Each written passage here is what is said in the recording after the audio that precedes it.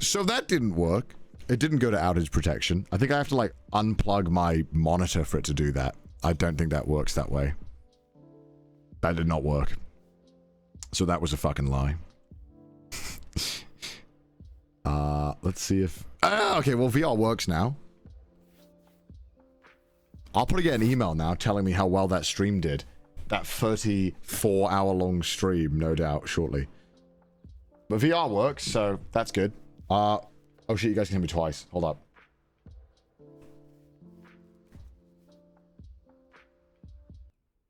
Hold up.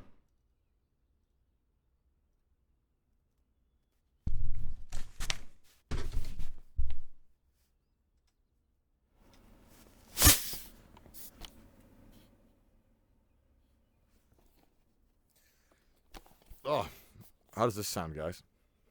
Do I sound okay? Oh.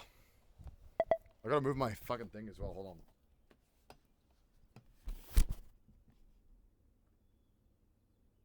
Huh?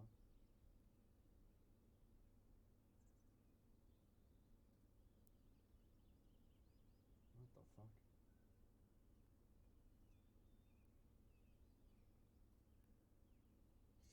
What's going on?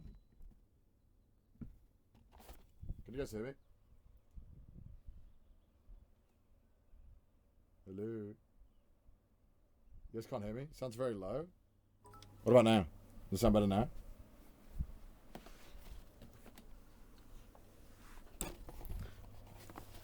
You guys can hear me now? I don't know if you guys can hear me now. Better? Alright, sick. Let me, I gotta move my camera. I gotta move, like, so many things. I didn't think about this.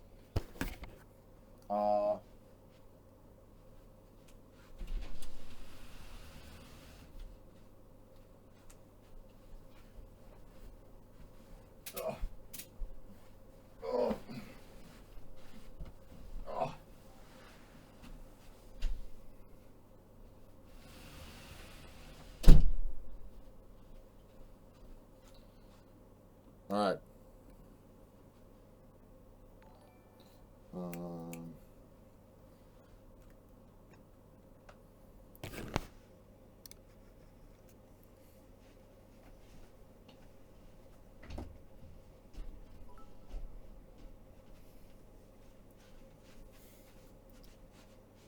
Alright, this works, right? Maybe a little higher.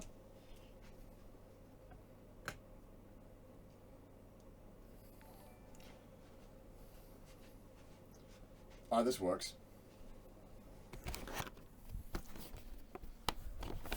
Oh, I grabbed the fucking things.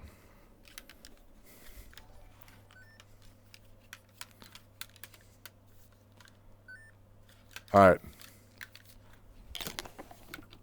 Can you guys hear me okay? Man, the audio is so low for me. What the fuck?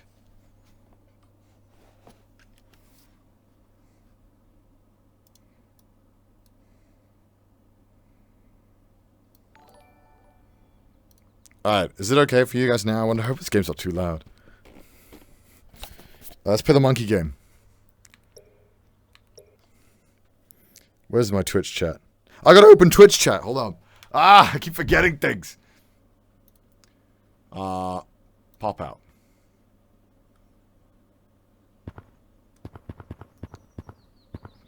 Hold on. No, fuck. God damn it, hold on. No. No. Let me close the... Oh, fuck's sake. I opened up the wrong thing. Let me close this. Stop it.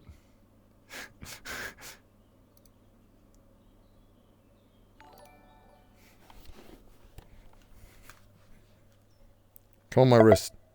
What the fuck was that? Oh, there we go. Hi, guys. Alright, now we're playing as Monkey. Let's do it. Oh, this is so fucking trippy. Oh, my lord. This doesn't... Let me get this fucking tangle out. This sucks dick. Hold on, let me get rid of this. I'm a monkey?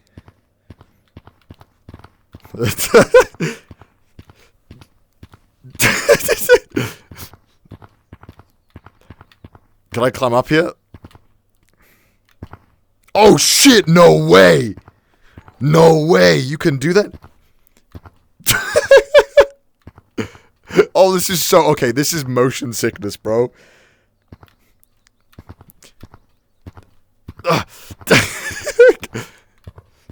Oh my god, you can wall jump? Oh my god, this is so amazing. Alright, okay, how do we get up there? What the fuck? How do you do that?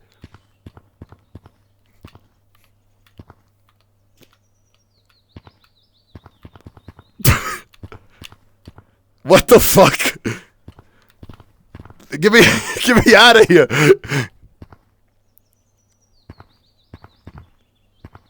Jump? What do you mean?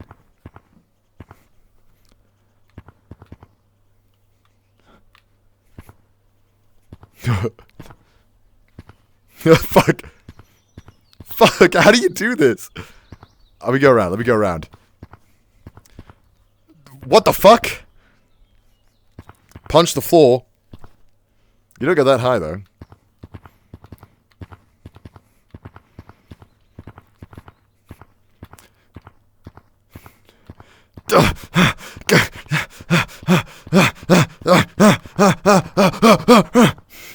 Yes. Fast as fuck, boy. Oh shit! Oh shit! Oh shit! Oh fuck! That's weird. Hello, can you guys hear me? Yeah. Hello, gentlemen. How are you doing? Good. Hello there. Hello, guys. How are you doing, fellow monkeys? It's not monkeys. They're gorillas. All right, guys, chill out. All right, let's talk about this, shall we? This is a lot of monkeys, guys. Are you guys all regulars here? Do you have the bananas? Guys, wait. Can I, guys? Do we have to execute you? Guys, hold up. Don't execute me. All right, hold up. Get out of my face. What the fuck? Hey. All right, guys, let me tell you. Can I tell you a story? Yeah. Who's this guy singing? All right, hold up, right, guys. I want the banana. Between your legs. Give me it. Come on, give me it. Give you what? What did you just say to me? Your banana. My banana? You are far too young to be asking for that. Let me out of here. Get me away from these. Get away from me. What the fuck is this? No, what the fuck? No. That's disgusting. Get away from me. Where are your parents? Where are they? This is disgusting. I am an adult. Why do you think? I thought I would come here and talk to the other adults playing the monkey game. There are like no adults in this game. Hello. I suddenly feel like I should leave this game. FBI, I swear to God, I swear to God, FBI. Give us your banana. What the fuck is this, bro? What the fuck? Let me out of here. It's a gang attack, is what it is. Oh god, run! Get me out of here. Stinky lava. Cyan. Oh fuck, I can't. Cyan monkey. Bro, get me out of here. How do I get out of here? Ha! Cyan's in lava. Bozo. Why am I lava? How did that happen?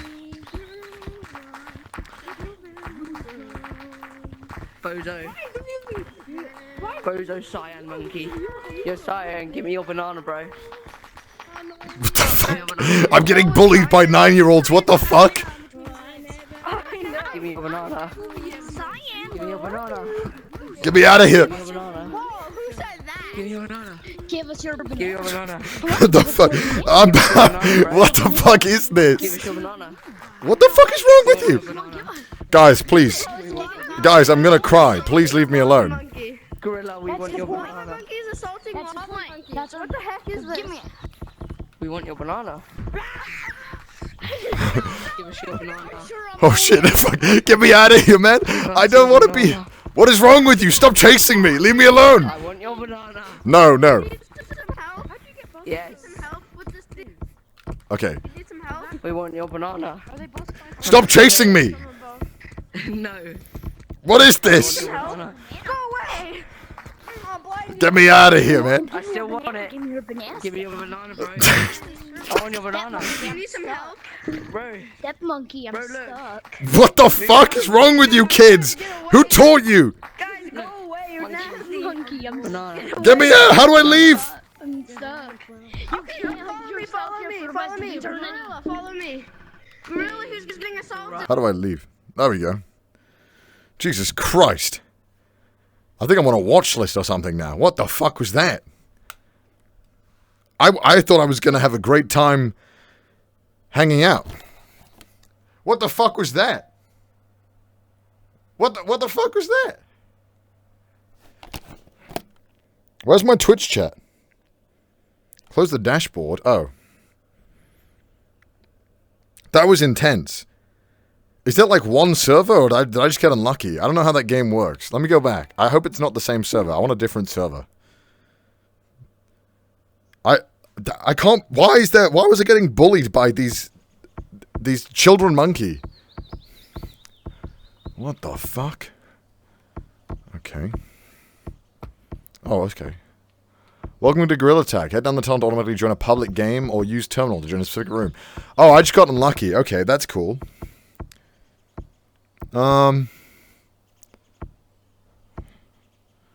Okay. Oh, well, I guess... Gorilla Code of Conduct. No racism. Alright, that's good.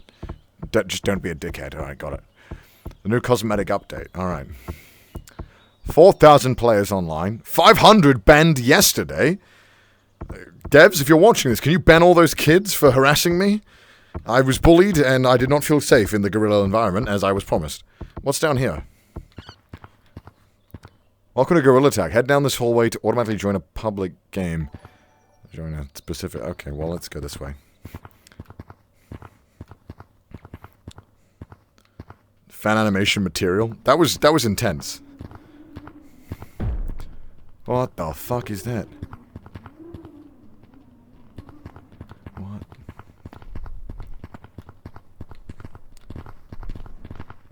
Okay. I won't mind him. Oh, shit!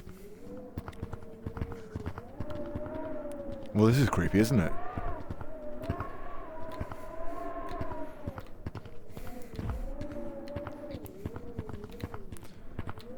Jesus. This is fucking desolate. Oh my god. I guess I can go back up? This is weird. Fuck, how do I get up? Fuck. Hello there. I'm terrible at this game. Nice to meet you. Hola. Hello.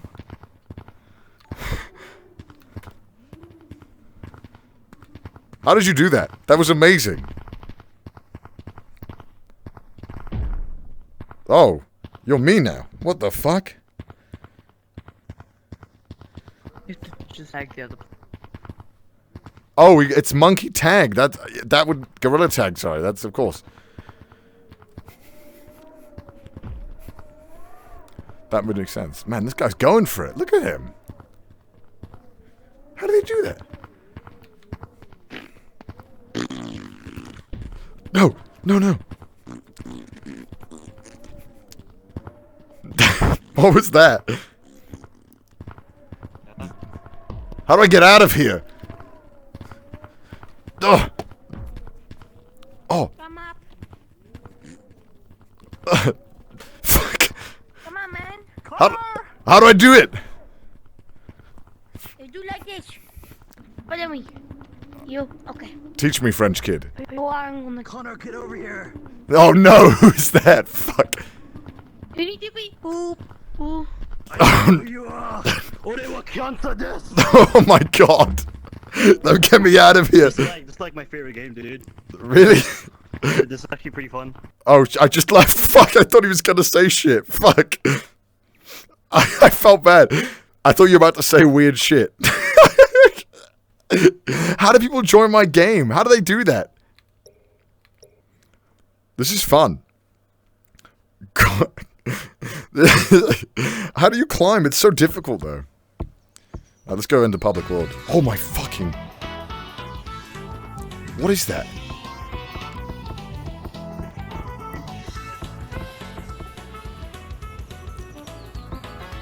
Okay. I think I'm getting the hang of it.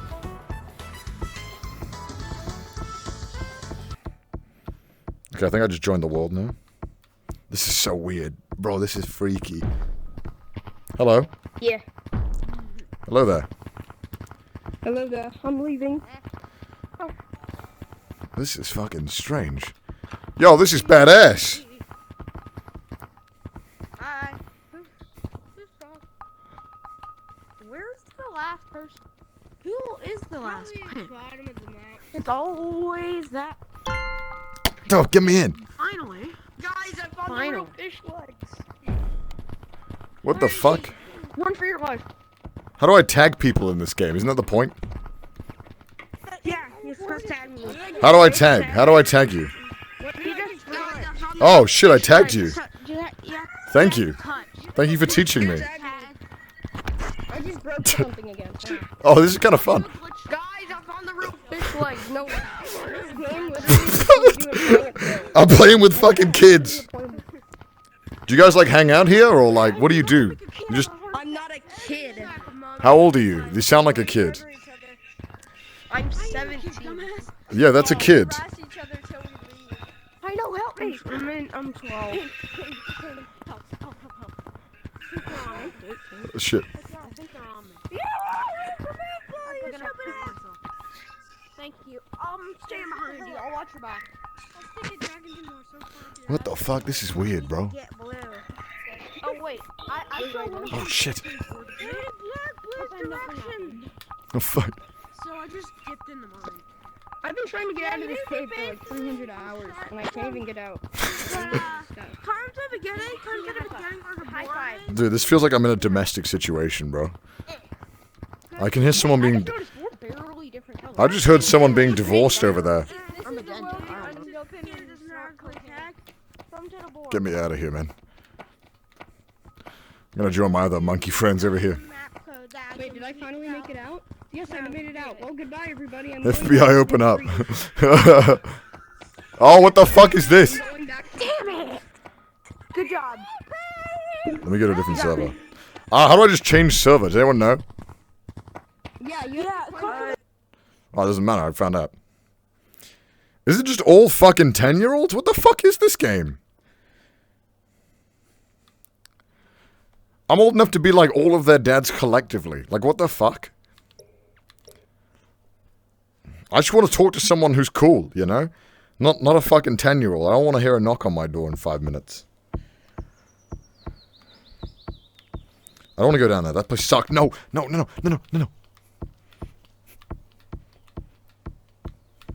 me out. Let me out of here. Let me out of here. Fuck.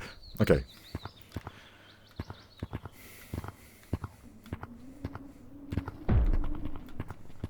Down there! No, help me! No! Run! What the fuck? No! What's going on over here? Okay, Oh my god, it's actually 12. So where are you guys at? Where are you guys at? We're down here. what am I? I'm lava. Stay right here. Oh shit! We're here. No. I know. Oh shit. Why do you tag me? What the fuck? How did he do that? Hey, bro. What? Hi guys. We're talking to our child. Your child? Yeah. You have a problem with it? I'm very progressive of you, I'm sure. Where's our child? There he is. I found him. I don't know. Where's our child? I found him. Grandpa, mommy. Yo, where are you going? No, where did you go? Hello. Stop running away. I'm fucking tangled. Oh my god, my VR. Our child ran away. What the fuck? Our child's right here. He's no, Oh my lord. No, no, no. This is much... I'm terrible. I don't know what I'm doing. I know where our child. Oh, well, He's this way. first thing you want to know is, just moving. How do I Look climb? to the ground. Oh, you can't, Like this. you boost yourself up with one hand like this, Yeah. and you boost yourself up. I found him. Damn, that one yeeted. I'm not gonna do anything. I know. Oh. It's harder to do it on this wall. I'm coming out here. Where's our child? He's right here. No, no, no, no, I nearly climbed. I nearly did it. No. Here, there's an easier wall to climb up on. Yeah? Alright, show me. Where'd you go? Which way? Which way am I going? Just follow me. Guy with the big boys and he can't climb. Oh, Jesus Christ. You need to go to nap. Get away from me. No. You need to go to bed. Child! You need to go to Stop bed. messing with strangers! No, I gotta run away. What the fuck? Get away from me. I don't want to be near this guy. No. Well, you can also just climb right here. It's pretty Oh. Are you blue? easier. Yeah, okay. We gotta find our child. Fuck. Fuck. Once we get up here, wait, where are you? I need to I can't climb, bro. I'm so dumb. Yes, I know. Map to start off on. It's Oh, fuck. Oh, I did it. I did it. I did it. Oh, you just tagged me. if you're trying to, I did it. if you're trying to work on climbing, I'm right here. I'm right here. just go to the treehouse map. Where's our child? How do I go there? Where's our child? Uncle Pia. I'm gonna get up here and I can help. He's right here. We found our child. This is just chaos, bro. This is chaos. We found our child. That's what No, you're come here. Stop. Yeah. Well, thank you for teaching me. Where's? It's Mama. It's Uncle Paul. I found him. You are our child. I want to go to the other map. What about Uncle Paul? No. Your bottle's in your crib. Uncle Paul. What are they saying? Did they just say don't fuck Uncle Paul? What the fuck? Don't fuck Uncle Paul? What on earth are they doing on this server? I want to go to the... How do I get to the other map? I want to see how I get there. Actual chaos with these kids, bro. What is this generation doing? Okay. Okay. Maybe this way is the way to the treehouse map? It must be, right? Oh, see, I just joined now.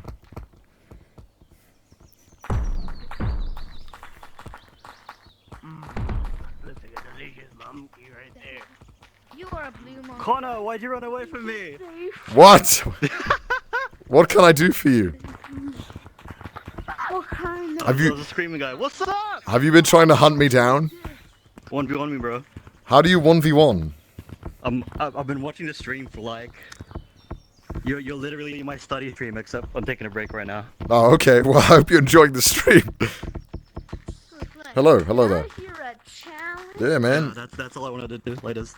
I'll hear someone say they're gonna 1v1. Yeah, How do you 1v1 in this game? How do you do that? Oh, you go into a private server, and you try to tag each other. Is that a euphemism? Am I unfamiliar with that? That sounds dangerous. Will you play 1v1 with me? Oh, God, no, if it's not what he just described. No, God, no.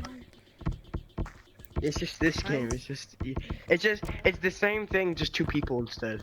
But the person that's it is a lot faster than us, like normal lava monkey. No, it's like Yeah, Yeah, I think they're Keck like 3 W. times faster. So, like, what is the point of this game, guys? Like, why do you hang out here? What do you It's just tag. what do you guys like about it? tag. What do you like about it? Monkey. We are lava monkeys. We're gonna tag that. What do you guys like about this game? Raping children. Dude. Okay, that was. Game. What? I like juking people because they suck. Oh, are you new to the game? I'm a noob. I'd love some advice if you could give me some. Oh. Alright. Don't get New tagged. monkey, I have one question. come on. How old do you think We're I going. am? Based on my voice, how old do you think I am? 15. About like 15 or 16, maybe 17. I'm 13. How old do you think I am? Oh, I got I don't know. I'm not really interested, if I'm honest with you. I just wanna play gorilla tag. Ugh, let me out. I'm juking the crap out of these monkeys. Ooh, where y'all going? Where y'all going? Oh, wait.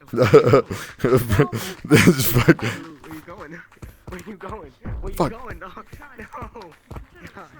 We are going to tag us. As you got tagged. Bro. No. What do you mean I'm trash? It's kind of fun though. Oh, yeah. Fuck. Bro, if you say trash one more time, I swear to God. Shut up. Trash. Just because you tag somebody. Okay, I thought they were chasing. You were tagged before all of us. So I don't know what you're talking about. It's a fun game. The fun game to have monkeys that say Just scaring these kids. I don't want that. I want to go to the treehouse. That looks cool. How do I get in there? monkey. There's a lot of monkey behind you, so hurry up and get up. No, no. No. No. No, monkey. Yo, sick. There we go. Yeet. Oh, you really jumped out right after that. Was there a lava monkey? No, that doesn't. Hey, wait, This I'll is show kind you of some ways to fun. This run. is chill, bro. So, You're gonna want to get Here, running, buddy. Just the lava monkey. monkey coming. when you run, don't use two hands, just use one hand at a time. Okay, so we're running away from the lava monkeys? Yes. Okay, where's the lava monkey? Oh, they're there. I see. Yeah, when you run with one hand at a time, it's a lot faster than running with two. But two This- hands are better than one. High five. Ah. High five. High five. Wait, where's the tail monkey? Can you do that? Oh, is that tail monkey? Oh shit, what's up? Wait, I gotta run away from the lava monkey, right? It's not tail monkey, it's not tail monkey. Follow me, Blue, follow me. Okay. It's coming a Oh, tail monkey's still up. Yes, Fuck!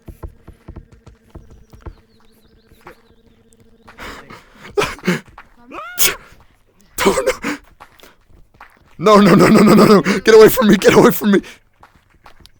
Tail monkey, run. No. There. Come here! Get over here! I am victorious. What are you going for me? Hi. Oh. wait. Oh no! Oh my god, no! No, no, no. Coming for you! Oh no, there's a monkey. There's a monkey. No, no, no, no, no, bro, he's so fast! What the fuck? I'm tangled up, bro! I'm tangled up!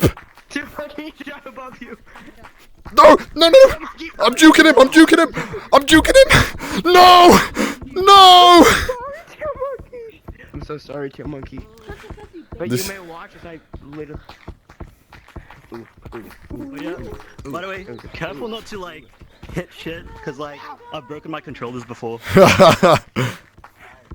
Brown monkey. Alert, I see brown monkey. No. Stop being a What the snitch. fuck? He's climbing that wall. What the fuck? This guy's nutty. Monkey. What? How did he do that? How did he? Wait, how did he do that? I know. He What? did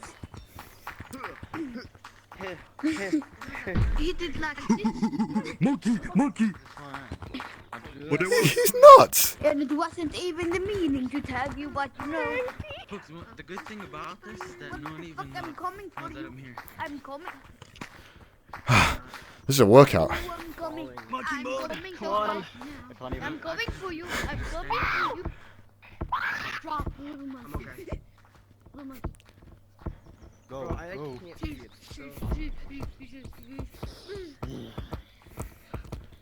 So if I can climb up here. Water in here. Water into here. No, good. Oh no. I think I'm kind of getting the hang of it. Ah. Treehouse. Good. I'm stuck on this wood. Nice, delicious white monkey. I'm just going to Oh! You should float. Bye. They're still chasing him? Hello, Mario. Huh. If you want to report, you have to go all the way up there? Wow. We have Mario in this game. Why is I stuck? What am I? Monkey, you are you're this one. I see the lava one. That's who you have to run away from? Yeah. If you want, do you know how to change your color in your name? No. Oh, hey, wait, yeah, come up to the computer real quick. Go inside the tree. Where are you? Come up. Mario! Don't fall. No! I am a disco ball. Oh shit! What did I just hit? Now it's began. You're hitting stuff.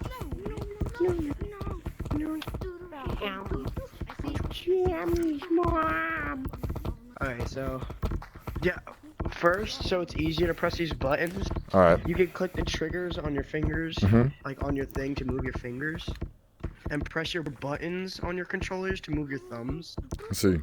And so go to color. Oh, I've been typing and my... press option. You can go to name or whatever, but you have to make sure you press enter after you're done finishing your name. Black monkey, scooch out the way. Where are you?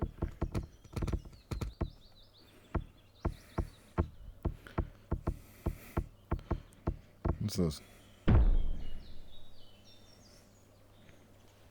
Just tag me? I don't know. He left the room code?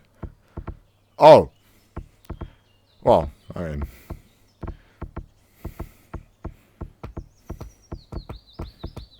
There's only 2 people in this one.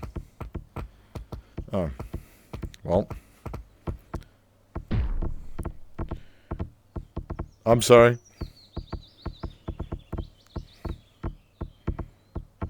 Oh, I see. Oh, I see. Huh? What? What? Oh no, it hasn't changed. That's so weird. How do I... Oh, hello? Sounds to join a creative customer. What are you doing?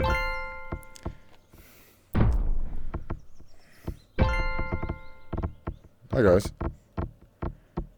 Hello. Hi. I'm in a private room. I don't want that. Well, you don't want to be in a private How do I leave? How do I leave? room? Type in another random code or just restart the game probably.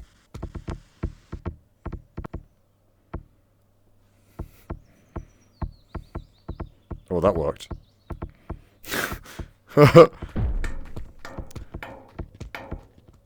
What the fuck? Hello. Can you see me? I found the literally. The hamburger. I'm over here. No one will see me. I'm looking. Ow! I just punched. Oh my gosh! No mames, no mames. Are you good, bro? Yes. My hand. Yo.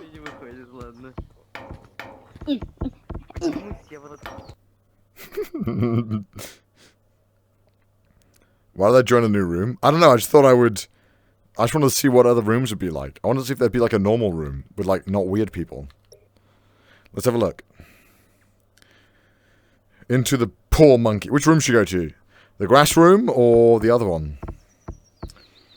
This is fucking bizarre. Alright, okay, well...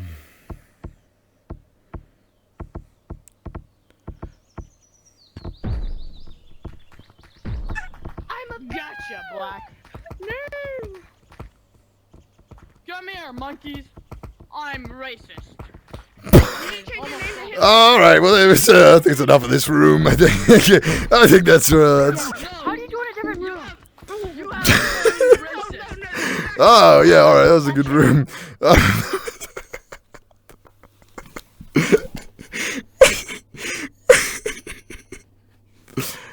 What the fuck? I give up.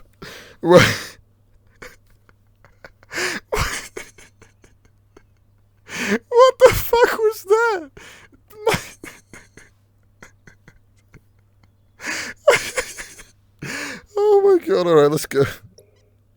Let's go to another room. That was timing. It was immaculate. Where's the... Oh, here you guys are. Let's go this way. I don't think I've been this way, have I? I've been this way? Oh, no, this is cool. What is this? Whoa, what is this? It's the new updated map. The update basically. Oh, that's cool. Talk again. What the? Yeah, it's really accessory, but it can also be used to play an actual lobby. Let's go. But there is no lava monkey in this. Oh, okay. I'm trying to use the ATM. I just Monkey. shiny rocks. I got a lot of shiny rocks. Well, how old is that monkey? Yeah, if you go Me? to the very top. Oh my god, it's actual money. What the fuck? No, no, no, no. Hello. Hi, gentlemen. Oh, it's a shopping mall? What the fuck? How old are you? How old do you guys think I am? Let's go, man. Sound 20. 20? No. Who said 20? High five. Let's high five. Yes? That's a sweet shade though. So you guys hang out here a lot? Is this like a... You guys like the gorilla tag? Yeah. What's good about this game? What do you guys like about it? Monkey. You can learn a lot of things and like Yeah. it's very interesting. What do you learn in this game? You can like learn how to do like tricks, like Yeah. like it's like it's something that you can get very talented at. Yeah, I noticed. Some people are very good. I'm very bad. I can't do that. It's very difficult. Yeah, I'm very bad too. I'm sure you'll get better. Here, come over here. Come I sound over like a here. YouTube dude? Yeah, that you know. Thank you. Yeah, you kind of do. Alright, where am I going? I'm being led this way by a child. Let's... Wait, oh, you can. Yeah, it's like a big mirror, the new one. Oh, wow. Is that me? Yeah. Wow, I look awfully teal.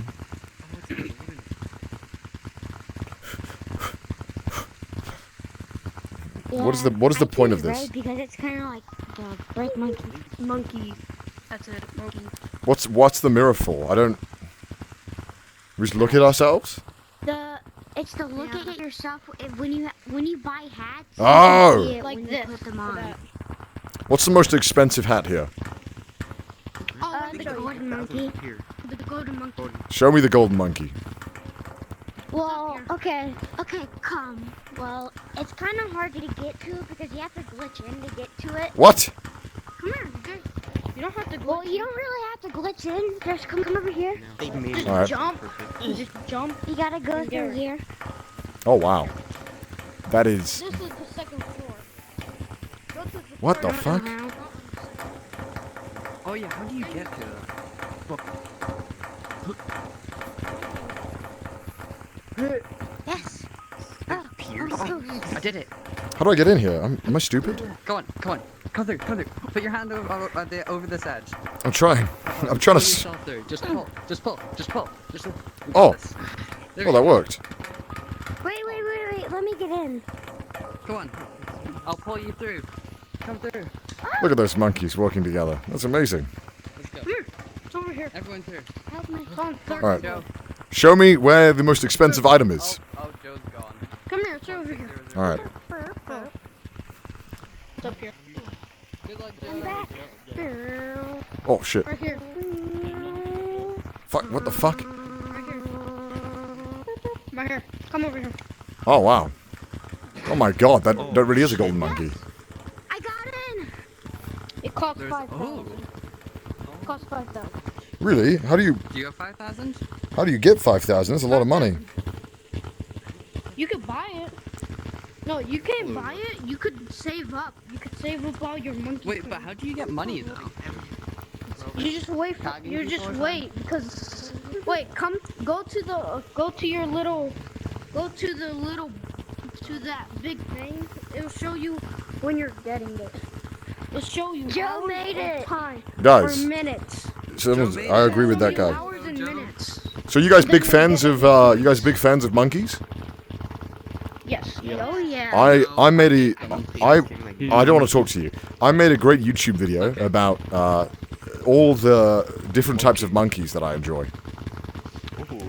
So if you guys want to watch that, just type in monkey tier list on YouTube. I'll search it up right now. All right, let me know what you think about it.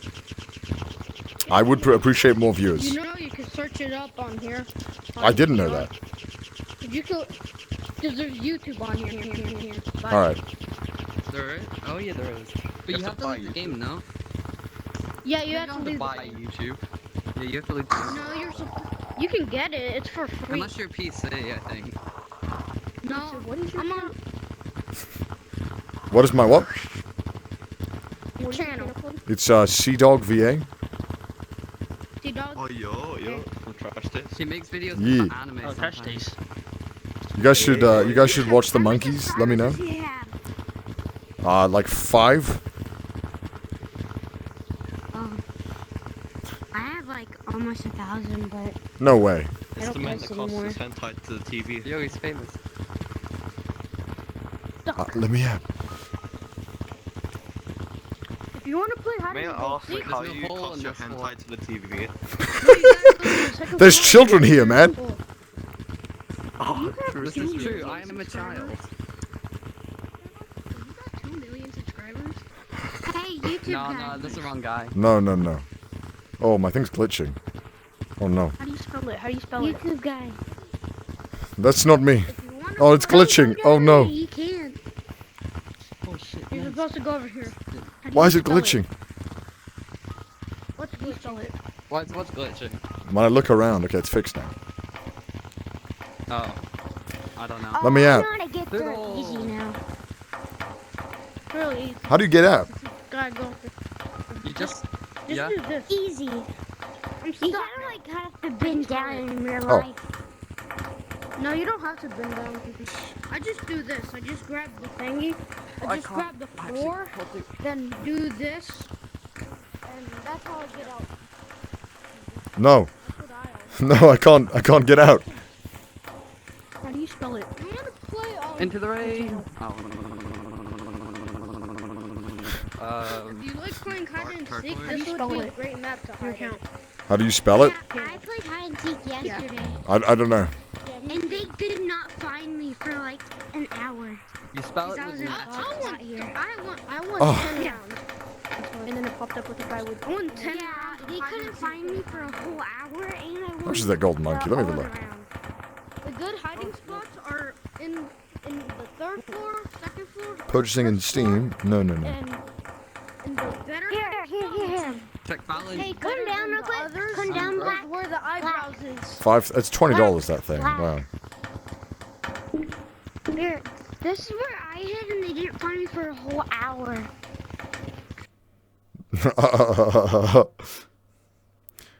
How do you spell it? I don't know. I don't know. Don't ask me. I don't know. Let's go in one more time. Oh my lord. My fucking... Oh, my brain cells. Oh. Guerrilla Code of Conduct. That's what I'm talking about. Alright, who's going to be in here? Oh, but it's going to be crazy again. Hello there. I'm checking if my friend's on. Okay, don't tag me. Oh my god, And you tagged doesn't look good. Sorry, I you said it a bit too late. Why did they tag me when I got in? What the fuck? Because you spawn. Well, first of all, when you spawn in a game, you tag. I don't spawn. What do you mean? That's unfair. Give me like a second to figure out what's going on. Oh, well, That's kind of rude, don't you think? well, yeah, it is. But when I spawned in, I went to go check my list and somebody tagged me. I didn't even get to get. a What chance are you to doing? play. What are you doing? So it's not really fair, but life isn't fair either. What is that? You're just gonna have to deal with it. Who's the lava monkey? Who is it? What does this man do? What are you doing? What are you doing? What is that? Why are you doing that?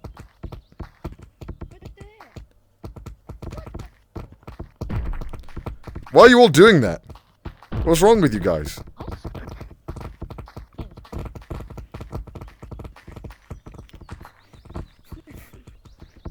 That's a lava monkey there.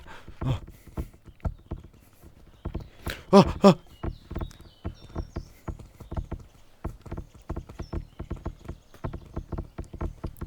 Oh, oh! I can't get up here.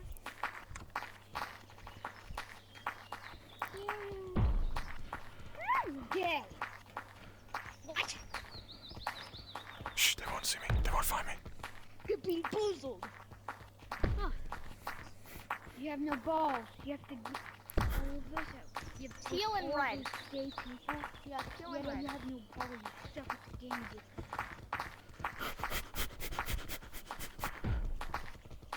Okay, I'm last alive.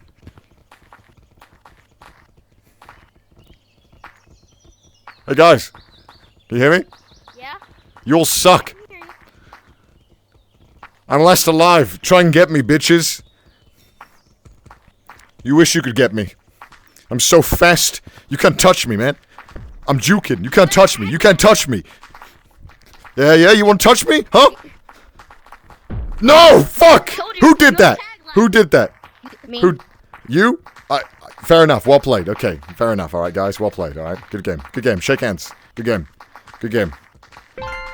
Good game. Shake hands. Good game. Good game. Good game, guys. Good game. Good game. Game.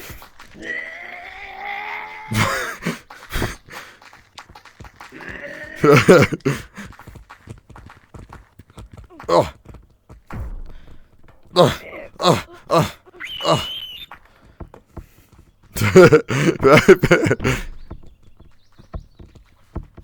Oh. Hey, bro, you're the same color as me. Teal monkey. Hello. Over here, bro. Yo, what's up? Oh, he's behind you. Oh, no. No! You warned me too late. You watching? What do you want from me, man? I can't believe it, man. I'm so bad at this. You. Wait, the one that tagged me. You. Fuck it, no, go.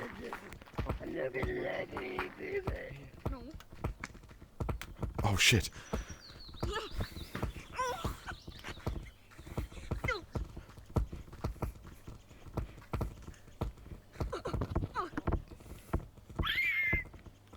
If you leave. Stop that. What the fuck?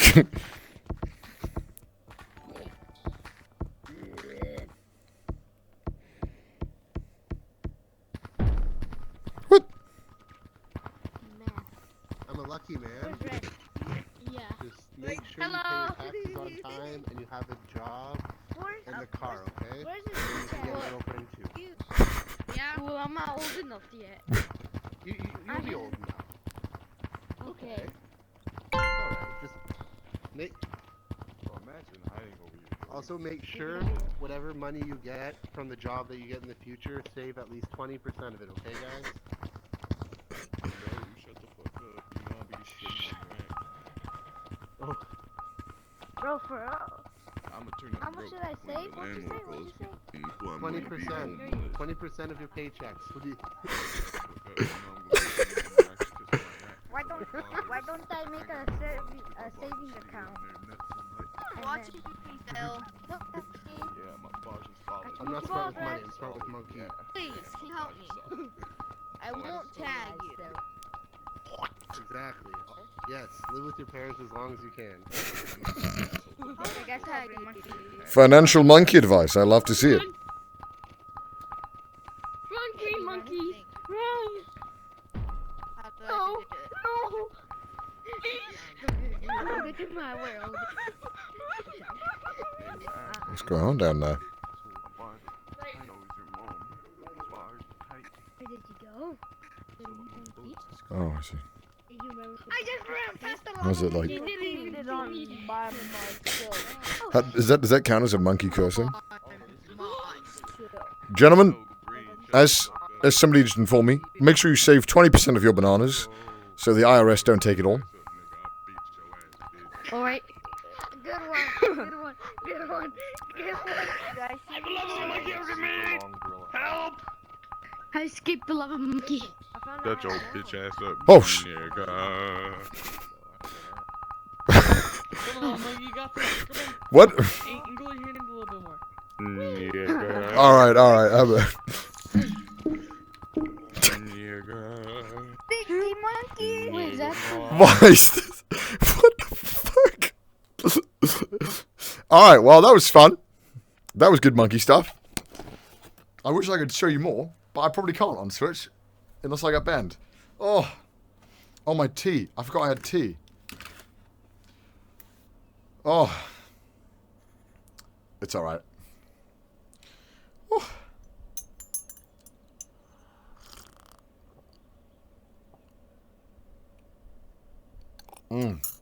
Oh, thank God. I'm so sweaty.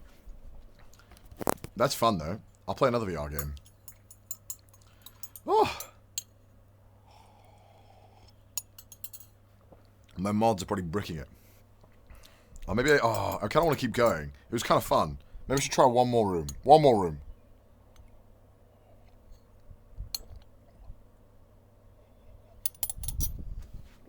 One more room. I believe we'll get a good room.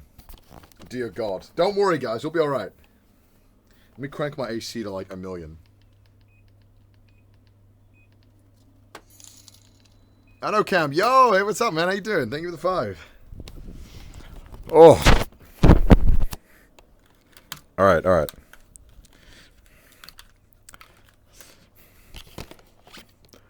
Any other games on my game list look good to you guys, though? A lot of these I haven't played. I heard some of them are really good. Like the horror one, I heard this one's pretty good. The Blood Trail, I think that's it. Gorn is funny. Gorilla Tag is... Oh, it's Gorilla Tag. Dude, the Space Pirate game is so fun. It's like a really cool way to show VR. Beat Saber? Yeah, I don't know why. It's like bugged to shit, though. It doesn't work for me right now. Like, look, I'll load it for you guys. I'll show you.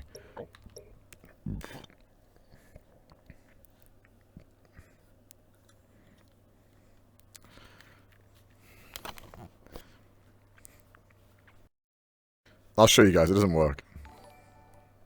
Oh, wait. Wait, I lie. It's working. I don't have any of the mods or anything installed. Oh, okay, it's working. Oh, it's working. Oh, alright. Well, it didn't work last night. I like this song.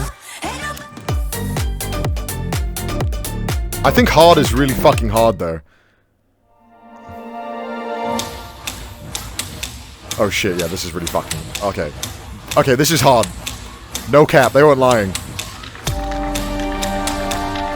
It's so fucking loud. Holy shit.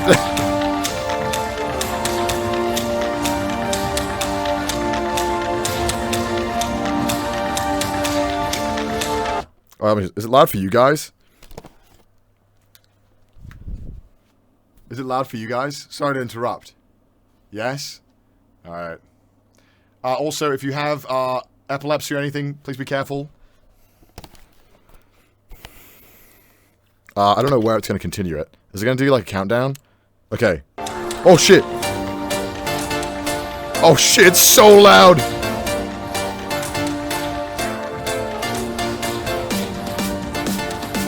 Oh shit.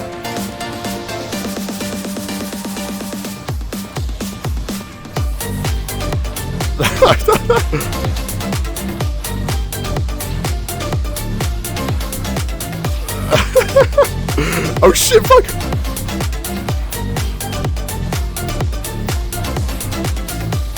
Oh shit! Oh shit! Oh shit! Oh shit!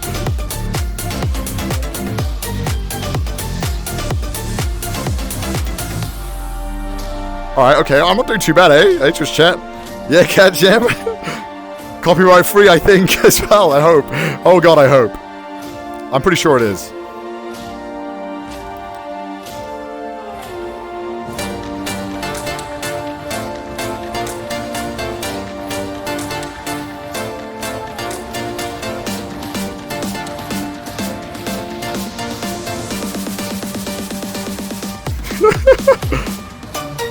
Oh shit. Oh. Oh shit. Fuck, that's so hard.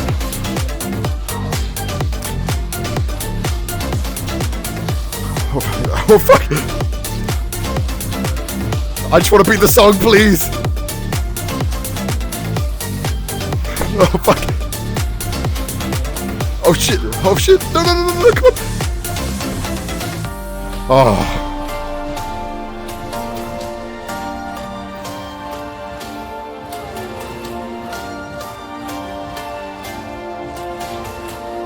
Oh shit.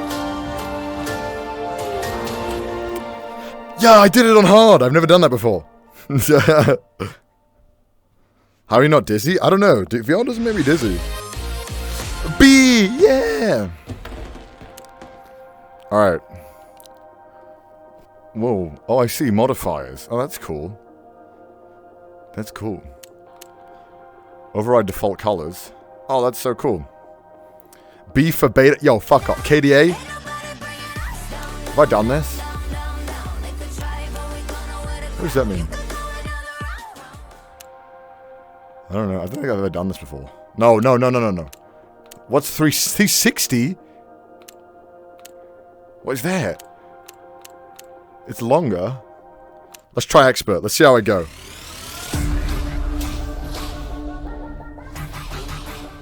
Okay.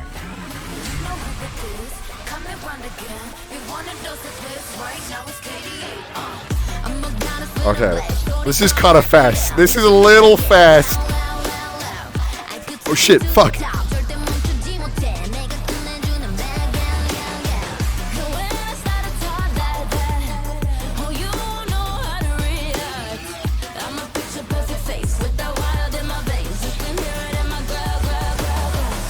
Alright, not bad. Not bad so far.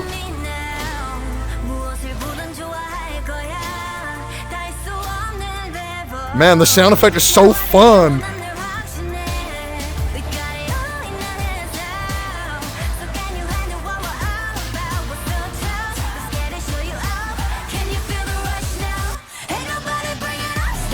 Okay, shit, fuck, that's so scary.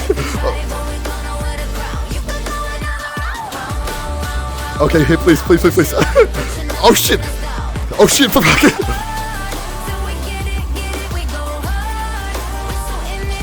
Oh fuck!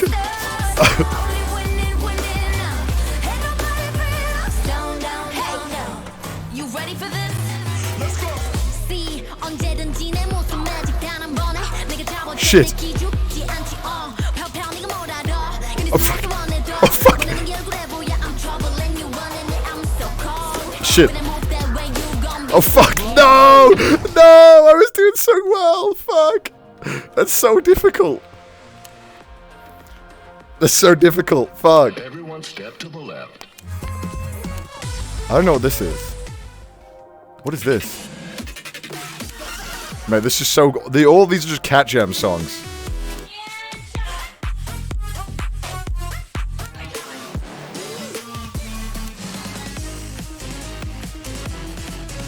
Sure, this sounds fun. Oh wow, this is funky.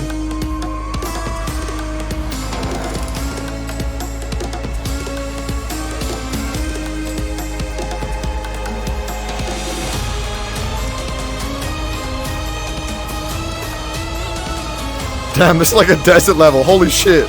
It's so loud in my ear.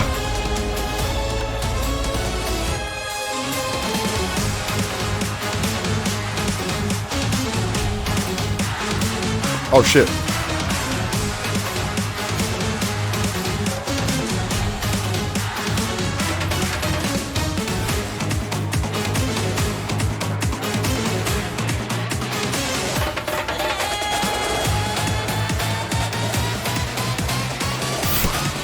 Fuck.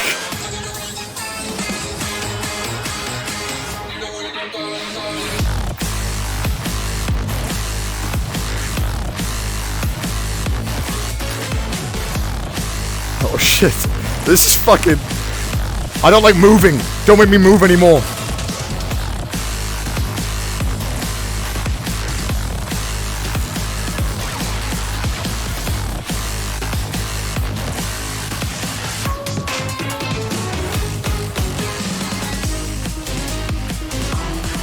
shit.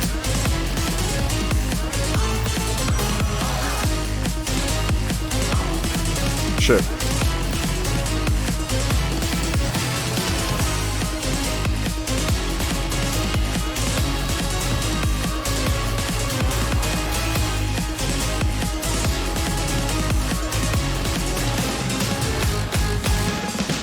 I feel like I have fucking arthritis. I don't know why. Shit, wrong way. Shit, I'm dumb.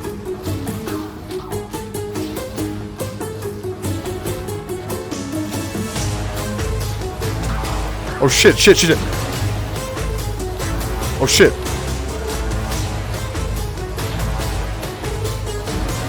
Oh my lord. Oh my gosh. Try it. What are you saying, huh? Oh shit, fuck, I can't look. I want to see what chat's saying. No.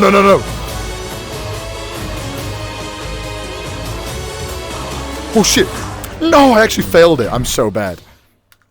That was so long. That felt like it never ended. Oh my lord. Original soundtrack? Oh my lord.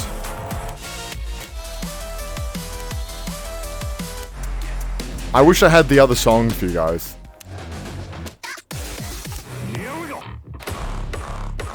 Wow, that looks fun. That seems fun. 5 minutes? 5 notes per second? What's that like? Yeah, sure, let's do expert plus. Let's see how that looks. Oh shit, the bed! 2. What the fuck? Oh my lord. This is kind of stupid. Let's go. Oh my, what the fuck? What the fuck? Yo, what the fuck? Oh shit. 2. Okay, maybe this is more my speed. This is more my speed. Let's go. Oh shit. Shit. Oh shit, fuck. Oh fuck my, holy shit! What the fuck? That's so, okay. Not that one. I want to see short songs.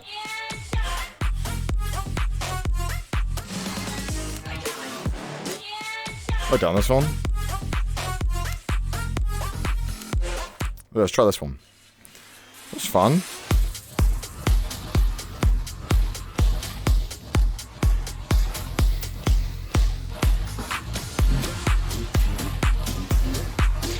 Okay, this is nice so far.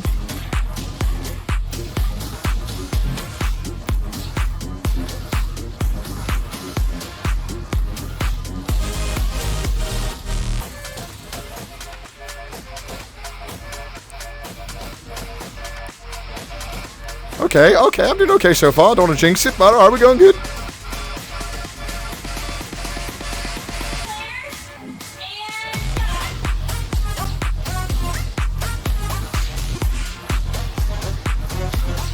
Okay.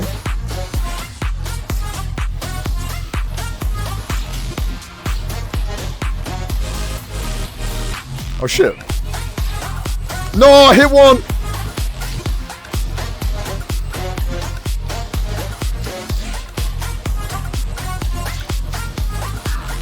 Oh shit, no, I was doing so good!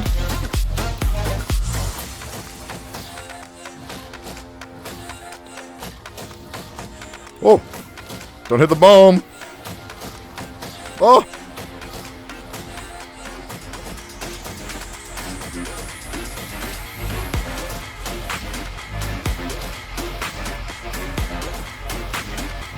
Oh shit.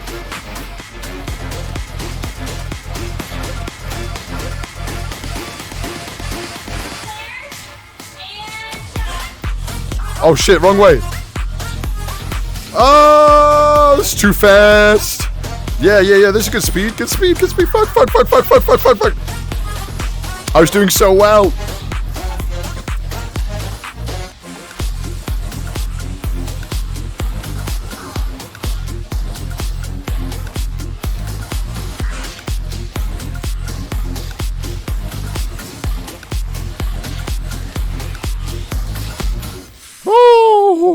We did good though. That was good. Beta rank. We got beta rank. It's B for beta. Oh, hold on. Let me get in my library. Oh my god. I wish I had mods. It'd be so much more fun if we had mods. I don't have any mods there. Oh! Let me get my fucking...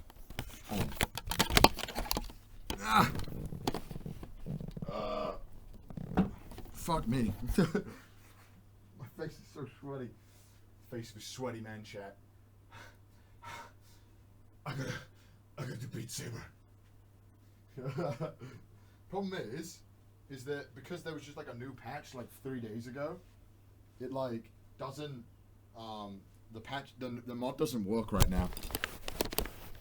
So it's kind of yikes. Alright, let's do another VR game.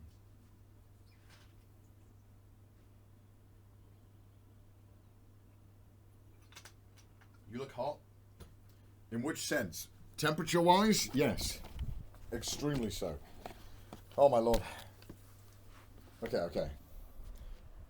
Should we play a horror game? You guys want to play a horror game? Oh, you can't hear me? Alright, now you can hear me, right? I think the mic is here. Let's play a horror game. RE7, that's a PS VR exclusive, my friend, unfortunately. Now we got it nice and tight. Let's grab our boys. Alright, so we have there is this game which had really good reviews. I don't know if it's good though, but it had it was like the best selling one or something. I don't really know. And it won't let me choose it. Okay, that's fantastic. Let me just... Have you guys seen this game before?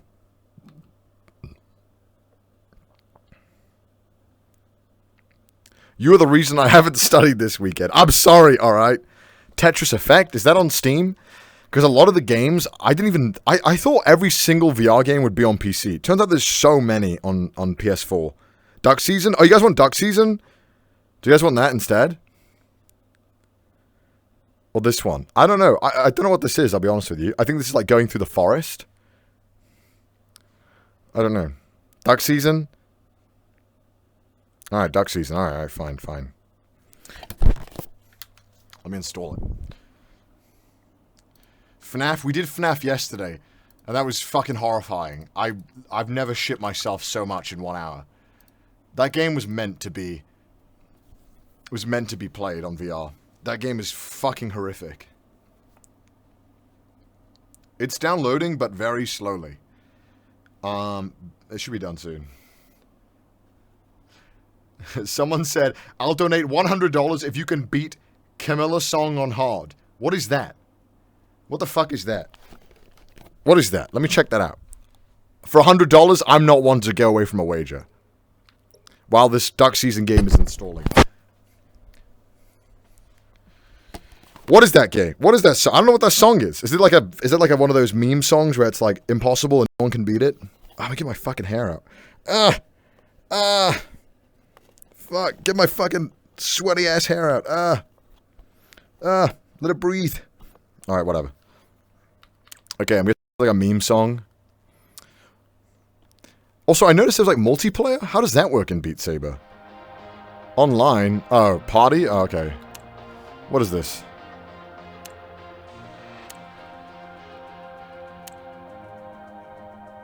What is this song? Oh. Which one? You didn't tell me which one.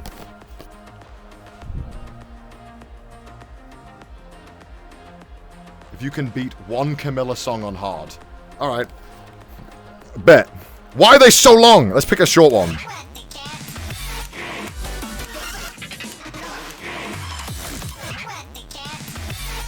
That's a lot of notes. Sure, let's fucking do it. Let's try it.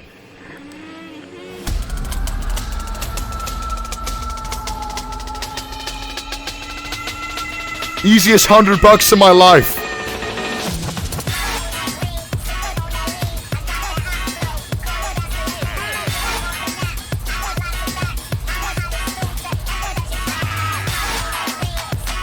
Shit. No! That's so difficult. I thought I had that shit. Fuck. Alright, okay. Let me try another one. Let's do this one. This one's easy. This one's easy.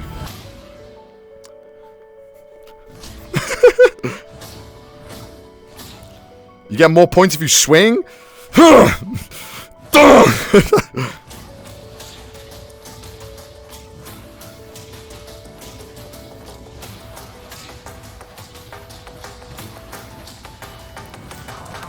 Oh shit.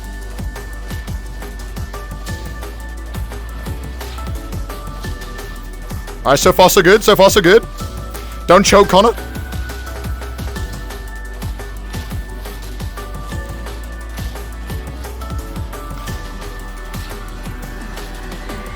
Alright, okay.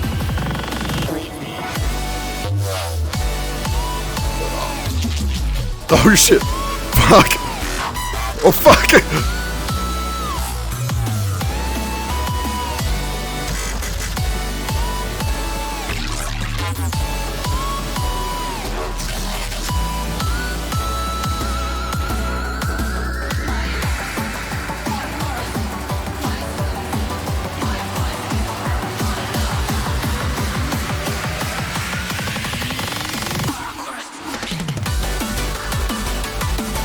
Oh fuck! Fuck! Recover, recover! No, no, no, go on, go on!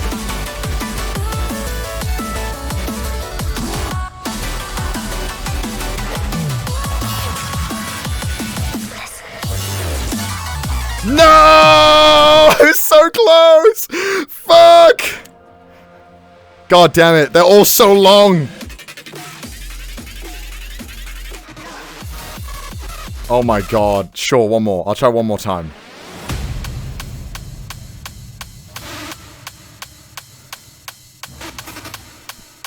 Sounds like a bop. Alright, chat.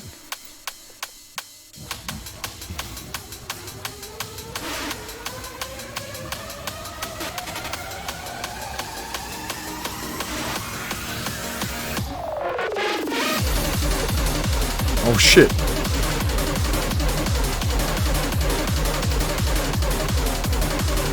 Oh my god.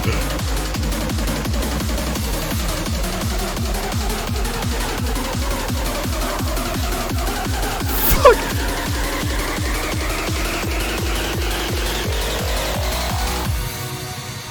Woo! Oh, that's so pretty. Woo! I gotta dodge these? Do I have to dodge these?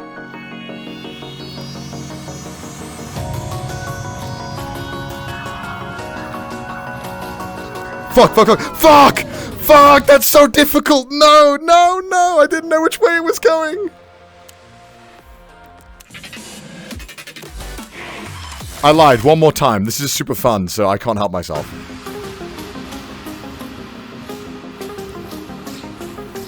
Oh shit.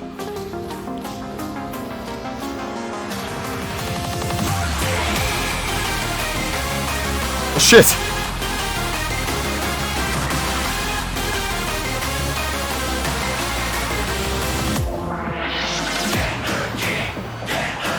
What is this? What the fuck is this?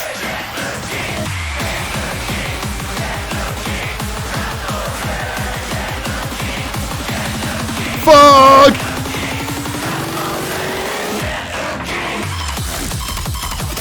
Fuck! Fuck! Alright, okay, you win. I want to play Duck Game. Where is it? It should be installed now. Where is it? Where are you? Where are you? Yeah. Wait, what? It's not done? Wait, it's paused. Check Discord.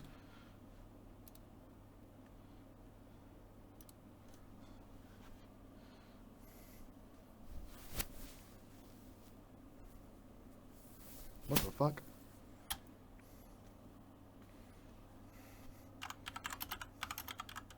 Why am I checking Discord? Oh, okay, wait. The download's nearly done.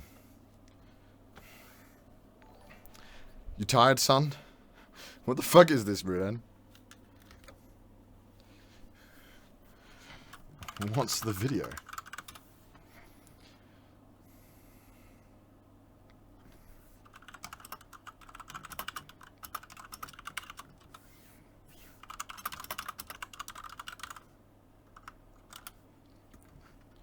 Alright, the game is nearly done. It's like 1 second away.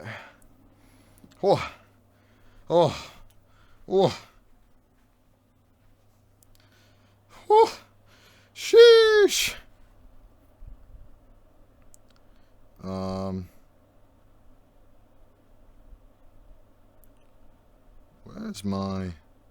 Where's my super suit? Okay.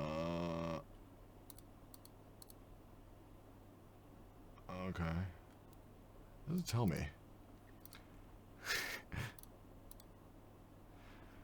Hey, it's ready. Let's go. Let's go. Let's go. All right, horror game boys. Don't poop yourself, all right, guys? Chat, no pooping yourself, all right? Deal? You guys don't poop yourself, I won't poop myself, all right? Oh, fuck. Let me get this out.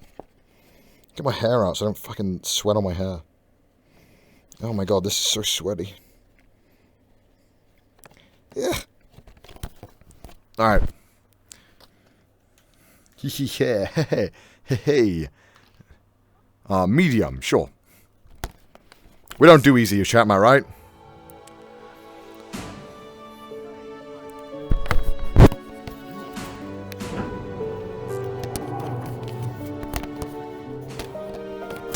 Hello. Mom? Help me carry in these groceries.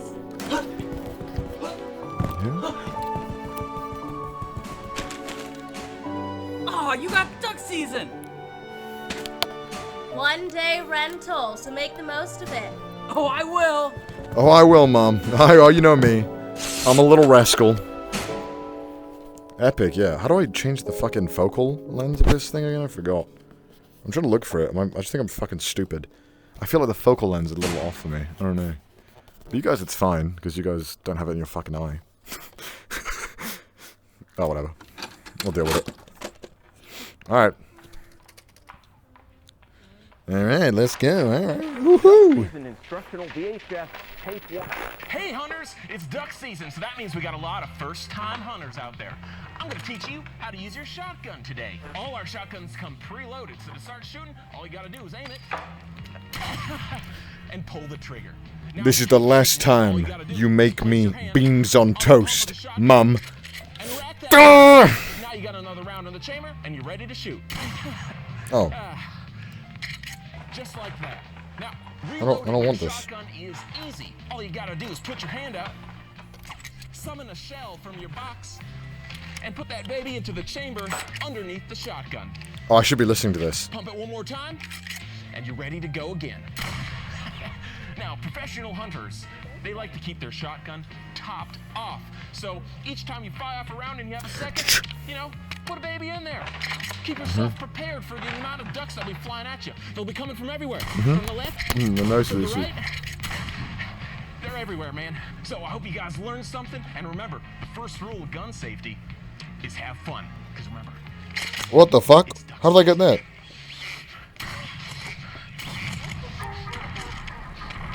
Bro, I got a superpower. Whoosh.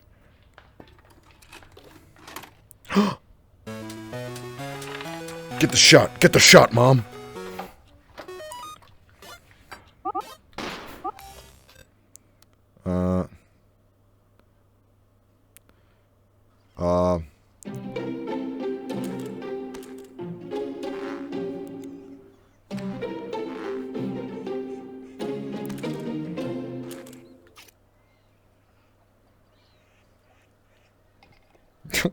Alright. Can I have that? Oh, okay. Align controllers. Alright.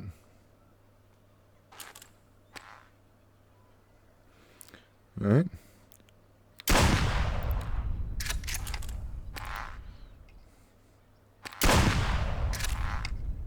How do where do I get my shell from again?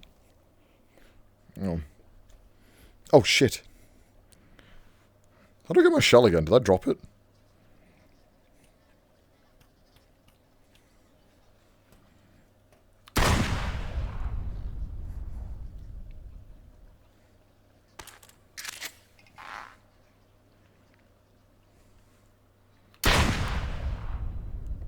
That didn't work.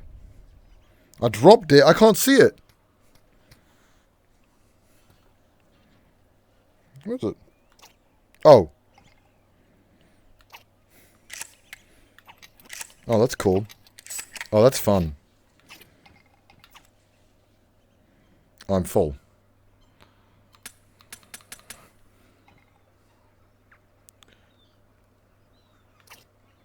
No, no, no, no, no, stop. I'll just hold it like this? What do I... Am I not doing it right?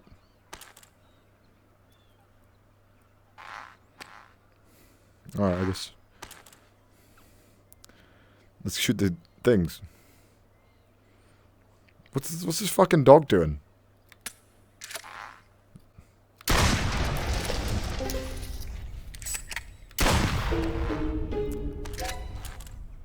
I don't shoot him?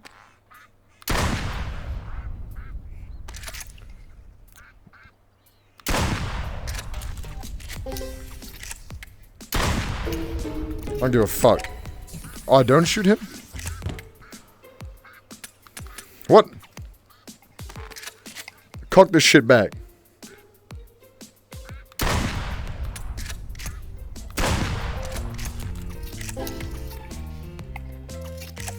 I'm gonna run out of bullets. Fuck. This is kind of fun.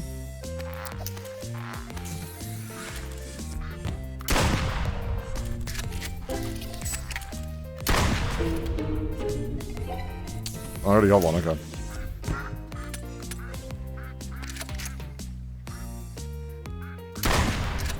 Okay, this is kind of fun. Aha! Am I not supposed to do that? One-handed.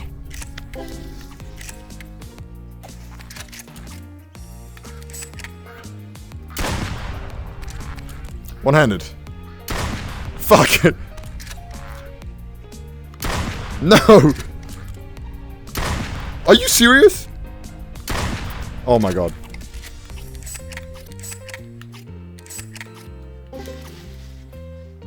Shut up. I missed one.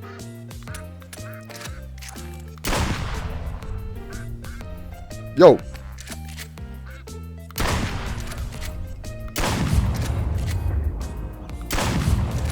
I'm boosted, bro.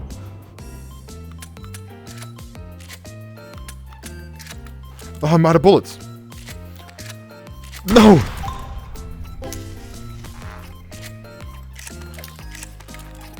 I suck.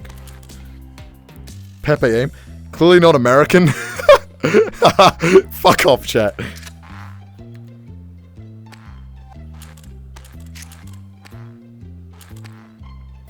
What?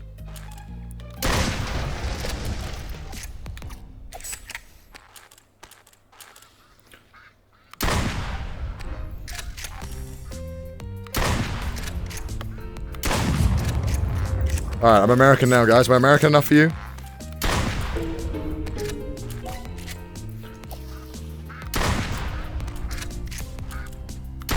Are you serious?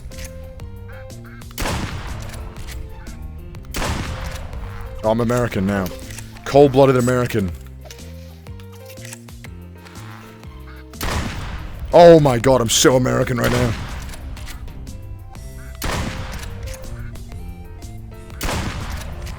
Oh my god, chat. When's my US citizenship being acquired? Oh my, just give me the papers right now. Give me the visa, bro.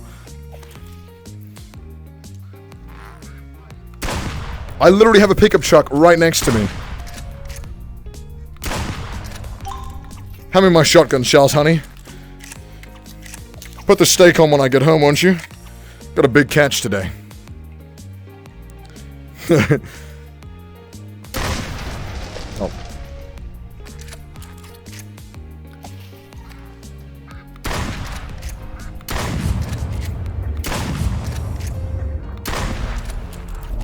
Oh my god, I'm so good at this now. I'm getting used to it now. My arm is starting to hurt though. I'm like wanking the air off.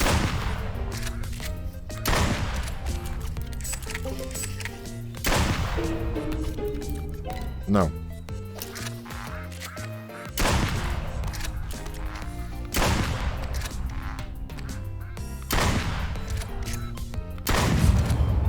Okay, this is actually kind of fun.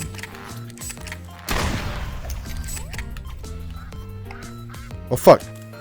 What? Okay. This is cool. This is fun.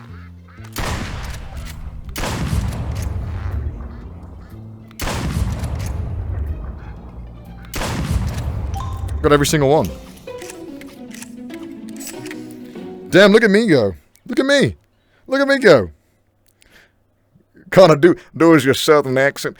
Well, don't mind if I do. You know, I got my little hunting range going on. Got my 45 pump. I don't know if that's a real thing, but...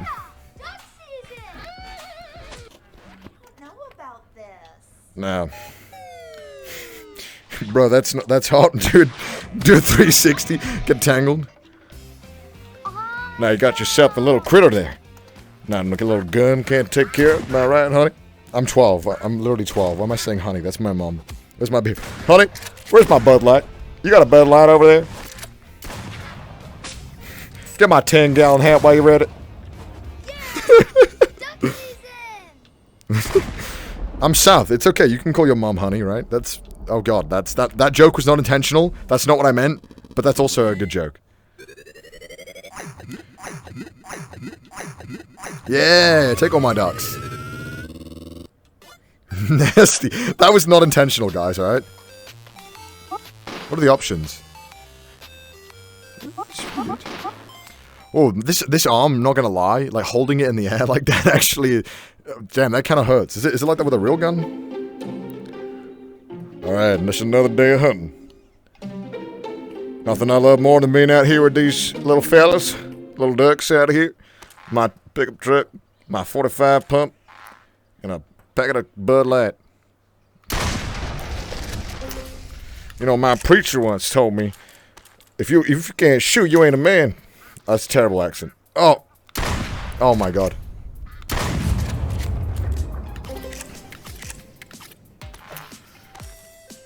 But true. Damn right.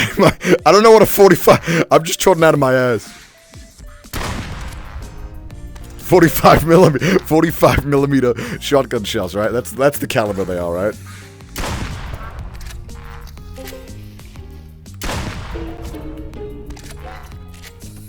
Alright, where are the ducks at? Now, hold on. Damn, this is so fun. This is actually so good. Alright, alright. I'll shoot you. Don't tempt me.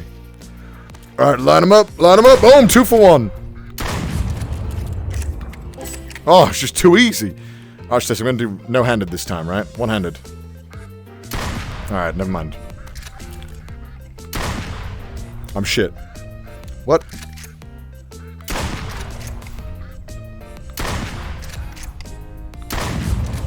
No duck gets away on my watch. Can I get... Alright, that works. What the fuck are you doing? That's creepy. What the fuck? I'm in the TV. That's so good. Alright, where we at? Where we at? Come on, ducks. Oh my God, bro. He's clean. He's actually nuts.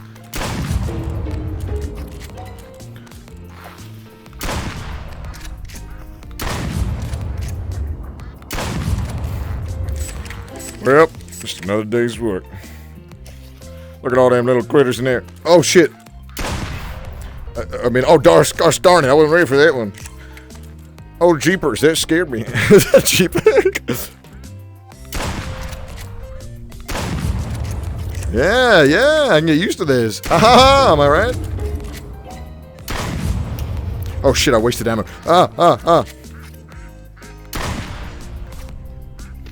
Fucking jack it off.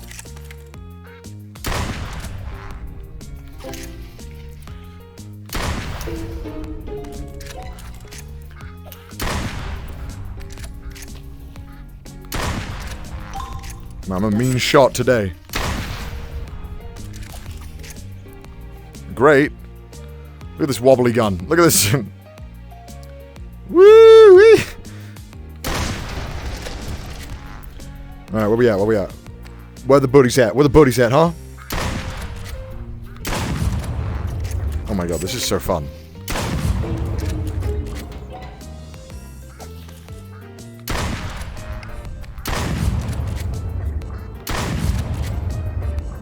Where are you coming?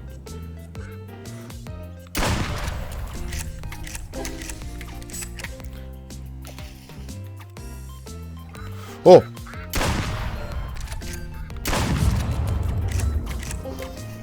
Well, this is really easy. Come on. Alright, nice. I shot him in the nuts. Oh gosh, sorry. Oh shit. Who needs to aim? Not me. Oh shit! Oh, turn it! The rootinest, tootinest game around!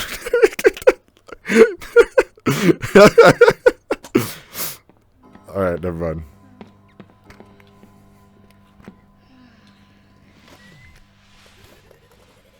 This is a horror game. I do want to remind you guys of that. I don't know when it becomes one.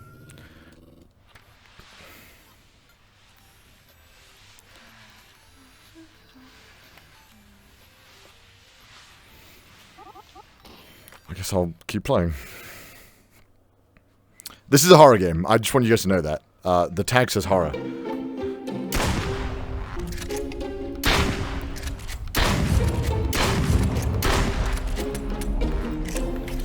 Don't think I know what you're made of. I know who you really are. Take up that darn fursuit now.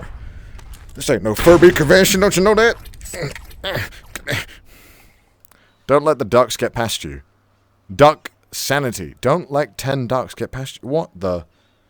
What? Alright, let me... Alright, okay, never mind.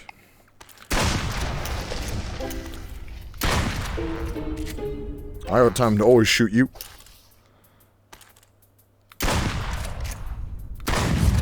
What the fuck? What the fuck? That's kind of difficult.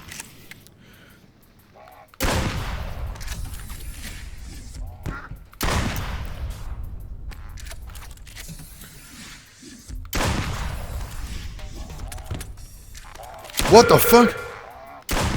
Oh, no, no, no.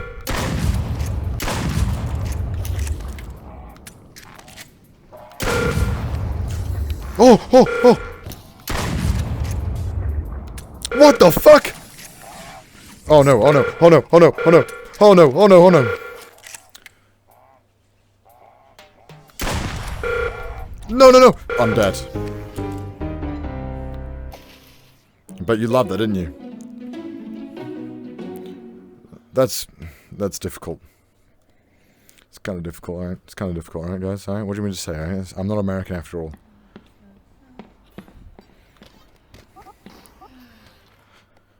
That fucking hurts my arm, bro.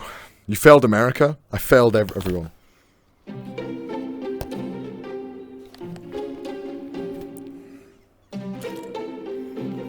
Got that shell. Woo! Woo!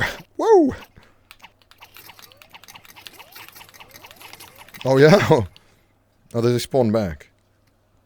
Well, that's cool. Well, look at that. Alright, let's go. Wait, what's this? Is a new goal? What? What the?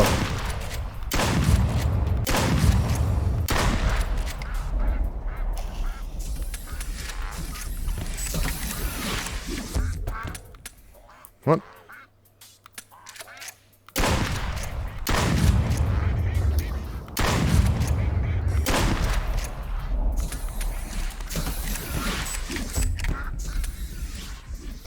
What the? What the?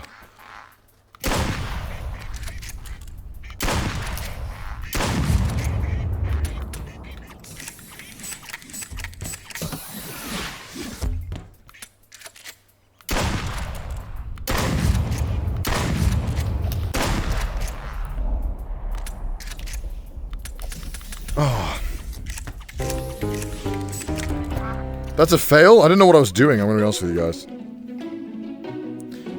I didn't know what the fuck was going on, I'm not gonna lie. I wish I could tell you what was happening. I prefer the other one. Fuck, my arm really hurts holding this shit. This arm hurts so much. Oh. This one's easy, you can just kind of like do that. Alright, what's the challenge this time?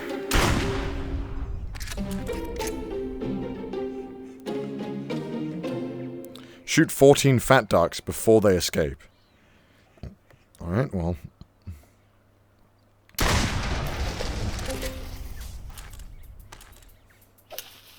They're gonna be here, right?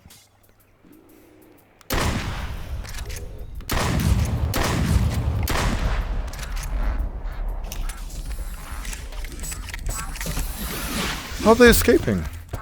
I don't understand.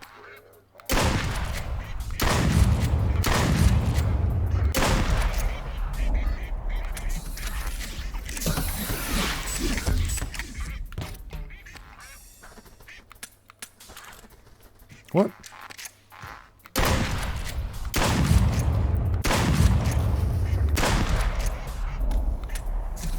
Oh, fuck. Oh my god. There's too many of them.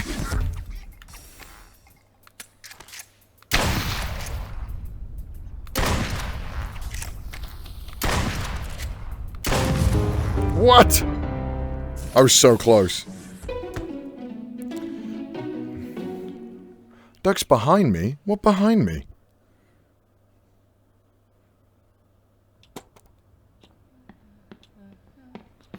I don't fucking know, chat. I'm gonna be honest with you. I'm dumb as fuck. I don't... Behind? What's behind me? What do you want about behind me? There's nothing going on. Shoot 10 ducks before 3 escape. I mean, okay, that seems reasonable. Dude, she's fucking scaring me now, chat.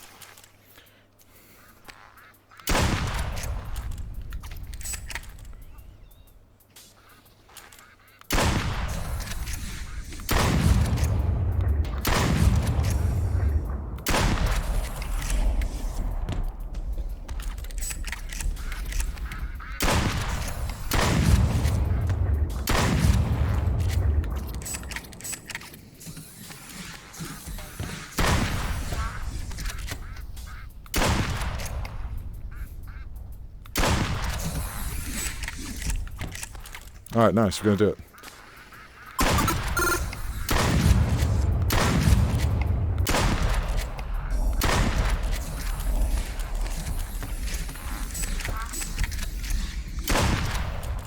Just gonna keep going. You're scaring me, guys. I'm gonna think someone's behind me.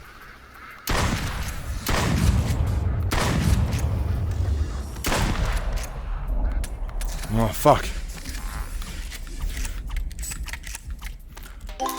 I did it. Yay.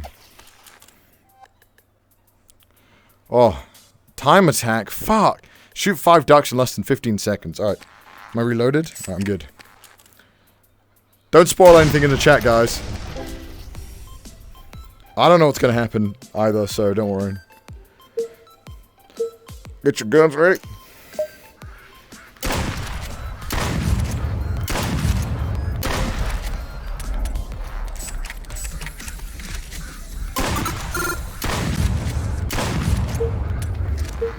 I'm American. I'm a cold-blooded Southern American.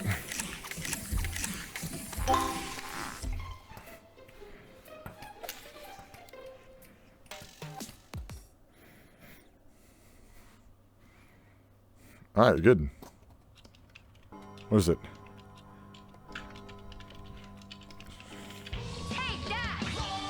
There's a new hero would tell, and to stop the evil Lord Duminox. Oh, hey, yeah. Need a soldier with the right tools for the job. Blast into action with the new Shadow Cruiser. When Duminox attacks, Lone Wolf strikes back. Party's over, Duminox. He's bigger That's so fun. and more determined than ever. Hey, Mom.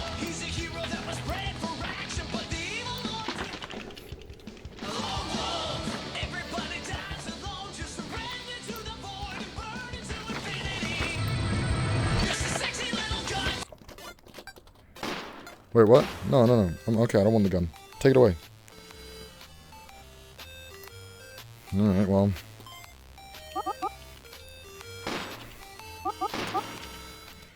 Well, I guess I'm shooting again.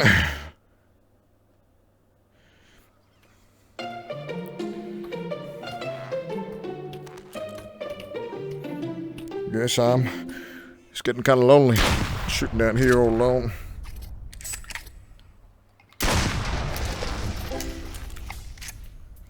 Alright, where are we shooting? Where are we shooting, alright? Okay, let's go.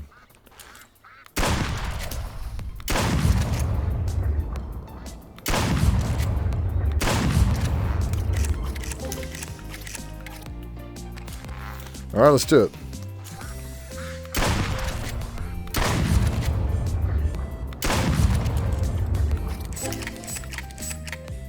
Nice. God, the animation is so nice when you get it.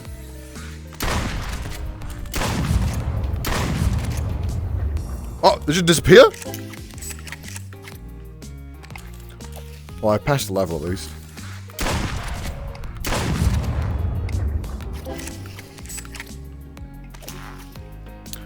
Oh, we're next. Motherfucker just disappeared. Great! You did it! I got it, I got it. Gotta get most of them, okay.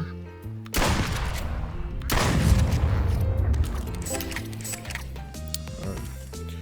Oh, my arm! Hey, yeah! 2 more, and we're done with this round. What the? You mother.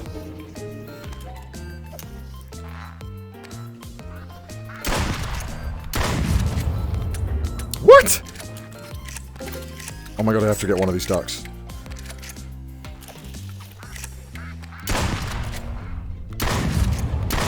Oh my god, thank god I just got one of them. Oh my god. I gotta get... Oh, oh my god, this is kind of getting difficult.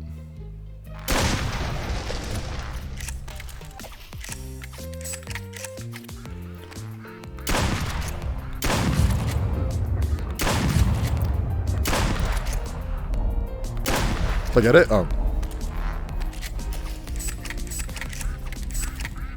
No!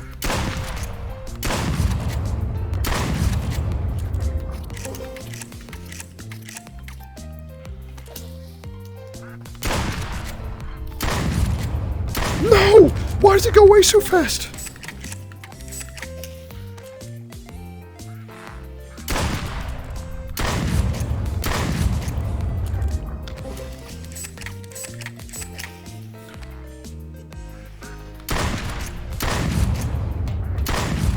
Did I get it? Oh my god, I did it. Oh my god, I got the one. Oh my god. Alright, we did it, we did it. Not American? What do you mean I passed the level? What time is it?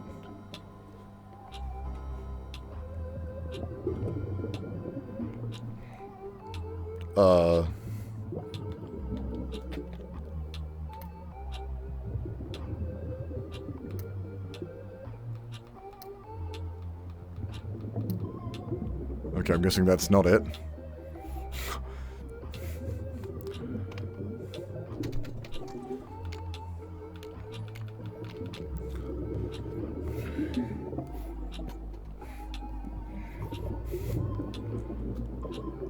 What the fuck?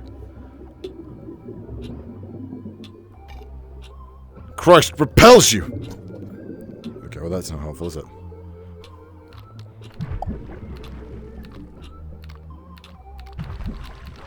Wake up, Mom. Mom, wake up. Mom, you're being dabbed on. Oh, it's me! Honey, have you seen the knife?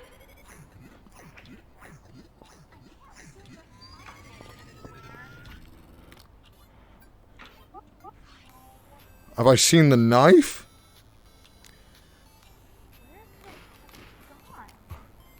What? Why is it doing this? I'm kidding, it's me. just joshing with you guys, that's me. Well, that was weird. I'm sure that won't come back again. I'm sure that was just an anomaly. I'm sure we won't have anything like that again.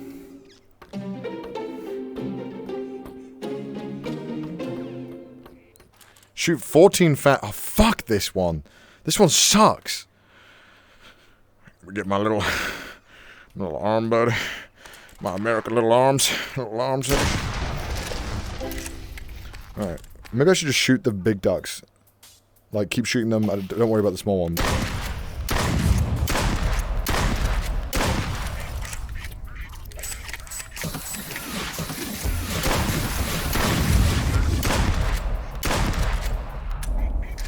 Oh, fuck.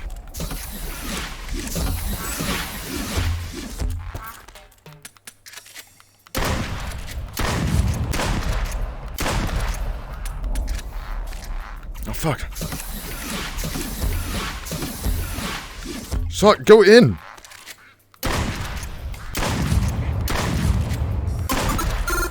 I did it. Yes. Fuck this game.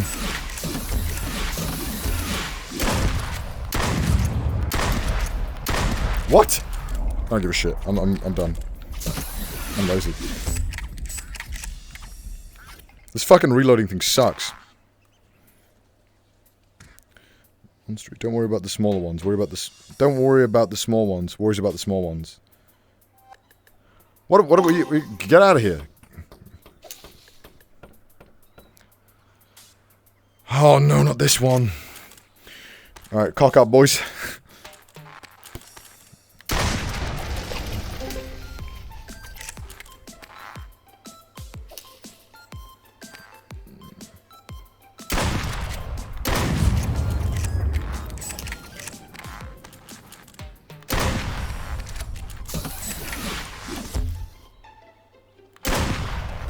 Okay, so far so good.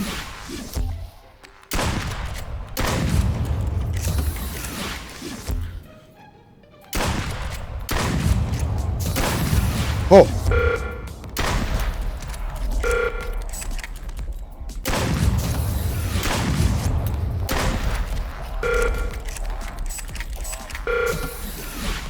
Oh! Oh, cock!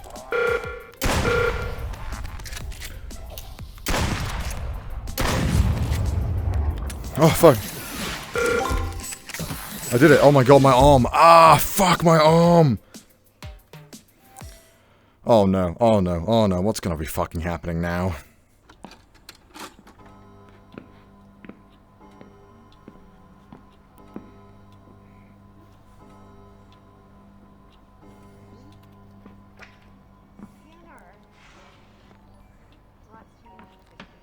Uh-huh.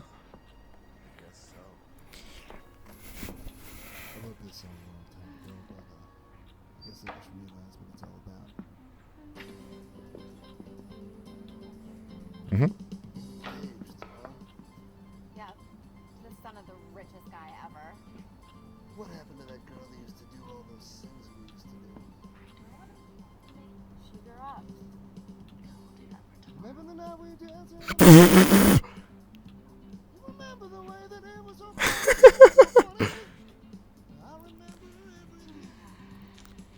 This is a porn plot? It looks like it, right? This man's killing it.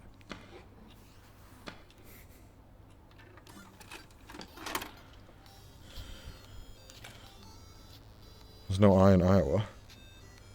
Get that off me. What's this? Oh, no, I don't want that one. Hey, hunters! It's duck season, so that means we got a lot of first time.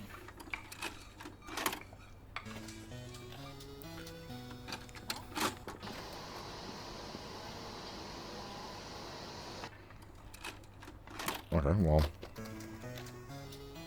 What's in this one? Oh, wow.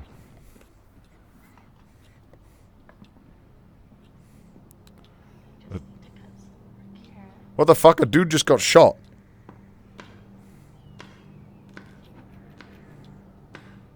I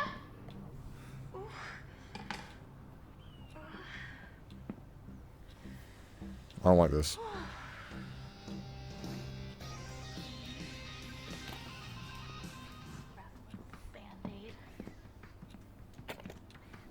No, get that off me.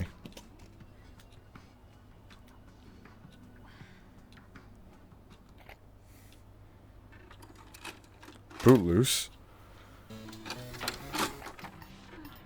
Is it like Footloose, but shit?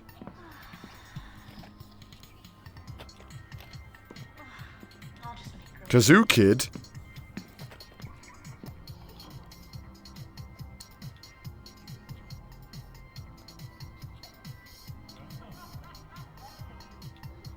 What the fuck is this? Let's watch Kazoo Kid. This is kind of trippy.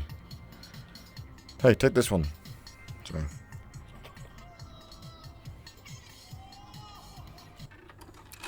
Give me this one. Let's watch Kazoo Kid. I want to watch Kazoo Kid. Oh my god, it's actually Kazoo Kid. It's the remix.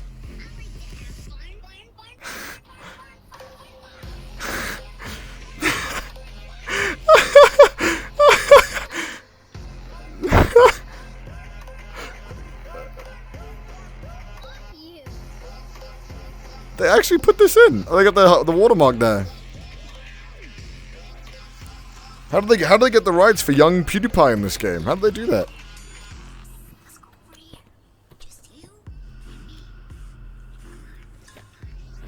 Final Fiesta? I want to play Final Fiesta 2.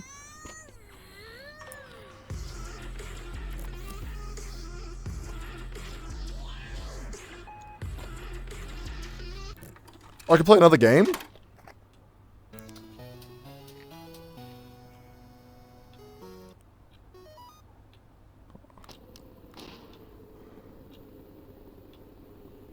You can stumble out of the woods cold damp. A castle city is visible. As you stumble through the darkness, the ground beneath you breaks.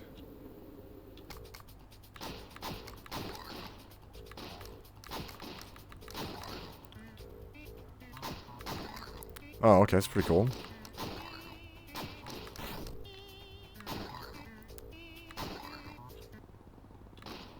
Okay, well, this is kind of weird. This is no Final Fiesta, but it's pretty cool. Nice. Okay.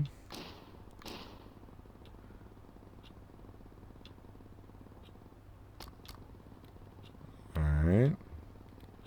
Okay.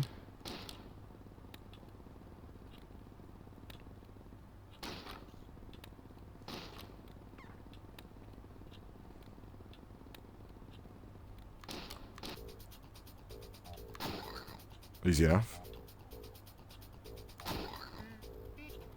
Okay. What is going on? This is kind of funky. Alright, okay. This is a really bizarre game.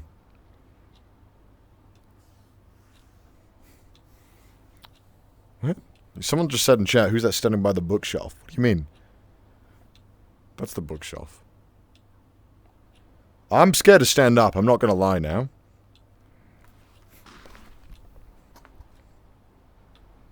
Where's my mum gone?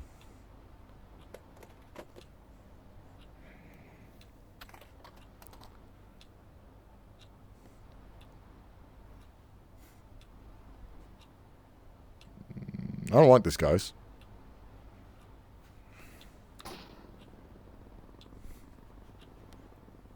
Fuck you guys.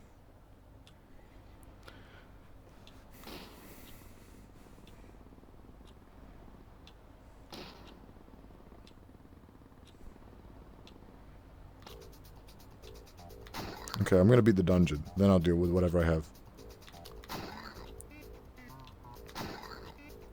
Dude, my sword is badass. Anything could be immediately cooler by just setting it on fire.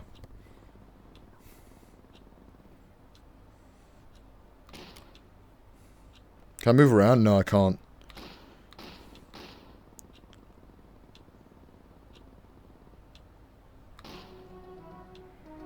Fuck yeah, that was badass. Stop saying who's behind me. Fuck off, chat. That was a fun game. What's this one?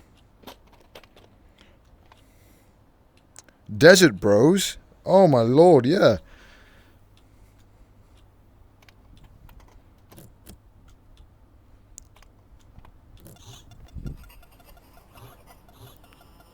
Huh?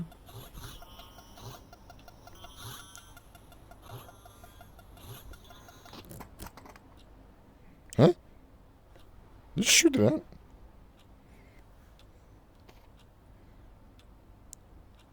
Sinatra? Is that like a Contra parody? That's so good. Let's play. Swear to God.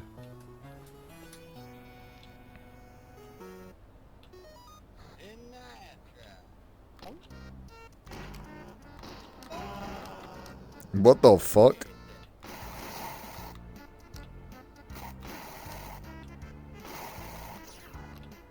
What the fuck is this?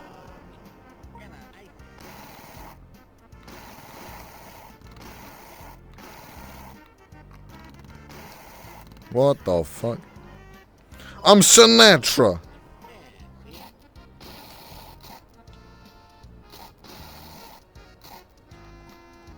Fuck's sake. Other way.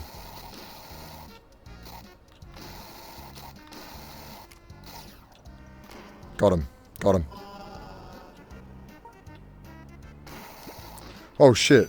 Oh, it's like an old game. Yo, what the fuck?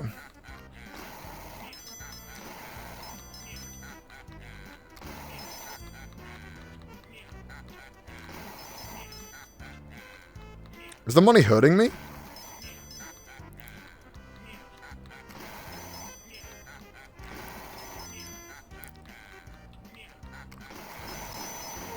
I got him. I got him. Where the fuck is that dog? Thank you. Sinatra.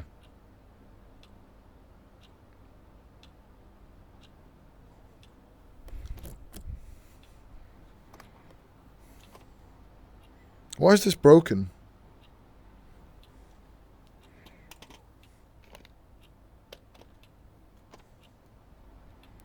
Battle Bros? That was something.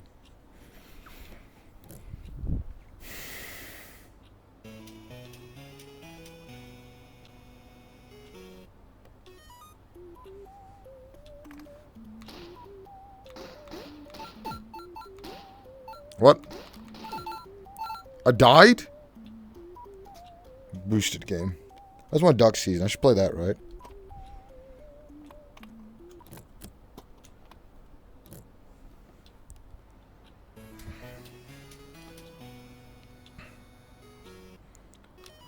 Alright, I'll play duck season. Alright, I'll continue with the story. I think this is how you do it.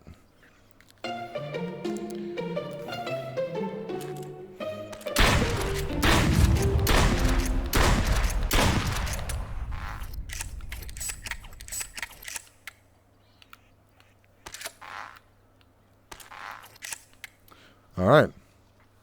Real good chat. You ready? Ready to play?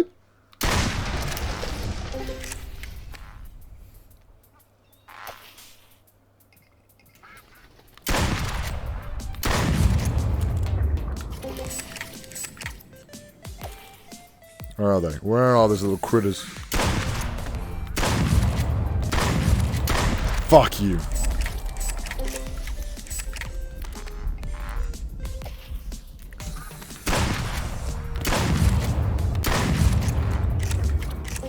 This is so difficult.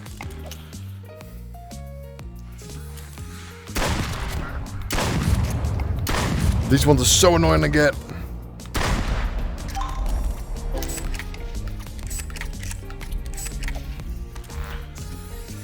Where are they? Come on, fucking cock. That sounds like I'm saying penis, but I meant the gun.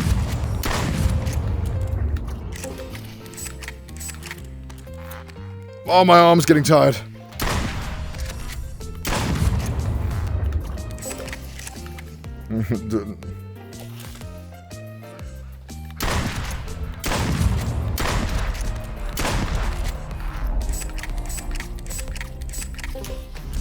he get away? Fuck, he got away. I need to kill one more duck.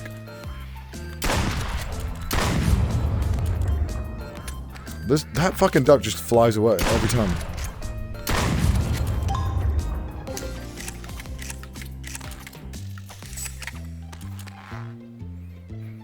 Where are we going? Where are we fighting, alright? Ready? Where are we going, huh? Where are we going? Where are we aiming? Where are we aiming? Tell me. No, no, no, no, no. Fuck you! I hate you, duck. I fucking hate you. Oh, my arm's getting so tired. Go in the gun!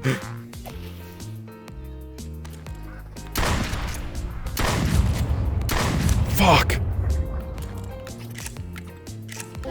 I can't see that one. Oh shit. I'm done. Right? No? No! No! No! No, I was one! Do I have to redo that whole fucking thing again? Are you serious?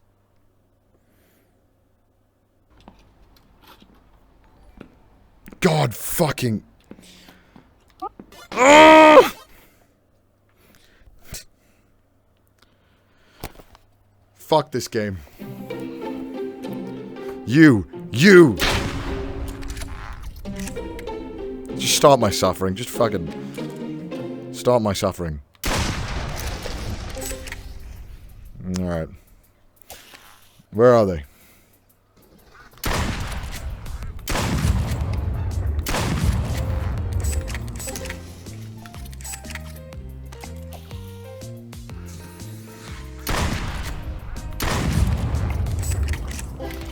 Alright, that's fine, right?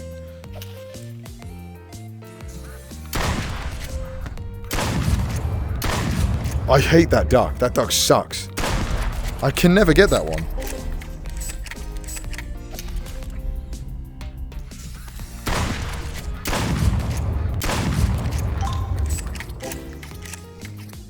What does the times 4 mean? Alright.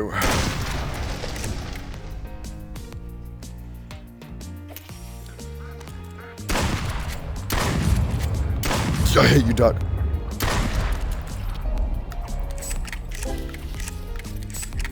I just missed one already. Oh, my arm!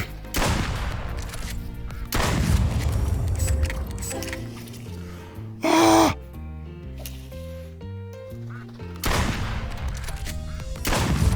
What? I can't see this fuck. Where is he?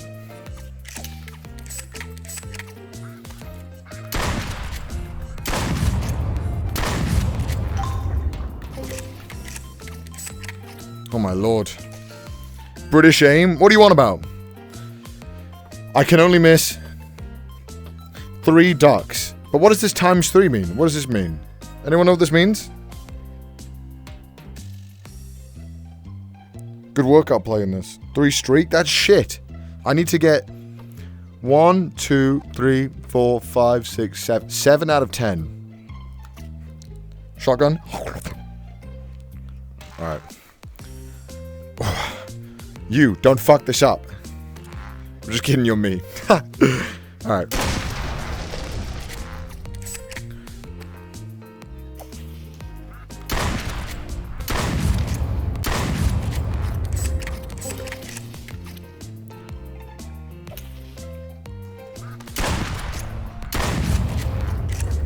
Alright, nice.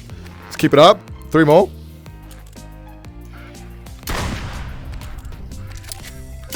Yo, you wanna fucking...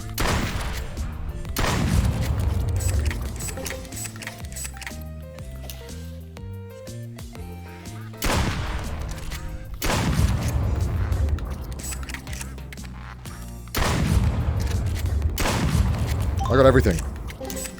British aim what? British aim what, chat? You wanna say it again? British aim? Where's that? Where are the British aims, huh? What are the British aims? 10 out of 10. Ooh, wee! It is dinner time. Sandwich, mother. I'll have that. Actually worked. I want your sandwich too. What's this?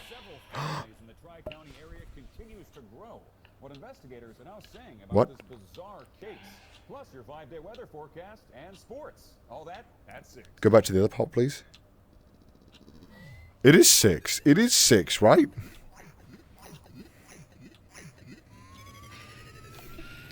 What else do you have for me over there?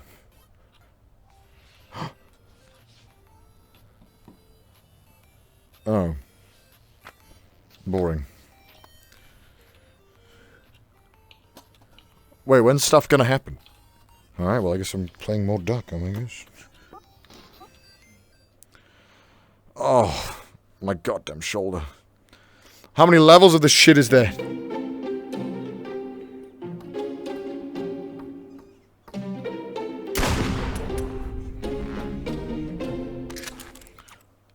Oh, this one's okay. I like this one. We can do this one easy.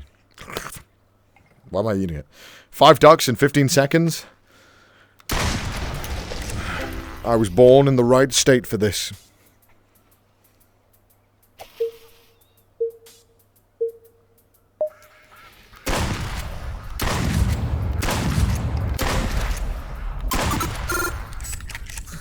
You gaming?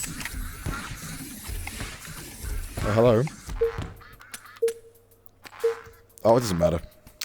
I can't cock the gun back, but it doesn't matter, does it? Right. No. Okay, 14 ducks, so I should try and get 5 in the first round, at least.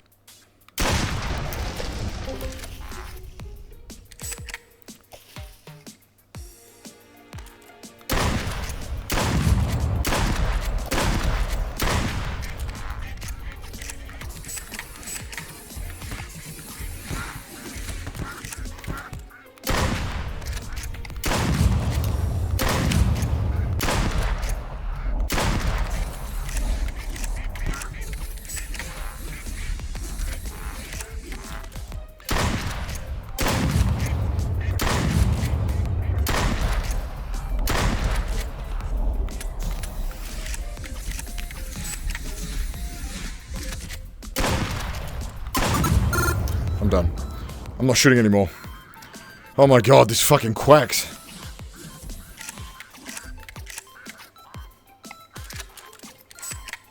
Fine.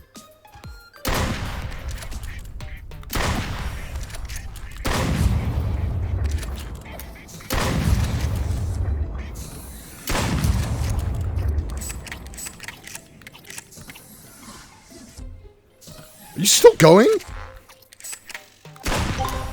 I actually hit that? What the fuck?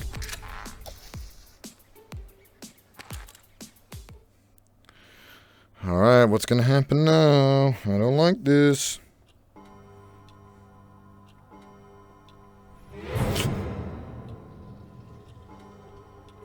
What the fuck?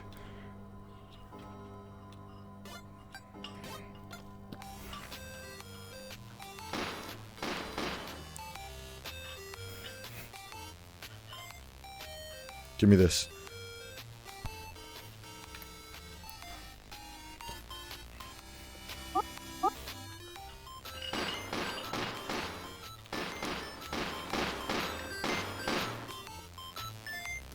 I don't like that.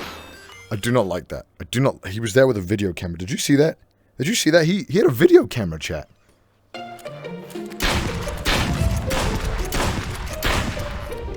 Come to my apartment again. Scare my family. Didn't even bring a pack of Bud Light. It's the weirdest thing you can do for a man.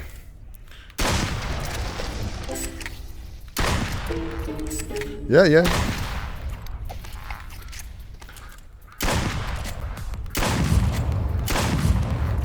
See that aim? You wanna fuck with that?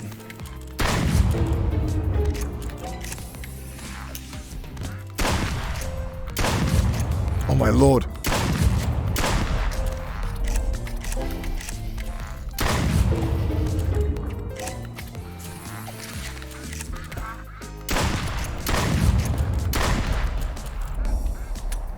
Fucking hell.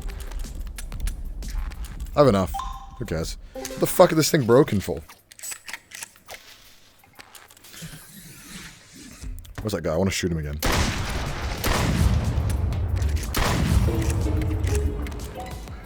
Fuck's sake. Oh, shit. Oh, I fucked myself over there.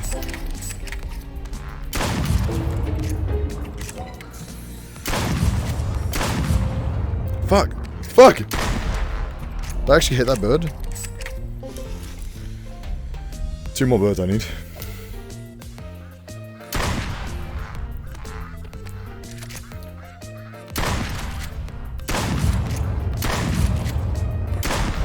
Oh my lord!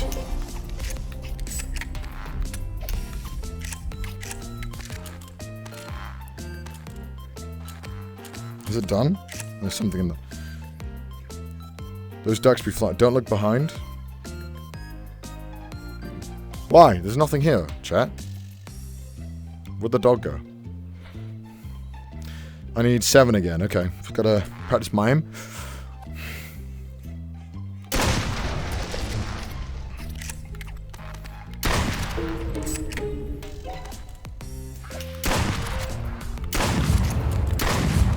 Clean.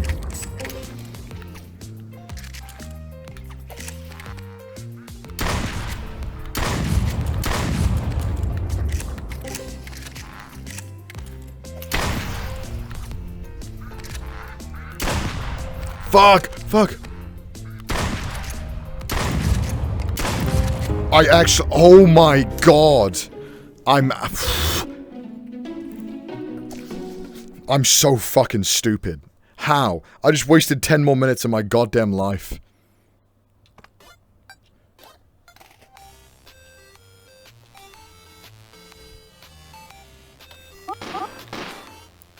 I can't believe I did that. I'm so dumb.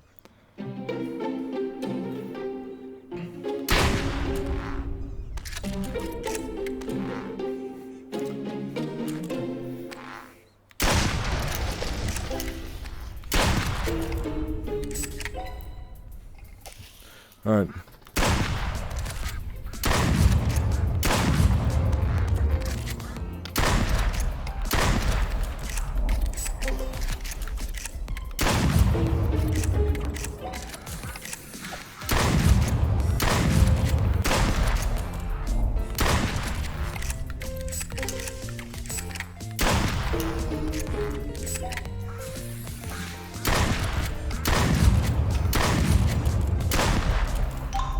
Easy enough. Oh.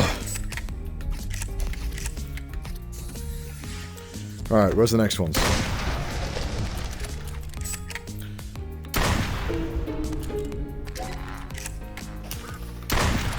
Oh.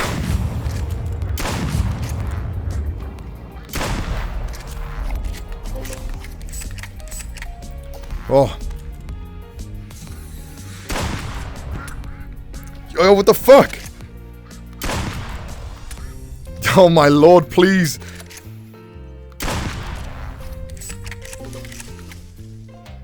Oh. I'm just gonna take a break.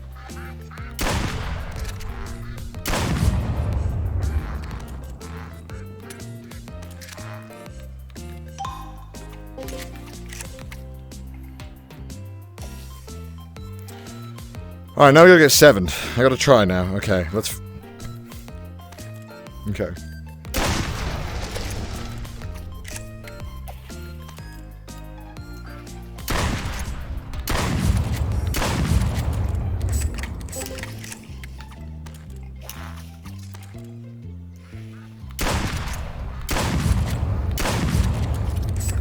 Alright, I'm not fucking this up. Except to shoot you.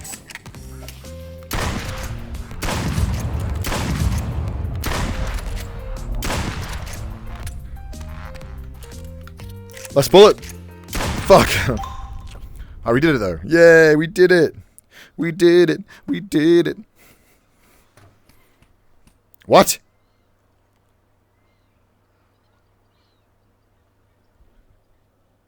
Oh!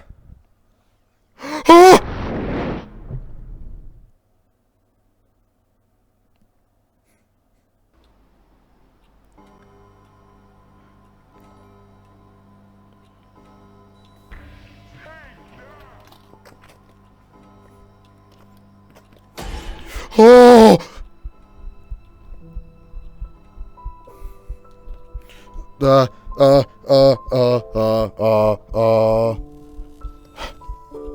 rid of this.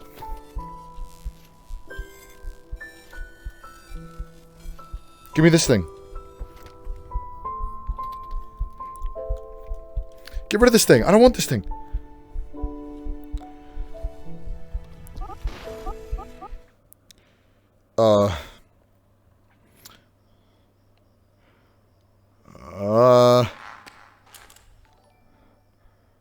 What?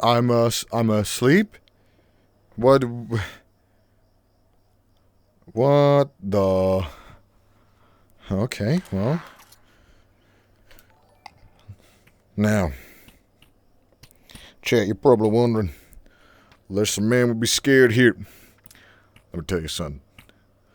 My daddy always told me, no, my papa always told me, if a murderous duck enters your apartment, murderous dog, sorry, not a duck, murderous dog enters your apartment, you gotta show him who's boss. Hear me? Don't let him get in your four-wheeler. No, no siree. You tell that dog who's the boss. Where are you, huh?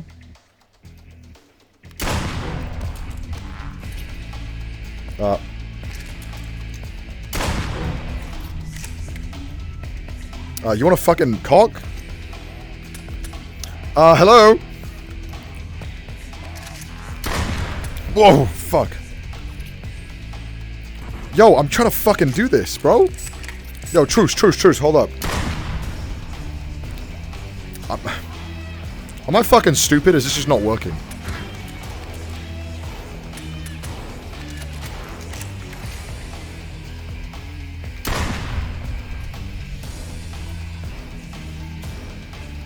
What the fuck? Hello?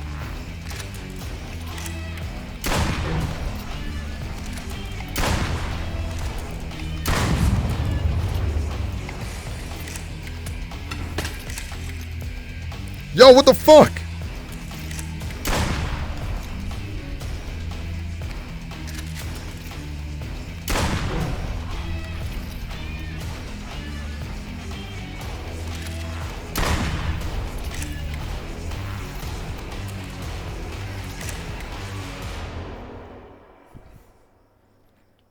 Hello?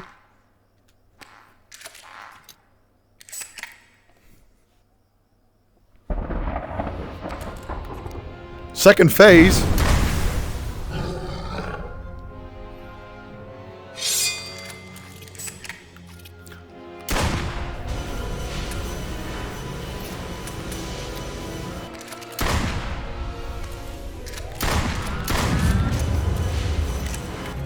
What the fuck? What the fuck is happening?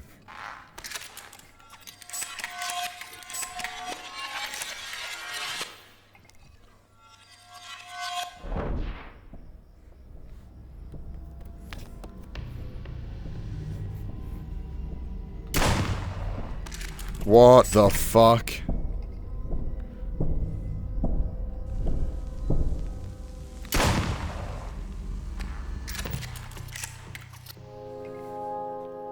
What?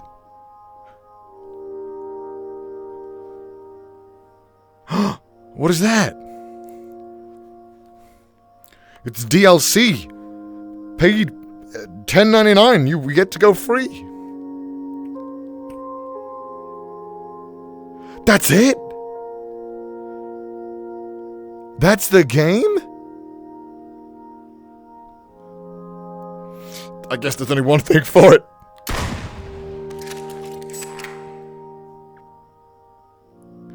Bad ending? How is it the bad ending?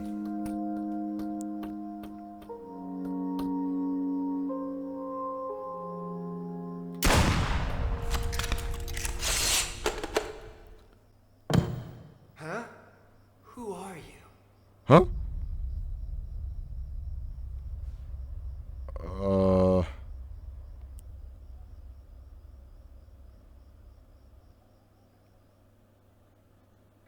I tried to kill the dog. What? Continue? I failed the boss fight. What was I supposed to do?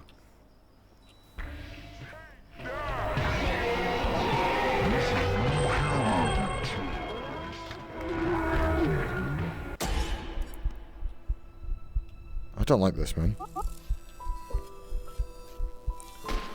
Okay, this time I'm going to do it. I just need my gun to work.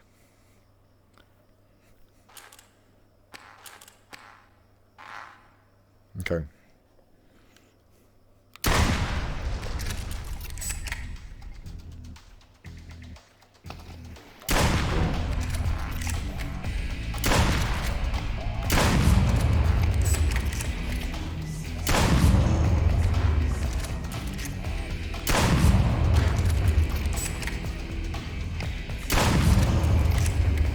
Alright, nice.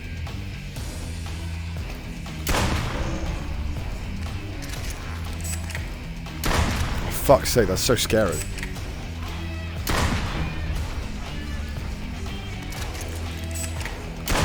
Oh, I can at least get one of them.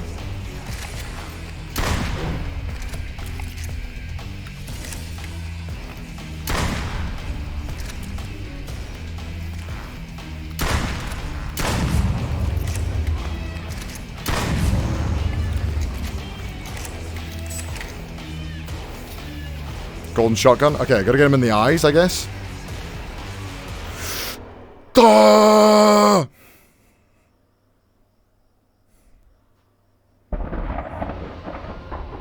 Eyes, alright. Give me the Ultra Super Saiyan gun.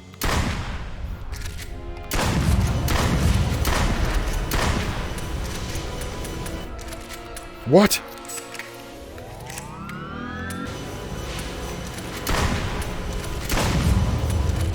Oh my god, my TV. No! That's so hard! Oh, I gotta do that again? Can I reset? Can I reset, please? Oh my lord. Oh, can I just reset? Why you gotta make me go through this shit, man?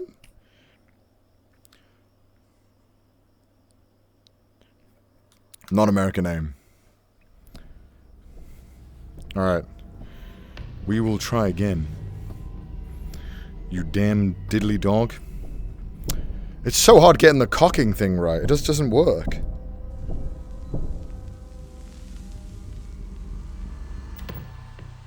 Is it just music getting harder to control? Yeah, I don't know why it is.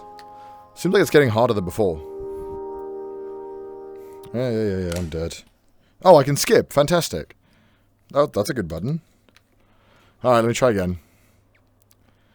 I wish you didn't have to fucking do the thing like that. It's so annoying. It just doesn't work half the time. Yeah.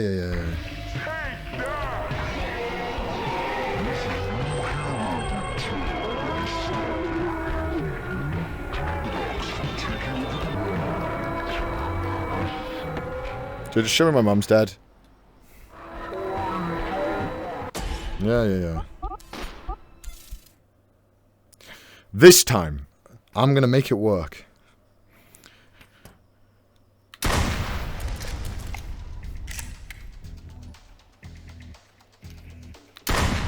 No, you motherfucker, that did not hit me. I meant... What?!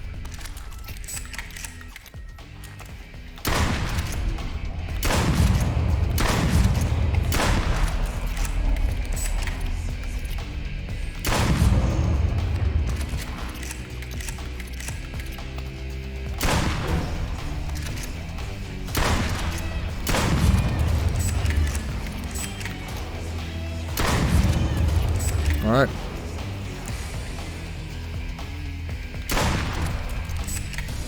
Where you at, Butch?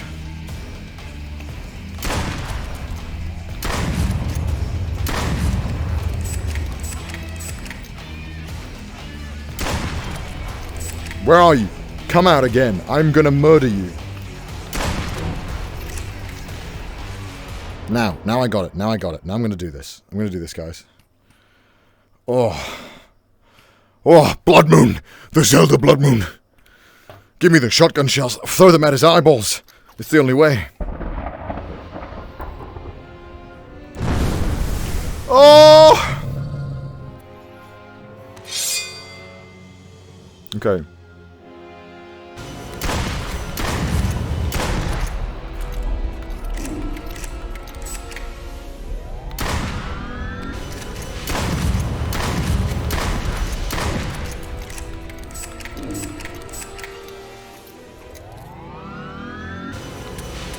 No! No, no, no! Again? Fuck, man!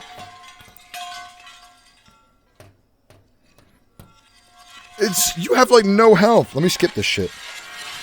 No, let me skip this, man. What are you doing? Can I skip this now, please? There we go.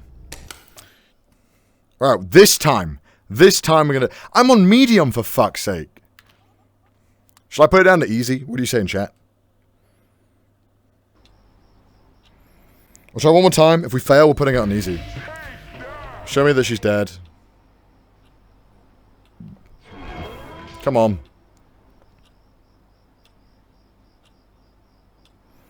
Yep. Alright, come on. Make me sit through all this shit again. I don't care about losing. I care about having to sit through this shit. Where are you?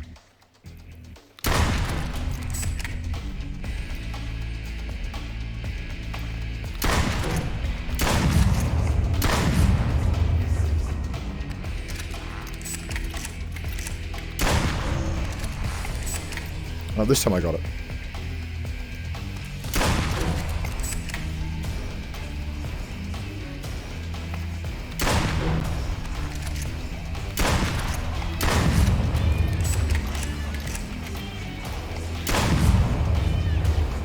Alright. Alright, doesn't matter. No! You dirty little fuck!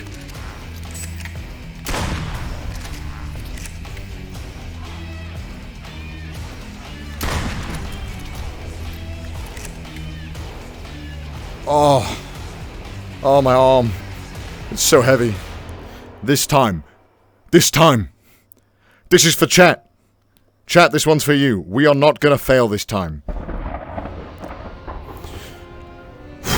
Oh, he's a big boy. Oh, Lord.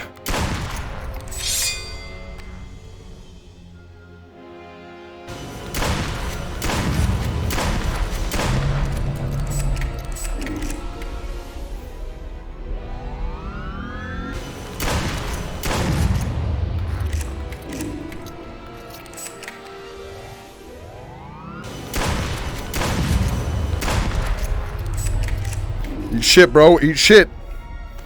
There we go. There we go. He's not done. He's not done yet. He's got another phase. I know it. I can feel it. Okay. No, he doesn't.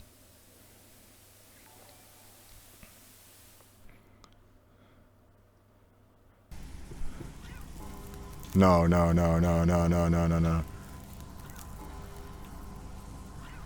Just scare me. Just make me shit myself. Go on.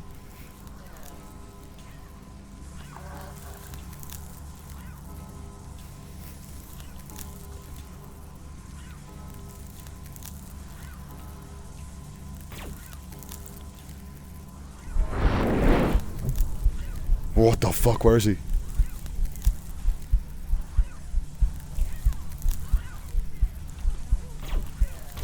How do I turn this on?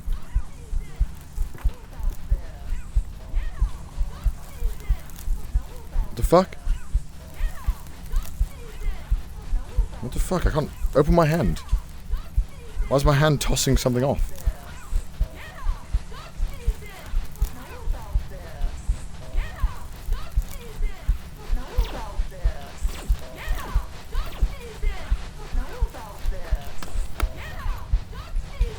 I'm scared as fuck, chat. What the fuck is happening?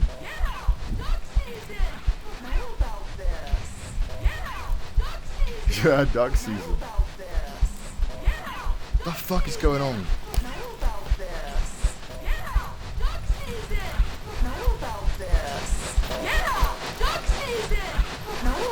Oh.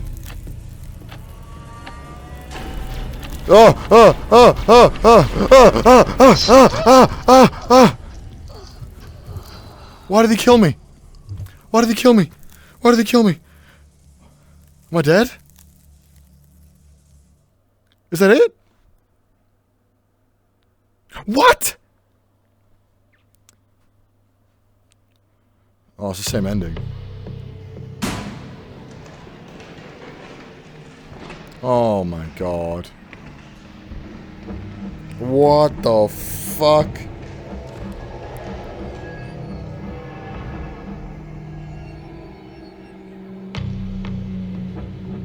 That's fucking creepy, man.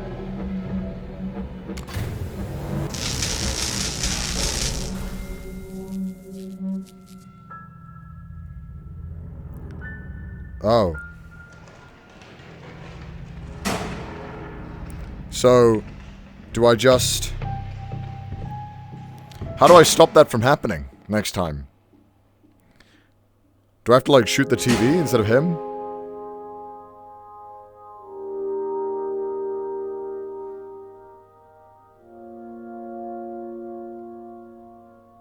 Oh, if you shoot the dog at all, you get bad ending?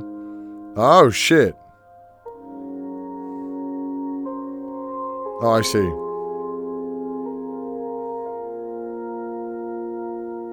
Oh, wow. Damn.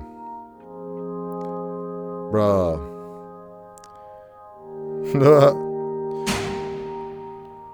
Wow, that's fucking... That's a good game, though. You gotta call 911? How do I call 911?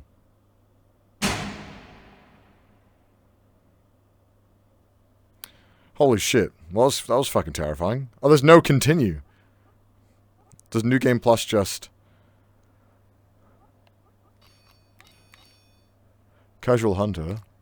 Oh shit, what did I do? Did I start on easy? Oh well, fuck, same thing, shit. Alright. Shit, no, what did I just click? I just... Oh! Oh my lord. Oh my lord. Oh my gosh. That was so long. Alright. Oh. Oh my gosh. It was exhausting being in VR. That was... Oh my god, that was crazy. Table tennis? You guys want table tennis? Oh my god. Oh. That was a fun game. Yes. Hydrate. Let me hydrate first, guys. Oh. That was a fun game. I've been wanting to play that. Mouse hasn't responded yet. I'm guessing Mouse is asleep. Probably a good thing. Damn, I feel like I got a facelift from that thing.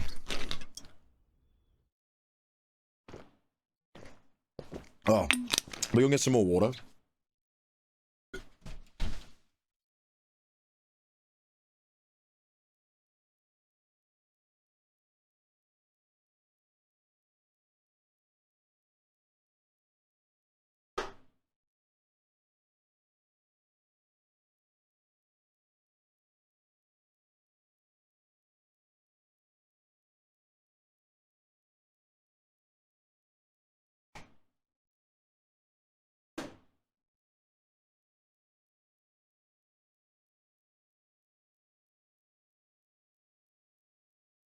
Oh.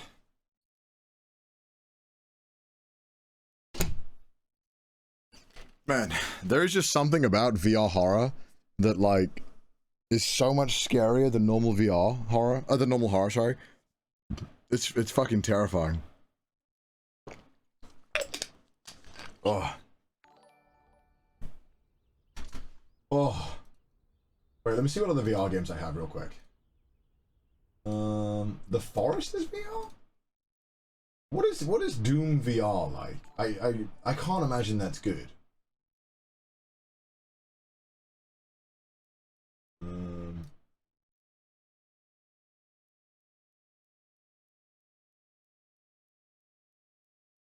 Phasmophobia.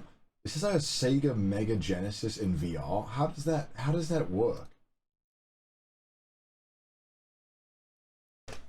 Let me Oh, shit. Oh. Oh. Gorilla tag?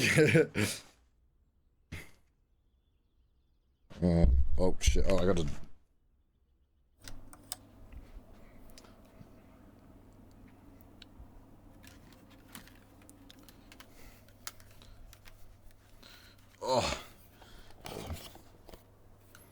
Oh. Yeah. Where is it? Alright, let me... Where am I gonna go? What was it? What were you saying?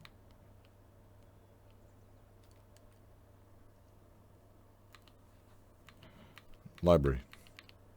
Browse all. VR.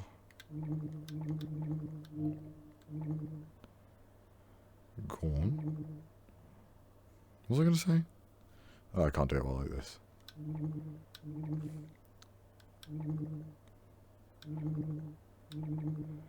Table tennis? Wait, what was I gonna do? What was I gonna do? What did I say I was gonna do? I totally forgot. Surgeon Simulator? Oh, that would be fun. I have that here, right?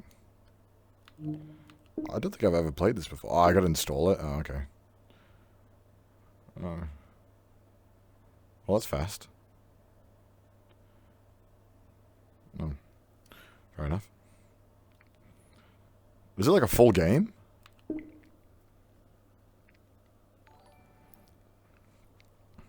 Bruh. Boner works? What is boner work? Perform an Uber heart transplant.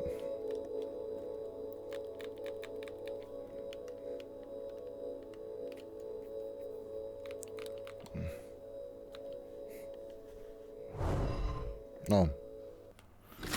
Oh, fuck me. Oh, hi.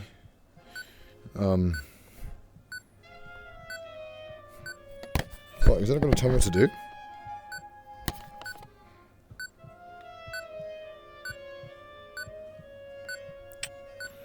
Let's grab this.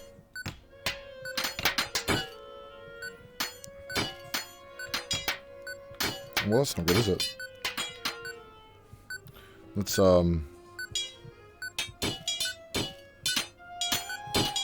yeah, this seems... Oh! That seems good.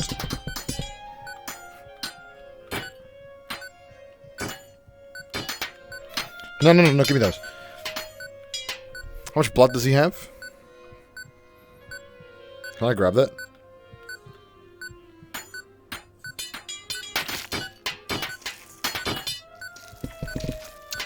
Ah.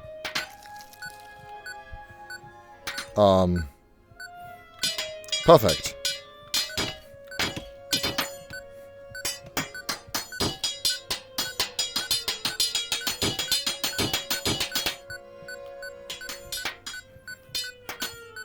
That's a heart.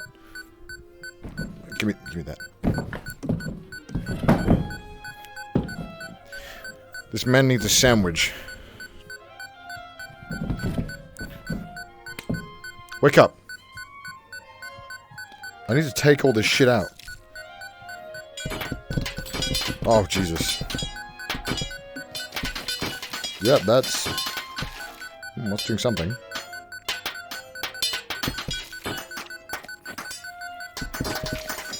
Yeah, there we go. I'm an expert. I think he's dying. Can we turn that off? That's kind of annoying.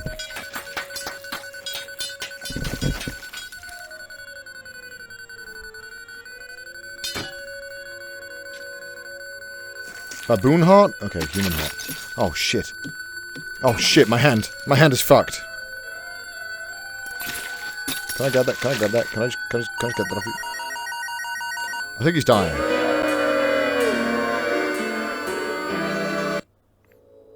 I think he died. I think he died. Let's try again. Maybe we can do it this time.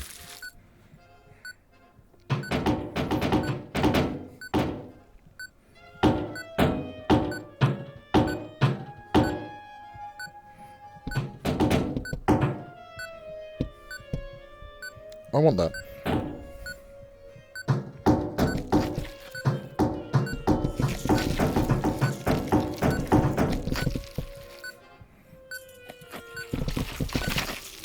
He needs that. Okay, guess he doesn't.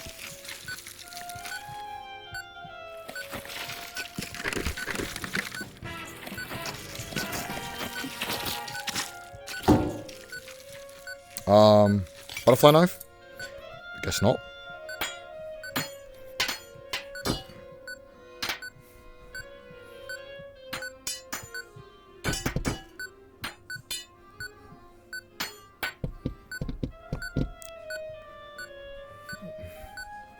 Oh, fuck me, that scared me. Yeah, there we go. How do I... Am I done? Is that it? Yeah, like that, right? Right, like that. Why isn't it taking?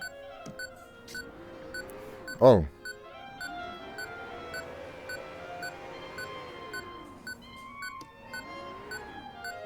Well, this is interesting.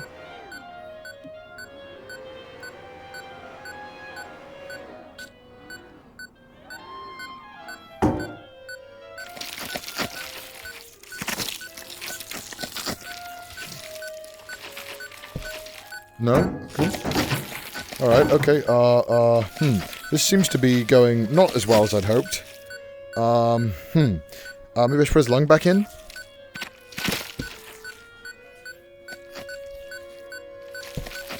Put that nice in there.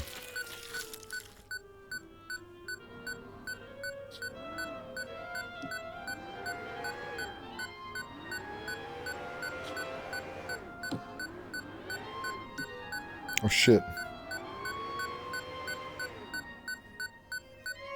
Bon appetit.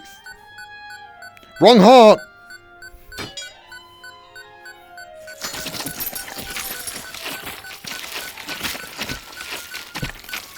God, get that shit out of here.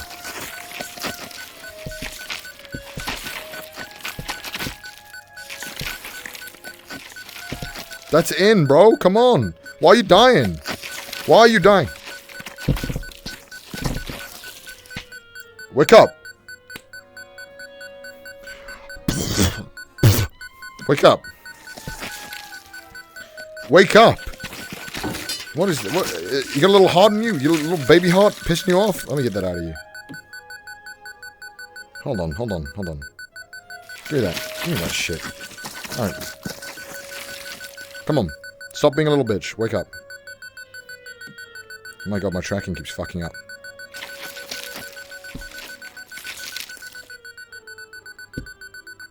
He needs more power? What is this? Do not press. Let's press this. That would make sense. Reattach them. How do you reattach them?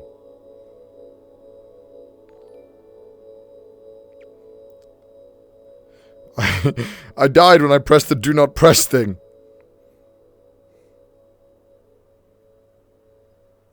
I can't even read chat, it's going too fast.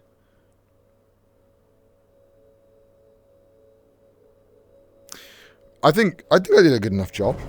Let's try one more time. Alright, what do we have here? Oh shit. That's a new liver. Well, I mean, let's first of all, let's move this.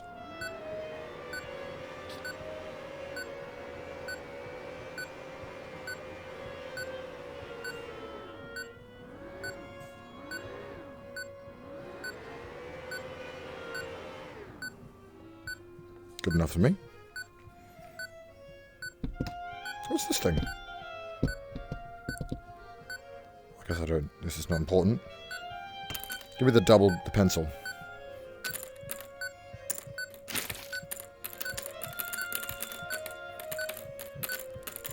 Is it 2B or something? What is this? Is this working? Is it broken? Get that out of here. Yeah, wait. Very carefully. Alright. Okay, yeah, I'm just gonna start smacking it. Perfect.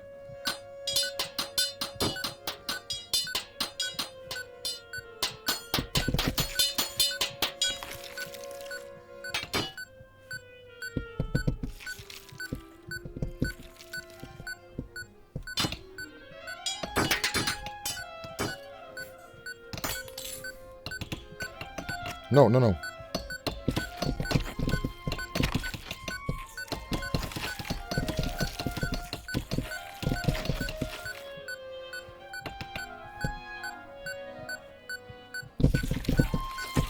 Hold that.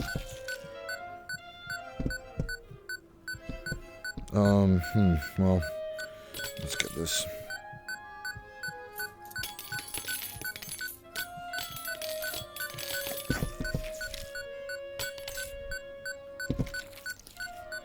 How big is this? Yeah, like that big.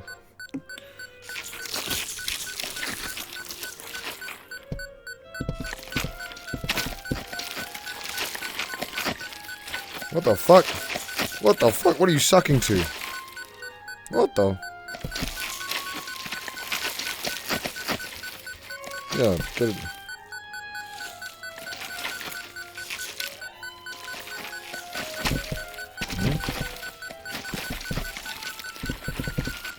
Good as new.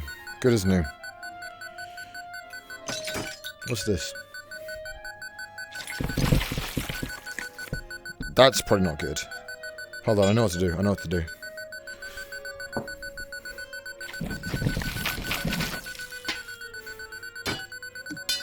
Oh, I can save this. I can save this.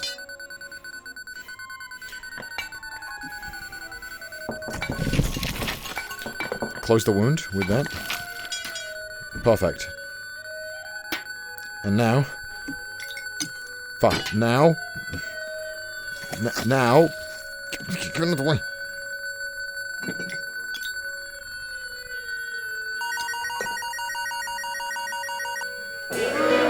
What? How is that not fixed? Come on. That is... I turned him into a fucking serving table. That's better than anything he was before. He's dying. What's he gonna do? He's dead. Bone apple tea. I think I'm a surgeon. I think I'm a born surgeon. Oh my gosh. Oh. 1 a.m. Okay. I'm getting kind of tired, but not like super tired. Yeah, I'll pretty stop VR for now. Oh. Probably chat with you guys for a bit. Oh my lord. My back. Damn, that VR is intense. It's so real. I feel like I'm right there.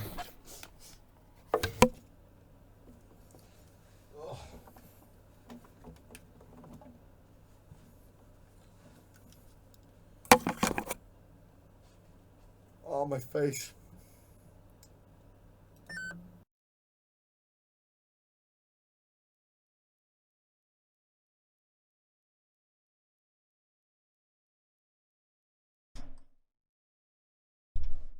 Alright, I'm back.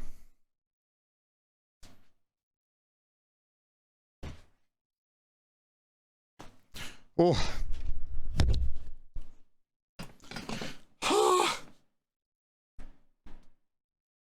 Oh my god, my face.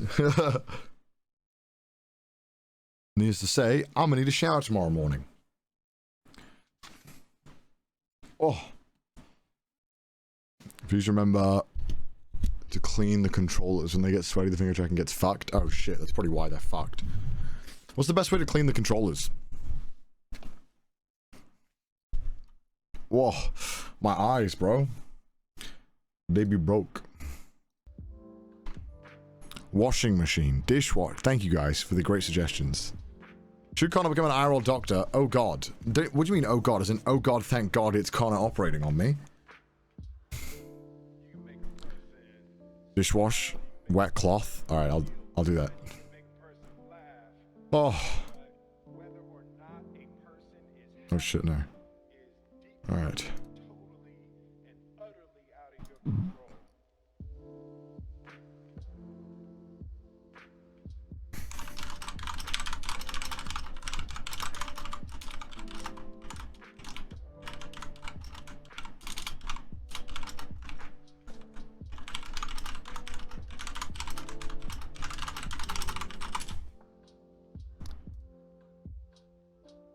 Let me...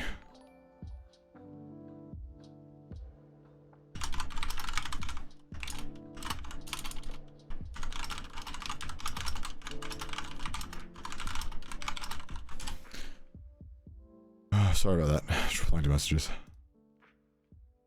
Watch YouTube. I want to watch the duck game endings. I want to see all the endings. We should watch that. I managed to. I think I got the camera back roughly where it was. Maybe a little bit this way. No, this way. No, it's this way, right? Yeah. Woo. Woo. All right, let's go to all duck endings, duck seasons. All 7 endings. I just want to see them. I don't want someone to comment. Yeah, thank you. Don't give me any commentary. Okay. I don't like it when they like, okay guys, this is the ending. Alright, let me go back to... Oh, you guys didn't really see it. Oh, okay. Alright, let's...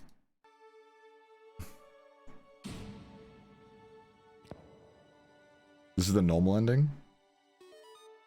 Honey, it's bedtime. Turn it off. Okay.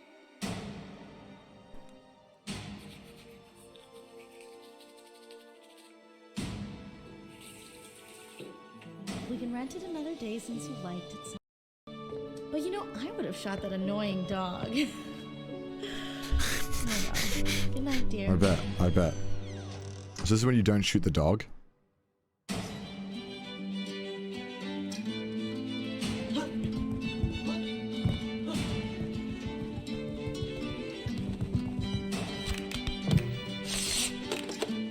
I wanted to play Final Fiesta. Fuck. We interrupt your regularly scheduled programming to bring you a police chase. Officers appear to be closing in on a suspect related to the disappearance of several local is it families. like the house? We're told this person is armed and dangerous. Let's take you overhead now, live to the scene in our Sky 6 helicopter. It appears we have some kind of bipedal animal running through a neighborhood, some kind of a beast. He's rounding about through a home, right through their backyard, turning a corner, and we want to... Oh no, okay. Officers appear to be neutralizing the suspect. Let's cut through that feed right now. We apologize for what you just witnessed. You can move? There. Not in VR, I don't think. The suspect was believed to be armed and dangerous, although it appears he was no longer a threat. I know we count on Kelly's finest to ensure that the subject is handled thoroughly and safely. We are getting word now that a press conference is right about to start. The chief of police is going to be speaking out about this matter. Let's take you to him live. I see he's first on the podium. Let's listen in. How many shots? Nuke ending. America.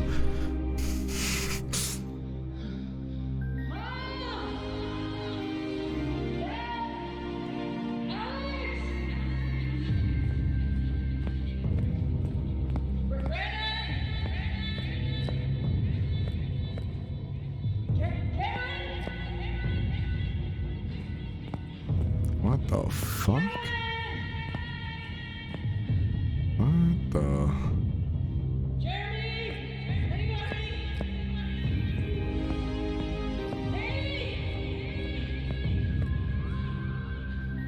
What is this? Is this Evangelion ending? What is this shit?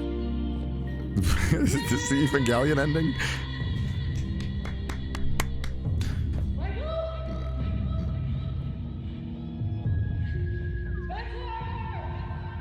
What is this?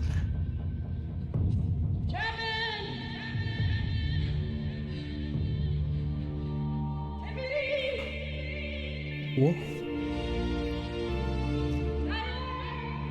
Oh, they're thanking the... What?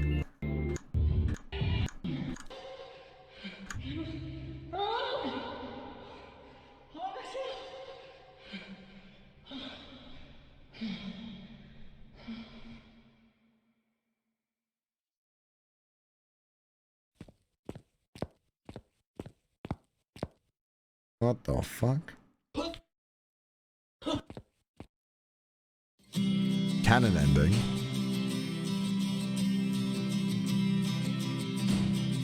Oh shit. Mate, even if it was a demon, I'd never break the video game, you know what I mean? Like, it's a video game page for it. It's my mom. Hello, are you there? Hello? Hello? What? So I started to get a better pass, and I got to thinking nothing will last, it won't last.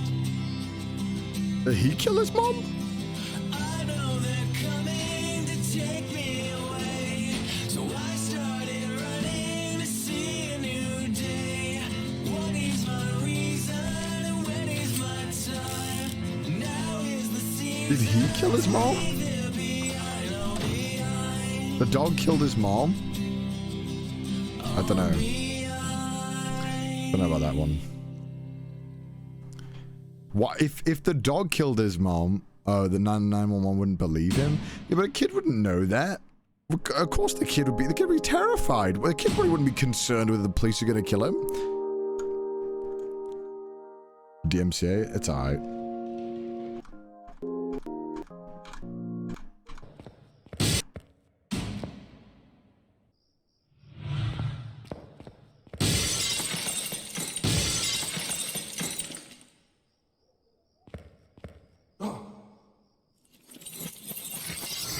Oh, we had this one, didn't we?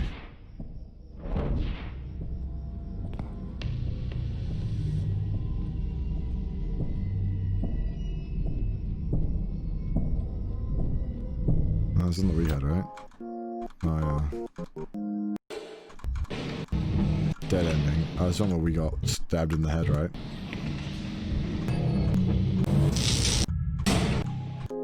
Could we have done anything differently?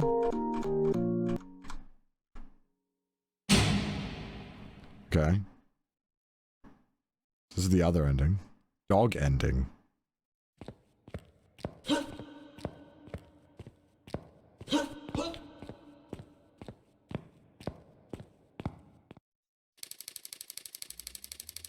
Okay. This video isn't very good at showing them. It doesn't show you how to get them.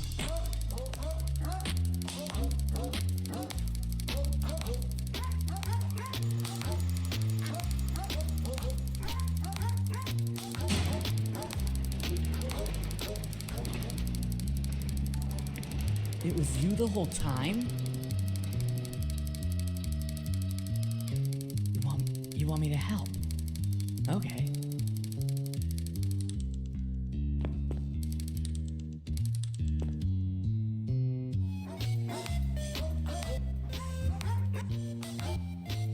All right. Oh, it's a Silent Hill reference. Oh. Oh right, yeah, it's just an ending where one of them was controlling it the whole time, right? I haven't played Silent Hill, but I do know about that. The music, oh my god. I know, it slaps, right? This music's badass. That was a really fun game. And I think that was a really old game as well. Like, well, not really old, but in terms of VR, you know, it came out a very long time ago. I think it came out quite a while back. It was one of the first, like, big VR games, I think, that, like, really blew up. It's a really cool show. Like, back in the day, you got it, like, when, like, the Valve HTC thing just came out, whatever. Like, that's pretty fucking badass playing this game. It's created, I know, right? It's created by the guy who used to be with Freddie Wong, right? Like, that guy, right? Secret ending. What?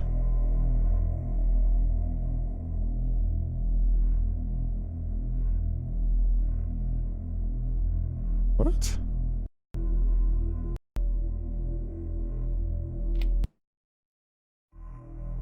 What the fuck? So there's like 8 endings then, technically? It's a really creepy game. I remember I watched the game theory video about it. I don't know why I watched it, because I never played the game, but I know I watched that video and I just thought, oh yeah, it was interesting.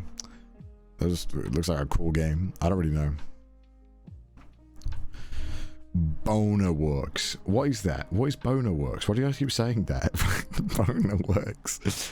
I know there's like a bone. What is it? Bone works? What is boner works? What is bone? Oh, you say bone? Shut the fuck up, chat.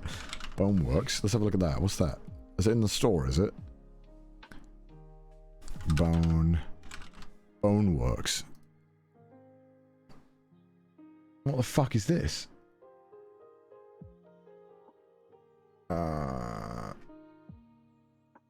I'm looking at it right now. Let me show you guys, I guess.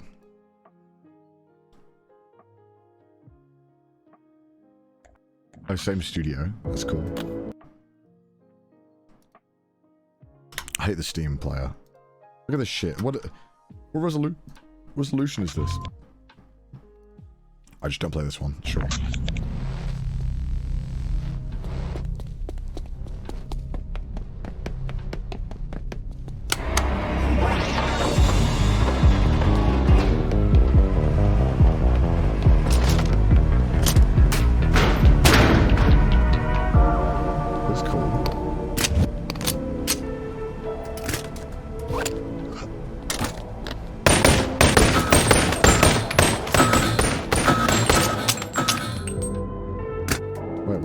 Playing. What the fuck? Is it this one? Hold on, I'm listening to something. What the fuck was that?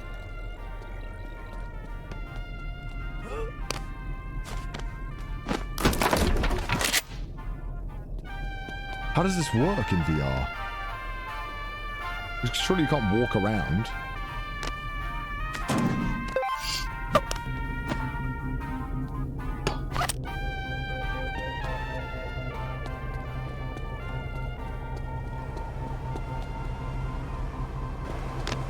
It looks pretty cool though.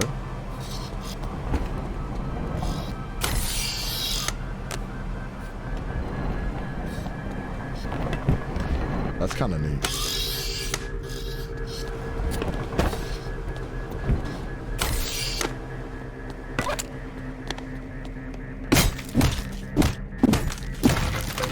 With the joystick? Oh, that's cool.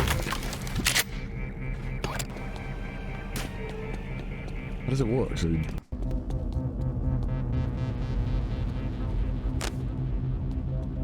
oh, that's cool.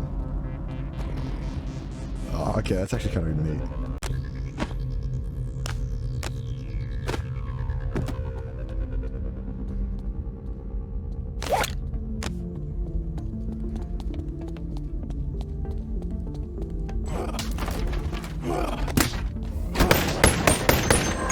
Oh, that's kind of sick. Yeah, it does look like very Half-Life.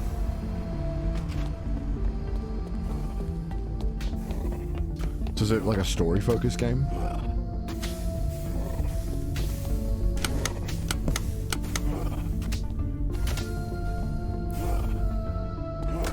Kinda. Okay, we can buy it, we can add it. I want to see this blade and sorcery as well. Blade and sorcery. Someone else is saying this in chat.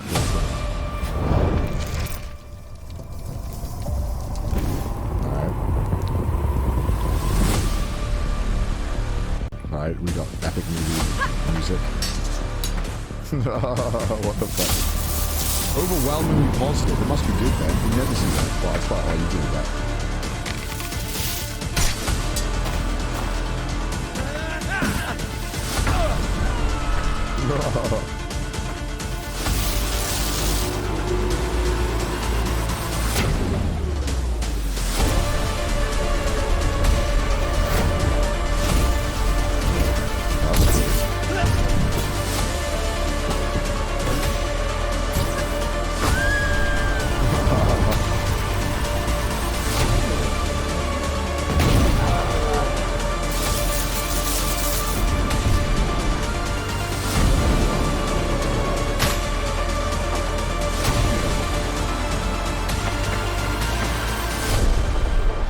Gorn with magic? I have Gorn. This is interesting. What do the reviews say? Haha, Blade goes swing, haha, has rolled. And I'm in the top 7 watch list.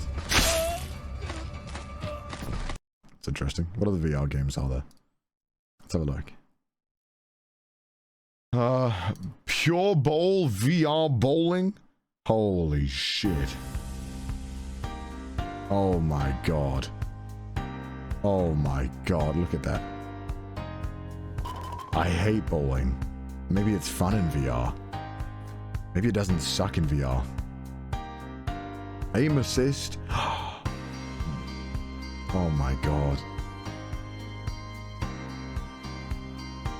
Check out Serentero. I think I have that game. The one where you jump around, you're like a ninja. That game's pretty cool. I have that game. Let me show you guys. It's really fucking. It's kind of nuts. It's really fucking trippy though. Yeah, I have this game. Yeah, I've played it a bit. Look at this shit. I mean, has someone got a good video? What the fuck is this? What? Alright. What's this? What's this video? Okay, great. Great. Store page. You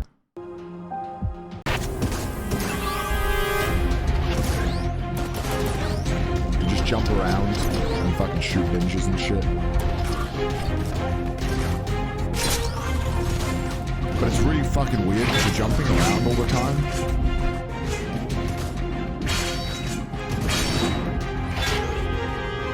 Yeah. It's okay. What else? What else do we have? Look scuff? Yeah. Meet the medic? What's meet the medic? What's that?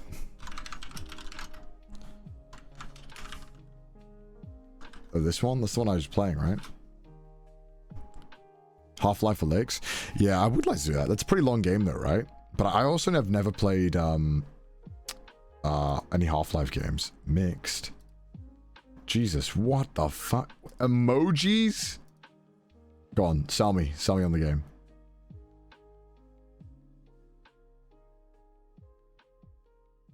Well, it looks weirdly real though. I mean, I wouldn't know. I've never done open heart surgery. Yeah, it's pretty weird, huh? What is it? Tales of the Crooked Crown RPG board game. Forewarn. Oh god, is it horror game? We thought they were buried forever, never to see the light of day. Yeah. But we were wrong. I bet. Survive the curse. God, that looks fucking horrifying. Co-op? Alright. Yeah. Mouse wants it, so Mouse should buy it. And then we can do it. Beat Arena. Detective VR case files. What? What is this?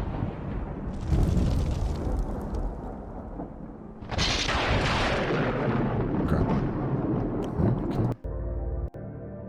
It's a house. Sick. Of the lab. It is ethereal and dreamlike. There are spirits and ghosts, and there is chanting all around you. You have to go and see the Crowhill 3 and defeat them so you have the spiritual key to unlock the place in which James locked Dr. Hereford and her nurse, Nurse Jasmine. After you find the keys, you unlock the correct door, and Dr. Hereford and the nurse's spirits are free for all of eternity. Did this man just skip his own cutscene? His own IRL cutscene? What is this transition? You must help me. Please, detect.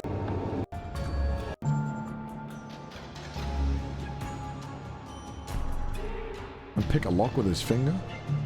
Oh gosh. It doesn't look bad, but it doesn't really look super. Beat Arena.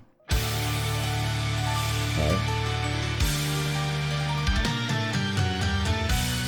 It's drums.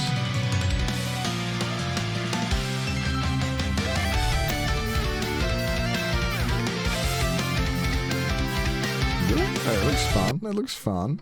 Outlast? I have Outlast, but I don't know if it's... Legendary Tales. Endless Becoming.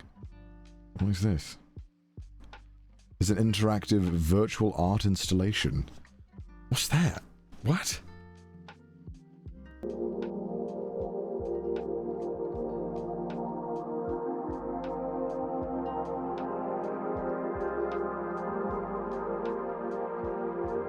why is it called, like, Be Coming?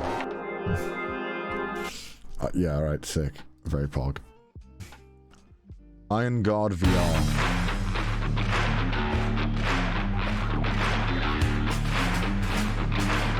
Tower Defense. Oh, I love Tower Defense games. I'm such a moron. I love Tower Defense games.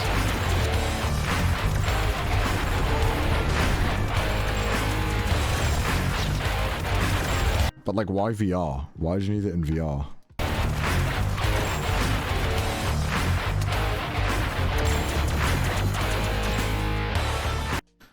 Maybe it could be cool. Guess you could go around the map and like plop things down. Yeah, maybe.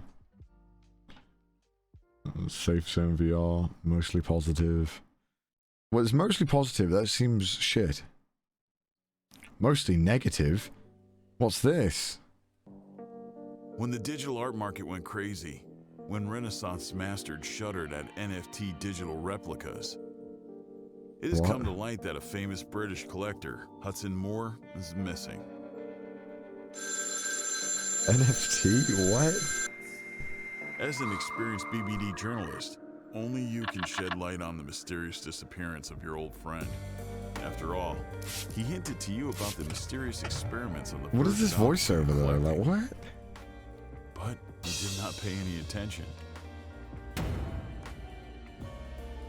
But remember, the digital gods I expect you to die? I actually have that installed.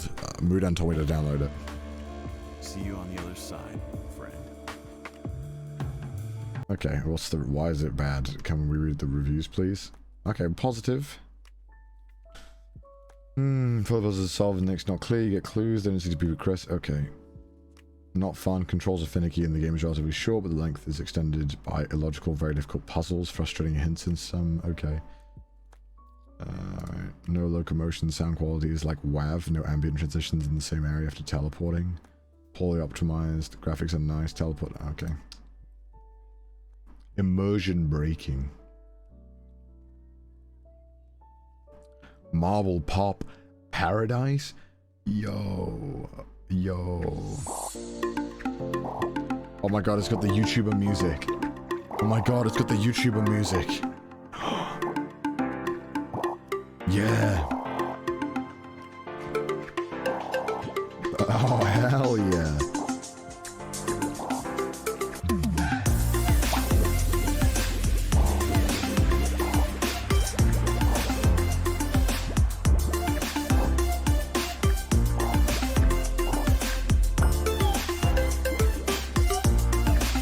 Yeah, it's got that royalty-free music, baby.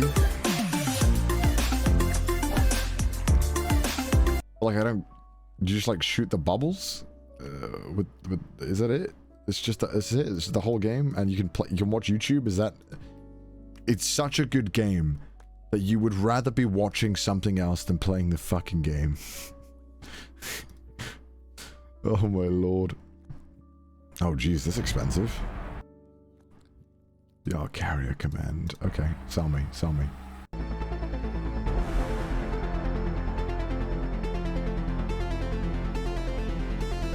It was like a simulator? Oh, simulation, okay.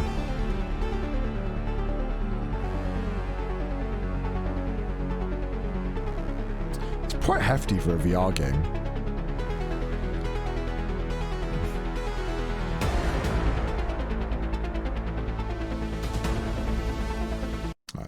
Yeah, I've seen enough. It is free. What's this? Okay. Yo, arcade games? Oh shit, that actually looks fun.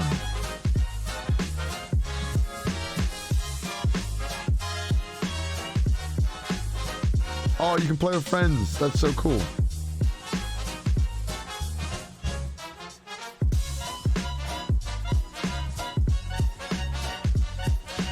That seems fun. That's your wish list. Yeah, I'll tick that in.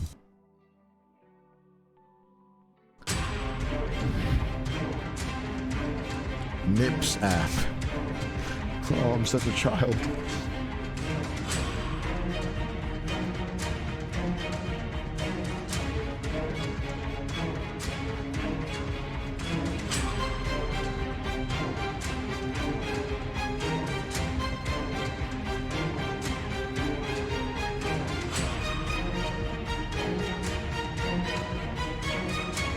Okay, but like, show me fucking something, please. Oh,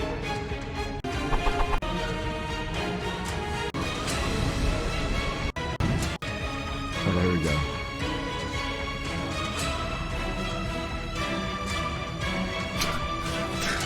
Oh my god, that's it. That's it.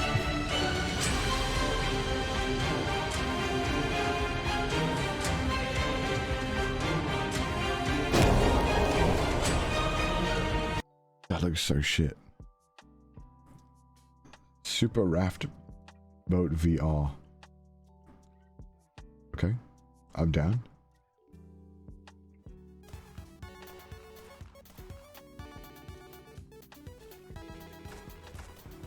Oh, is it like that? Isn't that like a game like this?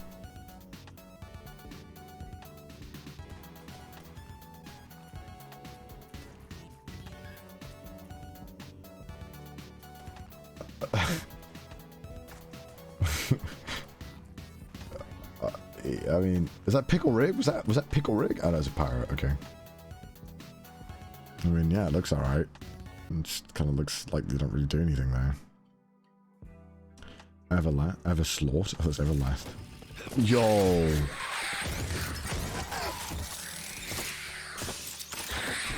What the fuck? That looks sick. That looked badass. It's very positive, or mostly positive actually. I wonder why.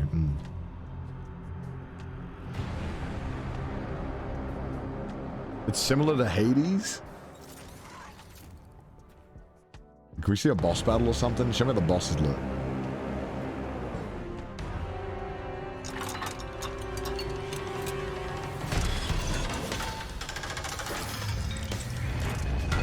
Okay.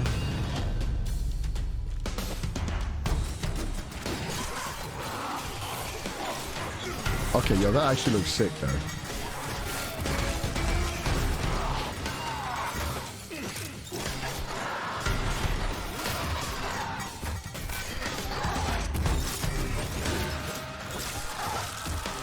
This looks great.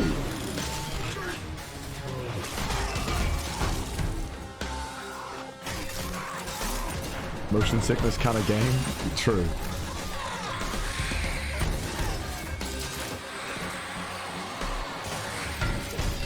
It looks fun though. Low quality Doom VR? Is Doom VR not good? What do the reviews say? Come on, immediately. I want to see what the bad things say. Graphics pretty good. That's how you get the honest reviews. Opening VR dashboard will break the game 50% of the time. Oh Jesus. They're very tightly pressed the controller to grab stuff. There lies a ruined city. Oof. Lost to the sands. Oh, looks interesting though. Oh, my leg. It's early access. Everything's early access nowadays. I assume if it's on the store, it's ready to go. Literally everything, like half the games on Steam are early access, so. Apprentice, thank the gods you're all right. What?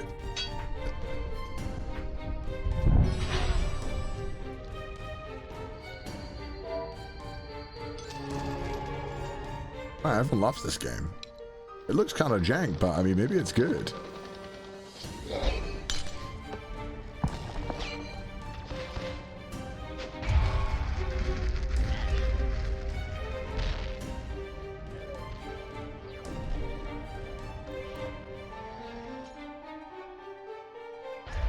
Oh, okay. While you may not have learned your lesson just yet, you're about to. Oof. All right. That's a good line. That's kind of neat though. No, it actually looks pretty good. Is it like a full, like, how big's the game? Those sound effects should be a little chunkier.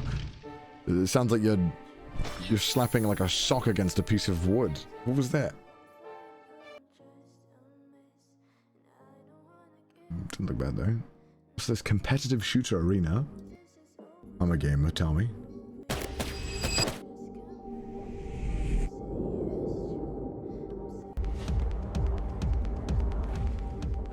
Go first, bodyguard. They like posting somebody up right up on this corner. Alright, I don't see anybody here. Oh! Around the corner. Nice. I don't know why they just look funny, like they both didn't have a clue what was going on. Zombieland VR! Cooking simulator.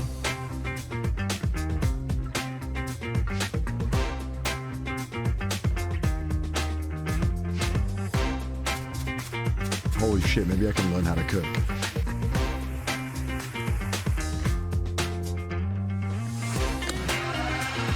Do this one? I'll buy it for you guys. What about oh god. Can I even show this? What is this? Adult only? Ah! Okay, we're fine, we're fine. Oh god. Oh my god, is a painting sim? Oh my god. That's beautiful. Maybe I can do that.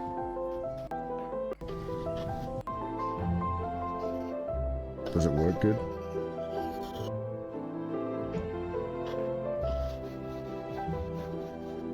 Bob Ross Simulator? Oh man, they did that on purpose. They did the old... Oh my god, they did... Get out of here. Get out of here. Bruh.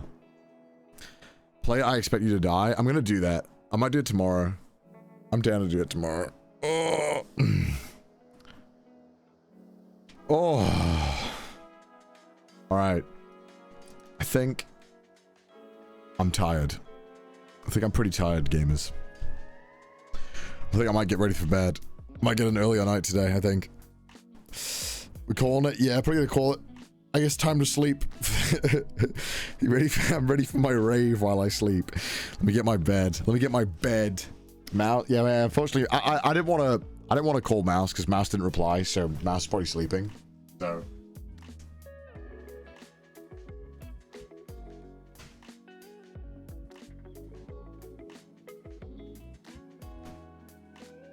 Oh.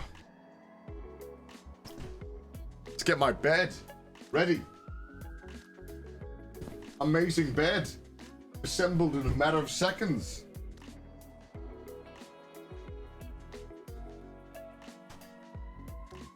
Ah. Nice. Beautiful. You guys gonna fuck with my lights already?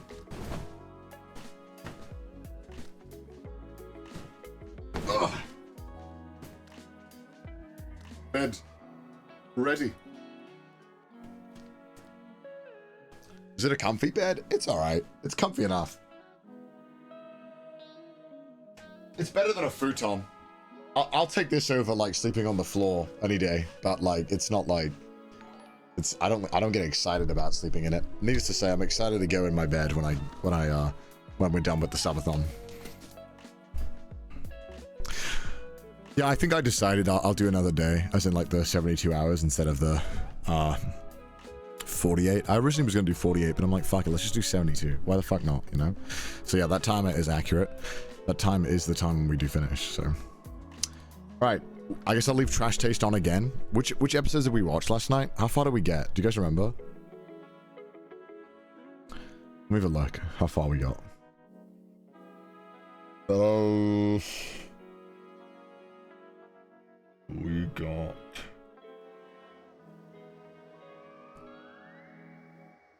26. Mm. 26 to 27. So we watched 26. Which other ones did we watch? Do you guys remember?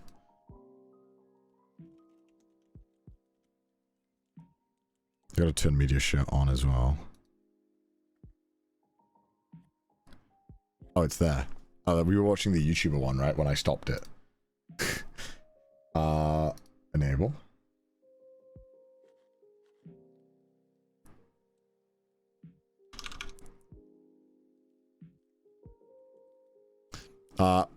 Don't try and share videos. It costs like $10 million to share 1 second of video. So don't. Just letting you guys know. Just in case. Let me move this way. Move this way. All right, let's go to the recent events, right? Put the specials. You guys want the special on? Want me to add the special?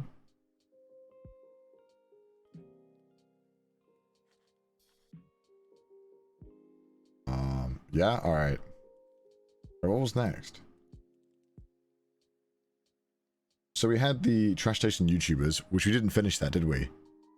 Right? That was playing, right?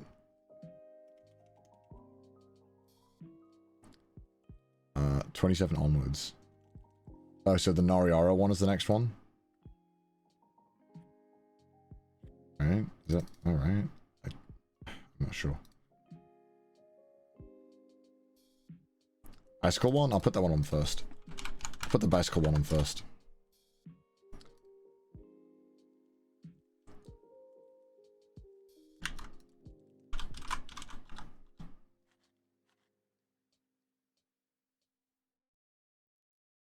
Why would it play? Well, let me get it to play.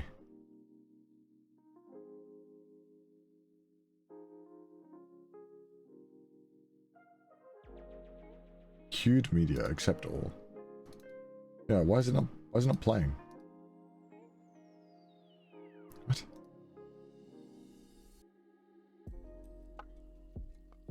What? I'm trying to get it to play. I fucking hate this media share thing. It's so jank.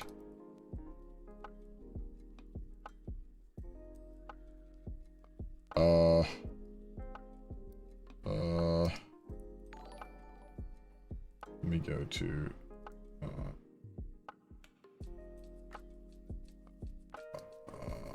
oh, okay, now it's playing. Yeah. Okay, that. We're watching this one. Today on this. Oh, so it's the wrong way around. Alright, I'll add the drifting one too. You guys want the specials back to back?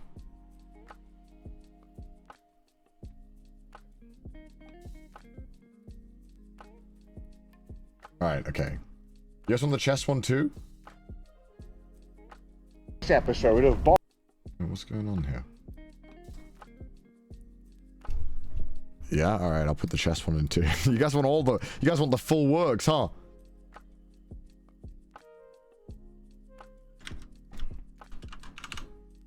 Cycling, drifting, Noriaro. Okay, yeah, I'll do that. That seems like a good watch order. Hey, I just met you. Wait. Chess tournament, drifting YouTuber. So the drifting comes after. Chicken sandwich. Thank you, Pluto, for the $3. Alright, so yeah, it'll go cycling, drifting, Noriaro, chess, and then the Trash Taste episode.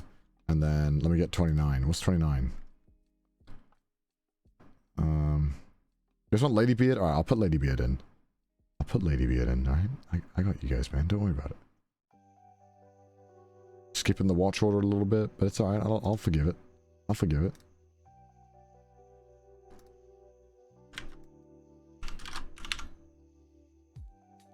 Alright. Nice. That's added. Ladybeard is added. And then maybe one more episode, right? How many? I don't know. I'll just add a bunch. I'll just go over. Chat down bad. Chat do be down bad. I'll add the Christmas stories on. I'll just go in the chronological order for the rest of them. I'll pick up where we left off. Chris New Year episode? That's like last, I think. I'm adding it though. I'm adding it. I don't think we'll reach that. Maybe that's tomorrow. That's probably tomorrow then. Alright, I've added a bunch. Alright, I'm gonna go and brush my teeth.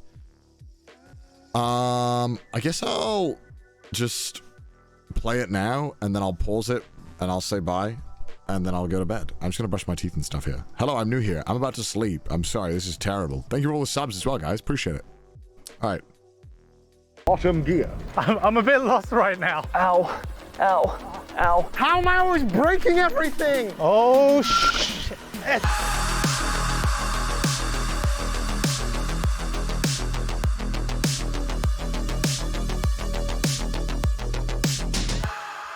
Hello and welcome to another very special episode of Trash Taste Outside. Trash Taste Outside! Woo! So, what are we doing today, boys? Today we will be going to Hiroshima to do the Shimanami Kaido cycling route, which is 75 kilometers long, and we'll be doing challenges along the way to see who is the victor. So basically, the Shimanami Kaido is this beautiful cycling road that connects Hiroshima Prefecture to Ehime Prefecture, and it's this beautiful island hopping experience. Along the way, there is a blue line on the floor that goes from the start to the finish along the whole road, so you know exactly where to go. Anyone can rent a bike for less than $15, so it's super beginner friendly and anyone can do this, but it is long. And we will see who will die, who will make it, and who will be gone. Probably me.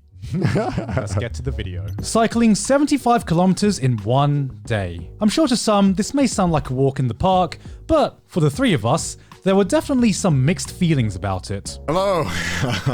It is the day before, specifically 30 minutes before the next day when I leave. Technically speaking, I should have an advantage over the other two boys, considering that I've gone across like 150 kilometers on Journey Across Japan, which is a thing I did like 2 years ago. And because I did do it 2 years ago, and I haven't been cycling since then, I'm basically just gone back to square one. I'm a fucking frail ass nerd, okay? All I know is how to sit on my fucking couch and sit in front of my fucking computer and watch animes and talk about anime titties. And now I'm being asked to cycle like 100 fucking kilometers in a day. Are you kidding me? It's gonna be hard. I just don't want it to be cold. So I feel like I'm definitely going to be on the mid-range. Like, Connor is definitely more fit than I am, but I'm most likely more fit than God, so yeah. Basically, I'm probably going to have the most boring point of view. The most average point of view of this. I've never like run a marathon. I've never been involved in many like physical activities that are this hard. I'm not trying to set expectations low or anything, but if I just end up completing the course, I'm gonna be happy with myself. I'm probably gonna win. I'm not just saying that for the meme, because I always say I'm gonna win, but I genuinely think this time I'm going to win. I've prepared, I've brought the right clothing, I am ready to get this fat W, and I'm the fittest out of the three of us. Joey has only been to the gym like once in like the past 2 months. This man doesn't run, he's gonna die. Connor's probably hyping himself up again, and as he should. Not to jinx anything with the antagonist card or anything, but he needs a fucking W, man. If he loses one more time, might as well change his job title to professional L-taker. So we packed our bags and flew all the way to Hiroshima. And once again, the night before, we were feeling fine. Absolutely fine. Gentlemen, we are doing our second, I guess, official special, or like special we planned out before. How are you boys feeling? Just tired. I'm tired and I haven't even done anything yet, technically. You know what? I am fucking exhausted today. Yeah. And I have a whole fucking 8 hours of cycling tomorrow. And I've got to say... What do you mean you? We all have 8 hours of cycling tomorrow. I got to say, I don't know how you boys have been feeling about this. I am not looking forward to this. I mean, we've known about this for like what, maybe a month or so? Mm-hmm. So I figured, you know, this is the end of October now, right? And I was like, all right, I have all of October to go to the gym, train up, and October just happened to be the busiest month of this year. So I think I went once this month. Yeah. And then I was like, all right, if I can't go to the gym, I can at least eat healthy. I ate like absolute garbage this month. So you're probably the one who quits then? So yeah, I basically like debuffed myself like crazy. I'm feeling okay about it. I mean, you are the fittest out of the three. Yeah, I guess. Physically. Technically. You think I love doing physical exercise? I hate physical exercise. You know, fucking drifting special? I'm in a chair all day, I could die. I don't give a fuck. That's easy work. What is the longest you've ever cycled? I don't even know. I have never cycled. From my house to the convenience store. I have never cycled long distance. I've never run long distance. I've never exerted myself for like a long period of time. I'm just going to try and survive. And if I mean, look, to be fair, you've won enough times on a special, okay? Yeah, Now it's time for the winner to change. So didn't you guys all buy clothes for this? I told them guys, I was like 2 days before, I'm like, guys, Amazon only delivers tomorrow. This is your last day to buy things. We didn't get to try on the stuff. So we've all bought stuff. Do you guys want to show off your clothes that you have? I haven't tried it on yet, but we'll see. Yeah, I'll try mine on. I'll get mine on. All right, let's try it. All right, we're ready. You look like a gimp. Have you read the One Punch Man manga? There's like a character that's Garo, right? Sperm character. I am the sperm. It's got like padding as well. Here. Let me see that ass. Oh, nice. Yeah, this is like your cheap cosplay suit. Oh god, yeah, I know. This is so comfortable though. Why don't all pants have this built in? Yeah, right? Oh my god, all right. Well, nice. What do you think, boys? Good? Those are some really hard nipples you got there, man. I always have stiff nips. Always. No matter what. Those are going to be cheap. We're gonna get demonetized for that. Whenever you're ready, Joey. Whenever you're ready. You look like every 8-year-old Japanese. All right, guys. Don't judge my stiff nips, all right? All right, guys. I'm probably going to chill my phone for a bit, but I'm going to bed. Thank you so much for joining me today. I'll see you guys when I wake up. I'll probably try and sleep for like 7 hours or something, so. Good night, guys. I'm going to turn my mic off now. Bye. Have fun watching Trash Taste and me tormenting me with the lights changing. These man, I see cycling. You look like you got like a diver suit on. Look at this man's camel toe. Oh my god. You like? We're gonna get so demonetized. Jesus Christ. Get teabagged from this. You are really covered up, dude. Can your balls breathe? They look like... It's a little tight. And this is an L size too. Can't stop staring now. Now you've... Just don't look at the dick. Don't look at the dick. Oh god. I'm turning into pink guy. Knowing Gaunt, he probably fucked up and bought something the completely wrong size. That's 100% a Gaunt move. Guys. A massive Oh my god! How tight is that? Size M! It's Japanese size M! Why would you buy M size? Because I'm normally M size. You're like one step away from T-posing. Oh my god. Nice to meet you. Yeah, your dick is being destroyed in that Gaunt. Holy fuck. I'm gonna have to cycle 8 hours in this. You know, oh my god. I may be monkey brain, but I didn't do monkey brain with the Wait, do you not have like padding? Like underneath? No. Oh, well, boys, I did get a little gift because I knew that you boys would fuck up. I bought pants with padding in them because I just had a feeling that you both would just not realize you should probably I'm not as monkey brain as this fella. Yeah, because did Chris buy yours? No, I bought mine. Okay, yeah. What do you take me for? I've got you one, Gaunt, so there you go. I'm a nice friend. I bought gifts just in case they forgot, so there's pants for you. XL, Gaunt, do they go on? Oh my god, it's almost like they fit. Look at that. What a good friend. I can't feel these at all. I cannot feel these at all. You look like you're wearing a tight top. Oh my god. Are you ready for tomorrow, Gaunt? I am not ready for tomorrow. I feel like I have the perfect setup here. I'm dreading this more than I already was, and I feel like a fucking idiot now. I feel like Connor now. This is what you do on your channel, Connor. I just talk about anime titties. I'm a disembodied voice. What the fuck am I doing? The only thing that's dreaded more for tomorrow than you is your nuts. Like, your nuts are in a fucking vice grip right now. Bro, you should text Sydney and let her know you're not gonna be out with kids anymore. Like, that's off the table. This is live footage of Gaunt's future children dying. I'm just finna leave now, man. This has been the Sperm Men, I guess. we're gonna be cycling tomorrow. So we're gonna go to the onsen now, because this is a ryokan. So we're gonna go relax before tomorrow, before we start the horrible, horrible task. All right, bye.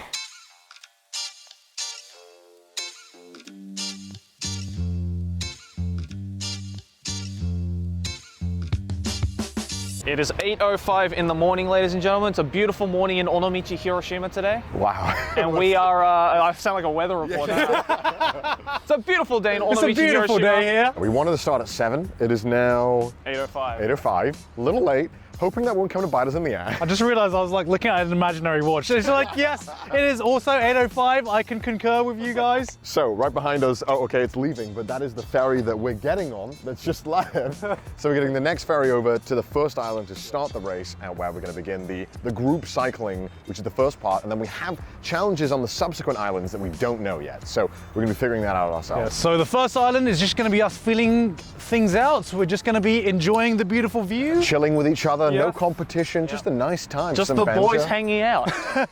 Boys on tour. Boys on tour. We have bikes if you want to come and have a look. We have kitted these out. It's like Pimp My Ride, right? We got the battery charging the GoPro. We got helmets with GoPros. We got this thing which carries our phone. This is kitted out. This is 2020. This is a fire hazard. on wheels. Technology. We got walkie-talkie, so whenever we're not in view, we can still talk with each other. Sorry, I just realised you're listening to this now, Nabby. Roger that, roger that. Yeah, I heard that guy. Totally legal in Japan, by the way. Just say. All right, I guess we're ready to go. All right, let's get going. Let's go! Bye!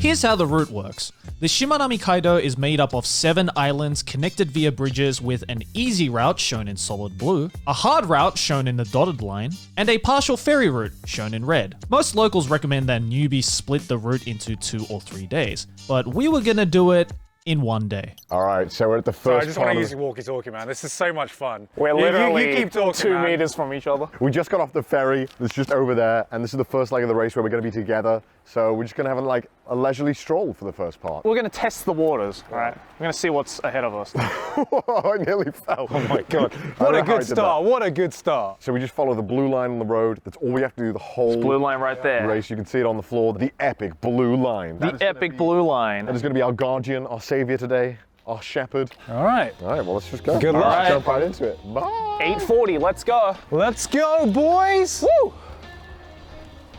Oh shit, I didn't see the blue arrows over there. You gotta look out for the blue arrows. This is already like so confusing. Is it recording? Yeah. Oh. This was it, the start of our challenge. The first island would just be a leisurely ride. No challenge, no pressure. There was little we could do to fuck up. I think we just ran a red light. Breaking traffic laws already, and it's on camera. Shit. You good? Yeah, my GoPro keeps moving. Joey's already fucked something up. Come on, Joey. Seriously? Seriously? Let's go. Well, fuck you guys, I'm out. Let's go. All right. We are on right now, on our way to Innoshima, which is the second island. It's really scary though, because we're right next to a bunch of these like tractors and whatnot. Oh God. Let me just slide on through, thank you, sir. See, now I'm not used to cycling at all.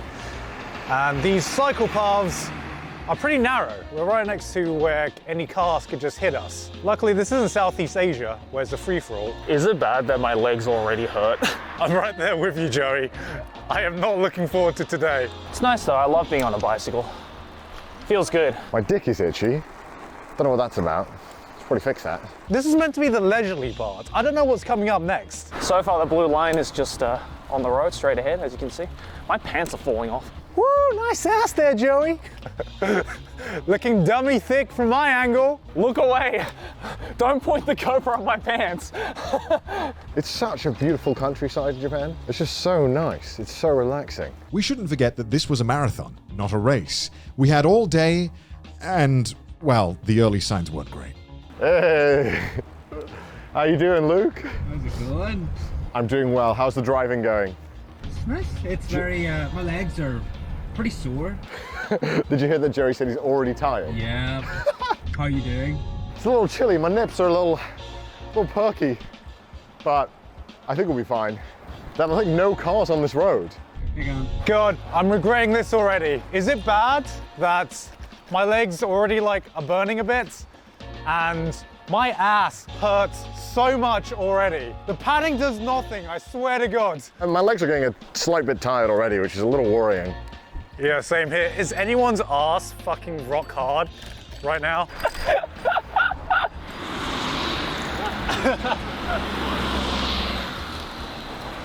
Oh, what's up? Oh, look at the dog. Look at the dog, look at the dog. Ah, come here. Let me chase the dog. I want to go show off the dog. No! Luckily, we had already been cycling for a while. Have we been cycling for 20 minutes? 10 minutes. Fuck my life.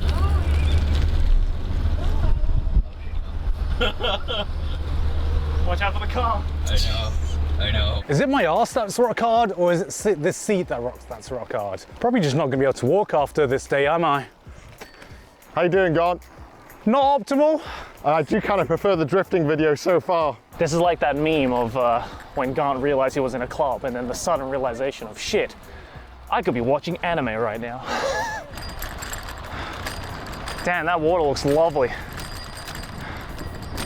I hope there's an elevator, but I have a feeling there isn't going to be an elevator. With us already struggling, some locals were kind enough to show us how it was done. Oh my God, this guy's showing us up. He's styling on us. Stop flexing. God, I wish I was him. Wait, are you sure this is the right way? I think so. Yeah, the blue line's here. Oh, is it? Okay. We follow the damn blue line. Nearing the end of the first island, we would encounter our first of many challenges, an uphill climb. Oh, cool. A 3% incline for a kilometer. Amazing. Oh God. Kill me now, please. I gotta rest my legs. Fuck that. God, I wish that was me right now. I just wanted to take a jaunty stroll just to show the audience the beautiful scenery. Over. Meanwhile, I'm staring at Gaunt's crack. That's the best view, arguably. Over. You get to see the best hills. Over. Why didn't we choose the electric bikes? I don't know. We should have. If humans wanted to do this, they would have just never invented cars. They would have never fucking tamed the horse. We would have to climb a hill every time we'd cross an island. We were tired, and we hadn't even finished the first bridge yet. Oh, flat road. Oh, it's flat.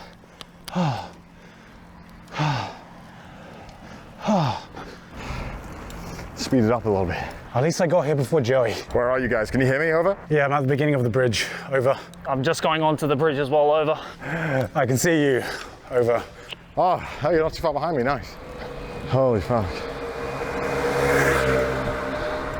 I've never been jealous of an old woman in my life. That old woman on the moped. It is a lot more beautiful than how I feel right now. I'll tell you that. This bridge is so long and vast. I love how you can actually see the traffic as well as it's driving past. You can see the shadows. That's very neat.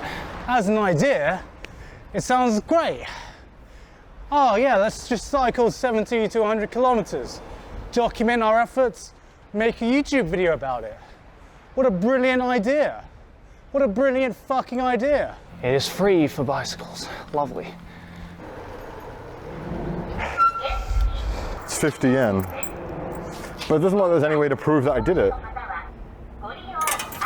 Thankfully, what goes up must come down. Oh, fucking lovely. We've got a downhill for about a kilometer. Oh, I love it. Hell yeah. Woo! Deja vu. I just feel in this place before. Oh, isn't life great, Connor? I love this. Oh, Drift King, Drift King. I'm using my drift skills right here that I learned in the last special. Oh, Drift King, hit the brake. However, maybe I was feeling a bit too good. Oh my God, it's beautiful. Look at the view. Yeah. Oh shit. Did you get that on camera? Oh, there they are. Let's get it going, gamers. Woo! Oh my God, that nice breeze. Holy shit. Woo! Man, you really feel the fucking wind resistance now. Is that my tire? What is that noise? I think I've got a flat tire. Oh no, we've got an injury. You got a flat tire? Yeah, it's making a fucking horrible sound. All right, I'm right behind you. On brand, I had broken something else on a special. And of course, the boys were very, very understanding. Connor's broken another thing on another special. How am I always breaking everything? Oh, that's fucked. That tire is fucked. Oh no. That's fucked. That's actually fucked. Oh, when did you realize? Was this on the hill? When we were going down, I think I might have popped something because as I was going down, all I heard was boom, boom, boom, boom, boom. Really? Yeah, that's bad. I can't even like cycle. Yeah, at all. Connor, the most expensive thing on the set, as Joey called him. How do you constantly break shit in these specials? How do you constantly do that? If we get you another bike, are you just gonna break it again? So, how are you boys feeling? Not too bad. I think it's just painful when you're doing it. Right now, I'm not that tired. The padding is a lie. The padding is a lie. Yeah. I don't know, mine's kind of helping. It still hurts. Every time I take my ass off the seat, I can feel the blood circulating again into my ass. I feel like my ass has taken 10 dicks right now. My tire has popped completely. Okay. And I guess we didn't plan for this. No. Are you off the bridge? Yeah, we're off the bridge on the road. So I'm thinking, why don't... I can come pick you up. Yeah, pick me up. Well, how did this break? Why has the road got rocks on it? I have no idea why it Stop broke. having rocks. All right, see you, Connor. Bye, boys. Have fun. But how much battery is left on the... Jesus. Fuck's sake. Your batteries just fell out too. Everything fell out. This boy. I can't get a W today, man. See you at the finish line, baby. I'm so fucking sad that my thing fucked itself. And that was another day in the life of CDawg, Collateral Damage VA. CDawg likes to break our shit VA. Why, oh why did my fucking shit die? I can't believe he broke another thing.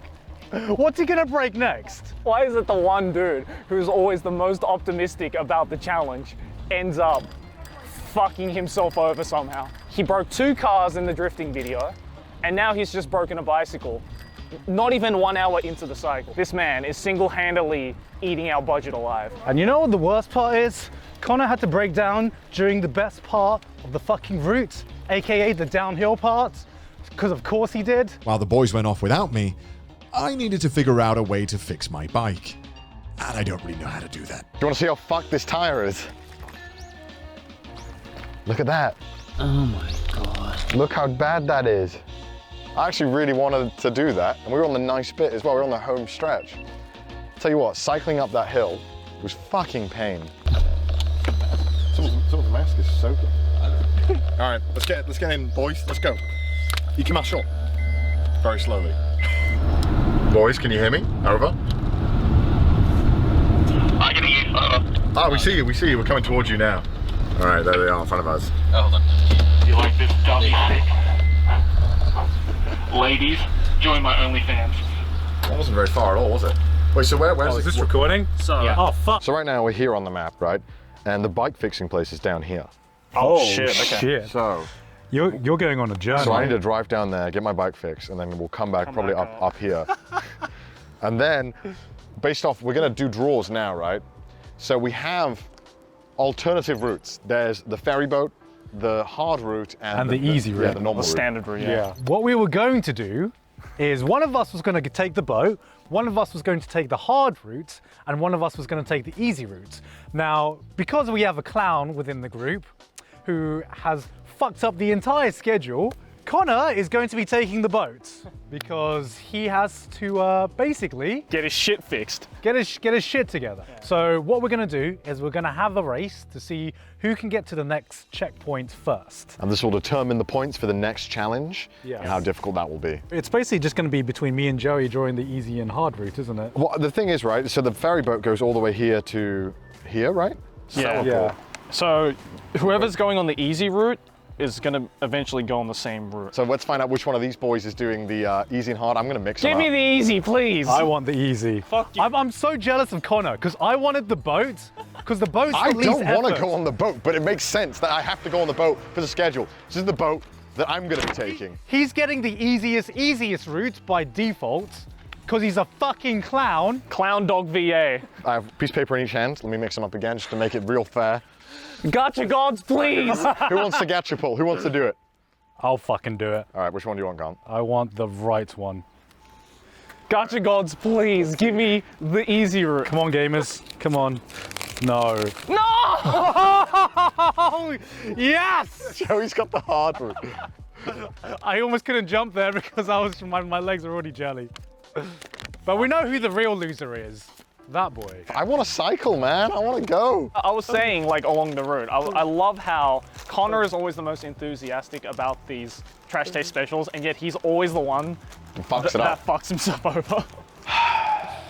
Fuck! Can this man take any more L's? Find out on the next episode of Trash Taste. We should clean that up. Which is happening right now. Now this is a straight up race. No more leisurely cycle in the park. We got to go full force now. First part was a little warm up with the boys, a little nice session. Now we've actually got to separate ourselves and go at it alone, or a nice car if you're me. I'm jealous, man. I wish I popped a tire. I'm kind of happy, but I also kind of wanted to cycle, man, because the comments are going to call me a fucking pussy. Nah, you're not a pussy. You're just a clown. I'm just a clown. The next part would be a race across 2 islands. Gant had the easy route, I had the hard route, and Connor would have to get his bike fixed, take the ferry across 1 island, and cycle the rest to the checkpoint on the 4th island. The routes would determine the placings for the next challenge, and only the 2 winners would be allowed to enjoy the refreshing Ekiben ice cream waiting for us at the halfway point. All right, give us a countdown and we'll start this race. All right, 3, 2, 1, go. Best of luck, boys. Let's go! See you in a bit, clown. All right, let's fucking go.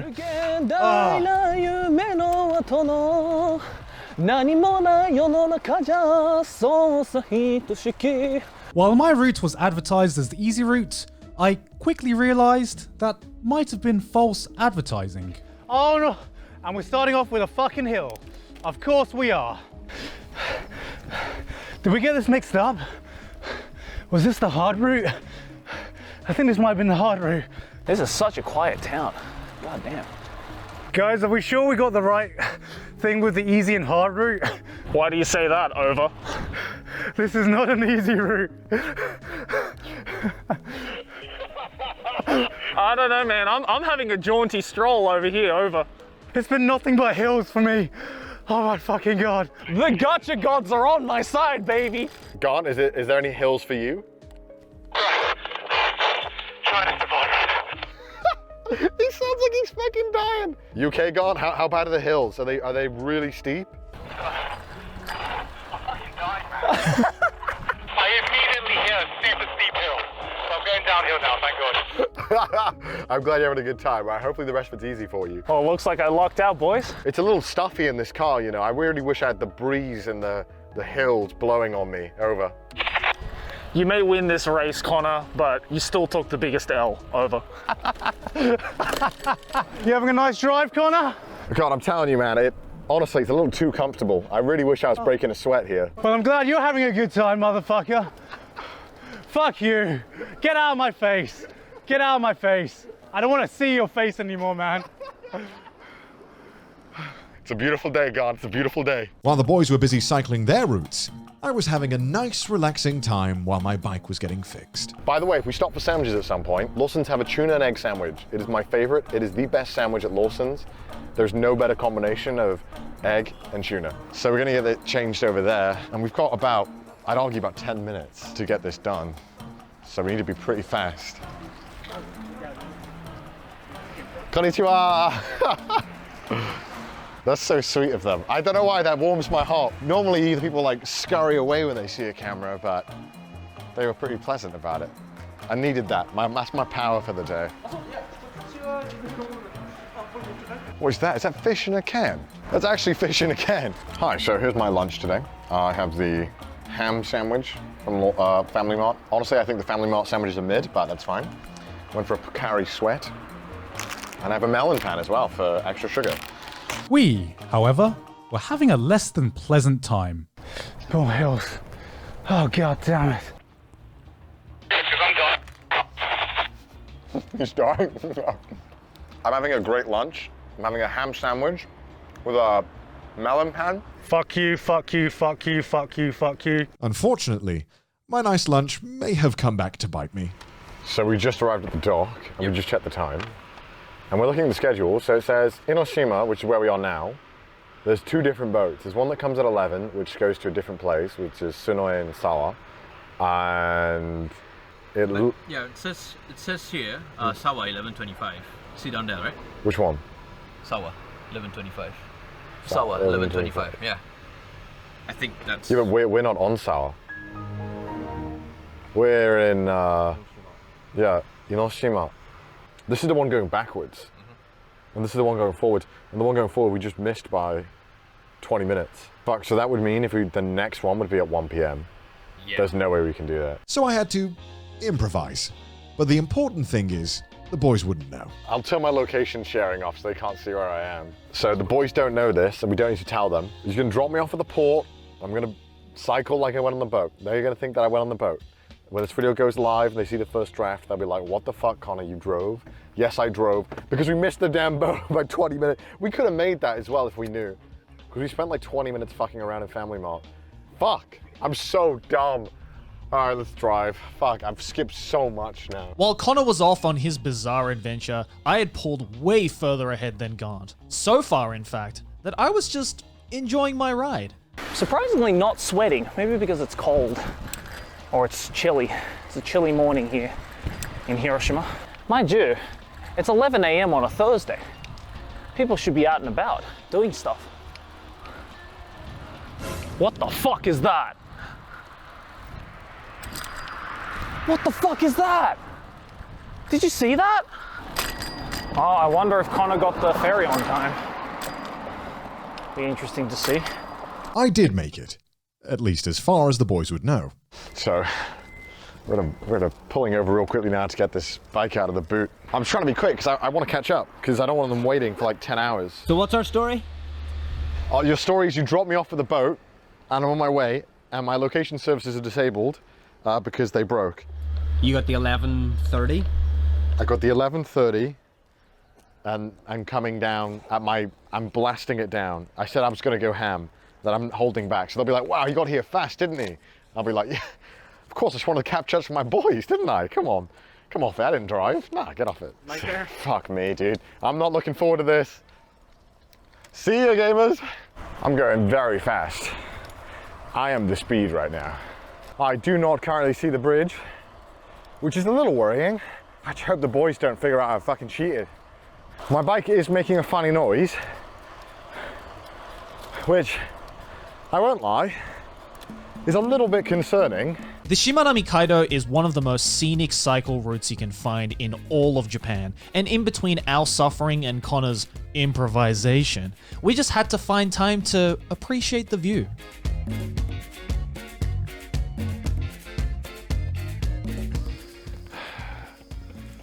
You see this? God damn. Look at this water. Fuck, it's so beautiful. Why is it so beautiful? I love it. I'm fucking dying right now. But man, can't complain about the view. That is a beautiful beach. I'm losing my shit over a beach. I don't even like beaches. Oh my God, look at that view.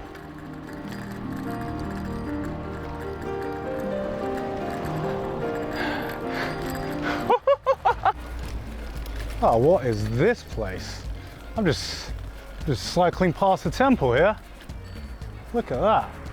Ah, the beautiful view, the nice sea breeze. This was meant to be a challenge, but I was having a great time. So long, Yakuchijima. You are a beautiful coastal town and a beautiful coastal island, Port Island. But it is farewell to you, island number 3. And we are on to island number 4, Omishima, where the first checkpoint is going to be. Let's go. The Roaring Dragon of Tatara Bridge. Let's try to clap your hands here, then strange things will happen.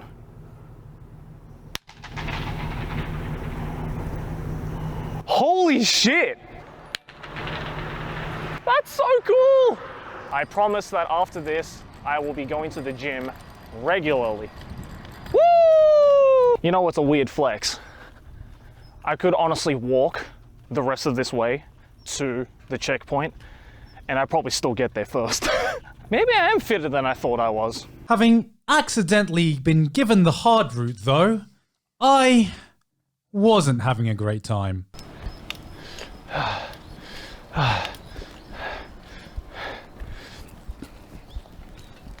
Come on, Gaunt.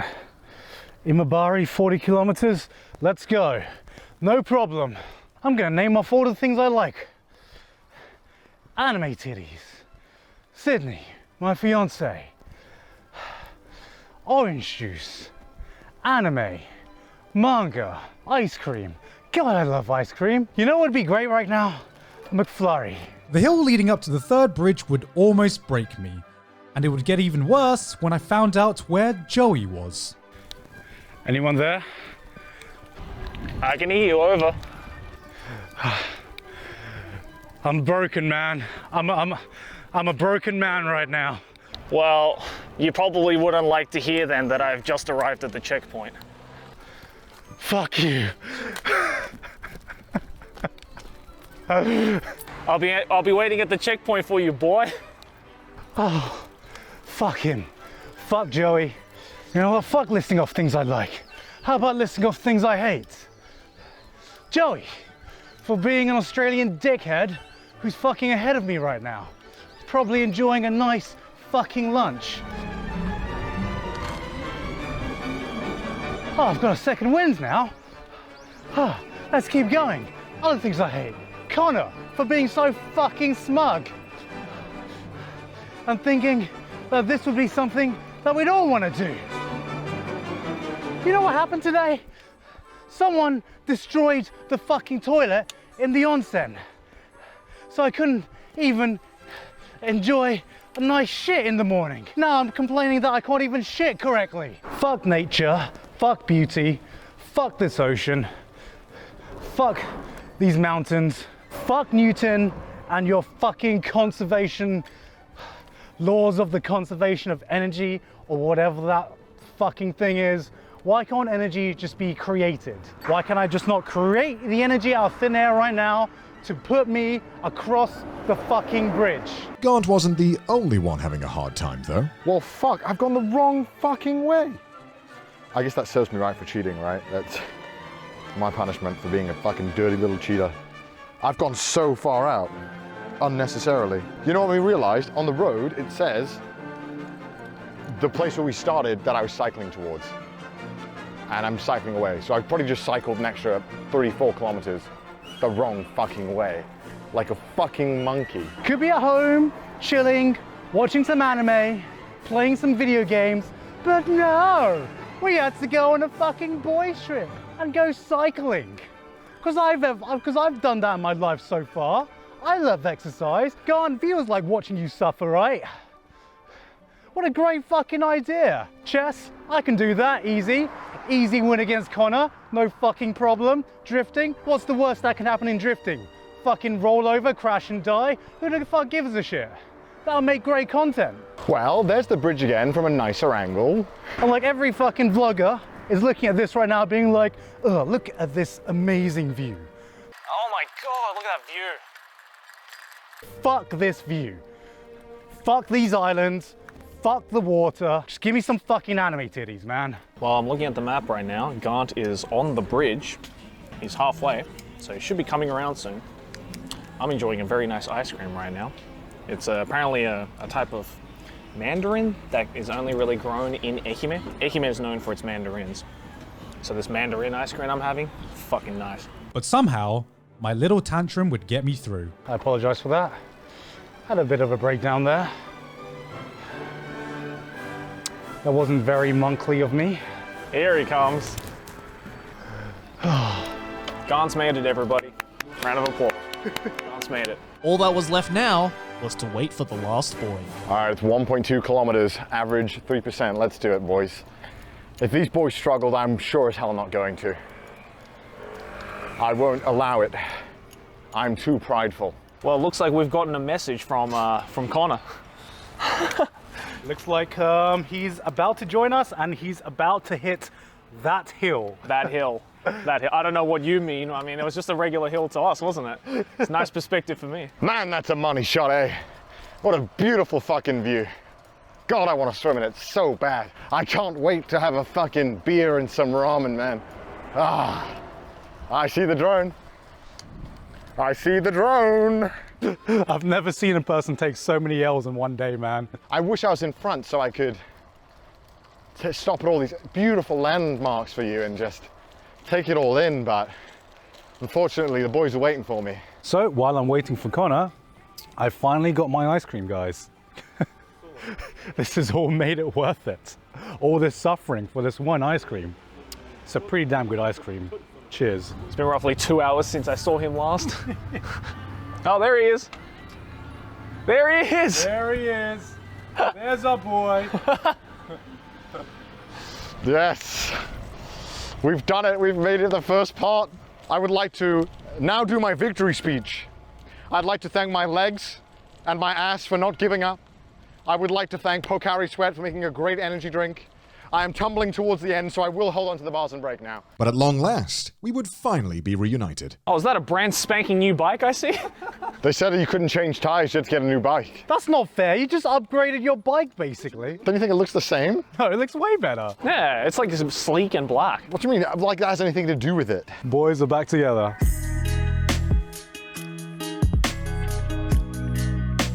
We were about halfway through, and we had a bit of time to reflect. Yeah, the boys don't know I've kind of cheated so far. I mean, it's not really cheating, because I would have had to do... I'm trying to justify it to myself, is what I'm doing.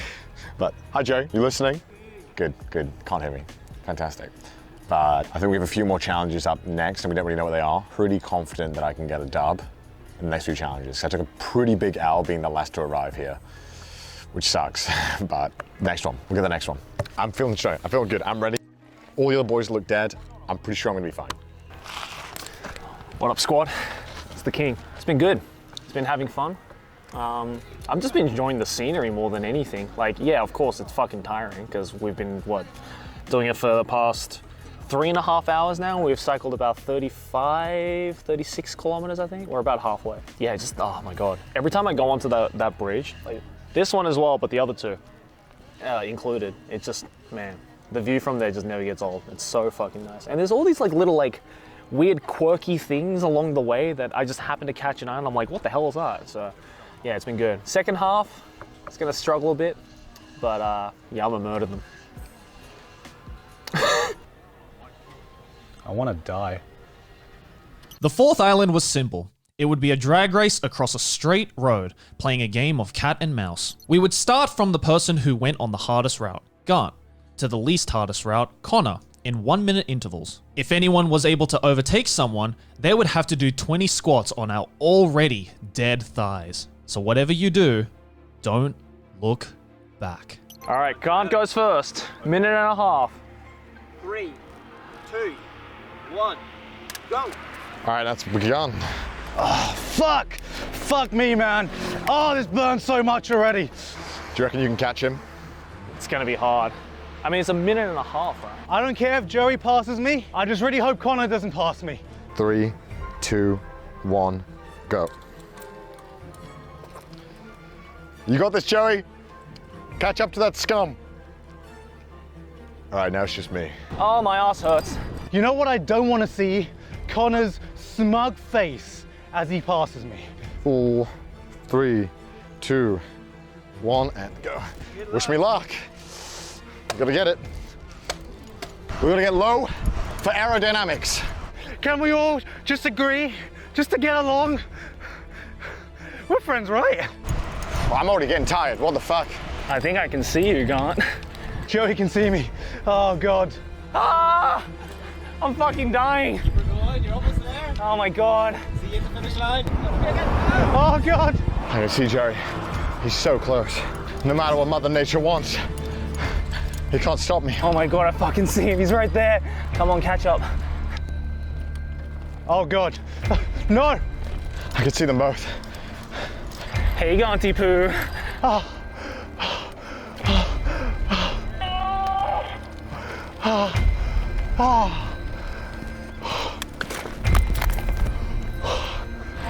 Woo!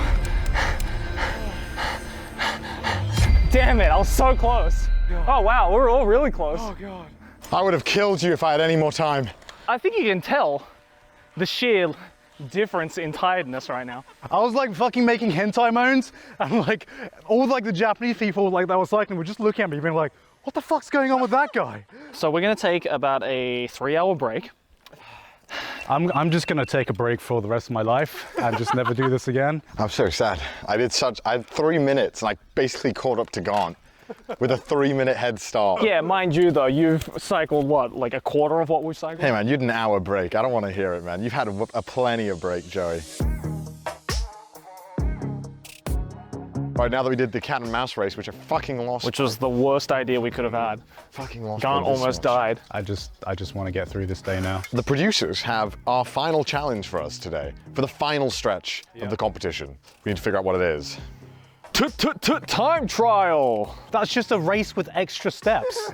It's a race with attitude. Oh my god. If that was a 100-meter dash, this is like a marathon. Try our best to enjoy ourselves for these remaining 2 islands. Let's just have fun, guys, because I am having fun right now. Can you see how much fun I'm fucking having? F is for fuck. I'm having a great time, even though I'm losing. Let's just jump right into it. Just jump right into it. Jump right into the end. Jump right into it, man. Let's jump off a cliff. For the whole journey so far, we've been able to live track each other, but we've all turned it off now, so none of us will know where we are. The only way we can figure it out is if someone wants to reply to the radio, so I'll just be like, Gaunt sucks penis.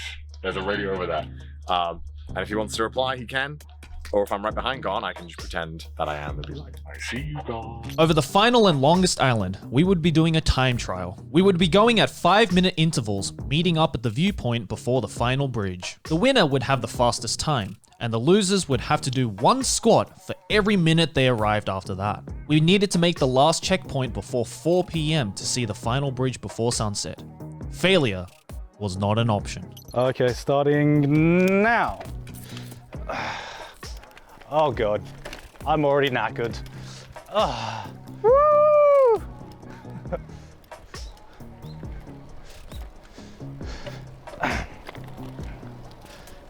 So yes, the question is, when will Connor and Joey pass me? And how can I phrase this? 5, 4, 3, 2, 1, go. All right, see ya. Good luck. This was it. The final stretch. Running almost on empty, I would immediately fuck up. Wait, did I go the wrong way?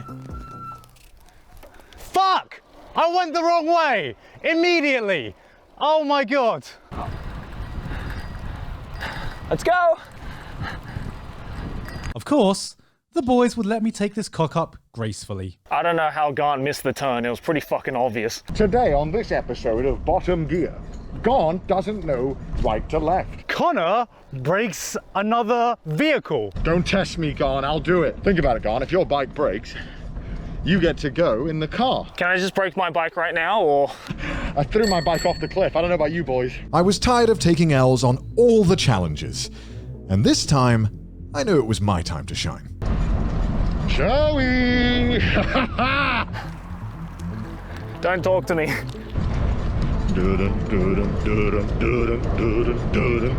Perhaps we could high five. We're so close to each other. I need to get Gaunt now. Well then, yeah, go get Gaunt. He's probably not even on the bridge yet. Am I mad that he passed me? No, because unlike him, I actually bike rode the whole way. What a view. But fuck this view. And it wouldn't just stop there. Guess who can see you? Oh my god. Who's that behind me? I see you too, Gaunt. Oh shit. Oh no. They already fucking see me. What the fuck? Oh god. Gaunt, where'd you go? I was just starting to have some fun, damn it. Can't even fucking understand Connor anymore. Oh shit. Oh, fuck. What happened? Yeah. Fuck you, Gaunt. Oh shit. Here I come. What happened? Chain got unhinged. Oh shit. It was done. I had broken down, my chain was stuck, I didn't even know if I could make the meeting point in time, and, worst of all, I would have to deal with Connor's smug face. It all looked lost. But then, Joey hatched a cunning plan. Can you come and pick Gaunt and I up and drive us to the observation point? This boy talking so much shit, considering he was on a ferry for half the fucking time. Let's see how he fucking likes it. Some will say this is cheating, others will say it's different. Can't cheat if you're just smart, you know? The plan was simple. We'd drive past Connor to give Gaunt a chance to fix his bike, and he'd be none the wiser. The only challenge was making him think we were still behind him. I mean, Connor was the one who was like, let's turn off the GPSs. All right, bro. We'll play to your game. To be fair, the man was on a fucking ferry for half the time, all right? We're just leveling the playing field right Stop now. making excuses. I don't feel guilty at all. You want to say I'm cheating? Yeah, I'm fucking cheating. Fuck you, Connor. Please slow down, Connor. Let us catch up. Yeah, that's what I'm doing. Nah, fuck you. Go ahead. We'll catch up. No, it's okay. I'll wait for you guys. Little does he know. Oh, we gonna catch up, all right. Where are you boys? At the bottom of the hill? Nah, don't worry, man. Just go ahead. Where you at? We, like, literally just got onto the island. Well, you just came off the bridge? Yeah, we just came off the bridge, but we were hanging back. Well, I was hanging back to help Gaunt with his chain. Out of fairness to the boys, I will wait, because what's the point in winning if I can't talk shit to them on the radio? I want them to be close enough so that I can talk smack. Connor was none the wiser. He was waiting on the bridge as we had told him to because we were all going to get a drone shot. But of course, he was in for a big surprise. There is a big fucking spider over here. Let me get this GoPro on so I can show you how gargantuan this boy is. I'm gonna ask Connor if he can go onto the bridge for a drone shot then. Okay. All right, the boys want drone shots, so I'm going. So you're putting this helmet on? Behind this bush on my right? Okay. Oh my god, there he is! Okay. Are you moving now? Connor? Yes, I am moving now. Connor? Over. Oh. Hey, Connor! Bye! Hey, Connor! Oh. Are you there? I waited for Gaunt, and he fucking scammed me. Are you kidding me? He probably still thinks that I'm at the bottom. Yeah. Yo, Connor, I just got to the bottom of the hill, so I'm coming up now. I'm on the bridge right now, but come on. Come on the bridge. I don't even face mine! I don't know. How far am I cycling on the bridge, by the way? All the way to the end, motherfucker. I'll see you on the other side. We are doing drone shots? Me and Joey are in the car right now, so you have fun cycling. I always knew you were weak, Gaunt. I knew it from birth. They had cheated. The audacity. I couldn't believe it. Fuck Gaunt, man. Fuck Gaunt. He's probably giggling in the car, having a great time. He's just like, oh. Yeah, sure I was. But fuck me. Don't talk about me. Focus on Gaunt. He's the one cheating. Broke my bike. Yeah, whatever, dude. Like, I broke my bike. Okay, Gaunt. Come on. We were cheating. We fully admit it. But considering that Connor had skipped an entire island a bit earlier, we decided to level the playing field and have a tiny bit of a head start. So yes, we have just magically teleported in front of Connor. I don't even know if he knows that we are still in the race. He will know soon enough though. Yeah, he will know when he sees us magically at the observatory.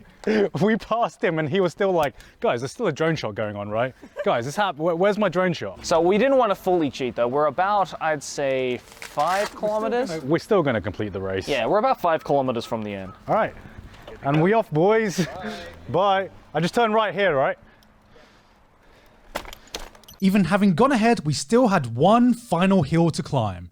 And oh boy, was this the final boss of all hills. So it seems like my issue before was that my gears were broken.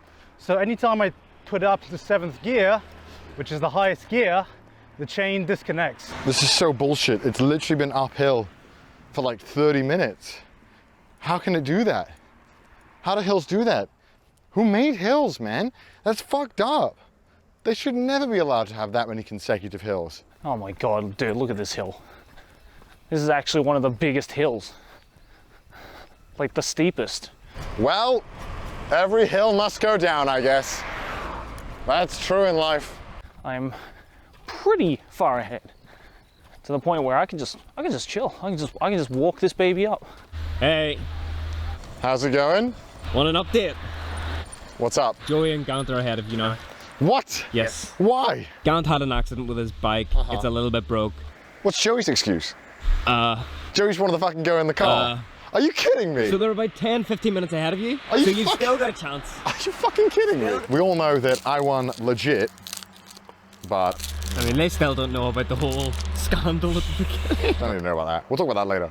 We should have used the car for this one hill part, man. Fuck the rest of it. That's exactly what I was thinking. Man, there's no way. Maybe I can catch up. I'm gonna try my fucking best to kill these fucking jokes. Hey, Connor. This thing's cucking me. I want to go. This better all be straight. Mark my words. It's like that point where you think you defeat the final boss, but you realize he has 3 more health bars. Jesus Christ, man. This is just pain. There's no enjoyment anymore. So we have gotten to the final point of this race, of the time trial, and I would like to post a time of 1 hour and 31 minutes. Now that's a pretty solid time, I think. But Joey's got an even better time. Yeah, I have actually broken the 1 hour and 30 minute barrier with 1 hour and 29 minutes, 18 seconds. Damn, dude. And now all that we have to wait for is to see what Connor's time is. Yeah, I'm curious. I'm curious as well. What do you think? You think he's gonna come under 2 hours? Let's hope so. Because I don't want to wait here for too long. I mean, he's so slow. Like, why is he so slow? Jesus, man. Hey, Connor, are you in range yet? Yeah, I am, Cheetah. What's up? Oh, he's in range. Oh. How you doing, man? As an honorable man, I'm happy with my choice. How fucking far ahead did you go? Jesus Christ. We just went a bit further than the bridge, man. That's bullshit. You probably went half the fucking island. You're chatting out your ass. No, what are you talking about, man? You're all losers at the end of the day. Anyway, we've posted our times. We're just waiting for your time now. What's your excuse, Joey? Gaunt's chain broke. What's yours, Joey? I'm tired. Pieces of fucking shit. I'm tired of waiting. Fuck you, Gaunt. If we didn't have this, it would just be like 3 silent cyclists just talking to themselves this entire time. It'd just be like watching 3 J-vlogs at once. Yeah, I know, right? All right, hopefully I can get a little bit up this hill. More than I would by walking. But he said 3.4 kilometers, for fuck's sake. That's ridiculous. Ah, look at them, smug. Look how smug they are. He made it. Well, look who's not riding his bike. Look who cheated, Gaunt. I got here on my own. Do you know how that feels, Gaunt? Do you know how that feels, mister? I took a fucking cruise across 2 fucking islands. Yes, I did. And it was wonderful, thank you very much. I had a nice leisurely drive. I did not have a choice in that decision. You chose to bend the rules. That was your call. How do you want to end this video? You think I think about that right now? I've been cycling, I don't know if you've done it. Yeah, we did actually, first half. First half? Let me guess, you skipped the like 4 kilometers hill? I have no idea what you're talking about. Yeah, you don't, because you skipped it. You would know if you went through that pain. We went through this pain. Oh, this is nothing compared to what it was earlier. Sounds like a you issue. Yeah, I don't know, man. Those first 2 islands were pretty tough, not gonna lie. I mean, you have no proof that you can show us now that it was like a hard hill. Yeah. So, you know. You can watch my video, you can see me fucking dying. I don't watch trash taste videos. I'll just skip Connor's parts. Wow. I don't watch it for you. Control F Gaunt in the chat to be like, who's talking about me? All right, I don't give a shit about you. Wow. That was awful. So what was your time, dude? Yeah, what was your time? What was my time? Well, are we factoring in the cheating or? No, we're countering in what it says on the clock. What is your time? 1:43:33. 1:43, so... Really, you're gonna count the car?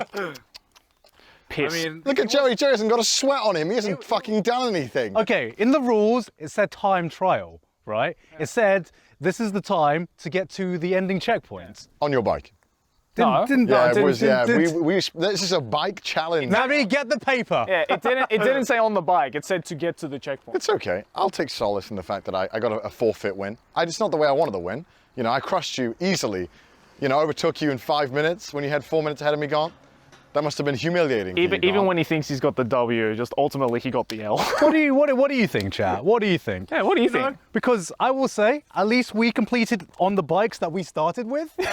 It's not my fault if my bike broke. Hey, my bike broke and it's still here. What, your chain fell off? That's not broke, Gaunt. Hey man, whatever, I just find the way. I persevere. Physically exhausted, and the point system now far out the window. We had made it.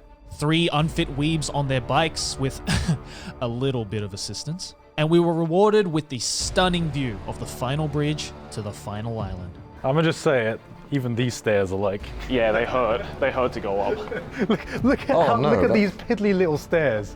Oh, fantastic. Oh, God. More stairs.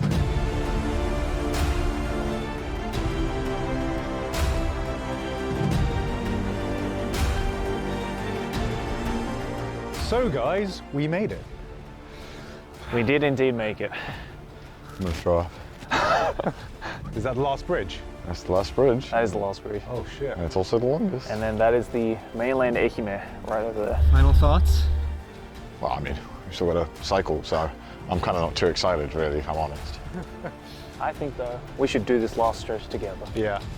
Like good friends do. If we must, if we must. Shall we, boys? Considering you've ruined the sanctity of the sport, what's the point of competing anymore? It doesn't mean shit anymore. We're all just friends. Let's just get home, and I wanna rest on set and beer and cry in the same time. At the same time. Yeah. At the same time. I mean, I'm up for doing this last stretch. You see, this bridge, it's a metaphor. Oh my god. Shut up, God. Before we cross the bridge, we might just be, normal anime nerds, otakus, whatever you want to call us.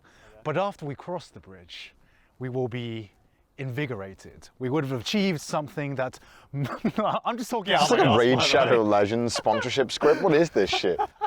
We had cycled to one of the most beautiful landscapes you can find in all of Japan, and there was little we could do but marvel at its beauty. Oh. Very nice.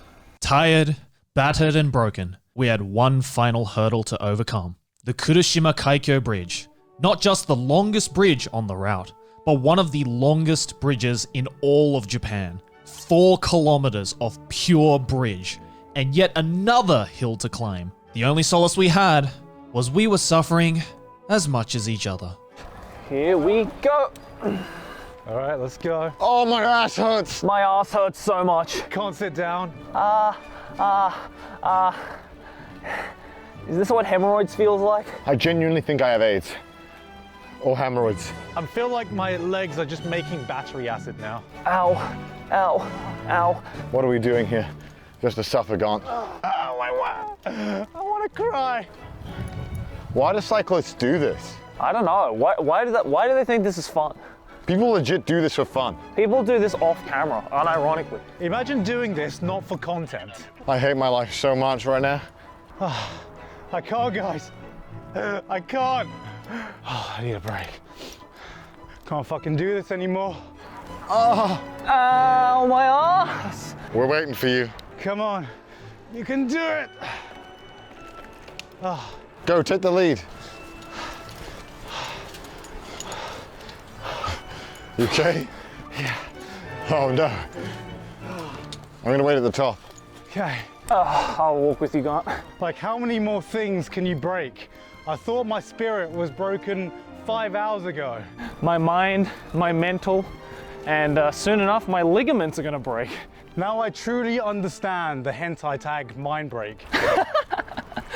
We've been doing this all day. I know. I could have binged an entire anime during this time. We've been doing it basically since we woke up. Morning till night. I'm not even talking. I'm just so tired. I just wanted to end. I want the suffering to end. Leave the drones behind you. Wait, really? Oh yeah, we see it, all right. Whoa, God. My legs just gave up there for a second. Take it nice and slow. Dame, dame, dame yo. Dame, dame yo. Can't even talk anymore. Slow down, no need to worry. No. I insist, I'll do it myself. Going over the bumps hurts so much. Ow. Ow. Ow. Any bump, right? I think just like the sheer willpower has just like numbed my legs and butt. Yeah. And I just don't feel anything anymore. I feel like this day may have given me a permanent fear of hills and just slight inclines. Is there another fucking bridge? I think so. Oh my God. No way. Why am I here? Just to suffer. Just to fucking cry. That ain't right, man. It ain't right. Oh my God, the moment my ass lifts off the chair is like the most excruciating pain. Just plant it in there, man. Don't move it. Where's the stop point? Tell me so I can stop this last time and then never start again. Ah! Fuck! Thank you for warning me, Gaunt. Now I know that's there. It's pretty dark. I can barely see anything. The lights, they do nothing. And I'm sure the GoPros can only see my face, but It is very dark. Wow, that got dark fast. Cycling terminal to the left. I see the finish line. Oh, look at that. Look at how beautiful that looks. Woo!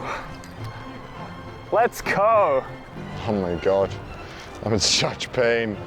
I've got fucking arthritis for sure, bro. Fuck yeah, boys. God, Oh, we did it. I'm so We dead. did it, boys. Oh, fucking hell, gone. You got shit all over your hand. All right, we're finally fucking done. Gamers, we are done. That bridge was so long. I am broken physically, mentally, spiritually.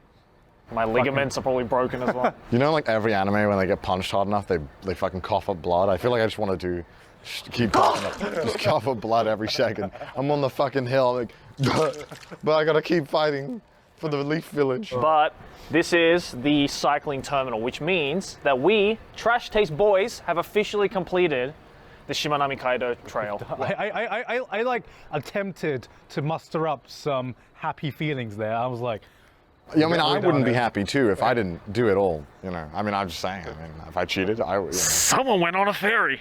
Not my fucking choice. I had to go.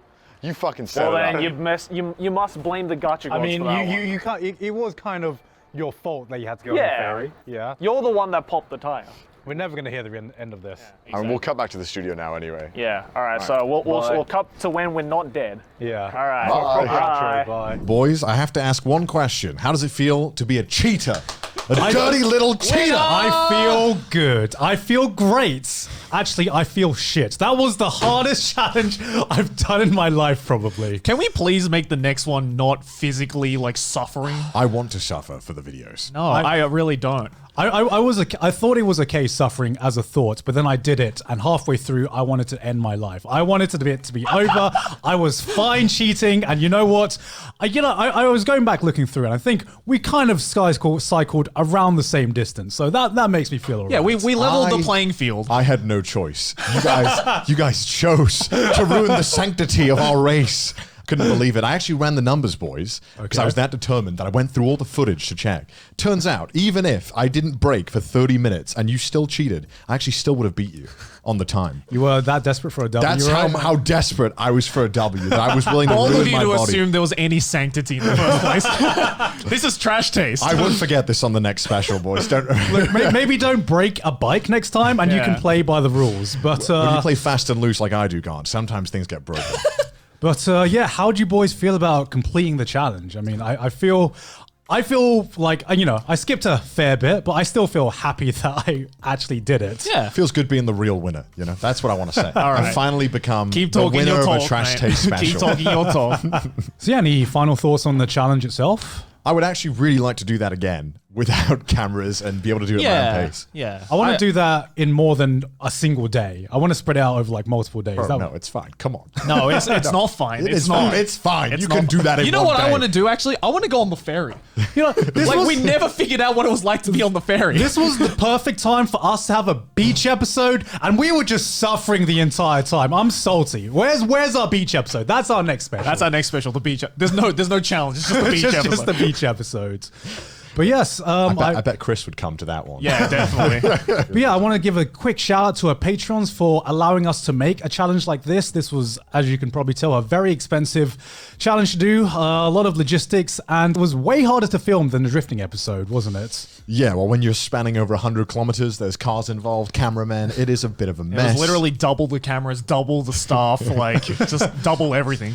Double rip my wallet. So if you want to support these episodes of Trash Taste, and we have so many more ideas that are even more crazy than this, and if you want to get in and support that, please do consider going to our Patreon, and you'll get your name in the credits.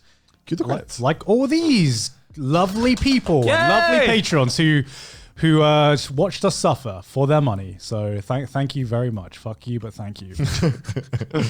And there are definitely more specials and challenges to come, so hopefully you guys stick around as well. So I guess we'll see you guys soon in the next Trash Taste special. Bye. Isn't like in the anime at all. Oh my God! Has Connor broken another car? Joey pulls the drift off. I'll give him another hand job as promised.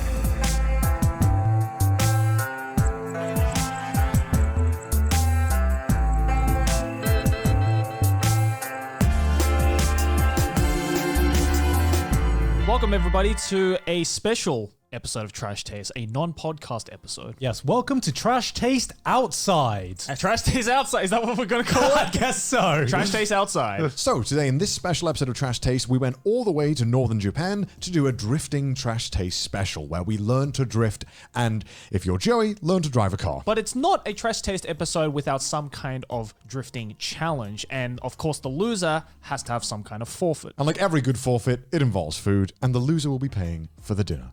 And it won't be me. So only one of us will be the Driftu King. Don't worry, this won't replace your normal podcast. This is just a one-off special that we are just trying out, so we hope you enjoy what you see. Bye. Cue the intro. Drifting, a dangerous-looking hobby you normally associate with video games, movies, or classic anime, with plenty of Eurobeat. You may think this is something reserved for professional racers and illegal street racers, but here in Japan, you can not only learn and take part in the sport, but you don't even need a driver's license, which sounds completely irresponsible. Luckily, we have a group of 3 idiots just for the job. We would have to travel up north to Fukushima to Japan's biggest drift course, Ebisu Circuit. We were about to take our first step into one of Japan's most dangerous sport, and the night before, we were feeling fine. Besides, what could we even be nervous about? We're in Fukushima, boys. How's it feel? Yeah. Are we not? Yeah, we are. Okay. How ready can we be? I've never done anything close to this, so I don't really know what to expect, honestly. I've skidded a car once by accident. Is this just basically go-karting with attitude? That's what I feel. That's what I'm going to call it from now on. That's the title of the video, go-karting with attitude. I mean, do you guys feel confident? Are you ready to drift? No. I haven't driven manual since I passed my driving test when I was 17. So it's been 13 years? Yeah, 13 years since I've last driven manual. Last time you drove manual? Last time, I've never driven manual. What do you mean? I'm typical Asian driver. I drive automatic or nothing. You didn't have to do your driver's test in manual? No. You also agreed to go drifting. You know it's in manual, right? Yeah, I know it's in manual. Why do you think I was so unconfident at the beginning? I know how to drive manual in theory. What do you mean in theory? You passed the theory test of how to drive it? No. I know just how to do it. You have to let go of the accelerator while you pull the clutch. In theory, I know how to skate and ice skate. Yeah. It's just one foot forward, right, and the other foot Yeah. back. I mean, to be fair, I haven't driven a car, just an automatic, in about 3 years. So, I think getting behind the wheel is just going to make me shit myself. Wait, when's the last time you drove? Period. 3 years ago. What? I don't drive here. I live in Tokyo, you don't have to drive. Let alone drift. You're so fucked. I am fucked. That's why I hope to God that at least my time in the passenger seat is going to be very nice. Are they going to give us helmets? I fucking hope so. I'm pretty sure how I know we can prepare, though, adequately.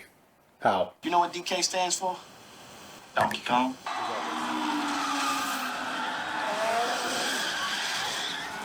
With the suitable research in place, we were ready to take on the real thing. We were ready to take on the drift course. So we are drifting today, right? I think this is the right place. I think so. Why is there llamas? There's a camel over there. There's a goat right there. I can hear it. This is a zoo. Oh. Well, I mean, that's nice. Well then. Very nice. Should we go drifting? Yeah, let's do it. Why not? Alright, nice. Well, looks like these are our cars. That looks more like it. There's no Honda Civic here. I'm not used to driving. That's got a spoiler. Who's getting what car? I want the white one. I want to be pimped out, man. That looks like the most pimped out ride. I think the spoiler looks like that's for you, Connor. Yeah, I feel like I'm a spoiler kind of guy, right? I have a small dick, right? And I'll take the one with the massive cone. I think that comes with the car, actually. I think so, yeah. That cone's for you, Joey. Yeah. This guy's gonna crash. I'm gonna die today. We have no clue how to drift a car, so the first thing we're gonna be doing is letting the pros teach us how to do it. And we're gonna all experience it one by one at very fast speed. This is gonna sound safe and exciting. I've got food poisoning right now. He's gonna shit himself. And I hope the G's don't make my shit come out with what I'm about to experience right now. It's gonna squeeze it out. It's gonna be a tradition every Trash Taste special. One of us has the shit. I don't know why every time we do something, one of us has food poisoning. Today it's me. I woke up with food poisoning. This is great. It's comforting knowing that if I get, too stressed out, I can go and ride a camel over there. All right, little gentlemen, who wants to go first? You want to rock, paper, scissors? All right, fair enough. How are we doing this? We're just whoever loses. Winner. All right, okay. Winner gets to go first. Right? Saisho Wait, good. no. What? Come on, Joe. My Japanese isn't that good. We're in Japan. Okay. Right. Rock, paper, scissors. Fuck. Okay. I'm first. Yay. You won technically, but there you I'm go. gonna die. You get the honor of going first, Jerry. He's probably gonna shit himself. Let's be honest. I think I'm gonna shit myself. I don't know how like intense this guy's gonna go, but I'm hoping it's not too intense.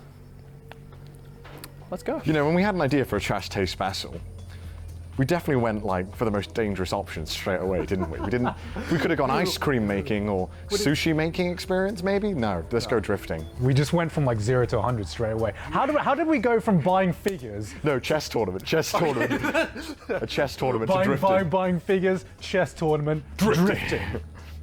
Next is free climbing. Yeah. I'm drifting fast now. First time. Yeah. Okay. This is gonna be scary, isn't it? Not scary. Not scary? Okay, I trust you. I trust you. Yeah. Oh, here we go. Holy fuck! Oh my god! Oh, Jesus Christ! Jesus fucking Christ! Holy shit! Oh, that was a clean drift. Alright, I'm good. Oh my god. Oh shit! Oh my god! So much faster than I thought!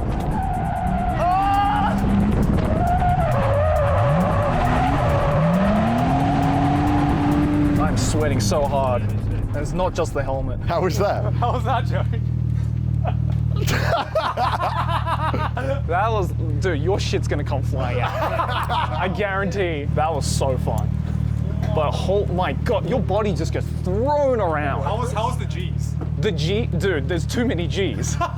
When he fucking accelerates into that corner, it is one of the most scariest things I've ever experienced. That long drift was insane. He did like a 20-second drift. Yeah, I could actually feel the car doing this, like. Really? Yeah, I reckon like one of the sides of the car actually came off to the ground slightly. You hate roller coasters and you're fucking... Oh, dude, like after this, I can go on any roller coaster. Like this is just a roller coaster with no rails that can also... I felt more in danger on this than any roller coaster I've ever been. Oh, definitely. Well, in a roller coaster, you're locked into a rail. Yeah. On this, you can roll the car and die painfully. So, you know, it's take your poison. Yeah. Whose idea was this? I think it was Gaunt's, wasn't it? Yeah, it was Gaunt's idea. If someone dies, we're suing Gaunt. Yeah. And if Gaunt dies, well then... well then I had it coming. I'm calling it. Gaunt's gonna vomit. I'm betting money on it. He's gonna vomit right now. It's pretty intense. Like, I don't get car sick often, but I was pretty sick. You saw how shook I was, right? Dude, watch this car. You're gonna shit yourself. It's insane.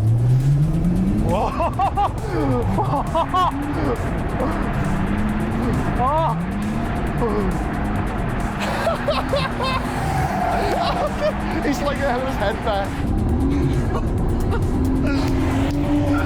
Oh my god! It looks terrifying, doesn't it? Oh my, he's going so fast! That's how fast he's going. Jesus Christ! The poop is flying out of this man's fucking pants right now. He's cheated so hard in his life. Oh my god! Oh my god!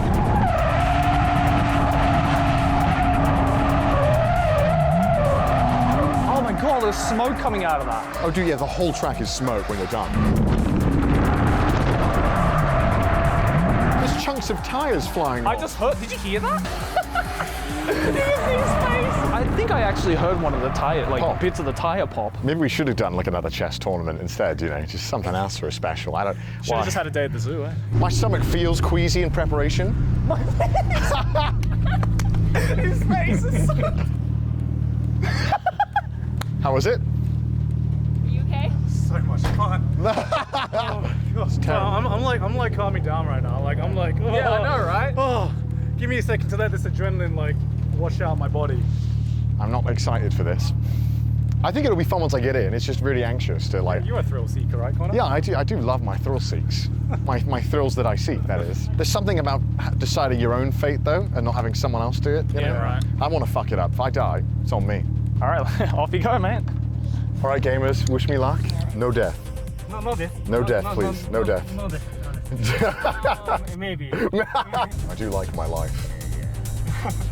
Oh no. Heaven's gate. Heaven's Gate. You're instilling me with confidence. I think he's gonna enjoy it. Oh my God. Jesus Christ. Holy fuck. Jesus fucking. Oh my God, look at the fucking smoke coming off that thing. It's like a fucking smoke machine. It's so fun. Holy fuck. Ah. This isn't like in the anime at all. Oh my God.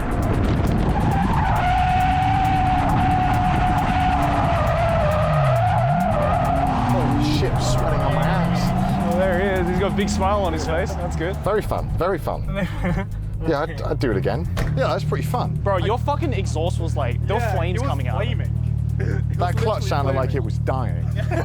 Well, we've all got an experience of holy fuck. What it's supposed to be like. I thought the car was gonna fucking flip. Yeah.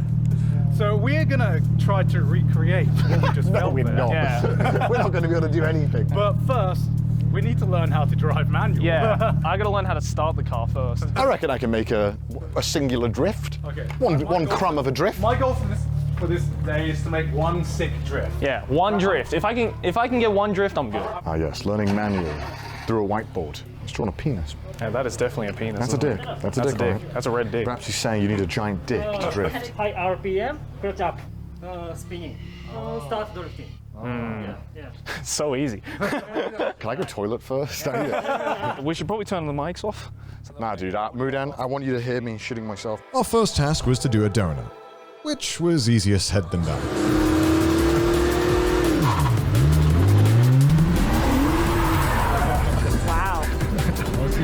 Wow, that's so cool. Unfortunately, before I could even attempt that, Gant and I had to learn the basics of driving a car.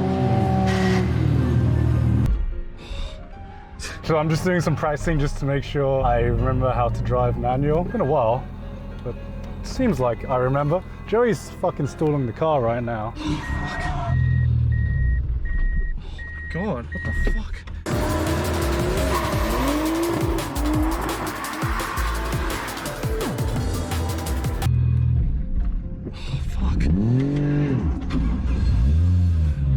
Jesus Christ, this is hard. Okay, first gear. Let go of the brakes, slowly put it up. Okay.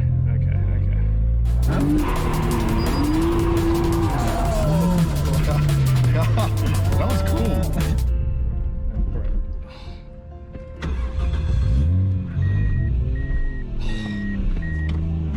Dude, this clutch is so fucking sensitive. I feel like such a failure, man. How did I ever pass this driving test?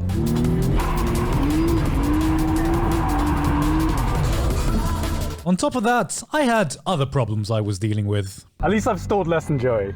To be fair, this is the first time he's driven manual. There's a massive fucking bee. Why do I keep stalling? Okay, got it.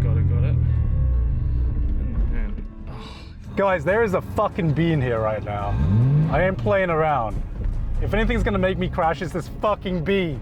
Oh my God, that is a massive bee. Unlike these boys, however, that was just a straight up natural.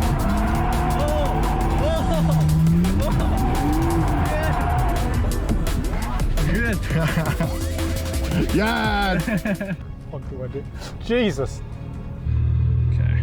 Oh, yes, I stopped it without it stalling. All right, now I know how to do it. Please get out, please. Is that a bee? Oh, it's not even a fucking... It's not even a fucking bee. Yeah, that's a fucking fly. So they've been going about 15 minutes. Connor's the only one so far who's successfully done some drifting. The other two struggling a little bit because it's a manual driven car. It's a little bit tricky. Eventually, we would all be attempting donuts, and it wasn't too bad if I wasn't stalling the car. Oh, fuck! This shouldn't be this hard. Fucking hell, this fucking clutch. Fuck!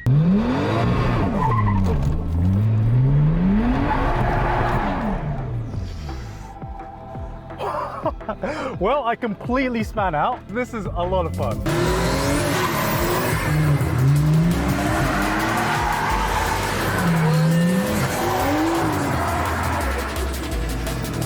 He did it! Oh, dude, Connor's already got the fucking drift down. Meanwhile, I'm fucking peasant over here learning how to drive the goddamn thing. Take 3 Tokyo Drift.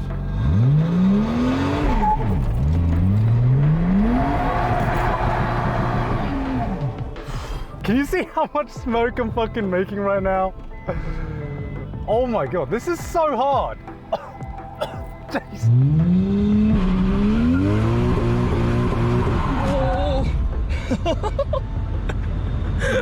Naruhodo.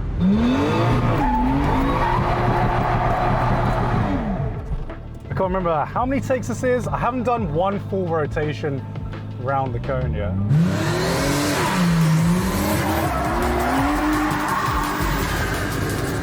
Here goes Joey.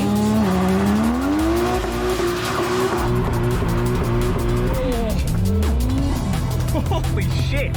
As for me, I was the only one who couldn't pull off a single donut. Connor's doing way better than me.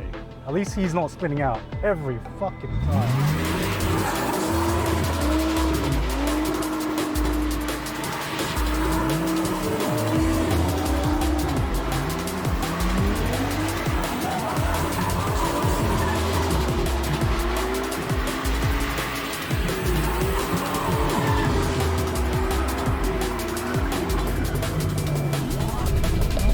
He's pretty good.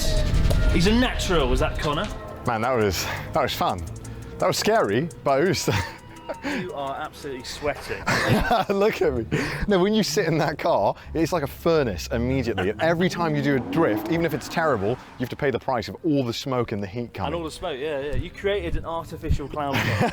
But you got the hang of it pretty well. It took about 20 minutes, and you were doing it. And you're the first one. If I'm not the best, I can at least say I was the first, right, to get it down. That's got to take a win where we can get one. It was fun watching Joey and just his face of distraught at the window. He would do a drift and he's like, I want to go and see what they're doing. Garnt's made a cloud. Is he getting the hang of it? I think we might have missed it. Garnt's just been left to his own devices. Yeah, they've just left him in the car. My guy kept cheering me on. Every time I fucked up, I wanted to beat myself up, but he was like, no, good.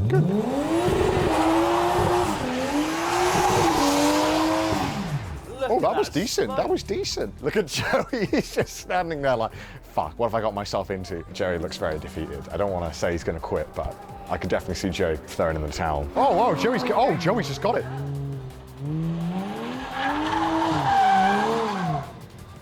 He's got it.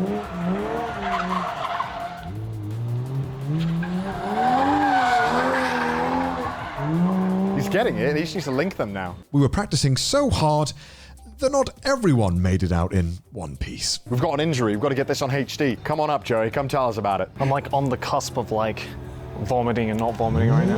You're like the mangaka of Hunter x Hunter. Like, oh, my thumb hurts. I can't go on. Well, not only did I fuck up my thumb here, but this knuckle is killing me. What did you do? How hard are you gripping this thing? Well, really hard. Bro, you don't need to hold it that hard. You can just swoosh it around. Dude, I'm like struggling for dear life. I mean, I think you're doing better than Garnt.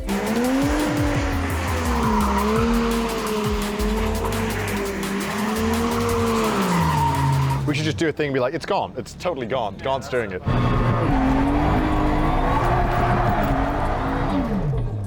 This is so hard. Let's get the drone out. Let's drone it. Joey being sick in a field. Is Chris chatting shit again? No. Is Chris talking out his ass? Joey's being sick. Oh no! After boiling ourselves in 30 degrees Celsius heat in cars with zero AC, overheating our engines, driving circles around a cone for hours, some of us needed a break. What do you call a camel with 3 humps? I don't know. What would you call a camel with 3 humps? Pregnant. Get away from me, Maylene. That looks just like a Gretzko. That looks exactly like a Gretzko. Well, that's because a Gretzko is also a red panda. Kind of a copyright claim, I'd say. So this is where you go for lunch when you're done drifting. There is a safari restaurant right there. I feel seasick and food poisoning at the same time. They have ramen, Joey, ramen! Nah, don't talk to me about ramen, man. This friend's dying. I'm actually feeling so sick. Are you really? Yeah. I don't know how you have so much energy. Yeah. It's so fun. I don't know. I don't feel sick when I'm driving it. Maybe if he drifted me again, I might. I just want to keep driving. Like just driving around, not like drifting. I just want to drive. Driving was fun, right? Yeah, when I can get the car started. Is it harder or easier than you thought it was going to be? Way harder. Wait, you thought it was going to be easy? No, but I thought I'd at least be able to get the basics down. Press the drift button like in Mario Kart. Where's the drift button? Right? Yeah, where's the R trigger to initiate the jump drift? I actually found that the drifting part is easier than I thought. It's just the driving. The driving. this man can drift but not operate a manual car. I can confidently say that drifting is easier than manual driving. It was so funny, Joey going, oh yeah, I can drift it when I can get it into position, but I just can't get it into position because I just keep stalling out the car. I can't even, it's like, I end it, right, and I'm usually like completely spun out so the cone's on the left of me, and the guy's like, okay, get it in position where the cone's on the right.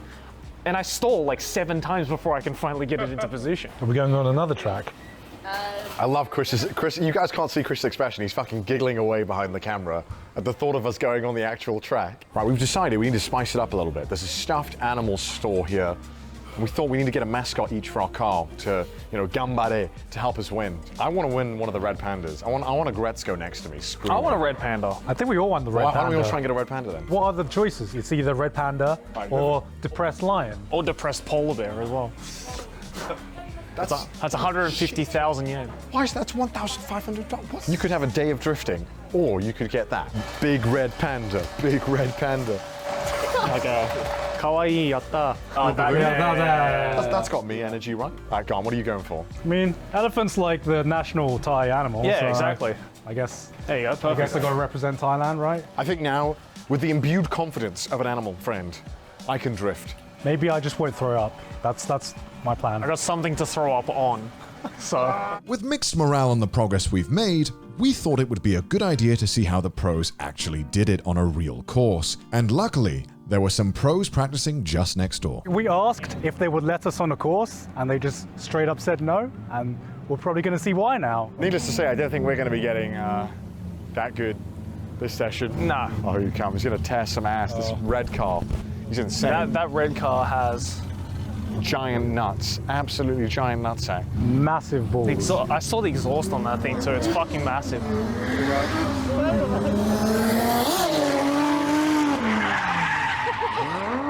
I can't emphasize how fucking loud this is. So loud. So loud. So fucking loud. God, I wish we were that good. God, I wish that was me. God, I wish that was me. God, I wish my dick was that big. Jeez.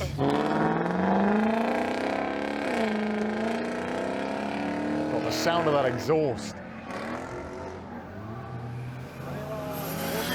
That gives me so much anxiety when they like spin it one way and then spin it the other way immediately. Oh, he slowed down. You fucked it up. You botched it. But yeah, when you get to that level, it must be so fucking fun, right? Like that corner is way tighter than it looks. Yeah. Oh, look at that. God, this screech. Oh my God. That's so clean.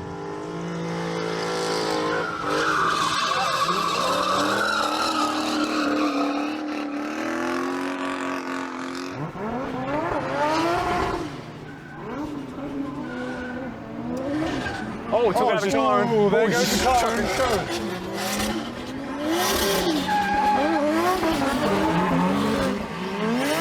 That's so fucking cool. Yeah, sex is cool, but have you ever watched close combat drifting?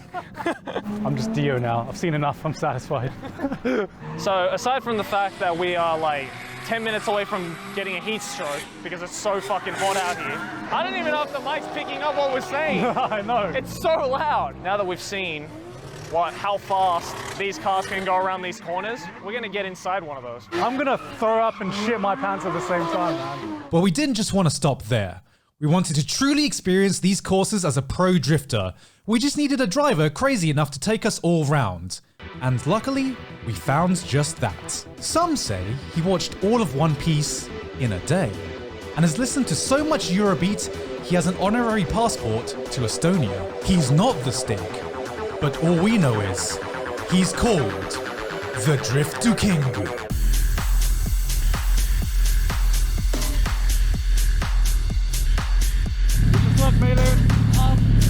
Okay, let's go. Woo! Our driver was an ex-drift champion, and as he was showing us the track he was about to drive, he seemed to be enjoying our suffering. Why is he laughing? Why is he laughing? He's smiling. That's such an evil laugh. Oh, shit.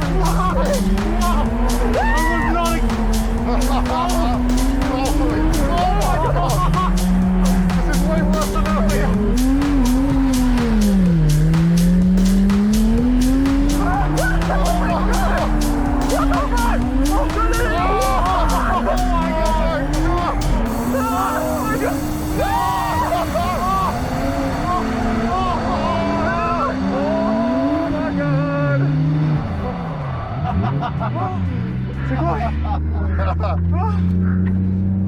was way worse. So much worse. I like how he didn't ask us if we're ready. He just said, let's go. He's like, I know you're ready. I'm ready, so you're ready, right? That was something. My man's fucking laughing up a storm. It's very aggressive.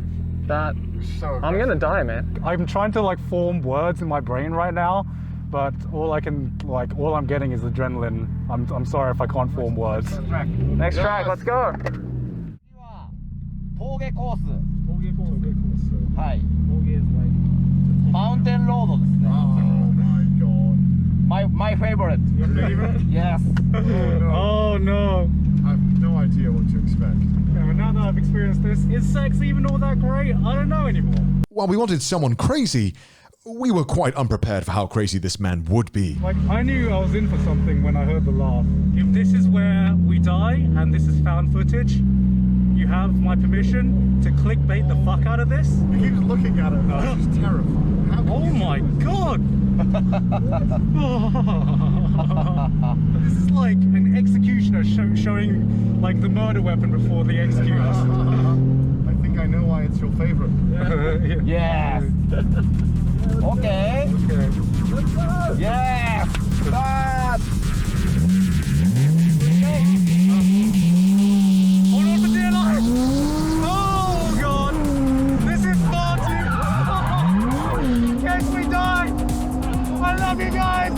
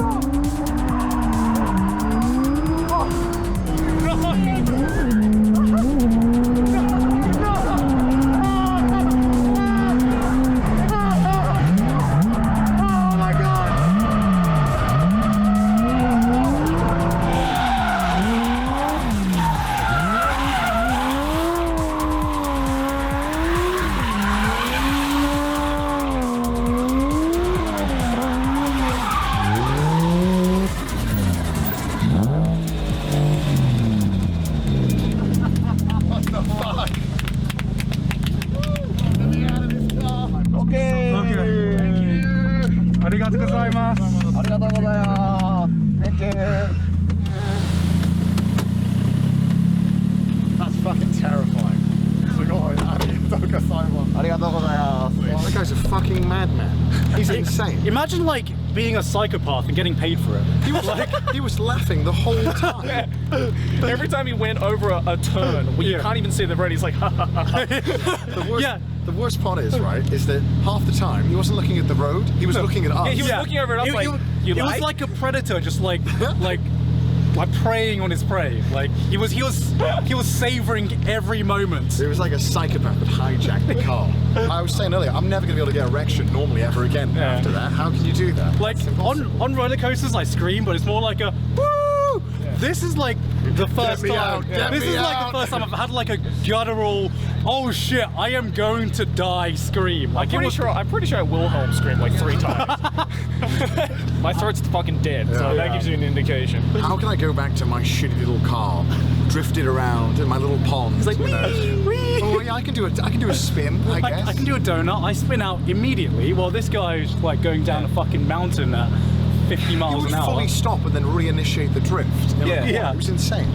I'm actually I can't believe it. That was super cool. I felt good about myself before lunch. now I feel like pathetic. I'm glad I didn't eat much lunch, because it would definitely be up by now. Oh yeah, it would be on the windshield by now. All right, lads, but who's going to win the challenge though? That's still what we came here to do. We got to go back to our challenges, so... I'm going to win. I'm ready to probably. I need to do one successful drift still. Let's do one donut. We got this. All right, let's go. After having our lives flash before our eyes multiple times, it was time to go back to practicing our pitty little donuts. But thankfully, we had a new maneuver to learn. Handbrake down. Okay. Handbrake turn. Fast gear, clutch on, and handbrake. So accelerate, clutch down, handbrake. Yes, handbrake. Easier. Kantan des. This is gonna be easy. Were you gonna sit this one out, Joe? Are you gonna join it? I'm gonna watch you guys. Oh, okay. See how it is. You're a little baby. I hurt my hands, so. I'm gonna watch them go head over tit, as we say in Australia. Just absolutely, hopefully not, touch wood. Having experienced the real thing, we were now hyped and motivated to tear it up in our own cars. Well, at least most of us were. Yeah, so I decided to just chill this one, because, well, hands hurting. But also, fuck that. Mine, my friend. Monkey friend. Hi, monkey friend.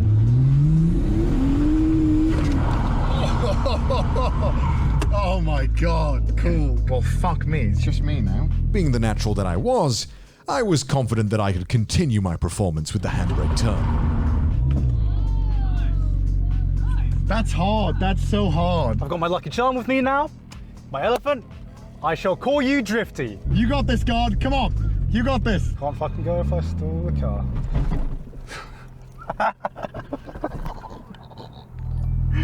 He stole this car.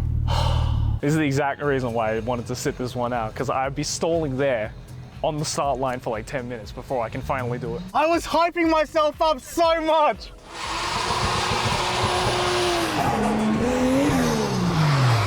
Whoa! That was hard. All right, first attempt was a failure. Joey might have been sitting this one out, but that was fine, as I seem to have channeled his driving skills. God fucking damn it. This is why I don't drive manual.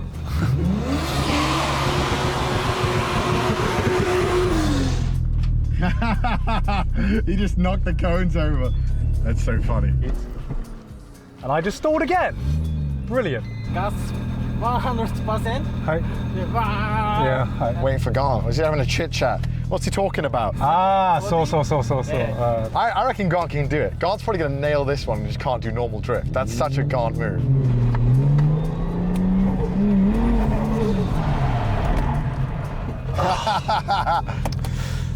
He just knocked another cone over. This man can't help himself. And I was just having a great time watching the boys murder these poor cones. Gant's like fucking murdering these cones left and right. Like every time he's just like, all right, I gotta go down again to fix the cone. I can't stop yeeting the cone. All right, you got this, Connor, you got this. I got this, come on, I gotta do it. What was that?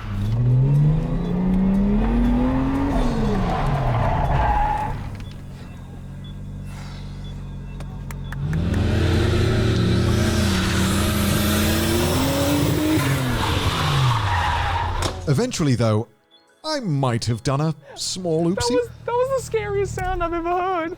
What did they do to the car? I don't know, but it sounded like something just snapped. Engine. Oh. Oh, okay. No good. Oh, shall I bring it up? Machine change, okay? Okay, yeah, sure. What happened there? I think I like popped the engine or something. I gotta go and change the engine. Holy shit. So I fucked up. I fucking destroyed the engine. Gotta say though, it's a lot of fun. While nobody's watching, I'm just gonna secretly do it. I'm just gonna do it now.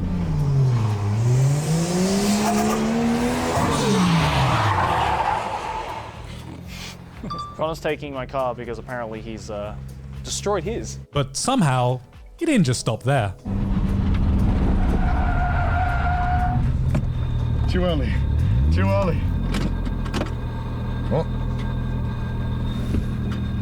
Oh, I think I stopped the car. Has Connor broken another car? Surely he can't have broken two cars. Two cars in one sitting. I fucked two cars. I fucked my own car and I fucked Joey's car. No way has he broken two cars! There Gart's fucking giggling away in his car. How does he keep destroying cars like this? This man's the most expensive thing on this shoot. As the end of the day was nearing, we knew what time was coming. It was time to put everything we had learned to the test. Connor's destroyed not only my car, but his own car. So now we have to do this time trial in Gant's car. Yep. You've destroyed this engine so much, not even the people who own this place are like, know what the fuck. Yeah, they look really confused. Yeah, they were like, what's happening? I don't know what happened the first one. I think I didn't bring the clutch up and I think I just shredded the clutch like an idiot. But the second one, I don't know what happened. They said they were pushing it and they were like, it's the battery, it's the battery. I'm like, what? Here's how the test would work. It would be a time trial around a course, First, we would do a right-hand drift around a cone 3 times as cleanly as we could. Then do 3 left-hand turns around another cone, which we had never practiced before, except for yours truly. And then after all of that, come around and finish with a clean handbrake turn. And depending on how well we performed the maneuvers according to our teachers, we would get time shaven off. Easy, right? That seems legit. Easy, easy. So the teacher just did it in 47 seconds. He went around like 5 times. And he did it more than the intended, and because he perfectly parallel parked, that's minus 5 seconds, so it's 42 seconds. So that's the time to beat. I'm gonna floor this like my life depends on it. I'm gonna die. I'm just gonna not be able to do this. Do we have a punishment that we can do? Lose a pace for dinner tonight, that's how we'll do it. All right, fine. I can't wait to have my succulent meal provided for free. By Joey. Watch me eat my own words like I fucking always do. What could possibly go wrong? Joey, would you like to go first? Your call, What could right? possibly go right? Come on, Joey. You sure about this? Yeah, why not? I mean, you're gonna be here for a while. Yeah, that's fine, that's fine. It's 40 seconds, right? Yeah. We'll get to see it. I'll be back in 30. With my sustained injuries and my complete lack of manual driving experience, I was the first one on the chopping block. All I needed to do was to not stall at the very start of the race. I actually think he's going to do better than me because he's been able to drift it. I haven't been able to do a single. Thing is though, if you stall, you lose like 5. he just stalled. Yes. We starting the timer now, right? We're starting the timer now. No, unfortunately not. 3, 2, 1, go!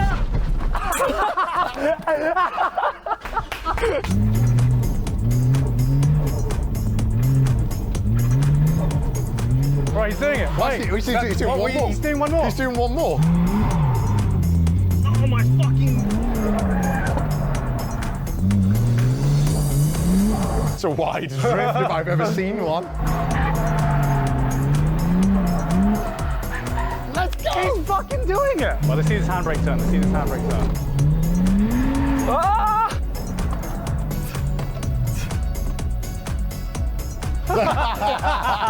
Nailed it!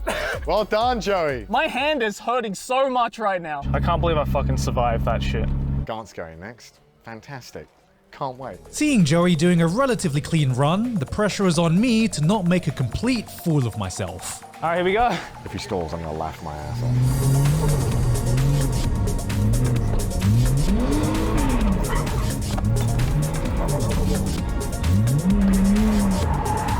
Oh shit! He went over.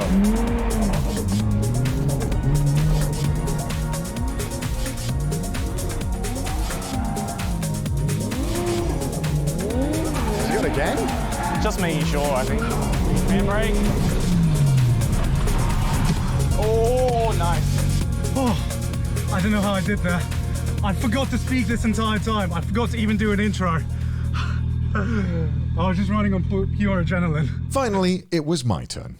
I've seen the other boys do their trial. I was pretty sure I could destroy them. All I needed to do was not fuck this up and keep doing what I was doing in practice, and I would easily win this. Connor's either going to absolutely destroy us in time or destroy the car. No!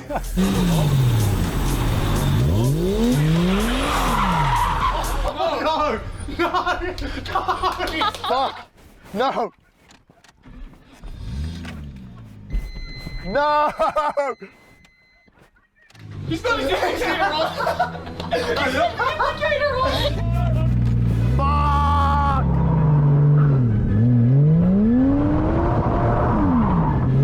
You can do it! Come on! Come on,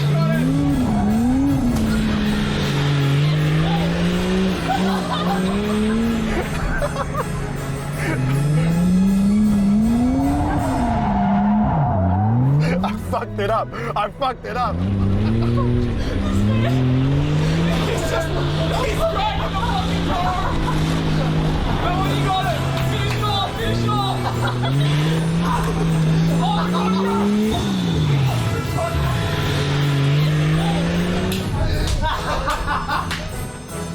I fucked it up! I fucked it up! That went well! That went so well! Fuck! Thank you, thank you. Oh, I stalled! No! Connor once again acing the training arc, and then when the time really comes, when it comes down to it, acing the fake protagonist litmus test with flying colors right now. As the one with food poisoning, I'm glad I'm not the one that shit myself today. Fucking plot armor again. I've got that antagonist bullshit that makes me lose when it matters most. I hate being an antagonist. You always lose, you never win. It's because I didn't have my monkey. Where the fuck is my monkey? If I had my monkey, wouldn't have lost that. Would not have lost that, just saying. Hey, buddy. How you doing, buddy? Big sad, I can't believe I fucked it all. I stalled as well. The moment I stalled, I was like, right, I've got to think of my excuses right now. Not used to the car. The clutch was weird. Yeah. If it was my car, which I didn't break, I would have won that easy. Love the fact that you started off bad, and I was like, he's gonna recover. Yeah, and yeah, you just proceed to fucking hit the cone and just drag it 10 miles with you. You took out a cone and a GoPro. Like we were like circling the cone where we were supposed to, and you're in fucking Narnia just circling. I wanted my drifts to be the sickest, and that made me lose. All right, Chris, tell us the results. Go second.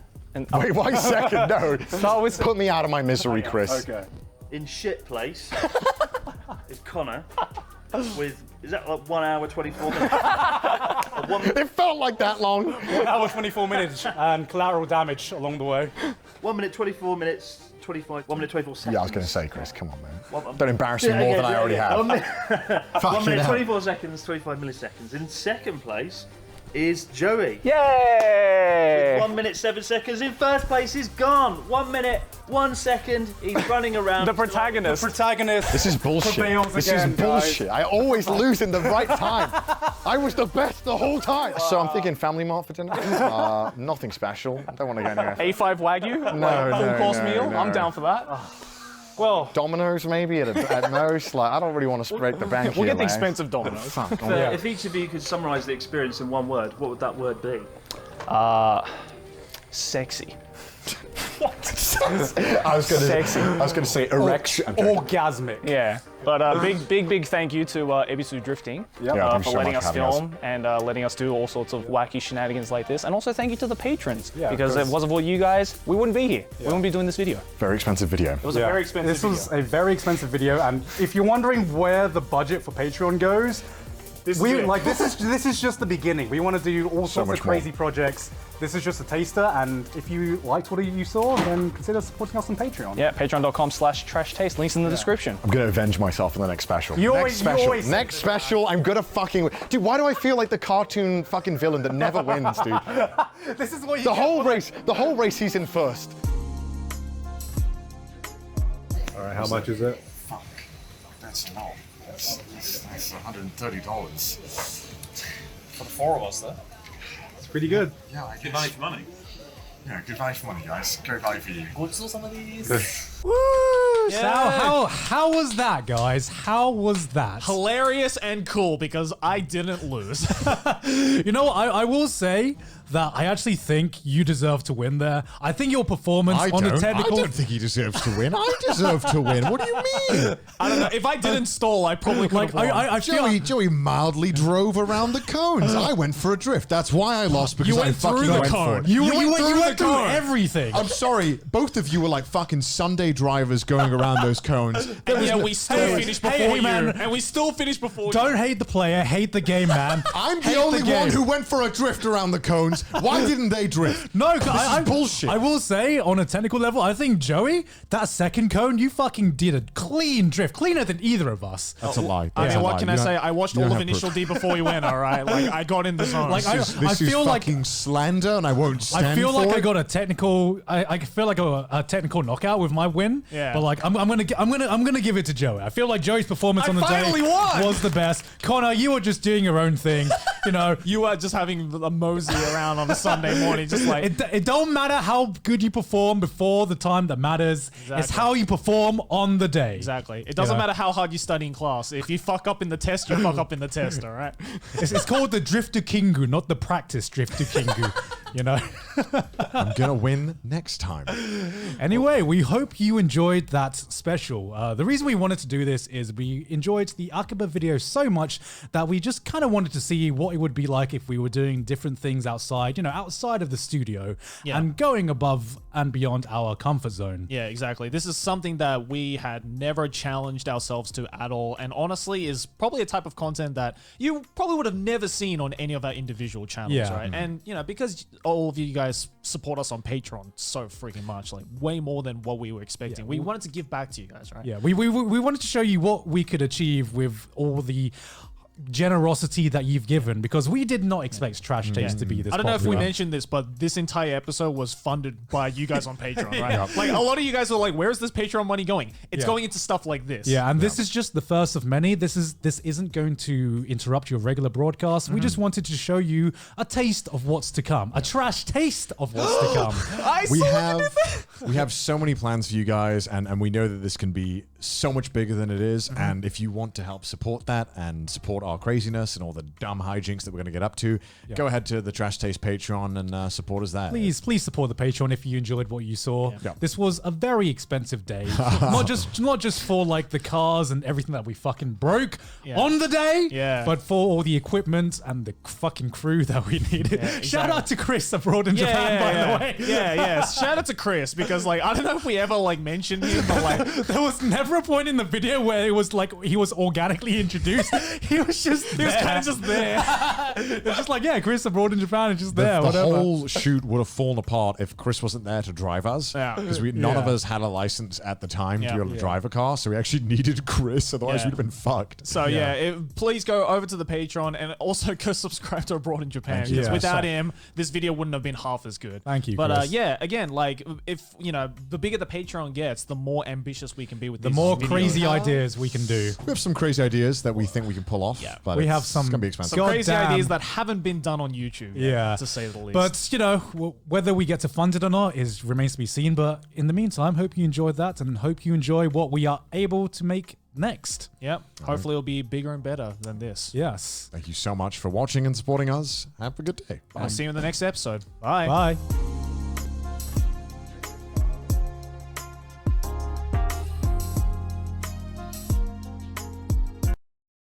People, their thing is stickers. Unfortunately, one of them I stuck on, I didn't read what it said. And it said, 小学生は最高, something like that. Like, oh my God. Can you translate that for us, Jim?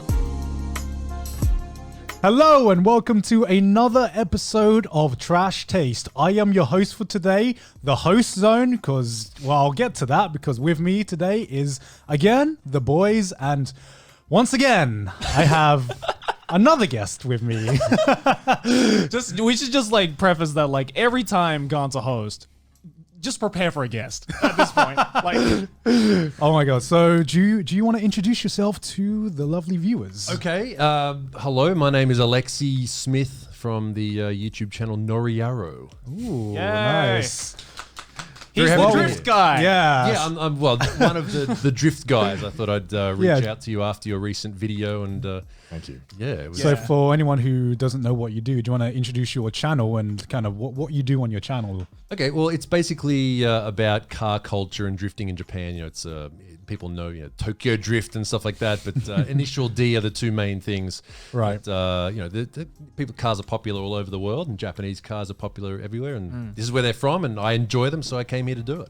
Nice. Yeah, I think because you reached out to us, I think like a month ago or something. Yeah, well, you obviously, because now you're the huge caliber guest that you could actually get on this show unavailable, I guess, because they can't come from overseas. Right? Yeah. So I thought, okay, well, I mean, I'm here. I might as well reach out because Now's my time. This is my one chance to do this because I know about cars, which you've done a little bit of, and also about this sort of culture. And too, I really enjoyed anime. And not gonna lie, when you did reach out to us, like I think because we saw your Twitter post, I think what was it, like maybe a week? We recorded our drift video in the middle of the week, I believe. Yeah. And then you were the weekend right after we recorded, and we were like, God damn it, man! We were just like, there, shit, man. like a I feel week so ago, bad. and I felt bad, and I knew as soon as we saw like that Twitter and we were having this video in production that like some of the top comments would be, why didn't you invite Noriaro on? You did not get Noriaro in this video. It was the one opportunity and you messed it up. Well, here you go, guys. Here you go. I knew that we have a lot of crossover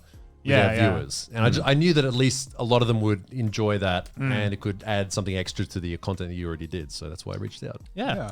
Perfect. Yeah, well, thank you very much for coming on the podcast. Thank you for having me on. And Yeah, it's great. we now have an actual, like, someone who experienced in drifting rather than just three idiots who are trying to drive manual for the first time. Well, two of us trying to drive manual. Yeah. And I would like to set the story straight, gentlemen. Go on. All the comments clowned on me, said that I broke 2 cars, and we have a guest here who's an expert, and actually you know the guy, right? What was his name? Because we didn't actually get it. Oh, you didn't actually get... okay, so the guy that took you for a ride in the, Right. the big orange car with the carbon fiber helmet. The Drift King. The Drift King. His name is Naoto Suinaga, and he's one of the 2 members of... Well, a few members of Team Orange, which is why the car was orange. Right. Team Orange is the team which is based at Ebisu Circuit. The leader of the team is also the manager of the circuit as well. Right. And now Suinaga is one of the drivers for competition, and also there's Right. another guy who drives with him as well. And they're both doing, I think, the 2 Team Orange drivers. One of them is currently in first place in the national drifting competition, and I think Suinaga's about 5th. So you're with one of the best drivers, Because arguably in the world. Yeah, because I remember we got a lot of comments on that video being like, do they not realize who the Drift King actually is? no, Like, it was 2 comments. It was like, do they not realize the cars they are drifting in as well? Which were apparently some very special cars. We knew nothing going into we this. were like, I'll get the one with the spoiler, please. All the car enthusiasts like... So the guy you got, Naoto, he's a really cool guy. Like, you notice that he was like laughing and smiling. Yeah. He's actually like that all the time. Like whenever he's drifting. Okay. Yeah. He's actually one of the videos on my channel. It's called a High Speed Violent Drift, which is based around entirely his driving. I mean, that's the best way to explain what we went through. violent. Yeah. He's very quick. He's very good. Like the way it's like watching Bruce Lee. Like Yeah. yeah. It was nuts. And you told me that you were texting him, right? Because you have just before, yeah. Right. And you asked him what I'd done to the cars. Yeah. Do you want to explain to the audience Okay, so I can be cleansed of my sins? Be vindicated of... okay, so breaking a car in drifting is not uncommon. It's obviously... That's what I figured, right? Yeah, it felt pretty easy to fuck up a car. Yeah. You know, doing what you do in a drift car is almost the exact opposite of what people tell you to do to a car to begin with. Yeah. And I think what happened with you was with the first car, which was an R33 Skyline. Is that special? All the cars that you drove are not available in any other country apart from Japan. Okay. Wow. Like originally being sold. Yeah, because I saw a lot of comments that were jealous that we were able to drive these cars, and I didn't know what was so special about them as well. The Skyline. I mean, people know the Skyline GTR. It's like sort of the apex, Japanese sports car that people want to get. So there's that. You didn't have the GTR. You had the GTS-T. It's like one step down, but it's rear-wheel drive. That's right. The other cars that you drove were they were both JZX 90 Mark II and JZX 100 Mark II. Right. And It's okay. Sorry. Some people know what I'm talking about. So the what makes those cars special is the fact that they're turbo rear-wheel drive. They suit, which means the rear wheels spin instead of the front wheels. It's good for drifting. And what those cars have become very popular recently, especially overseas, because like I said, they weren't sold overseas, but in countries like America, they can import cars that are up to over 25 years old. Right. And those cars are just coming up to 25 years old now. So everyone's like, oh, I want to get one of these because you notice that the Toyotas were the last to break. The Nissan broke first. Toyotas, anyone who's driven a Camry or anything like that will know, like, they just last forever. So they're popular. People are looking forward to getting them, so that's sort of why people were hyped. I actually drive one the same as the who drove the white car that was used. I drove. My drift car is the same as that. The one that didn't break. Yeah, the one that lasted. the only one that lasted. So what was the diagnosis to the cars that I drove? Suinaga said that you probably broke a coil pack, which is it's like part of the electronics on this, which is what they said, battery, right? Oh, it's part of the electronics. It sits on the engine and makes the spark that burns the fuel. Right. So normally when you drive a car, you're driving forward and you're not doing burnouts and spinning the wheels and stopping, making a lot of heat and stuff like that. So that day was very hot. You probably overheated the coil pack. So it sits on top of the engine, which is hot, and I'm liking the sound of this. It got a bit too hot and had to take a lie down for a while. Yeah. So nothing serious. Nothing serious. No. See, I thought I fucked the clutch or something, but I don't know if that's a thing. It sounded like it. It made like the worst sound I'd ever heard. It was like a kind of sound. Those cars make weird noises all the time. Like honestly, if you drive, like if I jump in someone else's drift car and like just even drive it around, you have to spend the first 5 minutes going, okay, that's a normal noise, that's a normal noise. Figuring out which noises are okay. And then if usually the way it works is if something smells different or sounds dramatically different, then you probably have a problem after that. Oh, that makes sense. Because I remember when we first got into the cars for the first time, I mean, they were stripped bare. I'd never been in a car like that was just specifically designed for one purpose, and that was for drifting, you know. Yeah. And it felt like when I was turning on the engine, it was like coughing. It was like, and I was like, is this normal? But it sounded like, and it felt like these cars had been gone through a hell of a beating, which is what I guess they're designed for the school, for the Team Orange school, which is what you did. I've actually in the past been an assistant teacher, like a translator for in English for some of the higher level guests. Wow. This is a while ago though. Yeah. Like we had a guy who was like investment banker for Barclays Bank or something like that. Wow. And you know, he had Ferraris back home in England, and before he was being sent back home, back to his home office from the Japan office, he'd been asked by his secretary, is there anything you'd like to do, before with something we'd like to do? He said, I'd like to try drifting. So they set all this up and they sent him there on the train. I had to go pick him up. A lot of money. Yeah, it was like, this is like super high level guest, and he thoroughly enjoyed it. So we have all sorts of people. And so those cars have been through a lot of... I'd figured that those cars were a car, but I just assumed they were all bits and pieces that had been repaired and repaired and repaired, right? Can you even call it the car at that point, right? Isn't that like a philosophy question where it's like if you repair... Or the farmer's axe or the ship of Theseus. Yeah, the ship of Theseus, right? A lot of them are like... I mean, I've seen... at least the Skyline, I've seen it personally go through 2 clutches before. So. I mean, when they even opened the thing, all of the parts look like completely different ages. It looked like a timeline. It looked like like a Lego thing that your 5-year-old makes out of the bucket of Legos where none of the pieces fit together. It's I mean, it's a piece of work, I guess. I mean, those cars are all. Unfortunately, all the best drift cars are starting to get quite old. Like they're all from 20, 30 years ago. And you have to start taking. You'll have some people will buy, if they have space, you'll buy 2 or 3 of these cars. You have them out the back. Something breaks, you take apart, or you smash it. You cut off the metal and weld it onto the car and fix it. Jeez. So they're all like that. It's unique. You can't love a drift car. You can love you can have it's just kind of esoteric, but a drift car will have its own spirit. Right. But it's not related to the body of the car itself. The ghost of the drift. Yeah, because you might have to change the engine, you have to change the turbo, you have to change these parts. It's basically the whole part's getting changed. Yeah. So that's one car that I fucked, but it wasn't my fault in the end. Thank you. Yeah, The second car. Too hot. What was the second car? My car. He didn't get back to me about that one, so I don't know. So you probably did fuck that car. But you gave me a theory off the podcast saying that he reckons it's all the stalling that somebody did to it that might have fucked it. So on, please tell. I'm beg of you. So I'm assuming that you edited out most of the stalling you did. It's like there was a lot more than what actually. I stalled a lot in that video, but that was probably maybe a third of the amount that I actually. I mean, we could probably make an hour special just on Joey stalling by himself. But probably to explain to our audio only listeners that probably didn't see the drifting video, so we made a drift special where you should definitely go watch. Which you should definitely go watch. Get off whatever platform you are. Go on YouTube. Get on YouTube.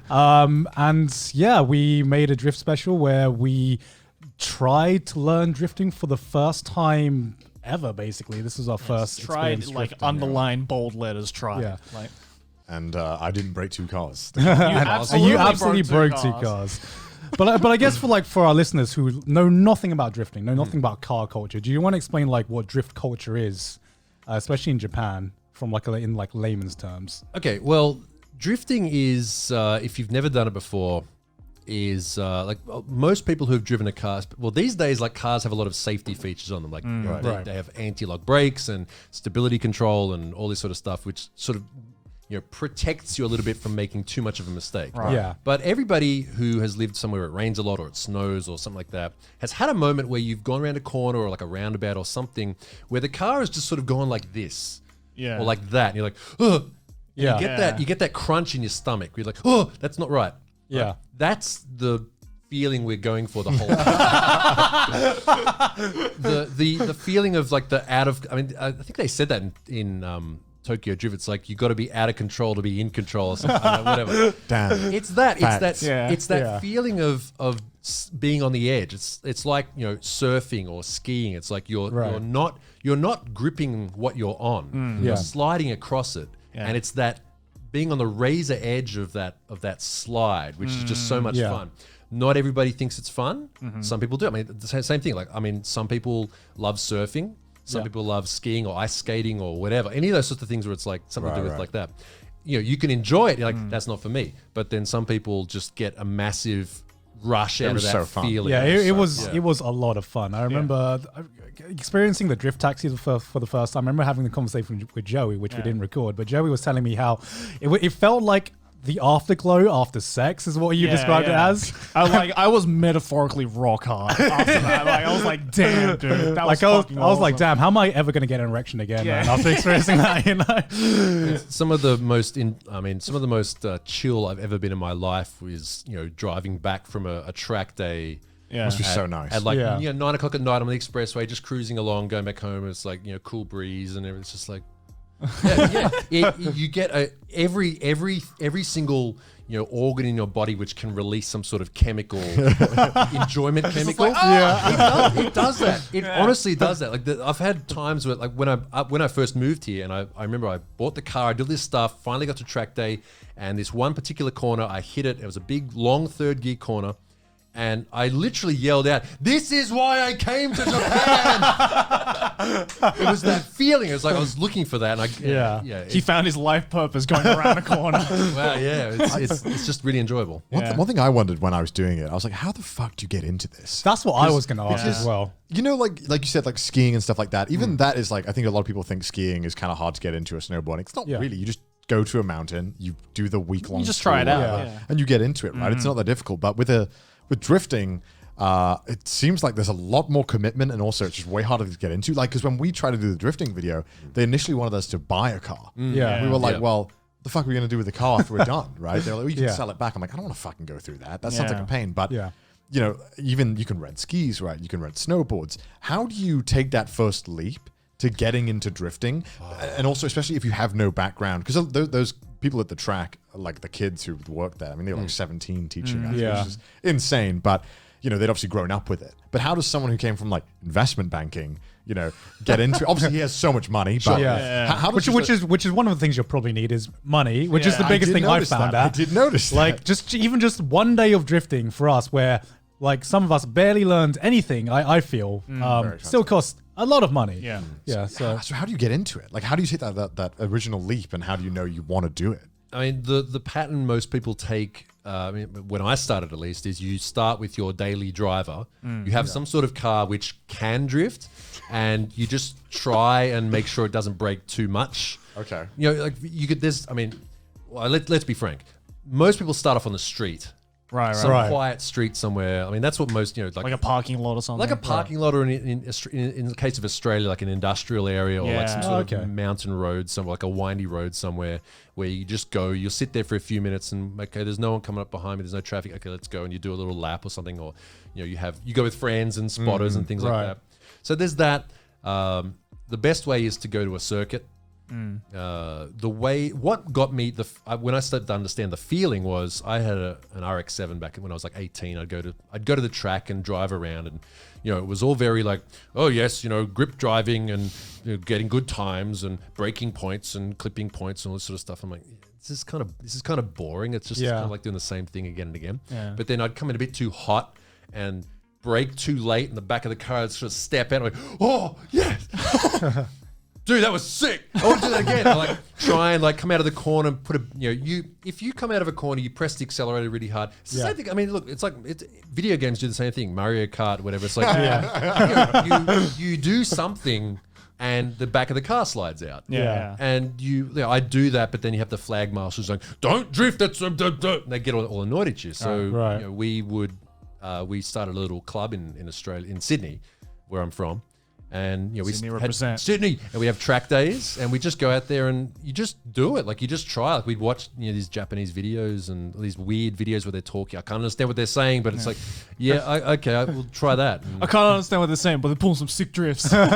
Basically, yeah. I mean, the best thing these days is it's so accessible now. Like these days, you can. There's millions of videos and everything. And you can just get into it super easy. And you're one of them, right? I feel like I feel like no amount of videos could prepare me. No. to Like do it, though. I actually tried to, before the day of the drift circuit, I actually tried to watch like a basic like how to drift video.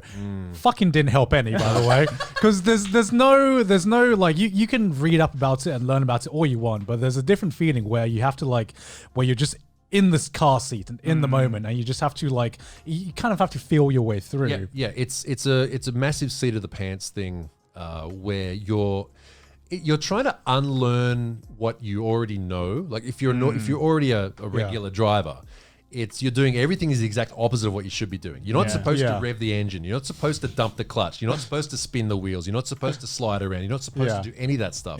So it's the the Yoda. You must unlearn what you have learned to start off with, and that can be a bit of a hurdle for some people, and for other people who maybe have a bit more of a feel for it, then it's you get over that hump a bit faster. But honestly, look, anybody can do it. It's not an unusual skill to be able to drift. I mean, I managed to somewhat pull it off at the end of the day, and yet, I went into it not knowing how to drive a manual at all, right? So it's not an unusual skill, but I mean, the gap is obviously, as you said, like the commitment to keep doing it is a huge thing. Because you have to buy. I mean, I assume you have to buy a car dedicated to drift. You can't just. Do people use their daily commuter car? Yep, they do. Can they drift? Yeah. Okay. You don't need a crazy car to be able to drift. You need some minor modifications, but generally any rear-wheel drive car can drift reasonably easy. Yeah. And the downside is though, if you have to go to work on a Monday morning and you broke something on, I was gonna say I've done that too. I've broken a gearbox at the track and I have to go to work on the Monday, and it's like, well, I've only got first, second, and fifth gear. It's like, okay, it's like, nyang. Just go around me. I can't. So there's that. But these days, people will have dedicated track cars, and again, that adds a whole extra level of money to it. Because I noticed when we were at Ibisu, there was so many foreigner-friendly stuff, and it was come buy a car, just come drift here. Ebisu. So the thing about Ebisu is very special. Ebisu is probably one of the. If Ebisu didn't exist, that'd be one less reason for me to originally move here. Right. So it's been around for a long time. A long time. Ebisu is the track that we were drifting at in case you don't know. Yeah, Ebisu circuit up in Fukushima. What makes it special is it's drift friendly. It has not one track, but many tracks with different styles. It's about 7. Yeah, I mean, there's some open skid pans and stuff like that too. East Coast. Yeah. They're all different kinds of tracks. A lot of very famous drift videos. You watch a famous drift video, that's where it was. Especially you guys didn't go to it. There's a track called Minami, the South Circuit, which is infamous for being extremely difficult and extremely rewarding to drive. It's extremely dangerous. I've seen it break legs and ribs from people crashing there. I saw a guy right off his car, an American guy. On his second lap, he bought the car there. No. Second lap, he went over the entry and just went straight into the wall, bananaed the front end, done. Have you ever had any bad injuries, or have you ever had any bad crashes or anything like that? I mean, knock on wood, no, but you shouldn't ask the person who drives cars that sort of question. Oh God, what an asshole! Sorry. A lot of small crashes, but I mean that sort of comes with it. But yeah, I've seen. There has been some very severe injuries at Ebisu Circuit from. I can only imagine. It comes to the sport, right? Yeah. I mean, it's motorsport. It can be quite sketchy. I mean, it used to be a lot better because the speeds were lower and people weren't quite as extreme now. But now everyone's just going flat out the whole time. Yeah. Yeah. That's terrifying. Cars rolling over and. Yeah. Okay, here's a question I want to ask though. As someone who is into the drift scene, obviously. Initial D, legit or no?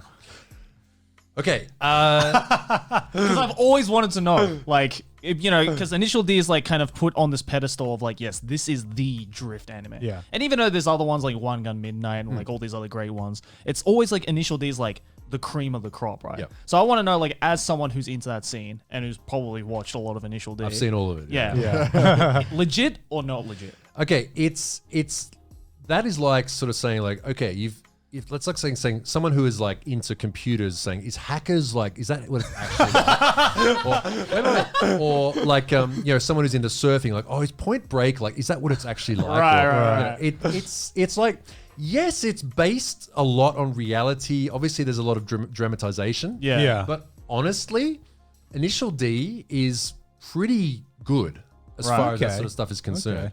Now, so going all the way back to the start, the mangaka Shigeno Shuichi, who wrote that, his specialty is sort of like teenage romantic drama. And motorsport sort of thing, sort of combined together. Classic combination. Well, I don't know. I guess it's like a sort of a 1990s Japan. Sort of thing. I don't know, but he's done other ones like Buddy Buddy Densetsu, which is based around motorcycle racing. Oh, okay. That was also an anime as well. There was another one, I think it's like something Blue Sky, I forget the name of it, which was like the precursor to Initial D, where like the main character drove an A86, and that's the main car in Initial D. Yeah, that's the main car in Initial D, and it was set at like some sort of rich kids summer like tennis camp or something like that. I don't know. Right, drifting around the tennis camp. Right, well, there was some sort of thing with like anyway. So then came out Initial D. So yes, it's mostly true because back then in the late 80s, early 90s, if you went up to the mountains in Gunma, Saitama, anywhere around Tokyo, you'd find dudes in like these little cheap rear-wheel drive Corollas or Silvias or things like that. Yeah. Just having fun, sliding around, enjoying a Saturday night. Yeah.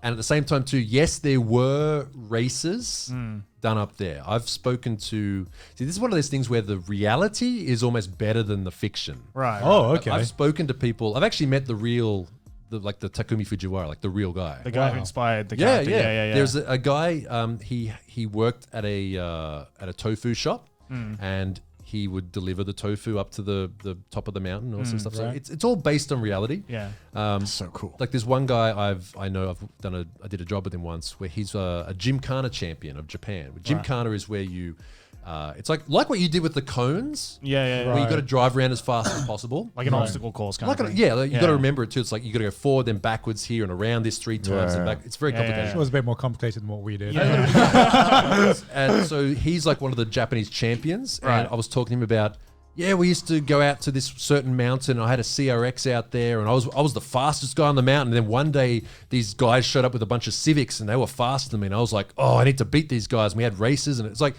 this sounds exactly like Initial D. Like a little gang war going on. Yeah. It's the same thing. And like all the stuff you see in Initial D, like for example, there's a scene in that where a bunch of gangsters come up the mountain to like one of the other street racers calls like a bunch of gang members to come up to fight. Of course. One of the Takahashi brothers. Yeah. And then they all see the Takahashi and they're like, oh, senpai, like that's real. Like guys would see, this is the thing about, because it's street racing, it's not legal. Right. Yeah. So guys who are out to look for fights would actually go up there and like try to start fights with street races and stuff. So all these little points you see in that are like based on some sort of reality. Okay. Yeah. That's pretty cool. It's pretty good. Like they talk about the different kinds of cars that their strengths and weaknesses, and like some cars on certain Toge and stuff like that. There's the one with the Spiral GTR, which loses its brakes going down a hill. Right. And the other two cars have to go in front, like stop it with the like that.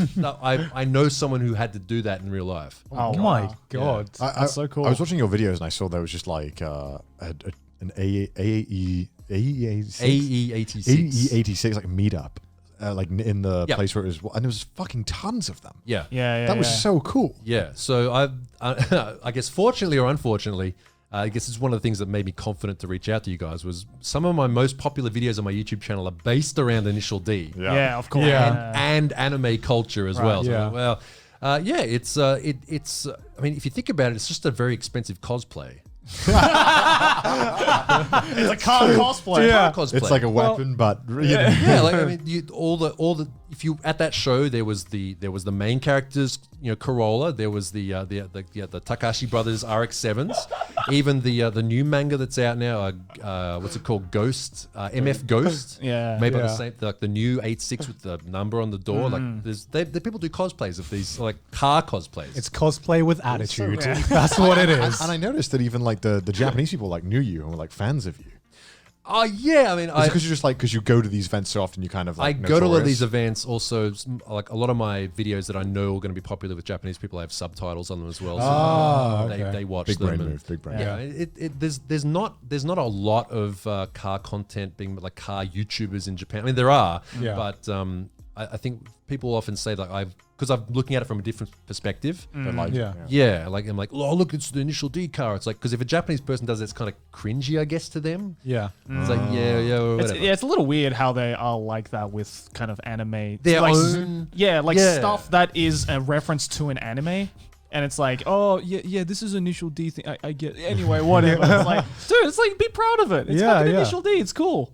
I mean, I guess for me, drifting has always been so ingrained in Japanese, Japanese culture and Japanese car culture, because if it wasn't for stuff like Initial D or like Tokyo Drift, I would have no idea about drifting. Yeah, like memes aside about Tokyo Drift, like it is legit the only reason I knew that Japan was famous for, as a kid. Talking to you dying inside.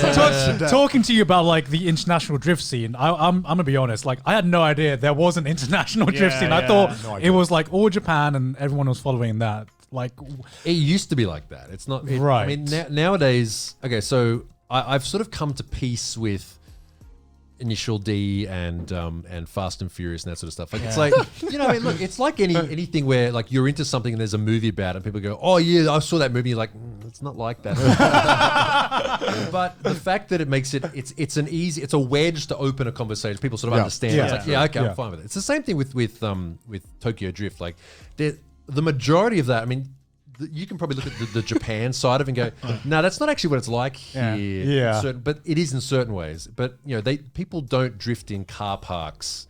Like I was going to say that's just very irresponsible. I mean, you see if you're going to see drifting in Tokyo, it's going to be like down on the docks in like the big open areas where trucks go. Like Wangan Midnight, for example. Sort of like that sort of thing. I think they had a scene in Tokyo Drift at the docks. I'm pretty sure they did. They did. They actually did. Yeah. I couldn't. I did my research for this episode. I couldn't get over the car park scene though, because you go into any car park in like Tokyo or whatever, like.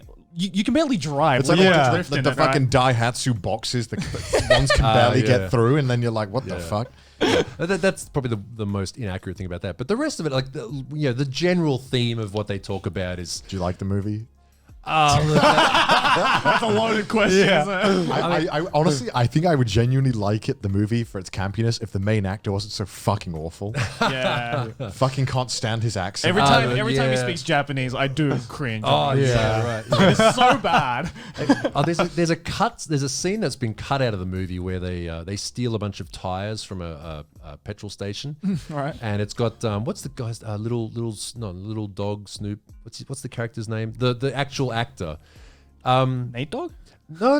The guy in the movie. He's like sidekick. His sidekick character. I know he's like a rapper. Yeah, he's a right? rapper. He's a rapper. Anyway, it'll be on screen. There's a scene where like he distracts the staff by he opens a drink and like because it doesn't have any fizz and he's like nani kore like it's so. Kansan jane daro. Like it's just so bad. Oh man, it's so bad. But look, it's fine. Like I said, I've come to peace with it. It's like I said, it's horrible campiness, but it is a good general overview. And there are some scenes where they kind of get into the side of it where it's kind of like being escaping from reality and free, because it honestly it is like that. Like you go up to the mountains at 2 a.m. and all you can hear is like the sound of the crickets and that, and maybe a river nearby, and that's it. And then all of a sudden you hear this like screaming coming from the distance, and it's a bunch of cars and the headlights shining through the trees. And they come through there. It is very cool. Yeah. Right. I've seen footage of like the late night drifting stuff, and it's like there's a part of me that's like, oh man, that'd be so cool to be in. But then at the same time, I'm like, that's so nah. I like my life. You know what I mean? Yeah, That's exactly. Basically, what I'm getting out of this is like Initial D isn't realistic enough compared to Tokyo Drift. Look, man, I think the reality just of all this figured sort of it out. stuff. It's the same thing with the Wangan Bin, like the freeway racing. Like the stories that I've heard. See, a lot of those guys don't want to talk about it too because they just want to keep it buried in the past. And secret. But when you can get them talking, like if they've been drinking and stuff like that, like you're just sitting there going, "Wow, holy shit! How are you still alive?" Yeah. Wow. Yeah, it's really it's so cool. It's like a lot of stuff like in Japan too, where you get here and you meet these people. I mean, same thing with this industry too. It's like you meet them and you hear what they did and stuff they've done. It's like I almost feel like because of how the culture is and how like strict everything is, I've met like the craziest fucking people here that like just do not give a fuck, and they're like, all right, this is what I used to do, and I feel like I've never met anyone like this in the UK because everyone's kind of like, I don't really care about the rules, but I feel like when you get a society that's so strict, it normally you get characters. Yeah, and there you hear some of the craziest stories that you don't normally hear about, and you really have to drag it out of them. Yeah, you know what I mean? They'll just mention like this offhand or off the cuff thing. Yeah, you're like, just say something. You're like, what? Please elaborate. Yeah. Oh my God. I mean, so you were mentioning that you know Initial D very well and all that anime, but I'm curious, do you know actually like any other anime? Or any other? Are you into any anime? Okay. You are on an anime podcast. Yeah. Okay, so one of the anime podcast. Again, one of the things that made me a bit more confident to reach out to you guys was that I used to be massively like into anime a long time ago. Yeah. Like, how long ago are we talking? Okay, so it's 2020 now. I was in probably like middle school, high school. So like we're talking like 1994. I'd say was 92, 93, 94 was when I started. You were in high school before I was born. Yeah. I was 2 years old. This is the era of VHS rental tapes and right, of course. Just going forward, like people, IRC list serves and stuff like downloading random, getting throttled, downloading too much stuff, swapping CDs and things like that. Burning So CDs. how did you get anime back then? How does one get into anime back then? What was like the entry point? Oh wow. Well, I mean, most people say like, oh yeah, I saw.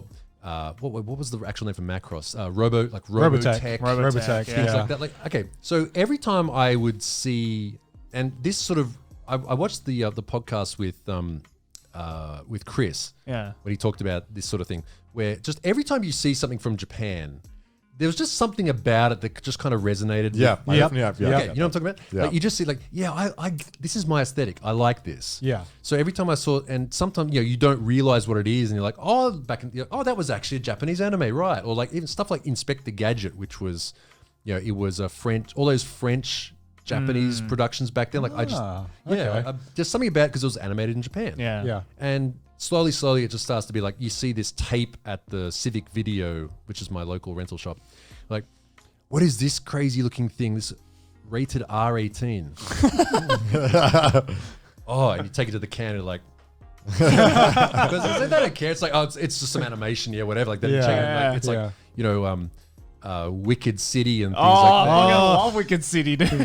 So you got into anime during like the fucking 80s, 90s OVA boom. The manga VHS era. Oh my God. It was amazing. Everything. I just go there and rent that stuff, and it just went from there to. That was kind of like a golden age in and of itself. Wasn't because it was like everything you could like.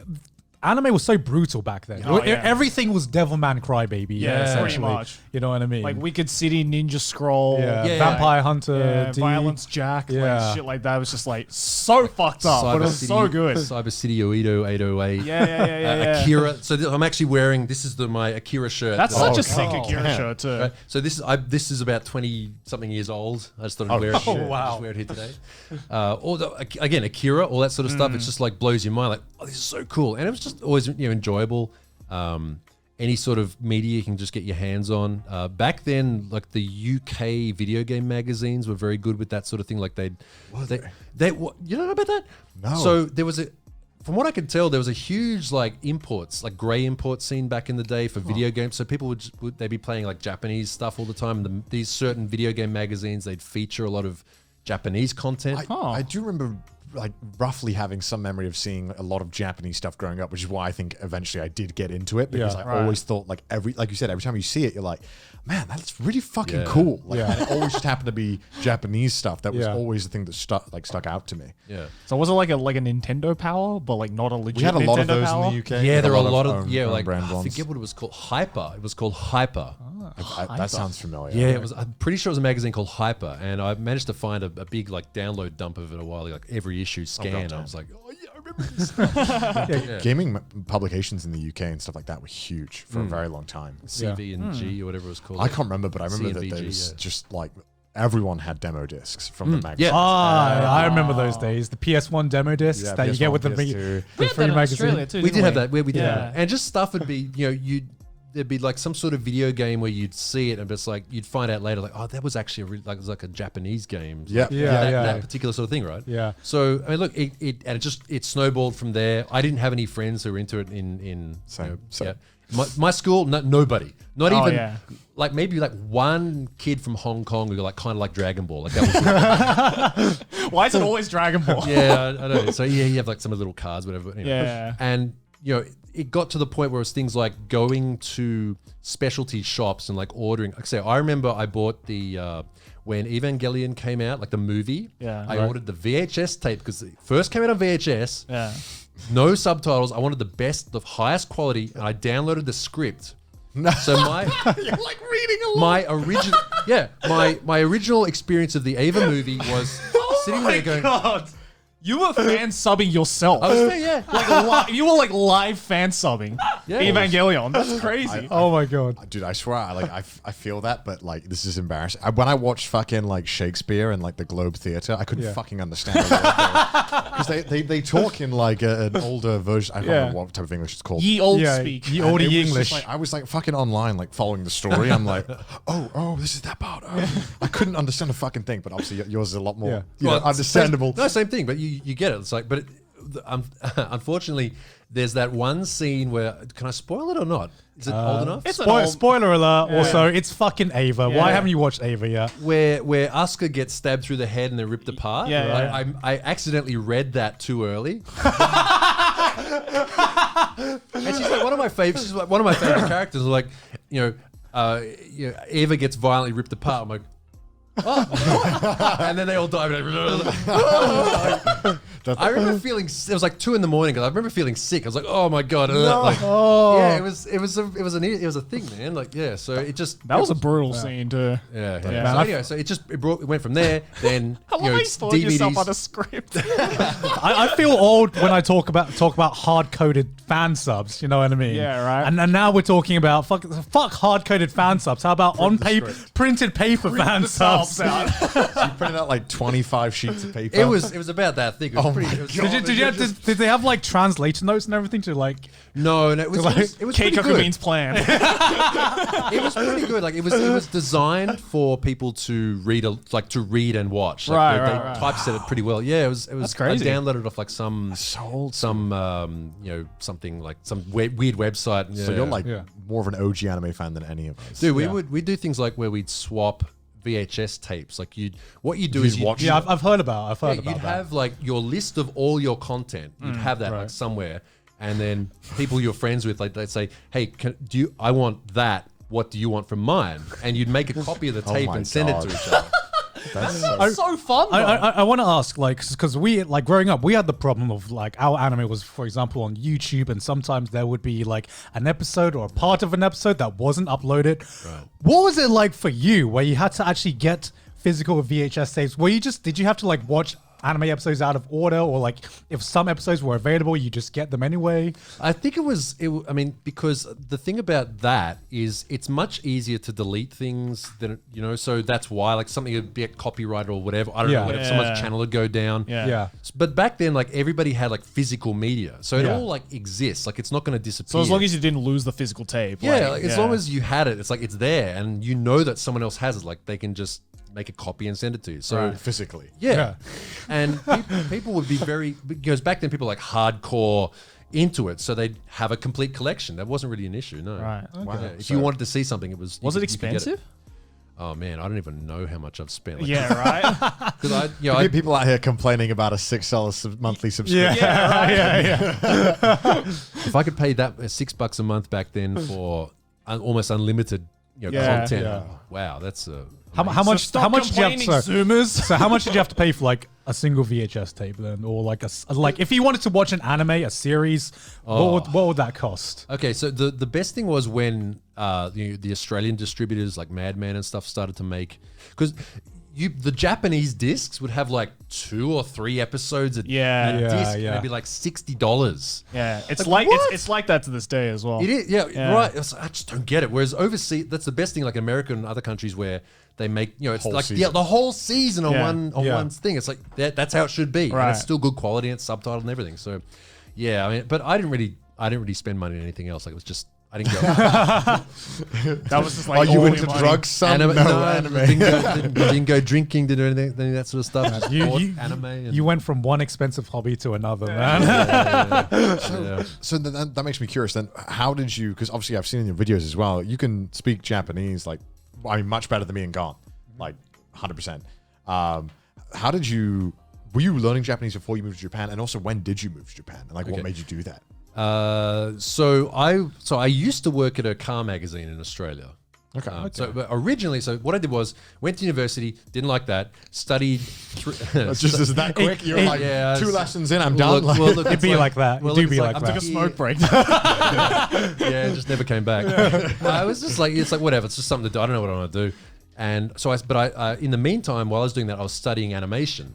All right. Like actual, like physical with pieces of paper, and so I was super hardcore into this sort of stuff. Yeah. So I had my own thing, and I was doing like little test things or whatever. So then I started to learn 3D animation, and this is back when, if you heard of the program Maya. Oh yeah. Maya. This is like Maya. I was learning on like Maya 1.5 or something. Oh my God. Yeah, like original. It was running on IRIX boxes, which is a Silicon Graphics IRIX, which is like a Unix proprietary Unix system. Like this is all, and one box would be like $12,000. Jesus. Yeah, to learn on. So I learned this 3D software because I wanted to do animation. Like, that's what I liked. Yeah. And did that. Got jobs doing that, which paid really well back then because no one knew how to do it. Very specialized. Yeah, it was very. You had to be. You had to churn out content real quick. And so I was young. I was like 23 or 4 or something, and I'd go there in the morning and work hours and hours, and nothing else to do. So I'd always get the work done. Got paid really good. Bought lots of anime. Go home, watch anime. So yeah, it was good. So then I got kind of burned out on that. Right. It wasn't what I'd imagined. It was a lot of like. How long were you doing that for? Probably about 5-6 years. Oh wow. It was. I mean, it was good. Yeah. But it's very high. The crunches and things like that. Like Yeah. Here, like they just shovel content. Here, do all this stuff, and you're like, this sucks. And you just sit there all day. But at the same time, I've got my headphones on, listening to Japanese lessons, listening to because for some reason, like I think if you're doing creative work and language, it doesn't mix in your head. Yeah. I could sort of listen. Konnichiwa. Oh, Mr. Yamada-san. 久しぶりですね. お元気ですか? Like just again and again and again. So it just stuck while I'm doing that. So then got burned out on that. Came to Japan. I wanted to do anime stuff and car stuff. Right. How did you come here? Like, what was the process like? Did you get a? No, I just a tourist. Oh, just tourist. Okay. Yeah, just as a tourist. I wanted to see car stuff. Wanted to see anime stuff. So I went to Akihabara. It was all in a notebook.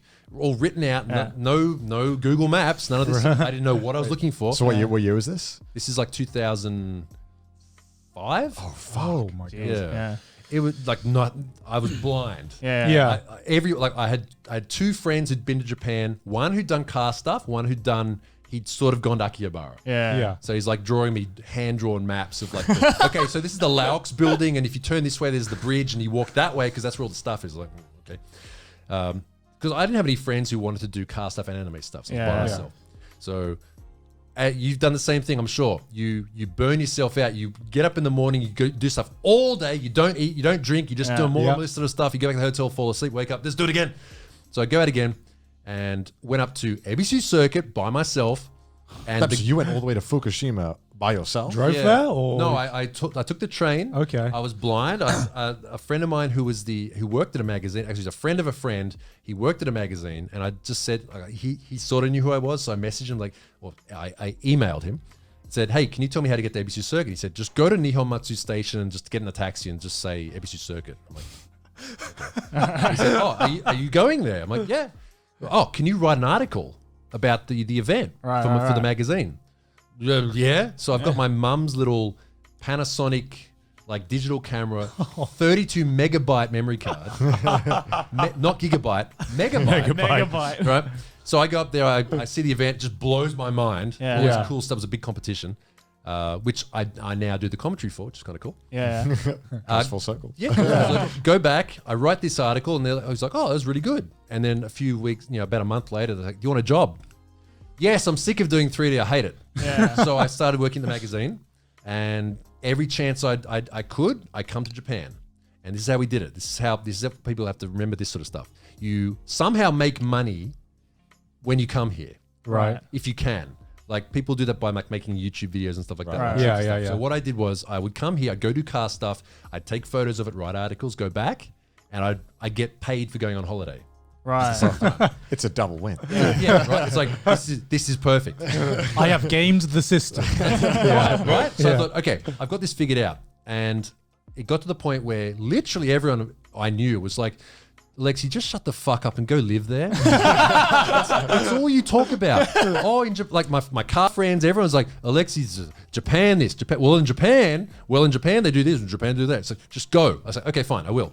So working holiday visa. Right. 18 months. Okay, I'm gonna quit everything, sell everything. I'm gonna live there for a year and a half. If it works out, I've had a good holiday, I can just shut up about it and get it out of my system. Yeah. If not, we'll see what happens. Yeah. So came here and just did the same thing. Just went around shooting articles, writing things, selling them to magazines, selling them to all around the world in English. And it just sort of built up from there. So taking photos. Oh, look at these cool random photos I've taken of this cool stuff. I'll make a WordPress blog, which is what everybody did back then. Yeah. This is like 2008. Yeah. Okay, WordPress blog. Then at the same time, so that became a popular thing. Then, this is really cool. I've got this little Sony vloggy, camera. It only shoots. I think I have the exact same camera. Yeah. So let's just shoot this car doing something cool because it looks, it's moving, it's making noise. Yeah. Here we go. Cars do that. Cars do that. They do that, right? That's what makes them cool. Was it the old Sony Handycams? It was a tiny little one. Oh, okay. So shoot all that, and then that goes on YouTube. Well, that becomes more popular.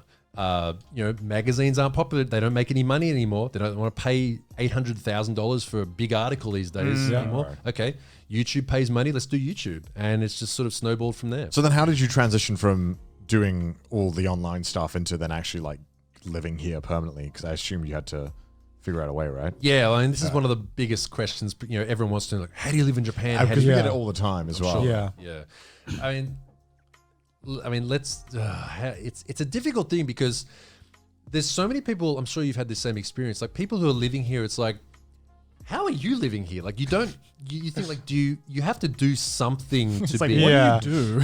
I have met some people who I'm like, how? Yeah, it's like what visa do you have? How have you coined? How have you gamed the system in your own way, right? And it's sort of like you're not supposed to ask that question. Like what visa you're on? How are you here? Like because look, some people just they're lucky. Like my father is Japanese. I got a visa. Or, Or like I'm not lucky. You know what I mean? Like I'm not saying it's a bad thing. Yeah.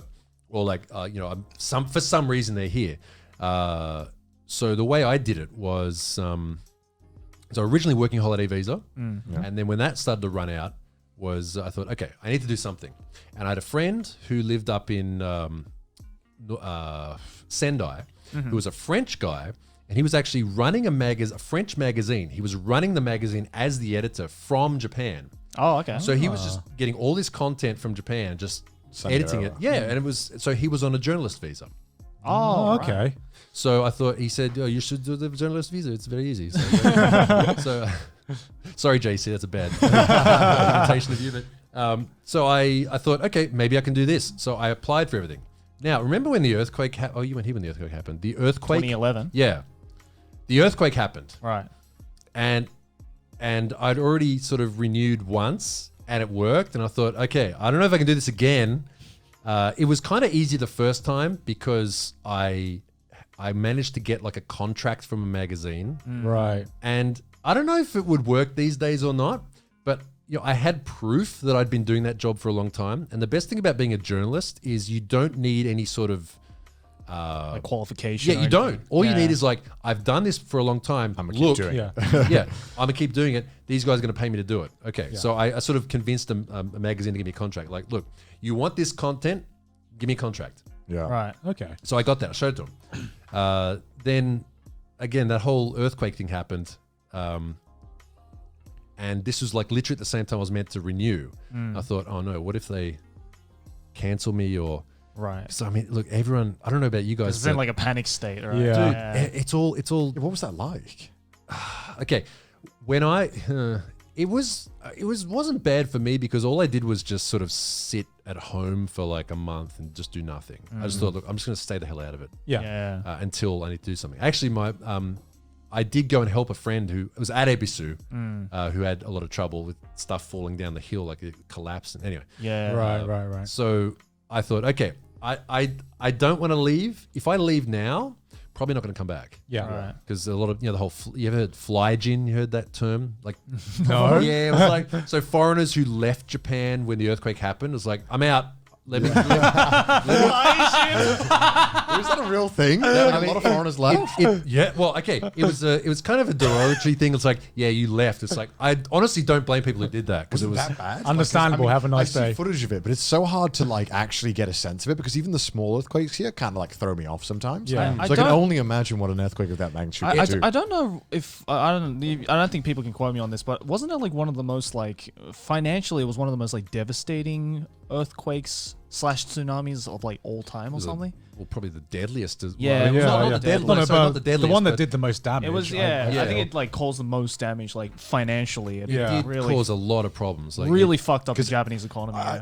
Depending on how severe I hear it was, is depending on who I ask and where they were at the time. Yeah. Because some people said like, I've been told this, like, it wasn't that bad. Things just started falling. Yeah. No, it was bad. Other people, but like, so I'm saying, right, it depends on who you ask and where they were at the time. Right. Because obviously if someone experienced it and it wasn't bad for them, they probably think like, I mean, it was on like I every country know, you were but was it- on it- news. Like it was, it was fucking worldwide news. no, I know. I'm not saying it's not. What I'm asking Yeah. is like, how was it for like you? Because everyone I've seemed to ask so far has such a different explanation of For how me, it was for them. Personally, I mean, when it actually happened, I was I was just doing some washing at the time. It was like because it's like in the afternoon. Yeah. And I thought I'm going to take it down to the laundromat and get the dryer going, and something I was going to hang up as well, and the windows started rattling. I'm like, oh, it's windy. Good, I can get my Finally fucking wash these. I can hang my sheets out and get them to dry. And then all of a sudden, everything started. I was on the second floor of a house that I used to live in out in Saitama, and it started to move. I'm like, oh, earthquake. Okay. What do I do? Okay, stand in the. So I stood in the door frame. Right. That's what you're supposed to do. I guess. I think that's what you're supposed to do. And it started to. It's just doing this, and I'm like, okay, this is bad. Wait, I'm supposed to be a media guy. Where's my camera? So I grabbed my bloggy again. Yeah. And I caught the last like 20 seconds of it on video, and like I aimed out the window. All the lines are the power lines are doing this, and is rattling, and it's just crazy. And I remember it like that too. And then it just kind of stopped, and there was a guy doing a delivery, like a Kuroneko guy over the road, and he just kept doing that stamp it. Here you go. And I'm like, like nothing happened. is anything gonna happen? And I'm looking at, there's no smoke rising. It's okay. It should be okay. And so I put my stuff in my laundry in the thing, went down to the laundromat, and I'm in there, just sitting there waiting for it to dry. I was like, okay, I'll go shopping maybe in a minute. And these kids walk past the window outside wearing those hats, the foam borsei like zucchini. Yeah, it's like this like kind of it's like a triangular. It's like a bandana looking thing that they wear, and it's supposed to be fireproof. Yeah, and like kids, like elementary school kids, wear it to like kind of protect themselves. It's like a during Red Riding earthquakes. hood, but it's like thick foam with like made of reflective, like an old fireman's hat sort of thing. Oh my god, yeah! In the UK, they're like fucking get on with it. What are you doing? Well, I mean, there's nothing that happens in the UK that's big enough to be worried about, right? They all walk past the window. I'm like, what the hell are these? Oh, they're wearing those things. Okay. And then in the laundromat, there's TV. Sometimes there's a TV. Yeah. Right. And I look up, and there's the big black wall of death just eating towns. I'm like, Wow. oh shit! I better go get some. I better go and buy some food or something. So I went to the supermarket and just bought a bunch of food. And I thought, okay, and a slab of beer. I thought, might be a long night. I thought, finally stuck at home, and so it was okay for me. Like the worst thing for doing car content was there was no fuel. They just all the fuel got cut off. So I was like, okay. And what I actually did that month was I had enough of an internet presence then to say, because I had a regular column in a Japanese magazine actually, and I said, hey everyone, send me a picture of your foreign drift car. And I got people to make my content for me. Right. But you're a pro YouTuber. Yeah. God damn. But up in Tohoku, like up where, especially where Ebisu is, I had to go up there to help a friend just recover. So you weren't in Sendai when it actually happened? Like, no, I wasn't up there. Yeah, because my grandma lives in Sendai, so really? she like... because what I've heard is that from people who were in Sendai near the epicenter, it was awful. But then I've heard a lot of people in Tokyo who were like, yeah, things were shaking. Yeah, well, I mean, for my grandma, it was kind of like half-half because like she lives on like quite a big like apartment place, right? And I think she was on like the 13th or 14th floor or something. And like obviously the higher up on the building you are, right, the more it's gonna shake. As we so found the shaking out. was bad, but like it didn't break anything. Like she didn't get injured or whatever. But then she did tell me that like it was really scary that after the rattling kind of stopped and she picked herself back up and looked out the window, she could actually see the tsunami coming over the horizon. Oh my god! And then she was like, oh shit! Yeah. And so she turned the TV on, and then that really famous like footage, right, of the black wall was just. Wait, what is the black wall? It's. Well, I just made I just made that up. Yeah, but it's the tsunami was just like a big churning dark mess of water. It wasn't like debris. this like one big wave that most people think it is. It was kind of just this rush of water that just coming in. swept because of everything. like because it was just taking all the debris with it, right? So it's just like it just turned into a black wall of like destruction because it wasn't like it was hardly water anymore because it was just like all the gunk that it would hit it taken up with all it. the houses that were along the coast were just getting crushed as this thing came over, and it was horrible. Meanwhile, international people were like, but my anime. Yeah, I remember like Pokemon got delayed or something. Madoka got delayed. And people were like losing. They're like, I can't believe this is stopping the anime. And it's like fuck you. I mean, they did. Trains were cancelled for a while, and they had rolling blackouts. Yeah, Luckily, because the grid that I was on at my house was the same grid as a big hospital and a Japanese military base, so we never got a cut. Right. But here's the thing. So what I was saying before was I had to renew my visa. And at that point, you had to get a re-entry visa to come back into the country. Right. Which meant you have to go to the visa center, get like a $20 stamp in your thing, in your passport. So if you leave the country, you can come back. And everyone's leaving because it's like, well, there's radiation landing on Tokyo. Yeah, I mean, understandably. Yeah. So, and I thought, okay, fine. But I was like trying to renew my thing at the same time. So I went to the visa center at like 3 PM, which is a bad idea. I drove there out in Saitama. Right. And the queue was about 300 meters long of people. I thought, what is this, Anime Expo? I thought, okay, here's what I have to do. Okay, I have to come back tomorrow morning before the first train. Yeah. So my car, because my car ran on premium fuel, this is a drift car. Yeah. Right.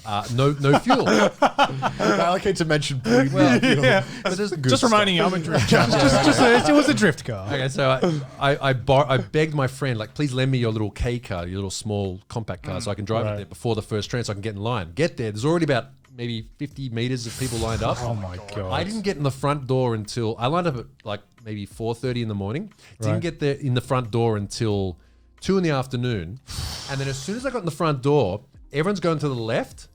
I go to the right to renew. Right. And I walk up. There's no one at the counter because they're all busy over here. I'm like, right. Hi. And someone walks past like, what do you want? I'm like, oh, I want to renew. And they're like, oh, okay. They just take it. They sort of just flick through and like, you got your tax thing in there. It's like, oh, I forgot that. It's like, oh, don't worry about it. They just couldn't be bothered. They couldn't be bothered. Yeah. And I got the renewal. It was great. It was, God but damn. and then just as I went back, I was like, oh, that's over. Thank God for that. I can go home. Went to the car park to get it was a coin parking with the little gates. Right. So get in the car, go to drive out, and go to the gate. Put my money in the machine. All I had was $100, like a 10,000 yen, like a $100 bill. You can put them in the machines here. Put it in the machine. The gate's open. It's like, where's my change? 4 o'clock. Scheduled blackout.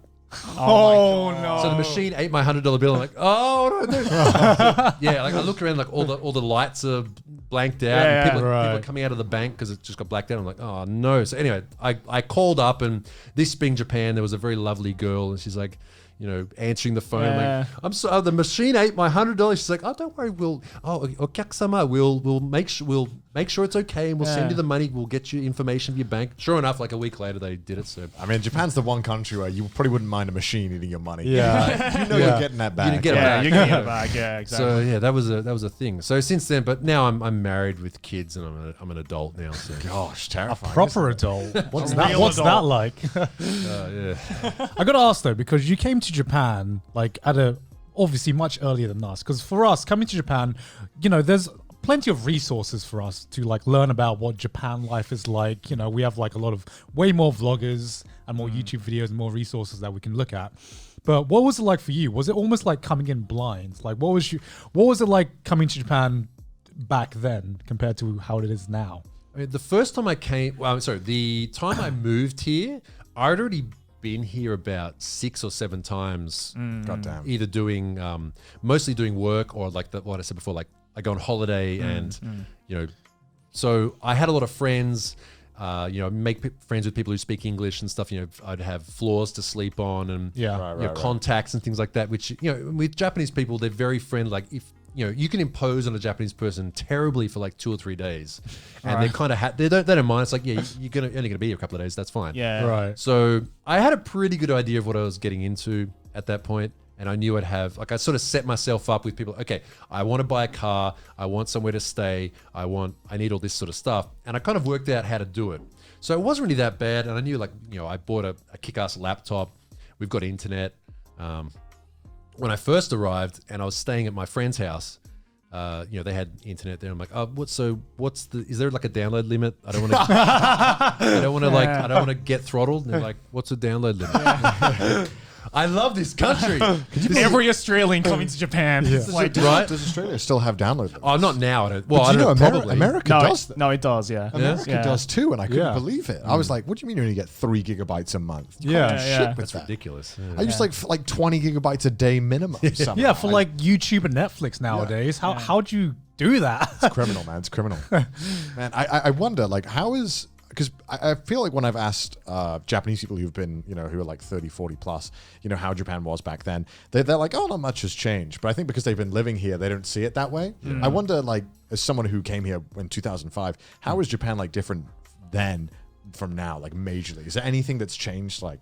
The biggest thing, I mean, there's been quite a few changes in the past year, honestly. Sure. Other than that, pretty obvious to you guys. But as from a foreigner's point of view, accessibility to everything is just wide open now. Yeah. You want to know how to get to random little place? Google. Yeah. That's it. And there's pictures of what it looks like. And it's just so easy. Like, no matter where you want to go, it's much easier now. Whereas back then, you know, like, for example, going to Akihabara, you'd find some random, you know, guy's blog that he was like obsessed about. Because the problem was, like, back then people would flavor their content with their own tastes. Bias things. Like, this guy was obsessed with finding like laser discs. Certain things. And laser discs and porn. Yeah. I just forgot that bit. The only 2 reasons you should go to Akihabara, right? Laser discs and porn. I mean, one of them's been phased out. The other one hasn't been. The other one has exploded in popularity.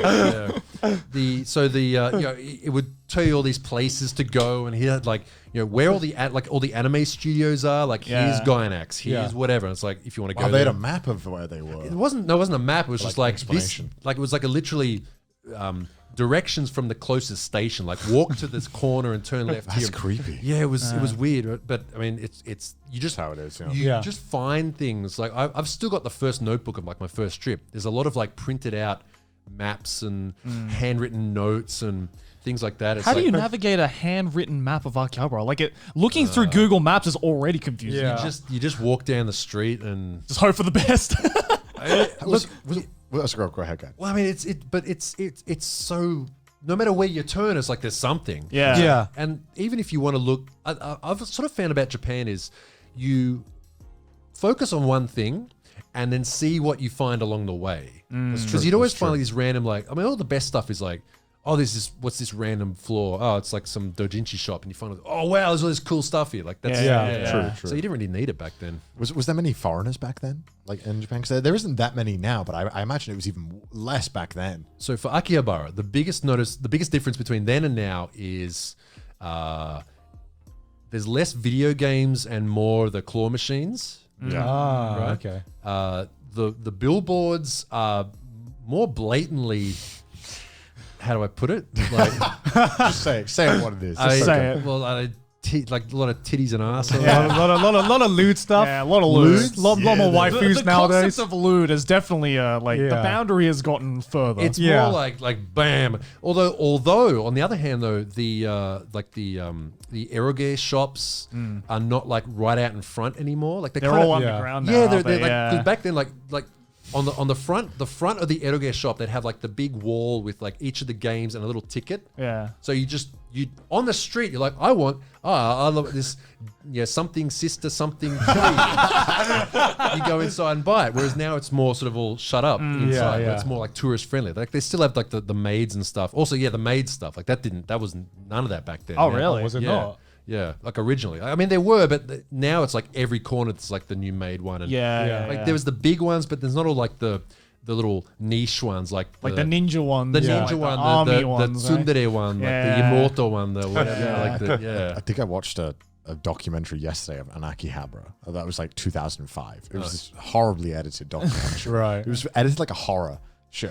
But it was, I mean, that's what every anime documentary was like back then. I don't even know what it was supposed to be though. Like it was, I couldn't figure it out. But there was like they were showing some maid cafes around, but it looked like very early on. Yeah. Like so, I think that like was around super sketch. I think that was around the time it happened because they were following the author of Higurashi. Okay. And his family. Oh wow, and it was really weird because. In this documentary, for some reason, I know this is going on a tangent, it just made me laugh my ass off there because it's a super serious documentary. And the guy with Higurashi, he had his whole family helping him make it. And then his dad was in charge of research. And his dad, dead ass to the camera, goes, "Yes, I had to study how much gas it would take to blow up a classroom for one of his novels." And I was like, what? You just said that? Like, you said it like it was nothing. Like, how much gas to blow? How did you find that out? Like, what resources is there out there? Like, it's the difference between a large explosion and a small fire. I'm like, did you really have to find out how much gas there was? Could you not have made up some arbitrary amount of gas? Yeah, who is going to read Higurashi and like fact check? It's like, I don't believe that's the right amount of gas to blow this classroom up. Yeah, I mean, come on. Like, modern day America hadn't happened yet. Come on. I mean, you want to be factually correct in like how to fucking kill bodies, right? How to dispose. Weird. Like, sorry, I just went a tangent, but that was just about a documentary 2005. Yeah, it was slightly different then. I mean, even more of the old electronic stuff was still. I mean, there still is now, but. I thought that was cool. Like that was the main stuff, though, right? Yeah, like you turn down some random alley and it's all like Blade Runner electronics and stuff. You're like, oh wow, this is really cool. Because my dad, like when he first came to Japan, it was like in the mid '90s, like kind of early to mid '90s, like before I was born. And like back then, Akihabara was called Electric City. Yeah. And nowadays, there's barely any of that shit anymore, right? Like the electronics shops and everything are like all behind like in alleyways or they're like... Well, yeah, there's like the big anime shops that if you actually go in the first level in the back, you can find all that's where all the electronic stuff is, right? Yeah. So because like you go out the train and you see like the Electric Town exit or whatever. Yeah, the Electric Town. I remember first time coming here, I was like, why is it called Electric Town exit? Well, what has this got to do with electricity at all? Yeah. That's eventually going to be like the anime town exit. I guarantee. Going back to drifting, I'm curious because obviously normal YouTubers, they have this kind of, I buy the camera, I buy the shit, that's it. I probably don't have to spend much more money, unless you're Mr. Beast, of course. Yeah. But I mean, is it hard running a YouTube channel where it requires you to buy a bunch of fucking cars and tires all the time? How much a year do you spend on tires alone? It can depend on the year, but I mean, depending on the car, like one tire can go between say, like $40 or $40 to $120 per tire, depending on how good it is. So let's say like $70 or $80 a tire. So that's two. Yeah. And a regular track day, you're probably going to go through 4. if not more, depending on how crazy you go. So. I see you upload sometimes weekly, but it was more like it was kind of sporadically over a month, right? Like And is that every single time you're making a video? You're probably doing that. No, well, okay, so I could these days. I think I could, right, for various reasons, because the market for people to watch those sort of videos is much bigger now. Oh, it's huge. Like everyone watches YouTube now. Like everyone, it's a thing. That's the only place you can get that sort of content too. Like you can't really get it on TV because it's not on TV or anything like that. Yeah.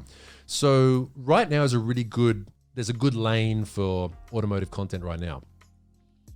But the most cost-effective content is going to a meeting or some sort of cool event, like a festival, where you don't have to spend money. You just drive there, walk around, going, "Hey guys, look at all this cool stuff." And the best thing about that is, like, if I know what I'm talking about, I'm providing value. That's kind of like your Itasha video. Yeah, see, again, that's another thing that may be confident. Do you want to explain what that whole thing is? Oh, okay. What's an Itasha? What's an Itasha? Okay, so a lot of your audience will know what these are. But so Itasha is those the anime waifu cars that are like wrapped with like some character or some theme or whatever. The ones that always get upvoted on your Reddit or pop up in your feed every once in a while. Right. You see them, like it'll be like, wow, I've never seen any of these before. Meanwhile, you come to Japan and there's entire festivals for it. Oh yeah. So what Itasha means is, so in Japan, when they refer to a car, like an American car, you can say it's an amesha, like American car. Right? Itasha is usually Italian car, like Ferrari or whatever. Yeah. But they changed the character for like ita, like the katakana, to the kanji for pain. Like itai. So Itasha literally means pain car. because I mean, as I explained in the video, when you look at it, a normal person looks at it and goes, well, so basically it's literally more like cringe car. It's a cringe car. Cringe car. Yeah, cringe car. Cringe car is the most accurate way of putting it. But the people who drive those sorts of things, they just don't care. They're like super hardcore. And like, this is my waifu, and I love her. And there's not much bigger of a flex than like how to represent your waifu. Slap it all over your car and drive around in it, right? That's like the next stage from just wearing like a t-shirt with your glasses on, right? Yeah, exactly. Yeah, absolutely. It's it's the step up. It's the t-shirt, then it's like the, what do you call it? The armor, like the badges where they have all the full. Oh, the Kambachi stuff. Yeah, right. Yeah. And then it's like you have. And then it's a plushie, and then it's a figurine, and then it's a car. And a lot of the cars too have, they put the Nesobettis in there and stuff like that on the dashboard. So some of the most popular content I've done on Twitch and also on YouTube was this Itasha show. That they run every year in Tokyo, down in Odaiba. They didn't run it this year, unfortunately. Obviously. Everything's cancelled this year. Everything's cancelled, unfortunately. No surprise. Yeah. But so when I made that video, this was before I knew there was such a big crossover in audience between anime and cars. Like, it's sort of like the Japan anime cars. There's actually a big crossover in the middle there. Right. And even people who are like maybe not necessarily into cars, like people who watch Initial D, they'll enjoy it because it's a cool story and it's action, whatever. So there's all this sort of stuff too. So I went to the show and I thought, okay, how am I going to cover this show? I don't want to be like full on weeb. Hey guys, look at this. Look at this. Look at this big titty anime girl. Yeah. 34th edition anime girl from that one manga panel that you all know. I know it. Right? Like, I didn't want to come across too. Didn't want to alienate my car audience, but I still wanted to. You can say it. You didn't want to come off as cringe. No, I didn't want to. I wanted to hide my power level as best as possible. But level 1 weeb. Right. So I walked around the show talking about. I know about the car, and this is the character. Like, I'd explain, like, okay, this is like this show. It's about this sort of thing, whatever. Yeah. Oh, this is Madoka. This show is based Madoka. It's a bunch of magical girls, and they all die horribly. It's really good. Well, so I've heard. I don't know. I haven't watched it myself. I've just heard things. And I'm making jokes too, like, I wonder what these guys' girlfriends think if they go pick them up from the train station, these cars. Oh, wait, who am I kidding? Ha, ha, ha. Like, sort of like trying to... Meanwhile, on the inside, you're like, God, I wish that was me. You're 100% right. So, and some people actually took big offense to, like, oh, man, show some more respect to these things, man. It's like, don't you you should be able to understand I'm actually it's one clearly of an inside joke, right? Right? So anyway, so that got really popular, and all of a sudden I realized, I've got this audience. And then next time that show ran, I did a live stream on Twitch, Right. and it's probably one of the best, maybe not the biggest numbers I've ever done, but probably the most engagement I've ever done. Right. I blew out my data for that day. I'm like, no, we're going to keep going. It's great. I covered this whole show. It was really good. I actually talked to TV. There was a TV crew there, and they talked to me, and I didn't actually make it on the show. I think because they asked like, so what do people overseas think of these cars? And Japanese TV wants the nice response. Oh yes, they're very wonderful. And I basically sort of said like, because I was on the live stream and I didn't want my audience to think I was trying to be fake or something. Right, so I was like, a lot of them say like there's a lot of like really young girls on the cars and they think that's kind of weird. I mean, what do you want to say? There's like, cameraman sweating. All that TV is hyper positive here. Yeah. Exactly. Yeah. So Don't say bad things. I didn't really care. Especially Japanese TV. I was memeing for the Twitch. It was a audience. pog moment. It's all right. Yeah. Dude, it's a different beast when there's a Twitch chat on you because it turns you into like the meme side. Yeah. Because you don't want Twitch It turns chat. you into the worst person. Yeah, it's the same thing with the Crunchyroll Anime Awards. I didn't want to be cringe, so I was like, "Fuck, Twitch chat's watching me. What would Twitch chat respond to? Just troll, just say dumb shit. Twitch chat will love, so they can go like, "Pog, no way." Yeah, because I remember because that Itasha video of yours, I think was from like 2017 or something. Yeah, it was a long time ago. It's like 2 or 3 years at least. And I like when I heard that you were going to come onto the show, I was like, okay, I got to, obviously do some research on the guest. And I found that Itasha video. I'm like, why does this video look so familiar? And I remember I watched that video, I think like maybe like 2 or 3 days after it came out because I don't know if you remember, but like that video initially was getting recommended everywhere. Because I watched that video as well back then. Oh, really? Yeah, it was. What he's trying to say is algorithm. He knew you before you were. I knew you before you were big. Yeah, but it was cool as well because like I obviously knew very quickly that like as you were kind of explaining the different shows and whatnot, I could very clearly be like, oh yeah, this guy knows this shit. But he clearly just doesn't want to show it all. It's like, yeah, this guy's definitely like weeb, I've been a closet weeb before. I recognize my fellow brethren. You know what I mean? Coming from being an old school weeb, what is your opinion of like the modern anime scene and modern anime culture? Oh man. Okay. So I think this is the interesting thing is when I moved here, right, you'd think like, oh, now I have unlimited access to all this stuff. I can just do it now. I actually didn't. I actually ended up quitting. You know what I quit on? What? The last thing I actually sat down and watched, like I'm gonna sit down and watch this, was the K-On! movie. Wow, that's such a fucking throwback. Oh for us. my god! Holy shit! Why? I don't know, but just I watched that. And I'm like, I would quit anime if I had watched that. Okay. Question: did you like the K-On! movie? no, I didn't. Okay. Did you like K-On! though? I liked K-On! Okay. There's something nice about the thought of someone in a cinema watching K-On! And then thinking, I'm done with anime now. It's over for me. I don't know if it was, maybe it was just like, that's enough, or maybe it was because a combination of like, well, now I'm in Japan. It's like all this stuff that you see doesn't feel as like unique and as well, it's like it's there. It's not as romanticized anymore, right? I don't know if I read it somewhere or someone's told me this, but when you come to Japan, you realize that manga artists are actually, they're not creative. They're just really good at representing real life in a very consumable way. Right. It's true. Yeah. You know? And that's not a bad thing. Obviously, that's great. Like you get, that's really good about reading like the sort of the daily life genre, like K-On! like K-On!, like Yotsuba, like all those sorts of things where it's all the stuff you see in those is real life, just sort of compressed into like a form where you can consume it all really quick. And I think that's a great thing. That makes it really enjoyable to read or watch or whatever. But I just sort of like, yeah, that'll do. And unfortunately, that was also at the peak of what was known as like the Moe Blob era. Yeah. And it just kind of ended up, I don't know. It just sort of turned me off. Like, I don't. I'm as much as I loved the Moe Blob era, like kind of halfway through it, I was like, all right, can we get something else now? I hated the Moe Blob era. Yeah. I remember like. So the reason I haven't watched Fullmetal Alchemist was because that was during the Moe Blob era, and that was when I thought I needed to save shows in case I lost my faith in anime, because there wasn't enough shows coming out per season to like keep my interest. That wasn't Moe Blob. Yeah. And then the Isekai era started. I'm like, Okay, boys, I'm good. The what? The isekai era. So now we're in the isekai Okay, era. okay, see, now I hate that.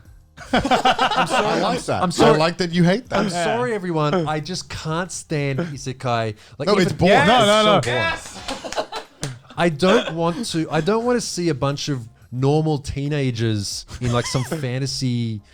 You know, like, I get it. It's cool, but it's not cool. As someone who likes the isekai era, I can definitely say like most of it is fucking trash. It's not self-aware enough. It's like, yeah, it's basically like an RPG game, but it's real. It's like all of you would get annihilated the first time you faced an enemy.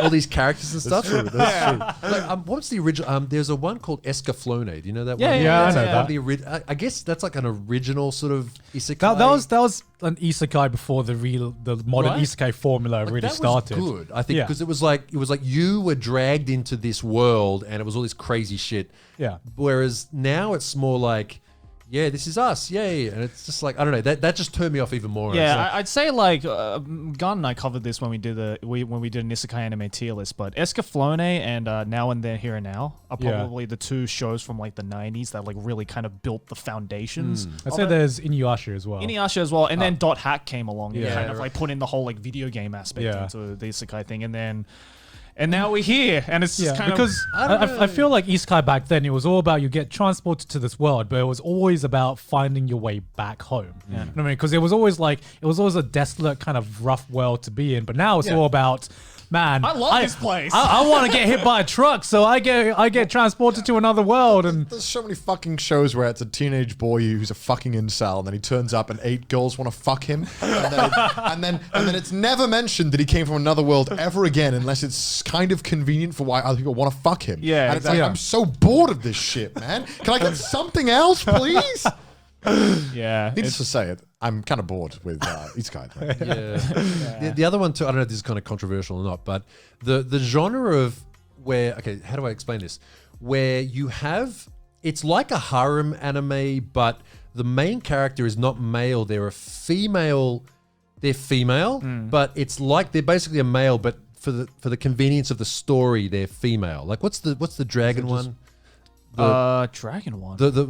Are you talking about stuff like Oran High School? No. The one with what's that character? The Kana and the other one. Kobayashi's Dragon. Yeah.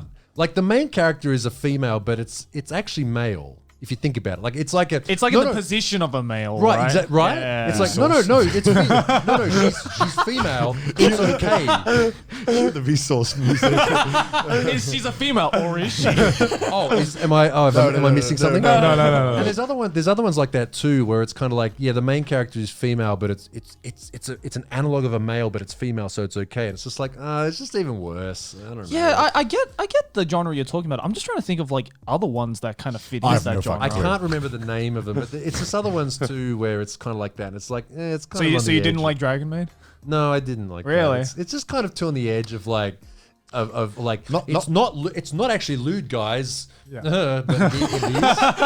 Not gonna lie, if it was a toss up between watching anime and just fucking tearing a car to shreds on a track, I would tear a car to shreds. Same here. That's probably gonna be my hobby. Let's be realistic. Like, I mean, I think the only difference is there's a $6 a month subscription and like a $30,000 problem. How much does it cost to drift on a yearly basis for you? Man, it can vary, but Just throw me a number. if I had to throw out a budget, like, okay, you're gonna need this much a year to drift, car, fuel, insurance, registration, maintenance, and the occasional, like, you're gonna stuff it into a wall, and you're gonna break a bunch of shit. At minimum. Maybe like $30,000 if you want to drift maybe once a month or once every couple of months at like one track day. I mean, needless to say, the kids don't get good Christmas presents. No, well, I mean, I'm kidding. Would you like a Noriero hoodie? You just give them your own merch. You're like, Daddy's got you something special. It's a fucked up tire. man. Here you go. You just can't touch this. Just buy them and use our tires and like, are you gonna use that? If you can't use that, Daddy can use that, you know? Some premium oil for you here, children.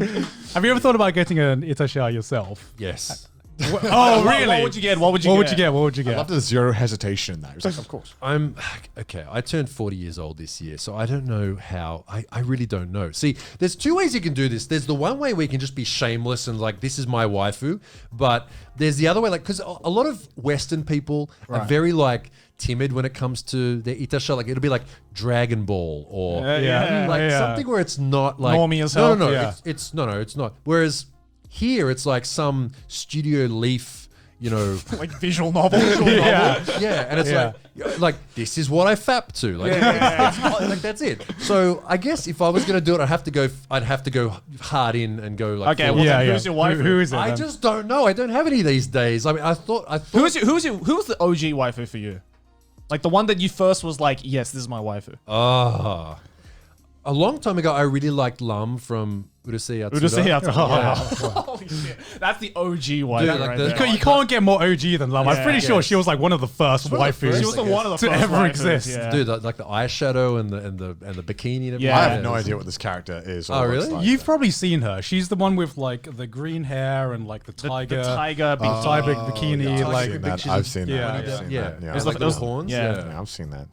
I just got this great image of you like rocking up to your kid's school in like an Idol Master car and just like picking up your kids like, come on kids, get in. It's like, that's not my dad. That's not my dad. Man, I got in trouble because like I just drive a van now. It's like a regular looking sort of van.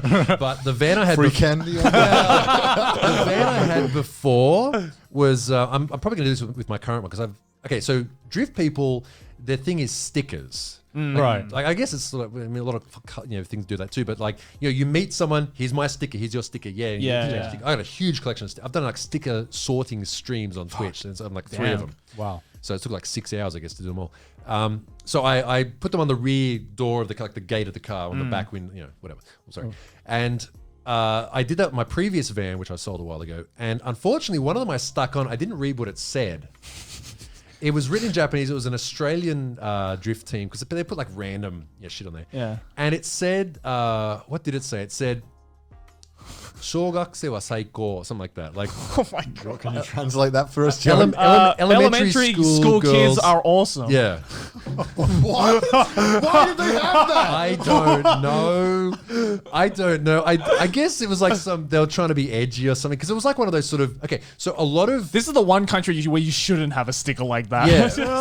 A lot of anime, a lot of again, this crossover thing, there's a lot of these like sort of anime style slap stickers that they make. Like they'll have like some random anime titties and like some team name or whatever. Yeah. And they done this, and I didn't check what it said because again, they came to ABC Circuit. Like a lot of foreigners come to ABC Circuit, and they stuck it on there, and I didn't read it. And then my wife saw it. He's like, "What the fuck is this?" And I'm like, "What?" She goes, "This sticker here." I'm like, shit. And I'm like, I didn't want to peel it off because it was stuck on the paint because I probably would have peeled the paint off. So I got like a black mark and I want to get it off immediately, but I don't want to ruin the car. Well, yeah. So I didn't want to. Now I vet my stickers before I put them on. I probably should have done that. Go through a screening process. I have like a fucking irrational fear of stickers. Like, why? No joke. What? I have no idea. Really? The thought of stickers. You know how like people used to, and when you're in school, people used to just put stickers on each other. Yeah. I used to be disgusted if people did it to me. Why? It's like, I don't know. Just fucking freak me out. People putting stickers on me. I'm like, that's disgusting. Get that off me. I hate stickers. They are like the worst thing ever. Magnets, I'm cool with, no problem. Okay. Right. Stickers, gross. I don't know why. What is it, like the stickiness of it? I think it's the stickiness, the sound. I'm like, that's disgusting. Get that away. Get that away from me. So the sound the stickers make, I fucking you don't put any stickers on any of your products or anything I have at all? one on my laptop.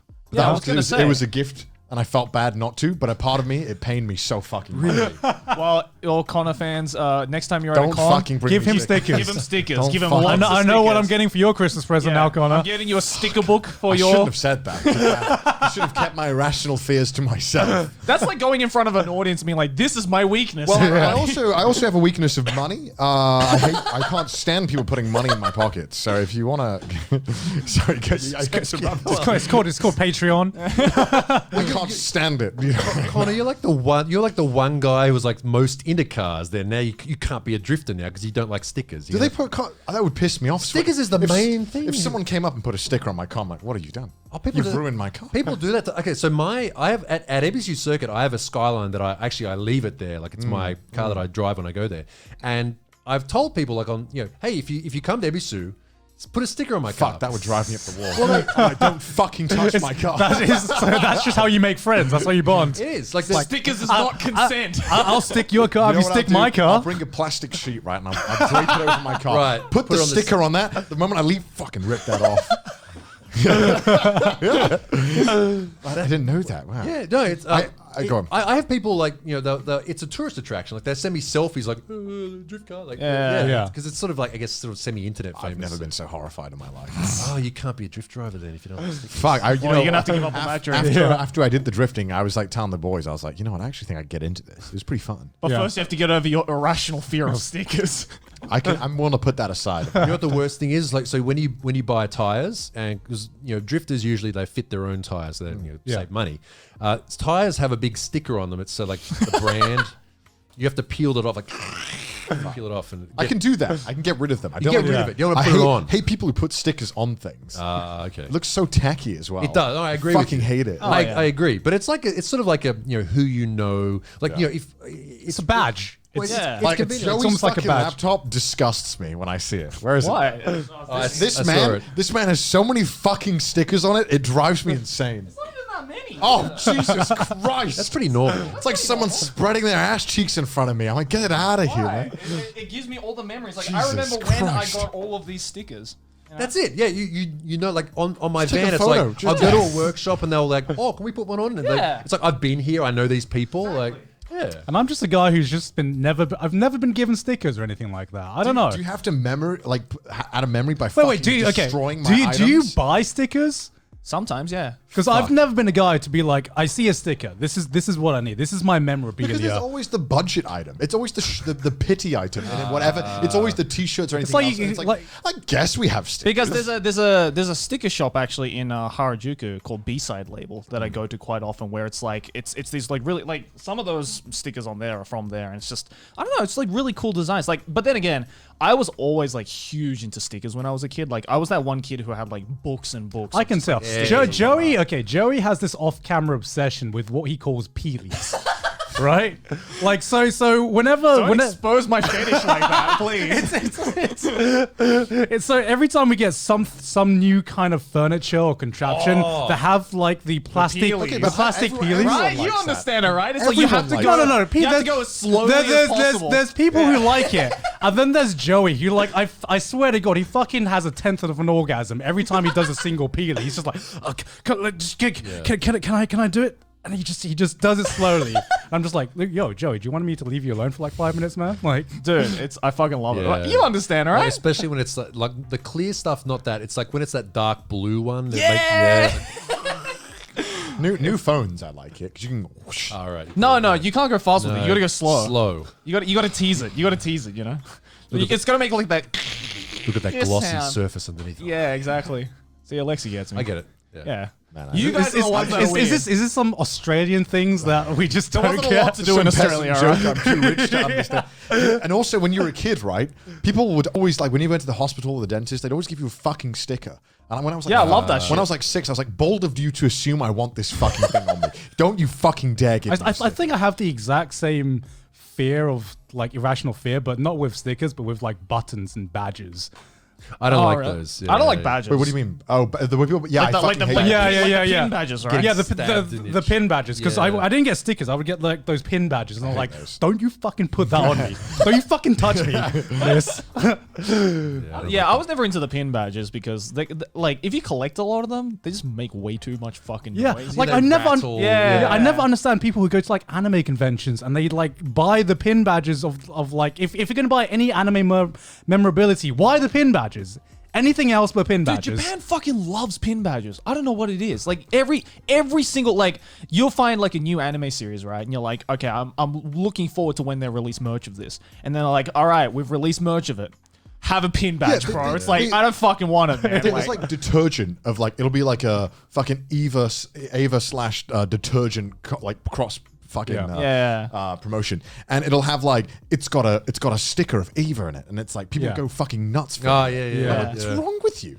What? I mean, I'm one of those who's like, hell yeah. It's like the holy trinity of just useless anime merchandise is stickers, pin badges, and clear files. Clear files are the fucking worst. Yeah, clear files. No one needs this many clear files. Clear file. I mean, I have a clear file full of clear files, so I can't say anything. But I just can't end up using them because they say it says clear file, but they've always got some stuff. You can't see the unclear file. It defeats the purpose of a clear file. It's just a file. Anyway, we went on a massive tangent there. Yeah. Oh my yeah. God. So like you talked about your opinion of like the modern anime scene. So like, what are some of your favorite anime? Because I don't think we mentioned that. It's normie as hell, but I mean, I always just enjoyed Evangelion. Like back then, because it was. I mean, I'd say it's less normie now than it is back then. I guess so, but back then, so in Australia, I'd seen a lot of stuff, but then it came out on TV on SBS, which is like a public channel in Australia. It's like where they like air a lot of the international shows. Right. Yeah, it's they show like there was a guy called Des Mangan who presented like the cult movies and stuff, and sometimes it'd be anime, and it was like anime's on tonight. Yeah, like, back then whatever you could get, you took it. Like it'd be professionally subtitled, it'd be really good, and they would show Evangelion. They had like an anime block where they showed some stuff for a while, and that was good because that came out on TV, so everyone had a shared experience of it at that time. So you know what I mean? Like I think really it's very important, that shared experience when it comes to this sort of media. I think like it's mostly about video games, that sort of thing. Like you know, if you meet someone who's played like whatever Final Fantasy VII, it's like you immediately have a huge thing in common. Right. Like, what's your favorite part? Like, You've all done the same thing at the same time. Yeah. And that was probably the first time that like mainstream anime was shown on TV. So you sort of discovered other people who were into it too because they'd watch it. It was accessible. Yeah. So I guess that it had a bit of an impact, and it was very, it wasn't the standard monster of the week show. There's a lot more to it, and I'm not trying to make it sound like it's super deep or anything because it wasn't, but it was just really, it solidified like, it was engaging, right? It was very engaging. It wasn't afraid to make something different, like a show that's a bit different, but at the same time used every trope. Yeah. Combined, like, whatever. That's the weird thing about a lot of anime. It is the most tropey, unique shows that for some reason get the most attention. It's like, you look at it, like someone will look at it and being like Ava, for instance, right? Someone will look at Ava and being like, whoa, I've never seen anything like this at all. But at the same time, it's the type of show where another person will look at it and be like, this has every trope that I've ever seen. Dude, in it. One Punch Man. Yeah. Okay, my cousin's kids a couple of Christmases ago when I went back, and they started talking about, oh yeah, we watched this thing, One Punch Man, it's really cool. And I blew their minds by going, this is actually based on a little kids TV show called Anpanman. And that character is based on like the Dragon Ball character, this one, and it was actually voiced by the same guy. You dropped the anime knowledge on them. I explained the whole worldwide over you fucking schooled them, man. I just thought like, okay, so everything you like is actually based on something else. Your life is a lie. Don't be happy. I'm going to tell you what. That's exactly what I was aiming to destroy them because it was just fun. Destroying them with facts and history. See, that's what this is, and so you actually like this. You should actually like it. But again, it's a gateway thing. Like anything that gets people into it, it's like, look, who cares anymore? Like, oh, you're a bunch of normie fans. What do you know? It's like, no, you start somewhere. You go this far. It's like the same thing. Like, you guys have done drifting. If you don't want to go any further, it's like, well, why would you? Like, if you don't understand enough, that's fine. You enjoyed it. It was like you got your adrenaline hit, and it was some weird stuff you've never done before. And you have a new experience that you've done. It's in Japan. Like, you've done drifting in Japan.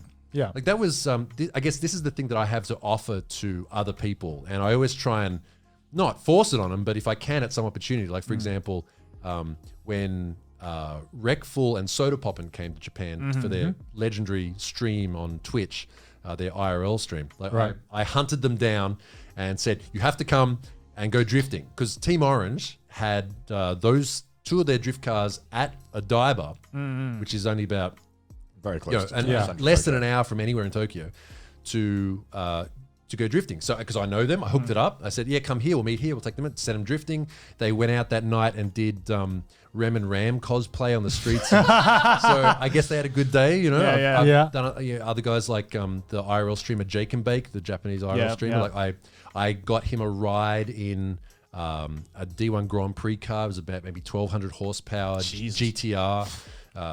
Live streaming it to like whatever it was, like 20,000, 12,000, whatever people. I love to, if I can just present it to people as like because I think it is a really good part of Japanese culture that is not only fun and relatable, but like you said, like it because of Fast and Furious. People have seen Initial D, and I think it's a cool thing that I like people to experice, and I enjoy super it. welcoming as well. Like they were really friendly to us at the now, if only every community was like that. Go ahead. Okay, no, because I was going to say, I mean, like you talked about how to, getting people to experience this for the first time. I mean, I'm sure we've done that, like introducing our friends and everything into anime, where we can just like recommend a show or something. But I feel like it's infinitely harder with drifting because, like, as we've talked about, the barrier of entry is like so high, and I feel like it's one of those hobbies where no one just casually drifts. You know what I mean? You can't just be a casual drifter. You're like either in this all the way, or like it's something you experienced once. And I would love to go drifting more. It was a fucking hell of an experience, but at the same time, it's like, do I have the time and the money to commit to this? And it's something. Just quit Gacha. You'll be, like, he said he spent like 30K, was it? That's a minimum. That's probably Gaunt's like monthly allowance on Gacha. Come on, man. Quit Gacha. He was telling me on the train here that he's like, man, I would go drifting. I just have to quit Gacha. But it's so hard. I think one thing that I really appreciate about your channel in particular, and to anyone listening, that whereas a lot of YouTubers here who live in Japan who are foreign, it feels like an outsider looking in on a lot of the content. And what was really refreshing, I think, from your videos, what I got, was that it was like you were in it with them, and that you knew all the big players in the scene. Yeah. It was really cool seeing that aspect, because I thought when I first watched your videos that it was going to be like, hey, I'm here, let's find out what's going on, I'm going to see what's happening. But you were like saying hi to everyone knew you. It was so cool. It was I roll deep. It was really cool seeing that, like, you get a YouTuber in Japan who is really deep in the scene to the point of where, even the people in the Japanese scene would know you. And, it's really cool seeing that. That mostly came from the fact that back in the day when I was doing journalist work. You've been around so long. Well, it's like if I want to get access to cool stuff, I have to make friends. I have to get known to people and have to show them. I would. You're serious. Any event, I would show up. This is the thing about anything about Japan, especially, is show up. Obviously, right now you can't really do that. Yeah. But if you want to be in something, show up, talk to people, get to know people. I mean, I've been on tours of like a couple of anime studios because I'm friends with someone else who knows someone else, and you just because you know someone, and Alexi's doing that stuff. Why don't we go? You want to come too? We're doing something, and it's just knowing people, and eventually it gets to a tipping point where it's like you show up and like, oh yeah, there's Alexia, and that's what my friends told me. Like when I first got here, it's like it's very difficult for a Japanese person to get to know and trust a foreigner because they just assume that you're not going to be here in a year or so. And like another person told me too, like, Alexi, you have to keep going to track days again and like all the time, because if you don't, people are just going to forget about you straight away. So I do make an effort to, even if I'm not driving, like, I got today off, I'll go to the track. Maybe I'll take my equipment with me. Maybe if there's something cool, I'll make a video, but otherwise I'll just hang around and talk to people and walk through the pits, and everyone, morning, hayo, and then eventually they'll come to you. Oh, actually, hayo, and they'll have something cool, like, and someone will be like, oh, are you driving today? Oh no, I just turned up. It's like, oh, you want to take my car out for a couple of laps? I'm like, hell yeah. I got my helmet in the van. Like, I'll bring my helmet with me just in case. Maybe go for a take passenger shirt off like the whole kit. I'm ready. Got my race suit on. It's just show up and do it, and it gets like that after a while. I mean, I've been here 12 years, and I've been coming here for longer than that too. So but I think that kind of applies with any social situation. Absolutely. Right? It's like, it's just, show up. It's about commitment, right? Like, you just gotta, if you want to be known in that circle, or you want to be part of that circle, whatever that circle might be, or whatever that niche might be, like, if you don't make an effort to want to actually show, you know, your commitment to it or want to be like part of it, then you're not going to get in, right? Yeah. So I mean, like I was going to say, like it's the same thing with like, you know, with like the anime industry as well. Like once you know a couple of people, it's such a small industry that your face just gets known everywhere as long as you're staying committed to it. Like that's really the only reason why like any of us have like That's just like our friend Nabi in like a nutshell, right? Yeah, exactly. He just seems to know everyone, and when I ask him, he just says, "Oh, you know, I just know a guy who knows a guy who I've just been around enough." I just make you know, go around and just make myself known. Yeah, like that's so. But the thing is, that's like so much easier said than done. Yeah, you know. Yeah. Because it is a lot of commitment and it does take time, and you know it's not guaranteed either that you're going to get results. No, it's just you just gotta build up recognition and everything. Because it was interesting you mentioned the point that people in Japan just assume people are going to be living here like unpermanently, because having lived abroad in like a few different countries, you know, there's like you make some expat friends sometimes, right? Who you could be like the closest friends with them for like a few years, but then eventually they're gonna move back, and it's really hard building up a friendship from zero again when you know sometimes that people aren't going to be here in like 2 or 3 years. Yeah, I've definitely noticed that I made some friends here when I just moved here, and I'm like, oh cool, I'm making friends, and then they left. I was like, damn. Finally started getting a good list of friends going, and they all just fucking left. Can you imagine they had their own problems? How dare they? No. The audacity. The audacity. The audacity to have nationalities aside from the place I'm living right this moment. I have to ask, because you've seen our drift special. Who was the best drifter? You. And why was it me? Thank you. I mean, was that really the question you needed to ask there? I wanted to just make. I wanted to feel good about myself. You might as well just ask the question, Alexi. Can you just give me a hand job? Right now? Yeah. Just want to whip your dick right out please. right now. It's ready. Come on. It's okay. I already got his PayPal email, so it's fine. Slips in the 20. No, okay. I must admit, even though we clowned on you in the episode, you clearly were the best drifter. You just fucked up in the Yeah, test. I just fucked up in the end. I mean, that test was bullshit. It was fake because news. I clearly won the election. Well, you were the most sort of confident with it, so you got a bit too hectic with it. Yeah, that's why. Yeah. I would like to argue though that the starting position was a little different. You know, like you were clearly the most. You were the most experienced driver with the manual driving out of all of us. Like I said before, you all got to, like, I watched the video and I thought, oh yeah, that's about right. Like from what I've seen, it wasn't really any different. Like if you haven't, the prerequisite for learning how to, maybe learn how to ski, the prerequisite is being able to stand up. Like if you can't stand up, then you're not gonna be able to do it. Like, so if you're not used to, drifting, to driving a manual car for such a long time. Also, those cars have a clutch, which is kind of, that clutch was weird. Yeah. Well, they're designed. Was it making like a rattling sound when you put the clutch? Yeah, and also I feel like a normal clutch, like if I touch it a slight bit, I feel it in the car. Yeah. This one I had to fucking slam it down to get anything out of it. So the clutches in those, because you're constantly slipping Fucking them. it. So so the clutches are made to take a lot of heat and also be kind of grippy. So they're not easy to drive. So they're definitely not easy to drive. Even though the car looks didn't look too extreme. Yeah, they're kind of a pain in the ass. Yeah. Look, even I do that. I left my Mark II at the tuner shop like last week, and he lent me like his drift car, like one of his personal drift cars, just as the courtesy car. And I was Right. What this? He's like, yeah, I got too many of them. Just take that one. I got too many of them. Too much in the way. And I stalled it twice before leaving the car park. And he's like, Alexi, you suck. I'm like, yeah, whatever, man. Because everyone knows, like, it's always hard to jump into someone else's car and use the clutch. I'm just like, only 2? Damn. I stalled like 8 times trying to move forward. It was all right. You did good. It was. You would be able to drive a normal manual car, because even for me, I stalled it a lot, and I'd gotten used to it, but like the biting point is like so small, and it feels like you're gonna break the car as well, and you go like 1 millimeter above, and it just stalls. Right, like there's no leeway at all. Yeah. They're a little bit tricky, but Yeah. I mean, you all did pretty good. It was an enjoyable video, and like, even I enjoyed watching the whole thing. Oh, so, we got it. Yeah, that's good. That's a W. I wonder how, because we obviously didn't get to go on the serious track or anything, right?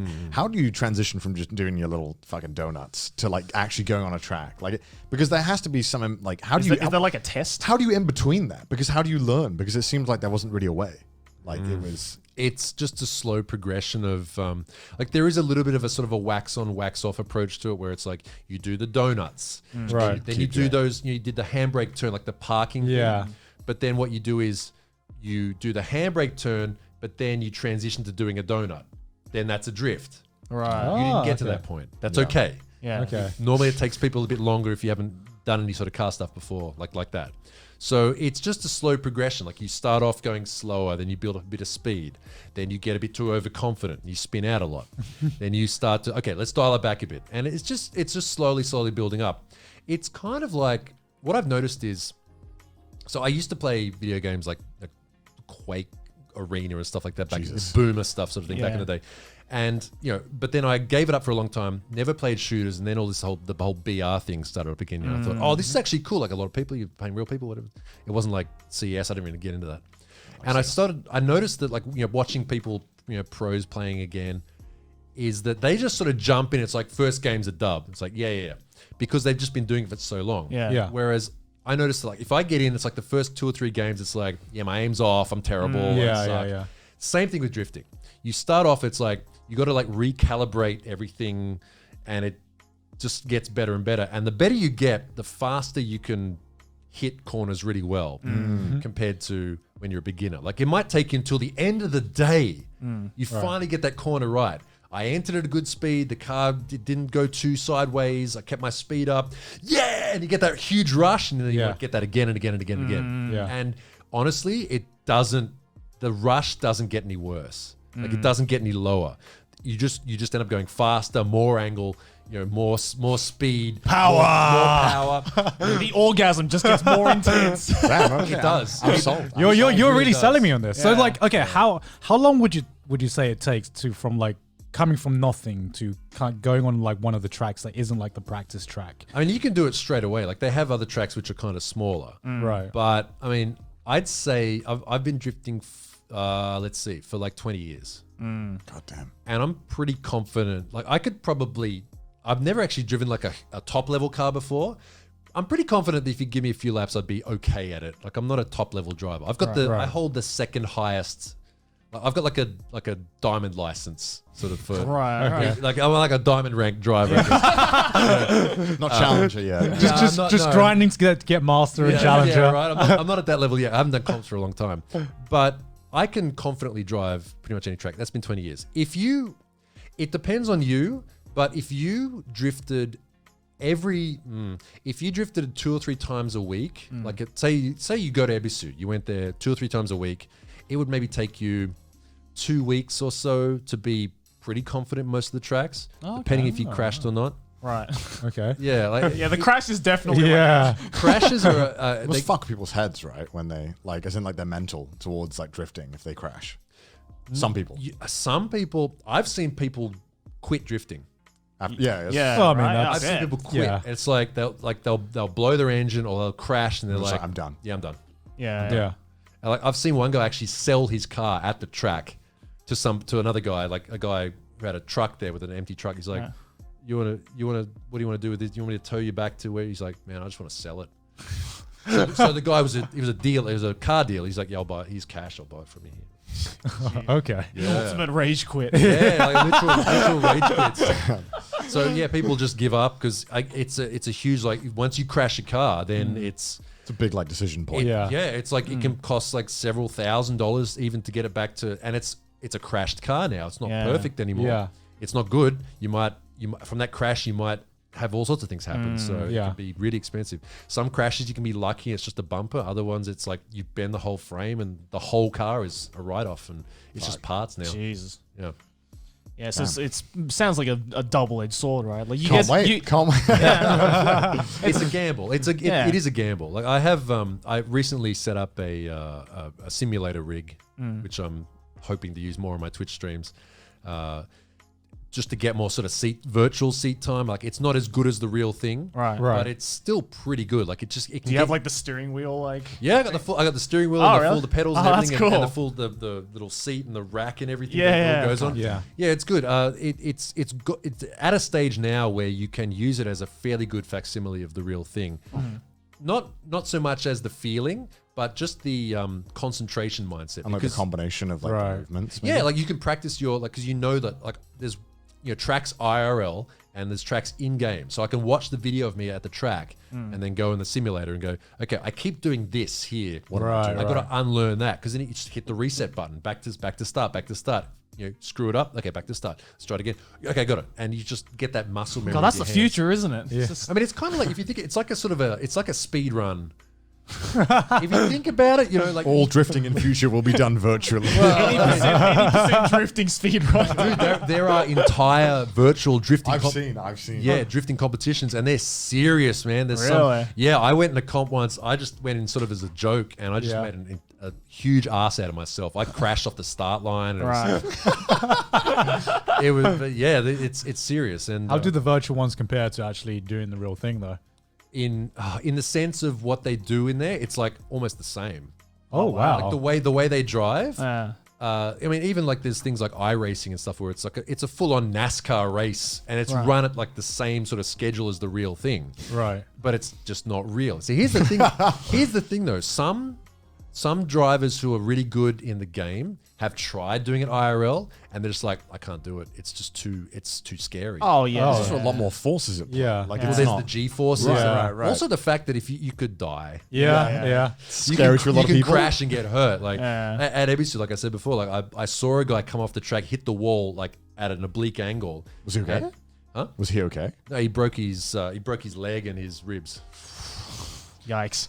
I'd rather that than a fucking sticker on my car. I'll tell you that. I mean, So it could be, Which wins? A broken leg or one sticky boy? a sticker that, do you know those fucking stickers that do not peel off as well? This is my fucking nightmare. It's like industrial glue stickers don't fucking come. Sorry. I'm so sorry. Are we still on the sticker? It's in my head now. I'm horrified. That was like half an hour ago, and you're like, You never forget. Recurring nightmares. I can't just forget my feel. Like, are you kidding me? Man. Oh my god. So how often do you stream on Twitch? Oh God! Don't ask my subs that; they're very angry. I don't do it enough. I used to do a lot more regularly, but then when the Rona happened, I thought, like everyone else did, oh, this free time, yeah, I can get back into it properly. Yeah. No, Yeah, because that never happens.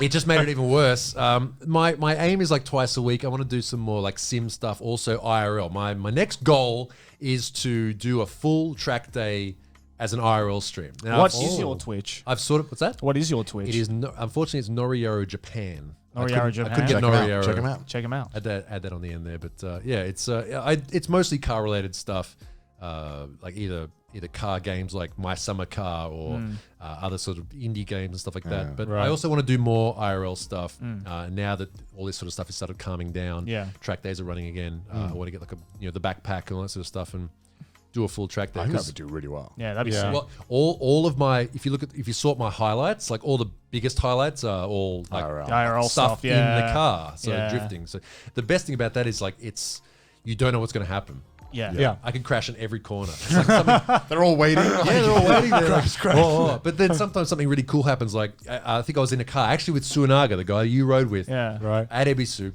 I was riding passenger and he got like within a millimeter of the car in front. We're doing like third gear. shit. And chat is just going nuts. Pog! Pog! and then was he just like laughing like he always does? Yeah, he just like That's the exact. I fucking love that guy. just his laugh is just so like emotionless, and yet it's just so maniacal. I fucking love it. I've never seen a handbrake move like that. Yes. This man was Yeah. like pumping it up. Yeah. I was like, what the fuck is happening? It was insane. The man was insane. Because He's absolute legend. Though. I remember when we were like learning the handbrake turns, and just like that one session gave me like the fucking worst wanker's cramp I've ever like felt in my life. Just going, Wanker's cramp. I've never heard of this word. Because it's the same kind of movement, right? Wait, God. Unfortunately, Where is your dick? down in your cranking it up, like Jesus. No, because I've never had to crank it like that hard, and it just was a movement that my arms weren't used to, man.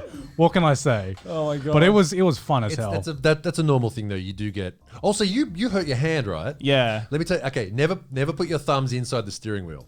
I think that's exactly what I think he was scared to death, so he was gripping it. No, I guarantee you that's what happened is because what you do is you put your thumb inside the steering wheel, and then when it counter steers, the spoke of it comes down and wangs you on the fingers. Yeah. But that happens a lot. That's exactly because that's exactly like now that I'm thinking about it, like if I was holding it like this, where I injured myself is exactly where that spoke was. Yeah, so. it's a really they should have told you that.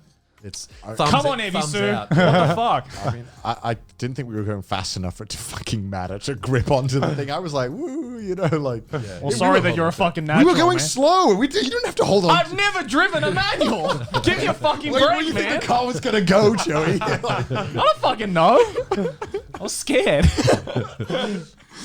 Anyway. Keep bullying you. Yeah. Anyway, so it's been lovely to have you on.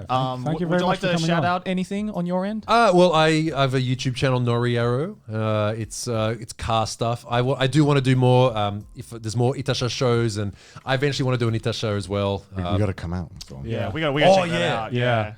Actually, I would love to see an Itasha show. Itasha festival. I'll 100% let you know. Also, so this weekend I'm going out to a track out in the middle of the mountains in Gunma, which is actually it's actually an old school cycling track. It's like a mountain road sort of thing, but it's actually they use it for drifting now. So rip cyclists. It's going to be a like a sort of simulated toge drifting, and all these cool guys are coming. How many cyclists can we drift into? That's pretty cool, and I've got a bunch of other stuff coming up. I don't know, so yeah, check it out. Also, all the social links. By the way, I brought a little present. I see you have a lot of things on the walls here, so I brought a little. Is it? Oh, so cute! The little A86 from Initial D. It's even got the tofu thing. Yeah. On the side of it. That's so cute. My collection. I thought we'd put it over on the shelf somewhere. Hell yeah. Thank you very much. Thank you. That's so cute. I love it. Look at all these beautiful patrons. Yes. Thank you very much to the patrons for supporting us and also supporting the drift episode that we did. It's all led up to here. And also, like we've talked about this from like our perspective, but if you ever get the chance to try out drifting, even if it's just being driven around a track, I highly recommend it. As we've said, it is an adrenaline rush like you've never felt before. These guys have just turned fucking 3 right now. I don't want to do it. But yeah, if you'd like to support the show, make sure to go over to our Patreon. Also, check us out on our subreddit and our Twitter. And if you want to listen to the show on audio, then check us out on Spotify. Yes. Ornament Talk! So as you guys know, we talked about my chess experience not too long ago on the podcast. Yep. And I got a little reminiscent. And I tweeted out saying, hey, we should do an anime YouTuber chess tournament because fuck it, why not? And chess.com promptly emailed me within an hour saying, hey, do you want to set that up? Want us to help you do that? And I was like, yeah. So I tweeted out asking who wanted to join, and now we have the tournament arc. That's the name of the chess tournament. We're doing it. We don't have a chess anime, so we're making our own. We're making our own chess anime. So this is a special episode of Trash Taste where it's not so much a podcast as more our experience and how the tournament goes, and we're recording this before the tournament takes place. And this is basically our initial thoughts, how we think it's all going to go. And yeah, I guess that's kind of it, really. So do we want to talk about the fact that this is actually going to be a legit esports tournament? Because because we have like a cash pool. Yeah, we do. And prizes and everything. So first place gets $2,000, second place gets $1,000, third place 800, fourth place 400, and then fifth through to 8 gets 200. So it doesn't matter if you lose first game, because I know I am. Yeah. I'm still going home with $200. So. If you lose, you still win. But Exactly. everyone's a winner. Everyone's a winner. There's literally a participation award for this one. It's $200. That's the best participation Dude, award. what else are you going to spend your money on but more gacha money? I'm putting that right into Arknights. I'm telling you, man. So yeah, this is a completely legit chess tournament arranged very officially. They've taken a lot of measures to stop us from cheating. Not that any of us would, gentlemen. But yeah, here are the 8 contestants. How we selected them was obviously me judging if you're a good AniTuber. No, it's not what it was. People assumed that was what it was. No, I literally just tweeted out If who that wants was to be the a part case, of then it. half of these people wouldn't be here. I'm just kidding. Yeah, we got these contestants. I tweeted out who wants to be in it, and then I gave the list to chess.com, and they selected these 8 people. Yeah. So here we are, and yeah, we have the very anticipated first game of Gaunt versus Mother's Basement. I'm so fucking ready for this. I'm so fucking The ready. shit talking you guys are doing on Twitter was one of the funniest. It was the funniest and somehow the most pathetic thing I've ever It seen. was like baby mode shit talking, though. It was no you. That's what it was. Another game I'm excited for is D versus Jerry. Yeah, D was talking mad shit to me on Discord. Yeah. I saw a D, you motherfucker. I saw you just being like, Joey, I know you're up. Fight me, bro. Fight me. And I'm just like, dude, just chill. It's funny because I saw D tweeted earlier that he's like, oh, I'm going for the underdog route in this tournament, and behind the scenes he's been talking mad shit. So that isn't what an underdog He's does. so confident about himself, but I mean, rightfully so. As I said in the chess episode, I've never played a game of chess up until this point, so I've been learning a lot, but I still suck dick. But I think, the only person who has any chess experience in this tournament is me, but outside of that, and even then I still make really dumb mistakes. Right. I think it'll be an interesting tournament just because of how much of a fucking mess it's going to be. Bottom line, this is going to be the lowest IQ tournament this is going to be a dummy thick chess tournament, man. That makes it so fun because I know that when I'm going to watch any of your games that it's going to be a fucking fiesta and that I can't wait to see what happens. Like, I know it's going to be a mess. It's going to be like when a movable object meets a stoppable force.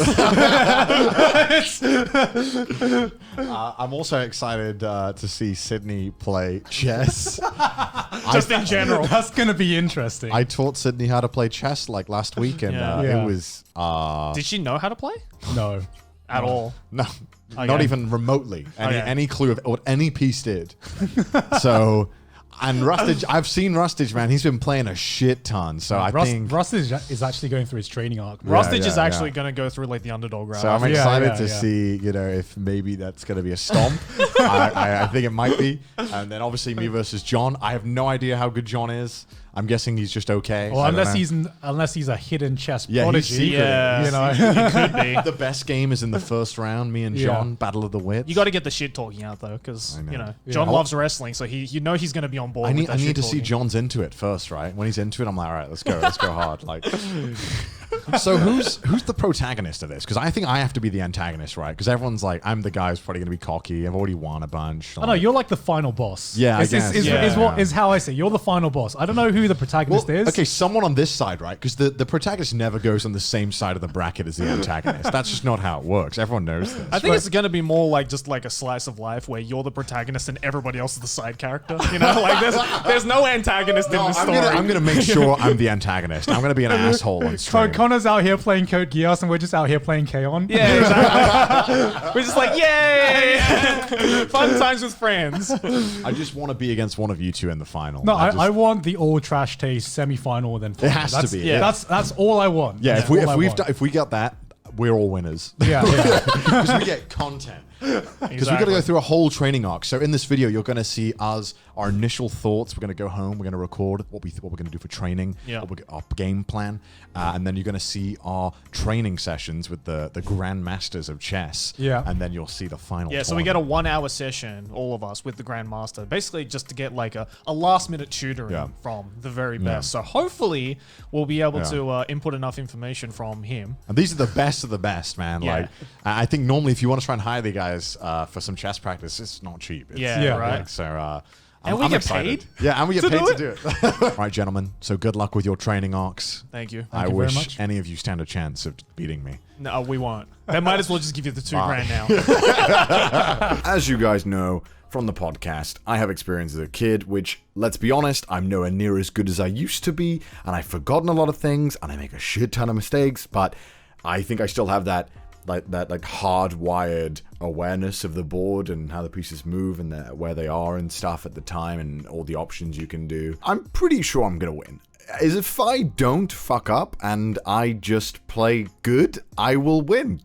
That's like the same with any sport, I guess. So my first match is against Super Eyepatch Wolf. He's a total mystery to all of us. We have zero idea if Eyepatch is good at chess. I'm going into it blind. I don't think he's going to be that amazing. So if I just play normally, it should be fine. And then I think in the semis, I'll be against Rustage, who I'm a little worried about because he's been streaming a lot and he's been playing a ton of games. And then in the finals, if I had to bet on it, I think it'll be against Gaunt. I feel like Gaunt is going to win against Mother's Basement. And I think that Joey might win against D. That game's going to be a roller coaster, D versus Joey. It could go anyway. And I think that Gaunt would beat Joey. I'm hoping that we get that semi-final. I really want those two to face each other. But either way, we all know I'm the final boss of this arc. I'm going to win this. It's not going to be difficult, and I'm going to clown and flex whilst I do it. I want to become the true antagonist of this arc. Tournament talk. I don't know if that's going to turn out well. So yeah, I'm going to be completely honest. I am not feeling confident at all. I haven't played chess since I was in school, so that was like when I was, 9 to 11 years old. It's been a very long time since I last played chess. And I've played a few practice games. I've played on chess.com, got completely destroyed online, and I also just played a game against Joey where each of us tried to see who could basically int harder in the match. It was goddamn awful. It ended in a stalemate, but even if one of us had won, both of us had already felt like we had lost. So yeah, I'm not feeling too confident. I know Joey's not feeling too good either. Connor's probably by himself laughing because he feels like he's already won this or something. So what I'm gonna try and do is my style of studying. And what that means is I'm not gonna read a book or anything. I'm just going to try and fail as many times as I can. And hopefully by the time we reach the tournament, I would have seen so many ways to fail, I won't fail the same way when I'm playing my real official matches. Overall though, I'm just here to have fun. I'm not here to win. I'm pretty sure Connor's got this in the bag already. What I really want to do is just not make a fucking fool of myself on the tournament. What up? It's the chess man, as in I really suck at the chess, man. So, if you guys may know, before this whole tournament thing even started, your boy had never even touched a chessboard in his life. So suffice it to say that I don't have the highest expectations of myself going into this tournament. So I think we already know that Connor's already going to win this tournament. I think that's just a given W at this point, considering that everybody else in the tournament is kind of a beginner, especially myself, and the first person I'm up against is D from Rebel House, and I have no idea if he's any good or not, or if he absolutely sucks dick like I do. And I don't really have much of like a game plan or anything like that. I think the one problem that I personally have with the couple of games that I've played, obviously I'm probably going to learn a lot more once I actually go into my coaching session with Japanese tutor, but I think currently my biggest problem is just that I know all of the rules and I know like the gist of how pieces move and stuff like that, but I don't really have like a open mind as to like how do I attack, what pieces do I use, what even constitutes as a good move and a total like loss. So yeah, I think at this point for me it's just a matter of just practicing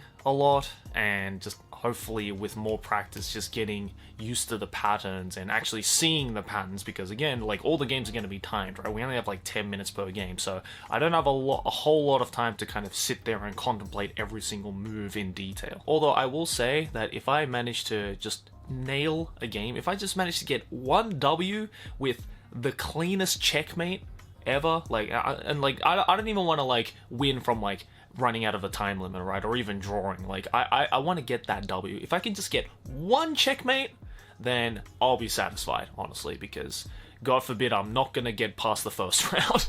I want to show you a very famous game, and this is called the Opera game.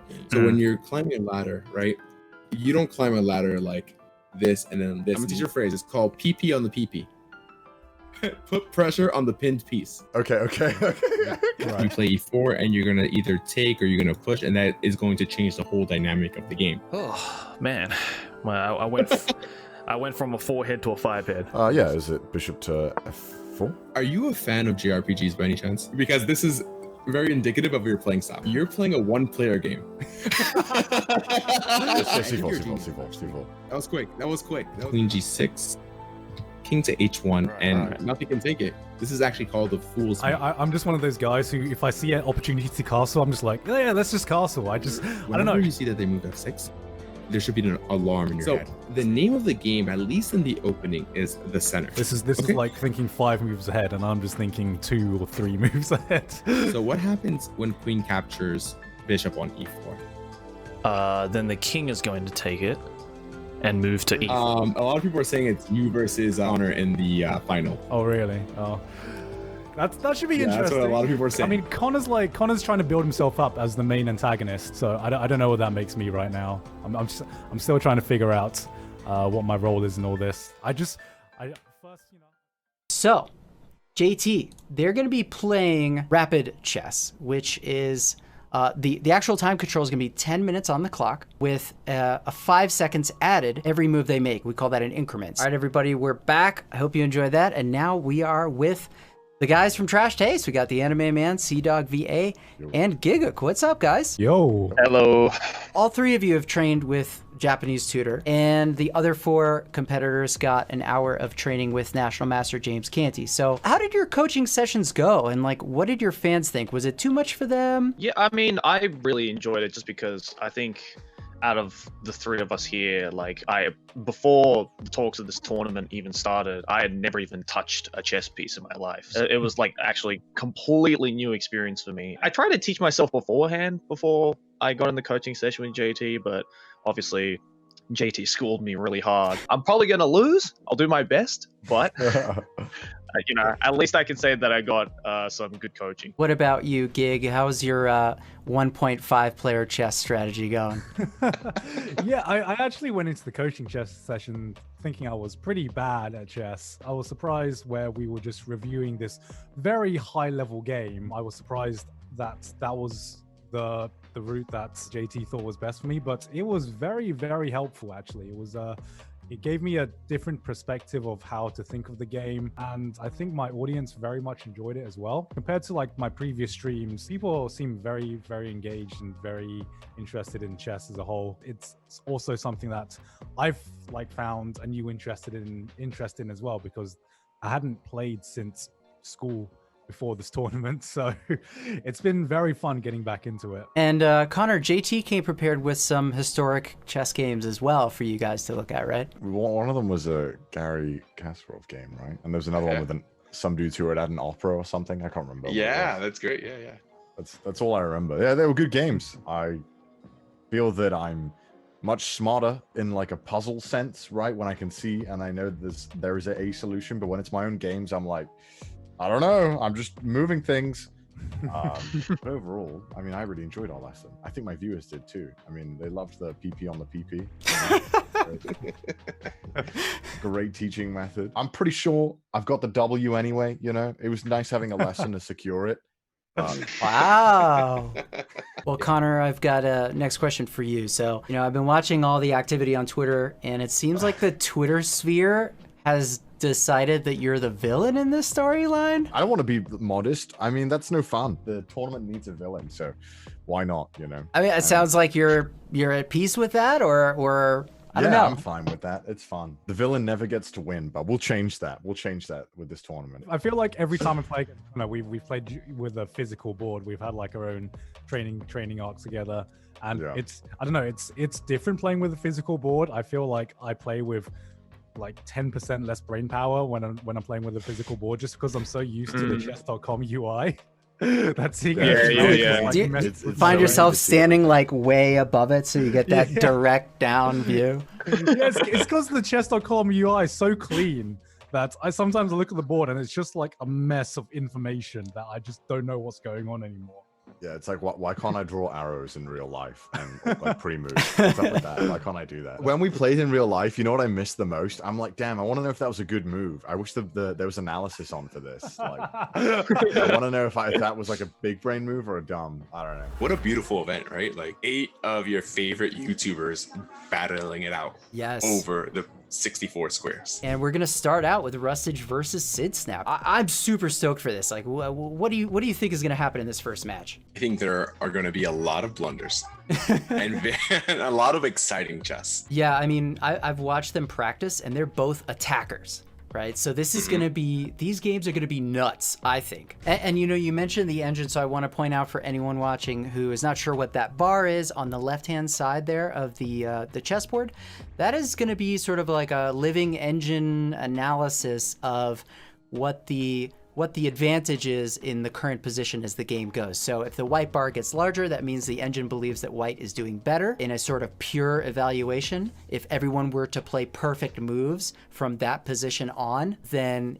that would represent what the current advantage is. And obviously if black's bar is bigger, then it's trying to tell you that black is probably doing better. It may be much better. The bar might be almost completely solid black, and at that point, black is probably not that far away from finding a good checkmate. This is a best of two, effectively. They will play one game with each color, so starting as white and starting as black. They only need a win and a draw in order to win their match for this round. So 1.5 points, right? That's 1 point for a win, half a point for a draw.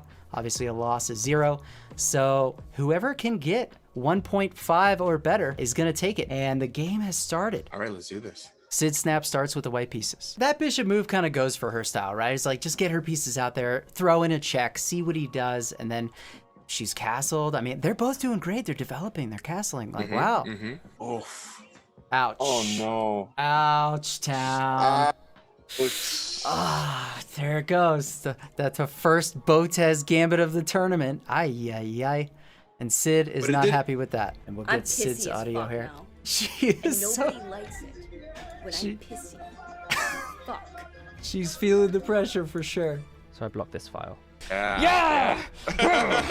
23 seconds remaining, I got it! She's in a must-win situation. I do like the control that she has over e4. Now, if we don't blunder the queen away here. Okay, great. It's over. Rustage wins his first match, and you can see he's absolutely losing his mind. Next, Giguk versus Mother's Basement. Players are ready, and we are off. The game has begun. Mother's Basement starts out with the white pieces. Yeah, everybody seems to have really been doing some serious practice here. Oh no. Move my queen out. How that turned out. Oh no. Oh no. Giguk is avoiding 95, just avoiding it every single move. And it's a great square for your knight, right? Right in the center of the board. Can't quickly be pushed out of the way by a pawn. Bring this a little further up and put pressure on that bishop. No, I mean, then I potentially trade my queen, but... Okay, he's trying to come up with a plan. And I'm loving how he's thinking. He's like, hey, I have to keep developing. I have to connect my rooks, right? This is an awesome plan, and not kind of tell them where we're going to castle. Well, here's a critical moment for Giguk. Let's try to listen in and see if we can hear him. Ooh, that's going to be costly. What an amazing turn of events. I mean... Yeah, I'm running out of time. Let's see what Jeff does under pressure. Okay, so he's basically saying, like, I'm going to control my clock by just issuing some threats. And he just gave back the piece. Oh, no. If f3 takes on g4, we have knight e4. The same tactic that Mother's Basement had. Now he has it in reverse. Yes. I like how much tension there are in these games so far. I mean, like, you know, everybody has chances in these middle games. All right, well, let's take a peek in and listen in with Mother's Basement and see what is going on. Whereas if I move my... He's got some hype music happening. So interesting. He castled in this position where, I mean, maybe he didn't see that the bishop was free. He should have taken his bishop. Yeah, now he realizes he needed that bishop. And that's just kind of hanging out there in the middle now, not doing much. I'm going to take his bishop. Giguk can close this thing out. He's got a lot of choices and a lot of good things work here. There's your move, wow. 94. Yeah, 94 is a very strong move. And again, in these structures, 94 is perfect because you want to fill in those squares, and this is called an outpost. Actually have a very strong move. Rook captures a2, threatening checkmate on the next move. Yes, because with rook to a1. Oh, there we go. There we go. Okay, I wonder if Giguk is gonna see this. Play your 1.5 player chess. Don't worry about what he's doing anymore. There we go. There we go. There it is. There we go. Big brain. Oh, this is exactly what we were talking about in our lesson. No. Fuck, I've blundered. Oh man, he hasn't blundered yet because there's a lot of pressure. It doesn't matter about our king side anymore. We're attacking on the queen side. Our queen side attack is worth more than a rook right now. I mean, that's all right, right? Yeah, I think he still keeps his advantage. If we're able to play like something like queen c6, and get in there, we still have checkmate opportunities. So I like the plan. And he only Whoa. has 50 seconds left, right? That is also a factor. Oh, wow. Yeah, Mother's Basement is definitely feeling the pressure on the clock. Bishop d6, very nice. Mother's Basement down to 10 seconds.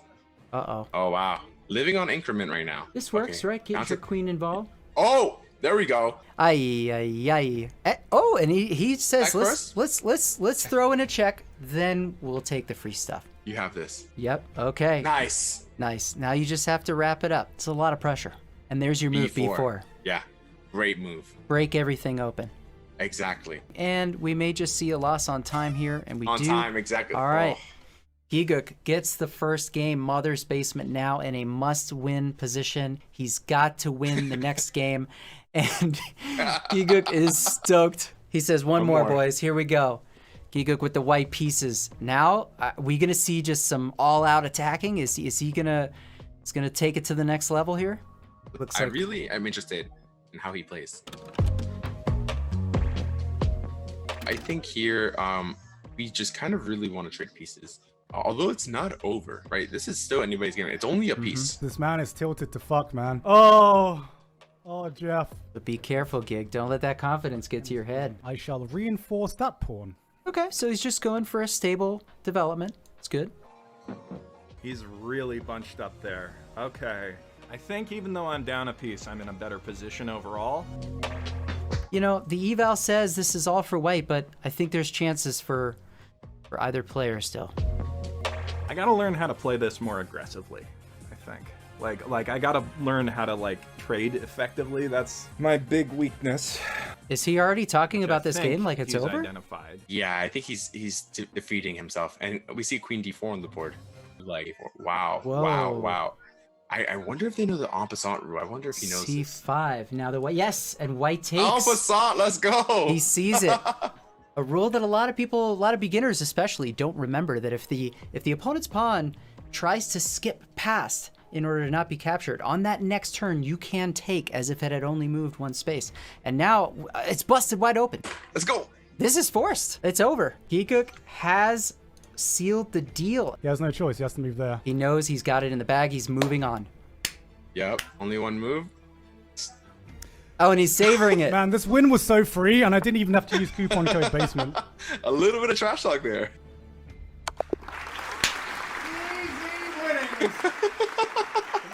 Let's go. Let's go. Let's fucking go. And there it is. It's over. He celebrates. He's moving on. We got D getting ready. He's talking to his chat. Oh, look, he's saying, like, you know, I hope the universe is with me on this one. They're both really nervous, but really hype. You can see it in both of their faces. They're ready for this. Well, I know everybody in the chat across all platforms is also ready. And so the games have started. Here we go. And D gets the white pieces to start. Very nice move. Yes, perfect. Okay, controlling the center immediately, both of them. Keep developing our minor pieces, exactly what we talked about. You see, they're playing perfect chess here. He's playing safe, so what would I counter with? Because Okay. do we want to start off with an exchange straight away? Not really. Off the So bat. let's just fill this out. The best thing to do. Please, just Here, fuck up for knight. me. For me. Wow. For me, fuck up. It's calculating right now. The sacrifice, it's not sound, and what I mean by not sound, I mean it's not good. Yeah, you're just giving up a piece that was doing fine right where it was for a measly pawn. What is happening here? You could see it in his face right now that he's totally bewildered. I'm gonna have to take the L with the queen, to be honest. What? He's saying he's gonna let him have the queen? Yikes. What? The queen cannot go anywhere. The queen is trapped. All of these squares are covered. Wait, he does not take the queen. What is happening? Either they have the biggest brains in all of chess history, or I don't know what's happening. I think it's just I think they're just so nervous. I think they both want this so bad. Yeah, put a little bit more pressure on him. I'm also banking on Joey to fuck up, and if I'm lucky enough, he just might. He's get this putting bishop as out much first. emphasis Okay, there we go. on Joey making mistakes as he is on his ability to make good moves. I think what I'm going to do is I'm going to move the rock here just so I can kind of aim for this open spot. Good idea. More control over the center, right? I'm going to And now he's probably thinking that he wants to like go into this diagonal to try and checkmate me here, but I got the queen and the rook here, so I'm safe. Feeling safe. He's going to try and go for this diagonal. We normally only look at the piece that moves, right? We say, okay, this bishop move, so what is he trying to do with the bishop? Exactly. Instead of that, say, okay, the bishop moves, but what opens, right? Yeah, and that's about you're kind of like thinking about space as well as material. A lot of people focus on just material in the beginning, but space is obviously very important because you could lose some serious material if you're not paying attention. Easy as possible. Ooh, this is a really nice attack on the queen. Please don't blunder the queen. Really, really nice attack. The bishop moves on the diagonal. Let's see what is going to happen. Is he going to notice it? Yep, it's defended. You can't take it. You got to move. Okay. Ooh, this is a really nice move. Basically saying your queen has nowhere to go. And if we trade queens, I'm just going to be up 2 pieces. I'm already up on material. I'm going to do better than you in the endgame. Best thing I can do, really. All right. I'm going to try and pressure his bishop here. He's only thinking maybe like 1 ply deep right now. You know, he needs to do more than that, right? Yeah, pressure the bishop. Okay, but then what? I think just trading down is the anime man's best friend. Oh, and now this opens up to the diagonal. So now we might have a very interesting combination here. Oh, very nice. I mean, this is textbook for black. There is a checkmate. If he sees it, move the king away. Yeah, there he found it. He knows he's got it. Let's see if the anime man can find the move. Again. He doesn't realize he could take it with the bishop. It's okay. It's okay. He still has a lot of pieces to go. It's about to be checkmate. Wait, how's that not checkmate? Only 1 move, and let's go! Oh, that feels so good. And he does it. Oh no! And why are we saying oh no? It's because of you can take it 2 ways, and he misses it. He misses it. He doesn't see. He could take with the queen. He could take with the knight. That was a free piece. They going through some tunnel vision here. I haven't been practicing as much as I should. Okay. Just throw this here. And if he wants to up the pressure, he will try and take that, but he doesn't. Well, you know, one of the reasons why we talk so much about opening principles, right, is to reduce the amount of like deep thinking you have to do in those first opening moves. You know, if you stick to principles, you're probably going to be able to develop safely. And so you shouldn't have to be buried too deep in thought in these opening stages, right? And then you burn all this time on your clock. You need that time later in the game. This is still anybody's game.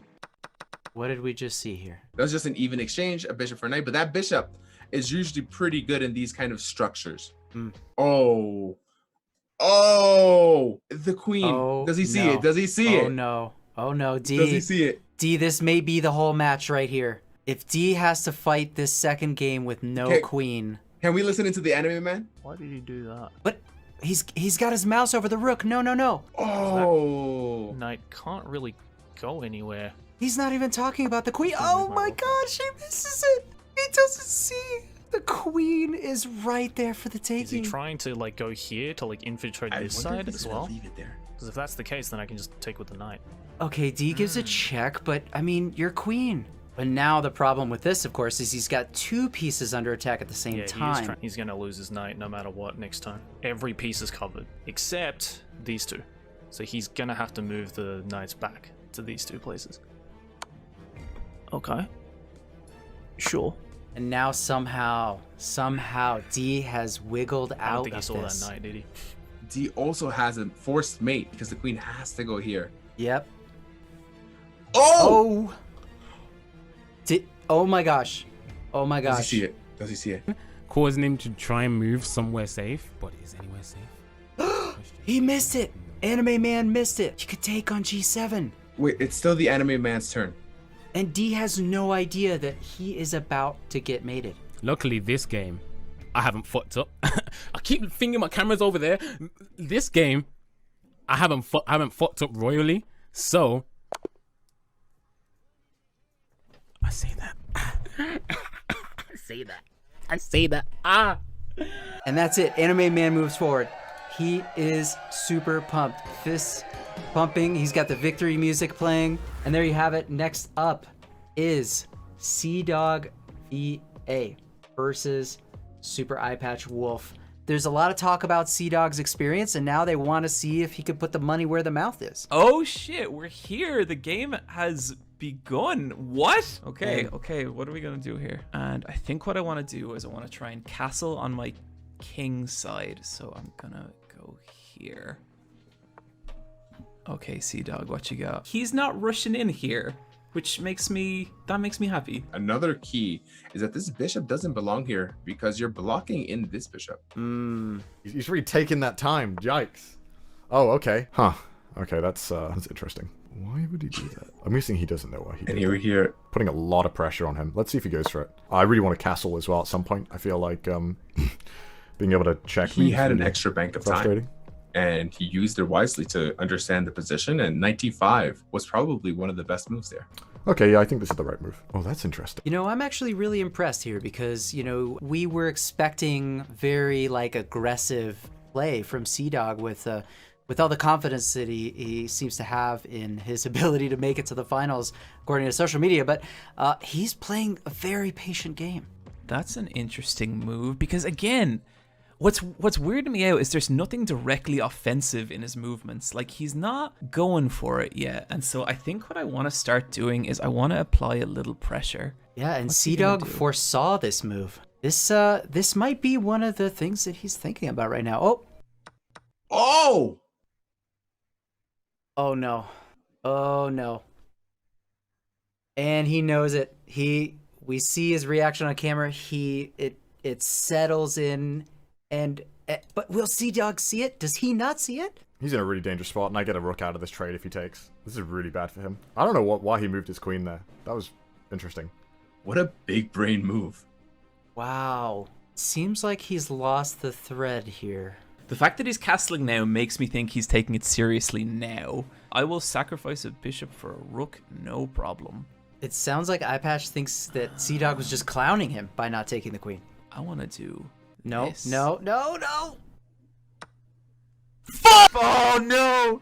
No, that's bad. That's really bad. Okay, bad anime take number 2. Tales of Earthsea wasn't that bad. It was a perfectly fine movie. Shit. Yeah, I'm okay with that. Oh, it's happening. It's happening. The noose is closing.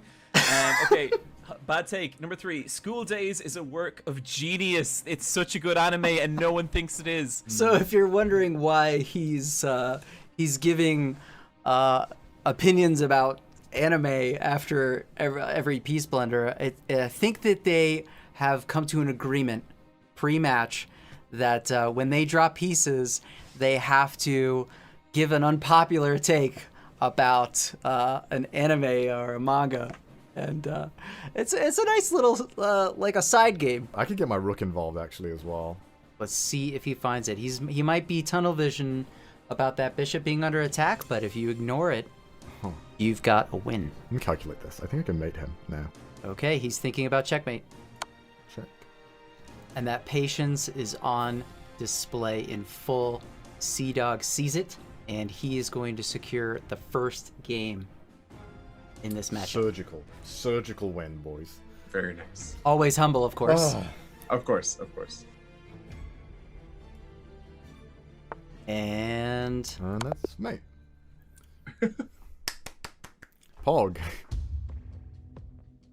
I think he knows that I'm trying to castle, because if he takes out that guy, I could take him out with my queen, and then he has me in checkmate.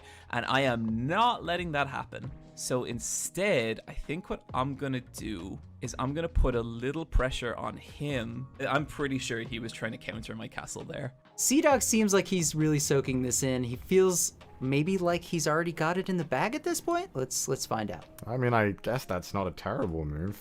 Please tell me he sees this. I hope he spots that I'm pressuring his queen. I really do hope he spots it. I really don't want to take his queen, because then the game's just 100% over and like there's no fun anymore. Like last game was fun, dude. He made me think. iPatch gets queen safe. Good. 91, very sneaky. Very sneaky. Oh, what? Why would he do that? That's such a weird move. Knights are terrible in the corner because you cut off most of their options, so the only place he can go is here and here. That's such a strange move. We're not going to overthink it. Let's just see it as a blessing from God. There's danger. There's a reason. You have to ask yourself why. Would he do that? Because now my queen can go here. There he goes. And obviously Connor knows exactly why he's putting his knight in that corner. I'm gonna do it. There it is. He's committed. Aggression will win me this game. So it's pretty. I think he just gave me his knight for free, right? I can trade if he takes. Ooh, even better, CDawg. Even better. Back. Could force a check as well. Yeah, keep thinking on your opponent's move as well. This is pretty much over, I think. He's in a really awful position, and I can swing my bishop into this fight at any moment. Gotta make some quick, decisive moves here. Run, king, run! Why would he do that? Oh, shit. Just trying to find safe ground. Huh. He's totally trying to draw me out again. He's such a sneaky fucker. Oh, it's the only move I have. No! No! That's it. We're going down. We're going down. Let's move this to here. No, let's not. Let's move this to here. At this point, I'm just scoring points. Like, I have 11 seconds left. I'm dead. Like, I'm finished. Yeah, I should just castle. I'm just gonna do it. Nothing wrong with that, right? Nothing wrong at all. We're just up 3 pieces. Okay. I have so much time. I don't need to worry. What? If he takes those pawns, it's not a problem. No. Make him sweat. What is he doing? Wow. Okay, he's just throwing the game. John, let me end. You know what? Fuck it. I'm gonna take all his pieces. So he really is the villain. He's the antagonist. The villain emerges. Okay. What is he doing? What?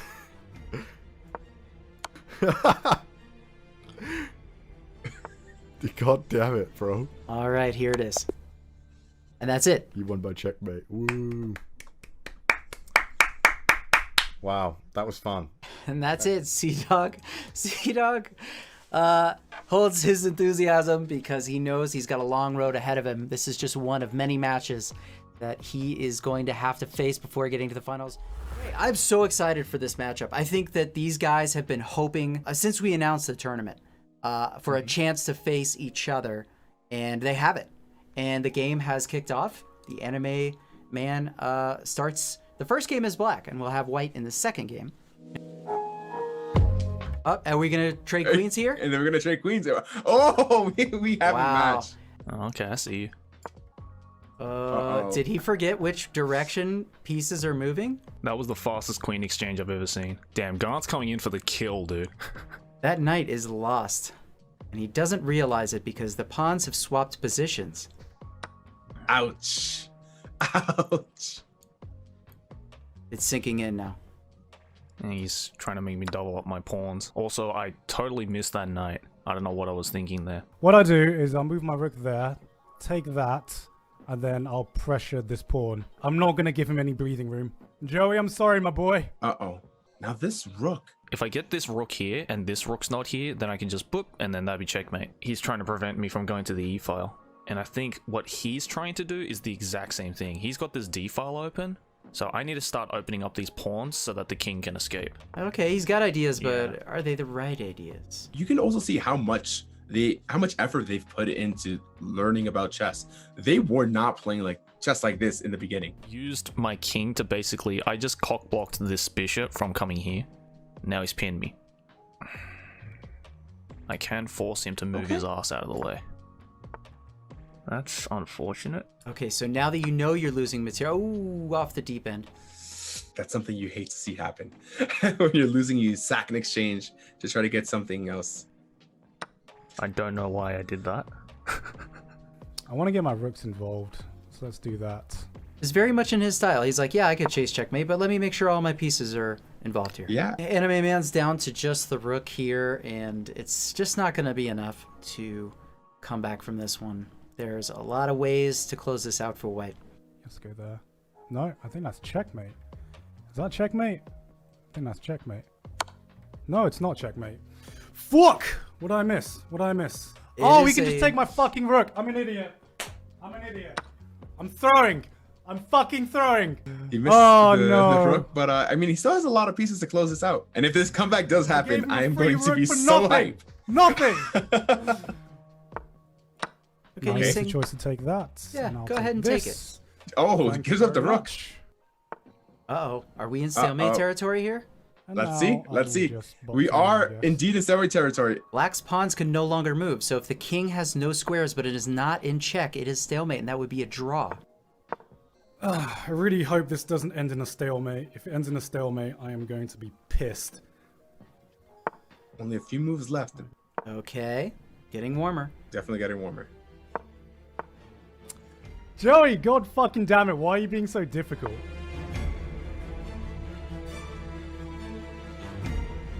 This is so tense. Yep, he's setting up the ladder checkmate. The king only has one Oh, move. thank god. And he has it. He has it. Oh my god, that was so stressful. Giguk is taking the first game. Now Anime Man has the white pieces and a chance at redemption here. He's in a must-win situation. Maybe he studied a little bit of my games. This is the Rui Lopez and he's playing the Berlin defense. So basically, it's a grandmaster. I'm curious to see if we can hear how Anime Man is dealing with that loss in the first game. Joey's definitely focused right now. The past is the past, it seems, for him in that first game, and yeah, that's what I thought you were gonna do. Honing in on how to improve his play in his last chance. I can castle next turn too, I think. Look at this, 4 pawns in the center again. I mean, this is like the favorite formation of the tournament arc. Oh man, there's a lot of questionable moves happening. Right, nothing stopping me from taking. Oh wait, no, sorry. Oh, that was his pawn there. Trying to move Joey's pieces for him. And now he has to take back with the bishop. He has to take that. No, he has to take. This bishop has to take to make sure it's an even trade. No, Joey. He can take my queen. That's fine. I'll take with my rook. If he takes with knight, I'll take with knight. But wait a minute. Now the script is flipped on this exchange. We may have another one of those I haven't messed up yet moments. Oh yeah. Oh yeah. He's got the mouse over the rook on a1. He saw that, so now he's protecting this pawn and this knight. Very smart boy, Gaunt. Very smart boy. I can attack his rook now, though, if he doesn't take that pawn. Okay, he's starting to show some full board awareness himself. Did he just let that pawn go? Because after black takes on d1 and white takes back with the other rook, the pawn falls. If he takes this pawn, then he will have the initiative because of that extra piece. I don't like this one bit. I wanted to get rid of the pressure on there. Ooh, bishop captures f7. I don't like that move. Yeah, unfortunately it does not work. There are too many pieces defending that square. He's not taking into account my knights. That almost panics me for a second. Very easy to blunder and I've here remembered for I could just white. take... Remember, the goal of the game is not to protect your pieces. The goal of the game is checkmate, and you have to find all possibilities to checkmate your opponent. One thing you'll notice about his clock is there's a lot of time on it, which may suggest he's moving a little too quickly. Man, I really want to like put my queen to some good use. And here, rook d6 is actually a fantastic move.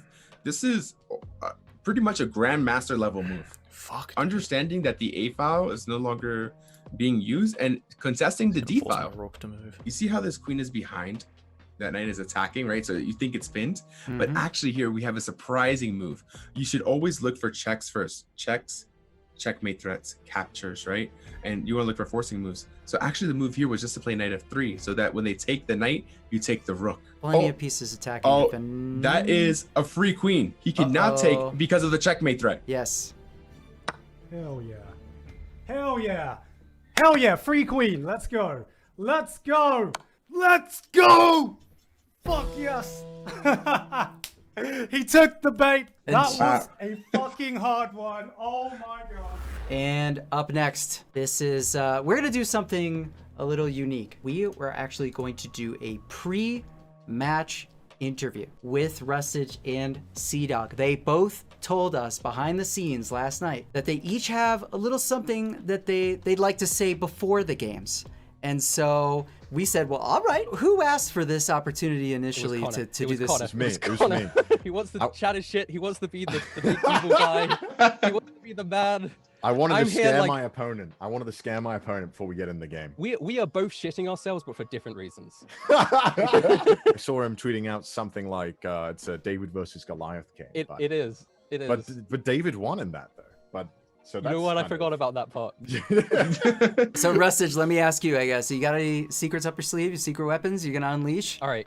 So here's my plan. When I heard him play against Nux that one time, he was panicking because he was running out of time a lot. I hope that I can just play for long enough that he runs out of time and I win on time. I played Nux, and it was the first games I'd played of chess in like a few years. And I've cleaned up my game a lot since then. Okay, so I know you're scared of the clock, Daniel. I've seen your games. Okay, you know what? I was. Scratch that plan. You know, I'm planless. I'm hoping he might shit himself in the middle of the game. That's a very viable strategy at this point. Dude, this is it. They said they wanted Team Trash Taste, but Rustage could throw a wrench in that whole plan. So what opening is this? Is the Salamander opening, right? Yeah, this is a Salamander opening. Yeah. Basically, the accelerated London system. Let's listen into the opening thoughts / L'Oreal commercial that is I can't move this now. He's also pinning me because my queen's here.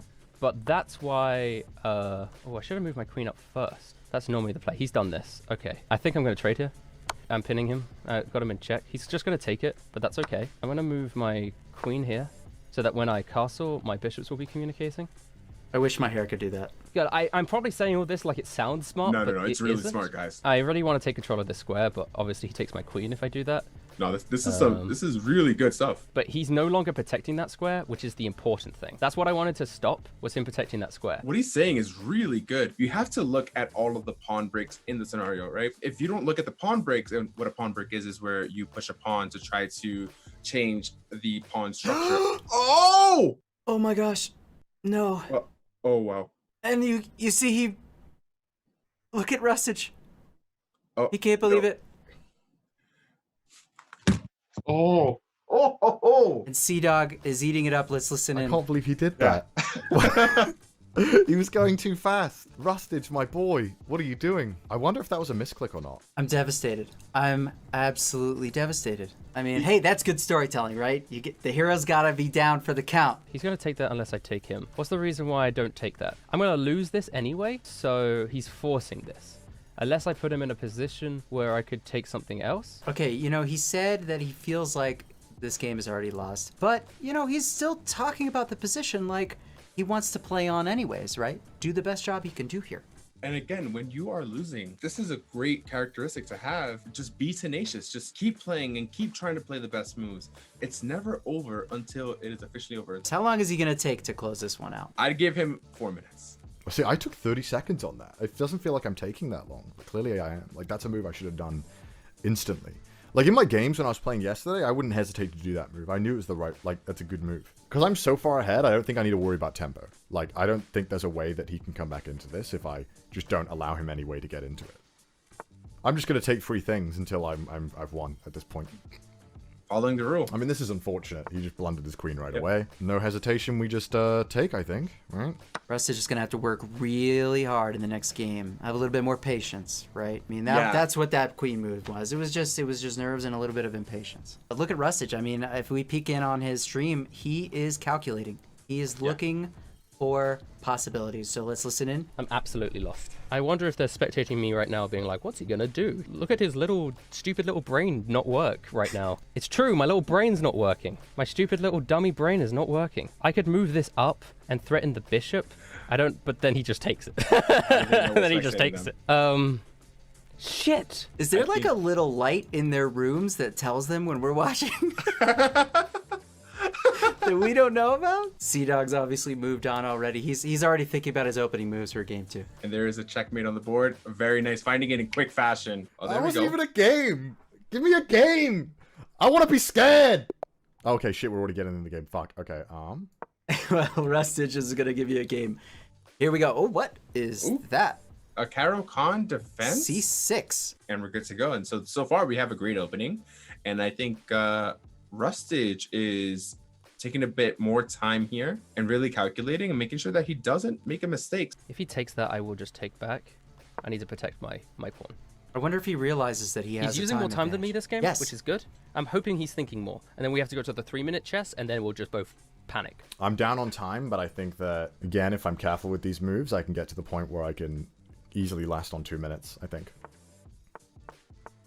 What am I doing? It's actually being defended by a pawn now, so I think that's now still a strong position. Problem with that is if he goes there, he puts me in check. Arrow game strong. Wow, finding an amazing move in the position. Oh my god. Man, that was a great move. He spotted it. Fuck. I'm really impressed. I can't give up the center. If I take this, I give up the center. I need to make sure I have control of the center still. If I give up the control of the center, I think it's over for me. Here we go. There's a small inaccuracy here, and we can win a pawn. He's definitely going to take that, so I take that back. And now I'm threatening this. He's going to take that, and I have nothing to do with that.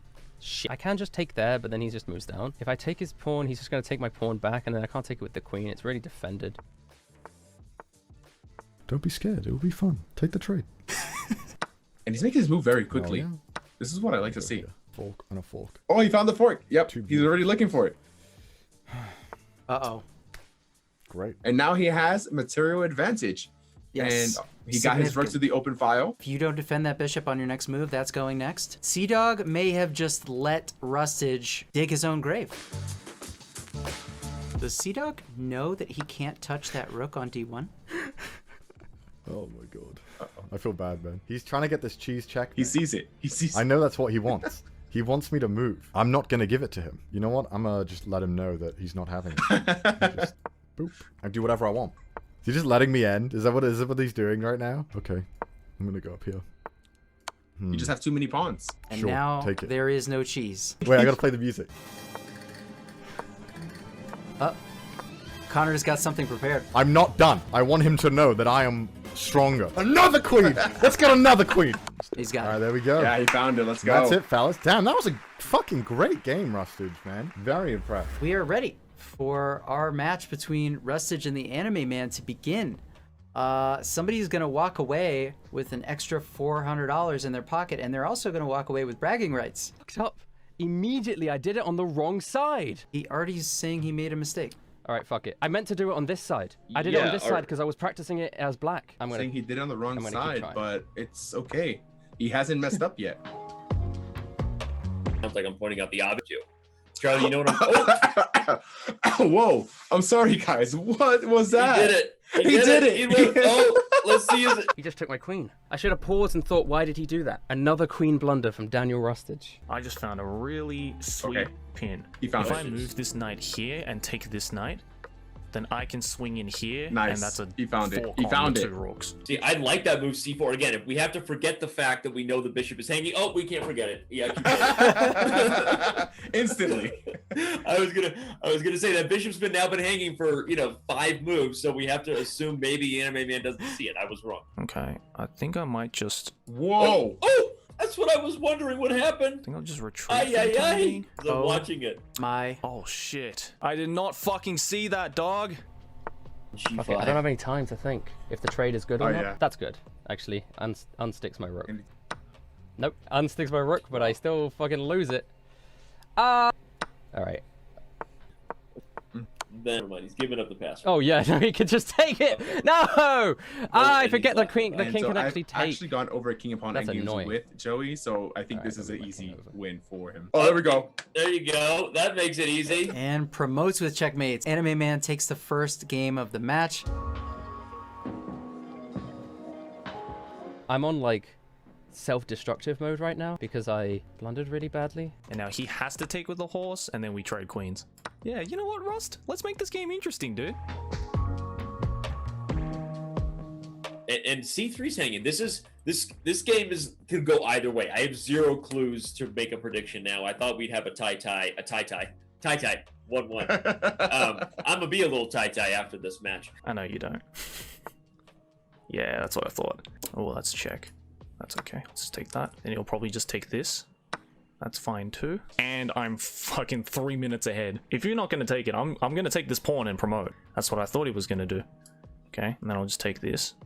And now his bishop's in danger again. Joey's looking at all these sequences. It's impressive. See if Joey realizes.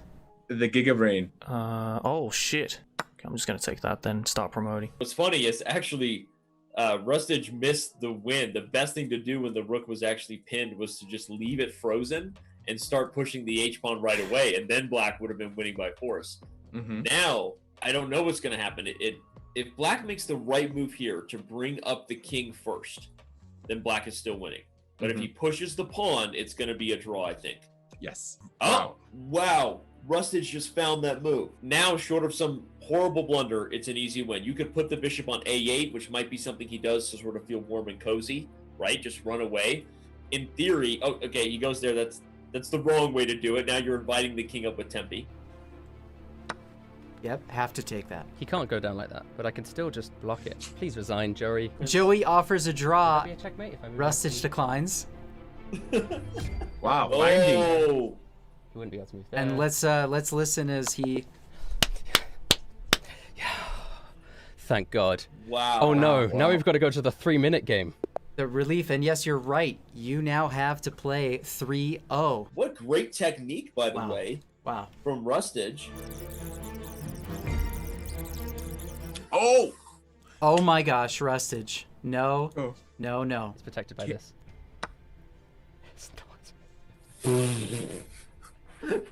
I blundered so badly. Of course I did. I didn't have time to think. I have 3 minutes. Joey must be stoked here as well. Let me just move quickly and not think about it as much. When it comes to speed, dude, he's got me. How can he do these things so fast? Dude is killing me on speed. He is killing him, and my goodness. The anime man must be feeling pretty hot right now. Are you still overwhelmed? Oh! Okay. Oh my gosh. Oh no. Why did I do that? That was a bad move. That was a bad move. I should have moved the rook. Oh, I should have moved the rook. Shit in my asshole. But I think regardless of the board, JT's training in Bullet paid off, because look at the clock. There's a beautiful move to clean this up. Oh, oh my gosh. 20 seconds left for Rustage. Oh, you son of a bitch. And Rustage is feeling it. It's on. Oh my he's God, gonna win it's on so time. close. And let's listen in as the anime man. Go! Let's go! Third place, baby! Trash taste, top 3. Let's fucking go! I don't know. Just start throwing verbal hands. Let's go. Why would I need to when I'm already going to win? That's come on. I mean, like, I'm gonna scare the shit out of Connor so much that he's gonna have to blame it on food poisoning. What can I say? And the first game of the tournament arc final starts now. Oh my gosh. Here we go. They always say don't bring your queen out early, right, Charlie? We've told our students that for years. But if you can put the most powerful lady on the board in the middle of the board and she can't be attacked, why would you not want your queen in the center, right? God, this is a fiesta. You might be right, Danny. That queen in the middle of the board might be frustrating him. Looks like he's calculating his maniacal evil plan. A good chin stroke is 101 for evil geniuses. So one of the things that I told Gigak is that, oh wow. Interesting. Interesting. Oh! I just gave him a piece. What am I doing? Gave up a piece and blew out my eardrums. I didn't think. Oh my God, he didn't spot it. Oh my God. Okay. What the fuck? I'm just gonna take it. CDawg dodged a massive bullet just now. I guess now I can start trading, right? He seems calm. Suppose he would want to move his knight there to get my queen off. Yep. He's quieter than he's ever been on stream. Yes. I know that he can just reveal the bishop. Yeah, that's a great observation, JT. This is a more serious CDawg than we've seen in this competition. I want to cut off this square though as well for the bishop. I don't want to allow it to go there. I mean, you can't get that right now, so I guess there's no point. I don't want it to have this square though either. And also that huge blunder earlier might have changed his psyche and said, hey, I can't do this again. This may also be the first time Connor's been down on the clock in a match. Gigak is now in trouble, down a pawn, and should be worse, but there's still the potential of anytime you have kings on opposite sides of the board, right? Tactics galore, always potential chances for an attack and a blunder. We'll see what Giga comes up here. This is damn difficult. Whoa. That was a mistake, right? That was a mistake by him. Recognizing that it's a mistake. He's given me an opening. He's given me an opening. And now he's fighting. Is he sweating? He must be sweating. This is really scary. If I were Connor, I would be so scared in this position. I'm throwing so hard. Oh my gosh. What is happening? It was mate in 1. It was mate in 1. Oh my God, I didn't want to say anything. Queen takes F8. Lights out, right? Yeah. And it seems like Connor knows he's in danger, but didn't have a sense how much danger. Time, though. Checkmate 1. There's a checkmate. Come on. Okay, I'm just gonna start trading pieces. Oh my fucking God! Come on! Come on! Come on! Game fucking on. So that's history. Giguk has never beaten Connor until now. Connor, the heavy favorite to win tournament arc, is now down 1-0. It's win or go home for CDawg. So game 2, CDawg has the white pieces and he must win. He cannot just draw. He has to beat Giguk right now. I can't believe that. I can't believe it. Connor's still reeling from that first loss. And look at Giguk. He's playing this sort of suffocating chess that we've seen him practice. Goes for a check. You should notice here that CDawg is playing extremely quickly. After 14 moves, only down 45 seconds. Yeah, he's got to be thinking on his opponent's turn, which is important. I think Connor's sending us to our second tiebreak of the day. Wow. Did we not get the finale we wanted or not, people? Come on. And I told you this is going to be the hypest episode of the tournament arc. I'm wondering if he's breathing a sigh of relief. It was definitely a sigh. Yeah. You can't do anything immediately. Yeah, he knows his king is safe. He's probably not feeling too comfortable There's about... a fork now, obviously, but there's no way he can get it. Like I said, if he finds G3, H takes G2 check. Yeah, that's a fork, right? And he can't take. Free rook. Fine by me. Oh. What a turn of events. And now we're back even. Let's go. A healthy underdog mindset. So it's okay if you're winning to think you're close to even. Because as long as you objectively find the best move, it doesn't matter. Connor is feeling the heat. And, you know, I would say he's not letting it show, but his silence kind of says the whole story. This is the muda, check after check after check after check. Is that a mistake? Another great list. Okay. Desperate for Giguk to make a mistake, and he's not making one. Oh, I'm running out of time. Fuck. I'm gonna be leaving on increment soon. And that's bad. I've not got enough time to think about this. I'm just gonna offer up the queen trade. He can take it if he wants. Connor. It still puts me in a good position because then I got my rook up here. Connor issuing the check first. Burns more time on Giguk's clock. Like queen trade. Yeah, fuck it. And Connor with 5 minutes on the clock. I've got to win this through increment now. Okay, gotta start planning this out quick. Uh-oh. The checks will keep coming, making it difficult. Oh, this is so fucking tense. Yes. Yes. Oh my goodness. Oh man. I can't say anything. This is crazy. There's just seconds on the clock. White is winning. Is this over? Is this it? Is this it? Is this fucking it? Neither of them see it. He's just living on increment. My pawns are trapped in the corner. Oh, this game's lost. There's nothing I can do. I've lost. Oh. He's emotionally divested from this game. As long as Connor plays good moves here, he'll actually be fine. This is a really tense game. Wow. Yeah, dude. That was not... Maybe he realizes he still has a rook. Uh-oh. Connor's putting a lot of pressure on himself as well. He is, but he's not moving too quickly. He sees that he's got 3.5 minutes on the clock. You could hear a pin drop all the way in Tokyo. Uh-oh, and he cannot repeat. If he repeats, he loses. Oh boy. Remember the stakes, everyone. A draw wins the tournament for Giguk. If he repeats with the knight to c5, it's a draw. Oh. I don't know if he knows 3-move repetition. If black plays king c7, it's a draw. Oh! No, don't play king c7, please. Oh! By repetition? God. What? Can we see what? Wow, what? Connor is feeling. Oh my gosh. What? How is that a draw by repetition? What? Oh my god, look who came in this room. Is that... Oh my god! Oh my god! Fuck you, Connor! Looks like her, no. Oh my god! Oh my god! The whole time. You were the protagonist the whole time! Oh my god! Oh my god! Oh my god! What's chat saying? What is chat saying? This was the most anime... This was the most anime final you could possibly hope for. Oh. Unbelievable. The protagonist wins. Giguk by repetition. Oh my gosh. Who could have predicted this? And gentlemen, that was the tournament arc. And I have just one thing to say. GG, baby. Let's go. Come on. You can't spell Gigguk without GG. Yes, I did buy these drinks specifically for that moment. We're not sponsored. These actually taste like piss. So, yeah. We're never getting a sponsor from I'll tell you what these taste like. Victory. They definitely do not taste like victory. They don't. It tastes really bad. But it was worth it for the joke. What an absolute upset. Can I just say, what an absolute upset. Not just the grand finals, but I think my match as well was a bit of an upset. That last day was fucking manic. insane. Mental. It was insane. It definitely lived up to the hype, whatever happened. I'm conflicted because at one part, I'm so glad that we put on like an amazing show and story, but on the other half, I just played terribly and I wanted to win. So it's so like, fuck.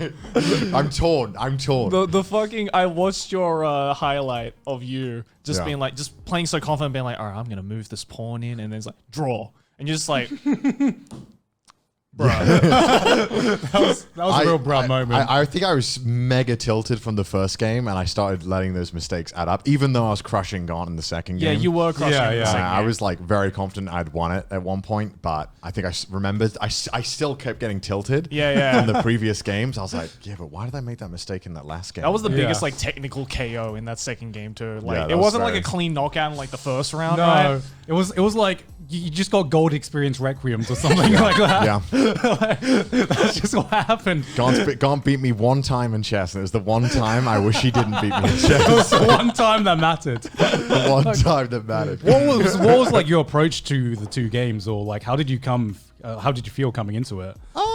Fine. I don't know. I think I just felt.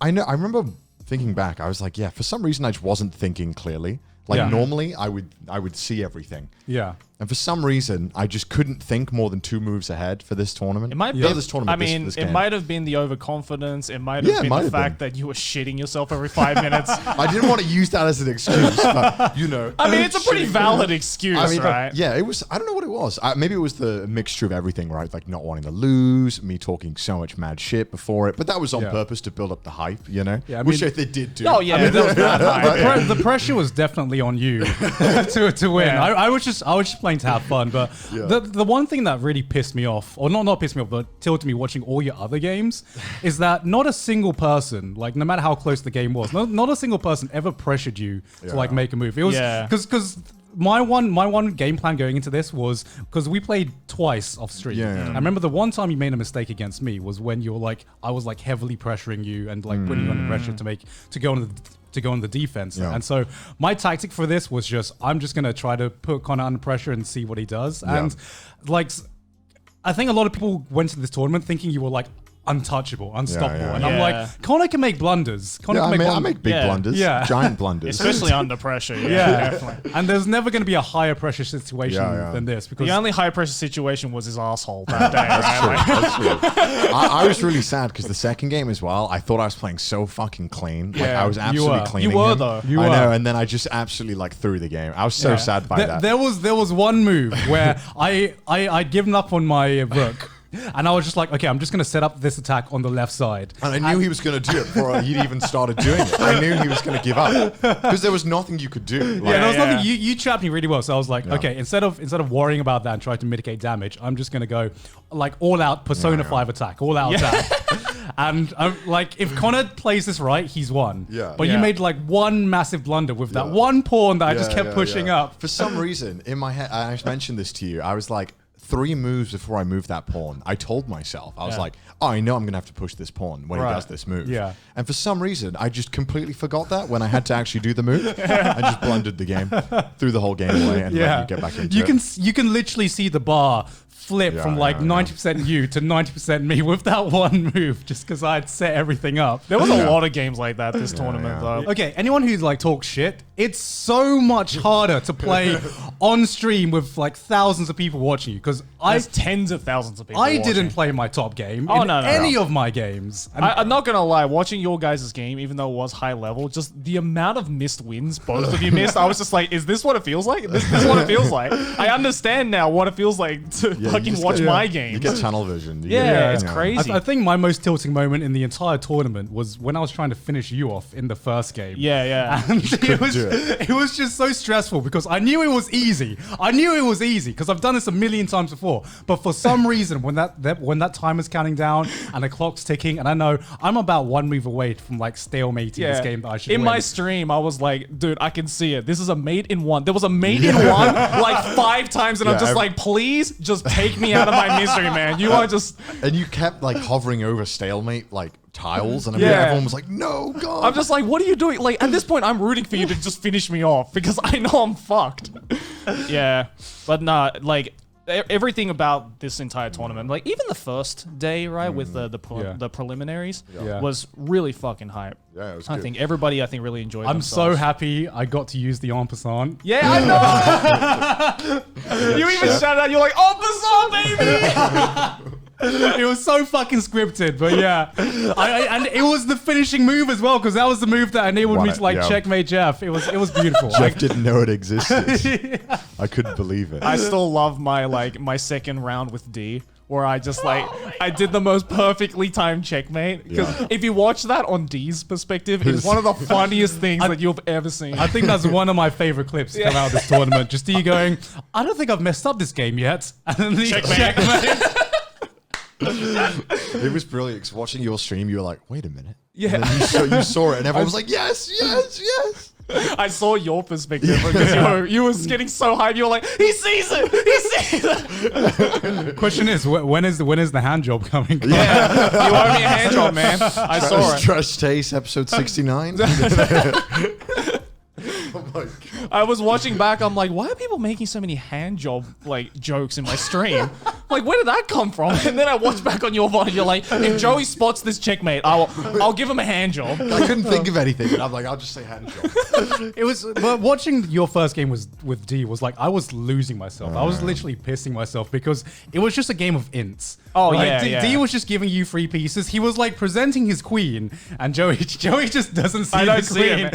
The amount of simp jokes that came out of that, dude, was like, I have my queen. Joey doesn't want to take the queen because he respects the queen. He's a chess simp. That's so good. And like on the other side of the spectrum, you had Rustage, who played fucking amazingly. Like Rustage, I feel was like the biggest dark horse of this tournament. Like he surprised a lot of people. Oh. But then he would also just give away his queen in every other game. Like the first game just gave me his queen, and I think it tilted him too hard. Because like his second game, he was in a winning position for like a good point. He was. He just didn't know how to do anything with it, which is unfortunate. Because like on my stream, I was like, please don't do this move. He does the move. And I constantly, I'm like, please don't do this move. It's an amazing move. He keeps doing it. And I'm just like, fuck. He was telling me before our match, our third place match, he was like, dude, I was having nightmares about queen blunders the night before. It's like, I actually had a nightmare. And I was like, if I do it again, I swear to God. And he does it first game. He did it again. He just does it. And the amount of Rustage's queen is a paid actor memes on the subreddit. It was just so good. Watching Rustage as well, like what was up with his setup on his live stream? It's like an anime protagonist. He had like half the screen was his like zoomed in face with a fan. With a fan. So it constantly looked like an anime. Yeah, his camera was in like a constant Dutch tilt the entire time. I was just like, why so cinematic? And then because obviously they had the 16:9 aspect ratio on the chess.com stream, so it was even more zoomed in. So they just had like his forehead at times. It was so funny. Oh my god! I was so hyped and like I'm really shocked at how good like the chess.com stream turned out. Oh yeah, it was so fun. It's so professional as well. Yeah, it's so well done. The whole thing just came out amazingly. Yeah. Considering this came out as just a throwaway tweet from just us talking about chess in our podcast, it turned out to be a pretty fucking amazing event. All things said and done. I mean, I think the real winner here is my Twitch account. That shit did well. I got like 1,000 gifted subs, bro. That was dude. I think all of our Twitches, like everyone who participated in the tournament, got an insane growth. But yeah, dude. I had never had that many viewers in my life until the tournament. You had like 7,000 viewers. You got more than like Hikaru. Yeah. I don't know why. You were getting more than the chess.com stream for some reason. I'm like, where are these extra 2,000 people coming from? I think I was just chatting mad shit the whole time. That's how you make it entertaining, right? But guy from chess.com said they're very interested in doing a second one. They're very happy with the results. Tournament Arc Season 2? So Tournament Arc Season 2. Who would you guys like to see in Season 2? That's Yeah. the real question, though. Yeah. One thing I requested was I really want to see a loser's bracket. I think a loser's bracket would make it so hype because it's like, all right, if someone falls out, man, like they can A crawl loser's their bracket back. in this would have been amazing. That would have been so funny. Like Jeff versus D and Yeah, there's so John. many matchups in here Yeah, that yeah. I would have loved to see. Oh, yeah. That we just never got to see. And I feel bad for John, Super iPad Tool, who had to play you in the first round. Yeah, I know, Someone right? had to. Right? That just feels bad. And he didn't even play badly. No, his first game he played really He well. played really Yeah. well, yeah. I mean, he did get his training like literally the day The of. day before. So, Yeah, because I was like checking everyone's chess.com's account, like keeping checks. You know, I was Yeah. like, I want to see who's good. And John literally didn't start until the day before. So I was, you know, and John's training the day before, he didn't know what castling was. oh my god. So it was doomed to he happen. pulled out the castle, and he thought that I wasn't taking him seriously because I didn't castle Right. for like the first like 20 moves. No, I think it's just because he was just playing I didn't. well, right? I didn't need to. Yeah, if you're yeah. keeping the pressure on, it's like I don't need a castle. Yeah, yeah, What are you gonna definitely. do? Attack me? What- Yeah. Overall, I think a successful tournament. Absolutely. Big shout out to chess.com for organizing this entire thing. And yeah, we would absolutely be down to do another one. Yeah, shout out to Aaron and the coaches for giving us your time and Yeah. letting us clown around and make a fun story. Thank you for letting us fund our gacha addiction further. Do you know how many 10 rolls that is on Arknights? Bro. I bought JoJo merch. Cinema rules, turn your phone off or put it on silent mode. That includes you, viewers. Try not to type too loud as well, Maylene. Because like last week, I didn't want to say anything, but I was like, fucking all I could hear was you typing when I... Sound like you're playing Guitar Hero back there.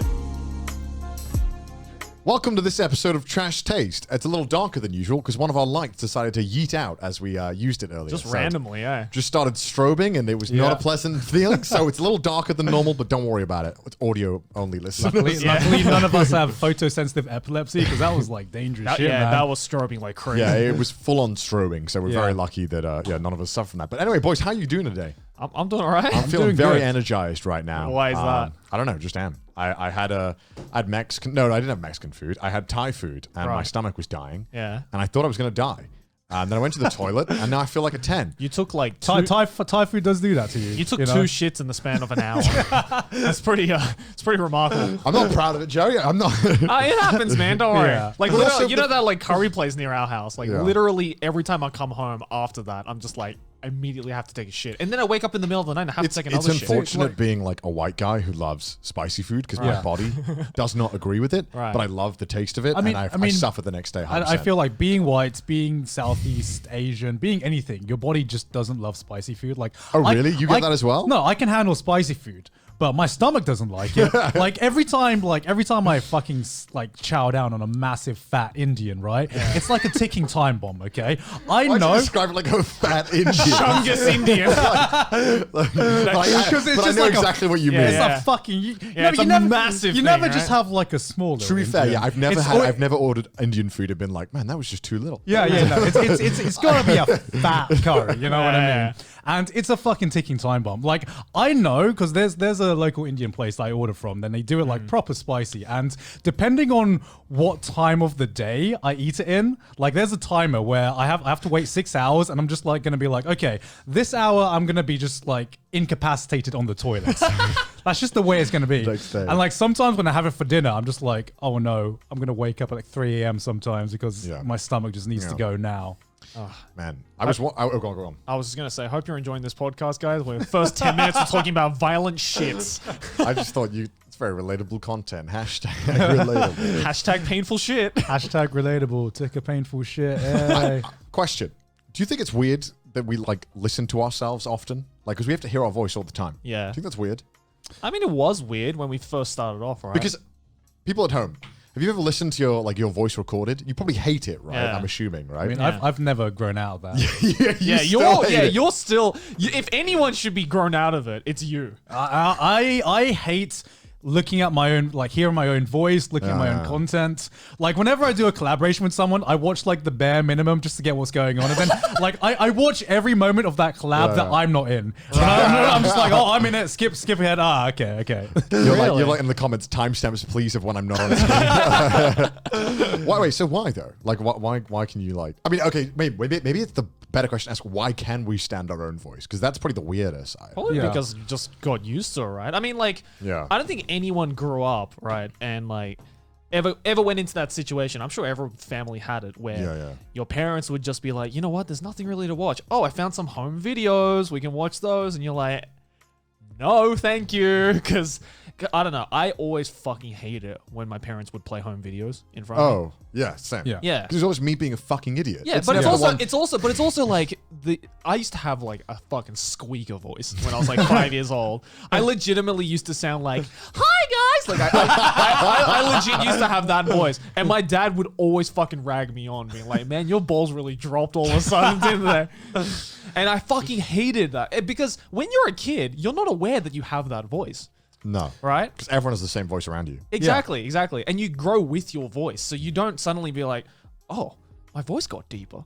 Unless it's like a really rapid growth, like kind of like how you have that. Where you just like your balls just fucking dropped. Yeah. I thought when it happened, I thought it was going to go back. I thought I was sick or something. Right. And everyone at school didn't believe me. Yeah, but that's because your balls dropped like a fucking cannonball, right? Like mine kind of dropped.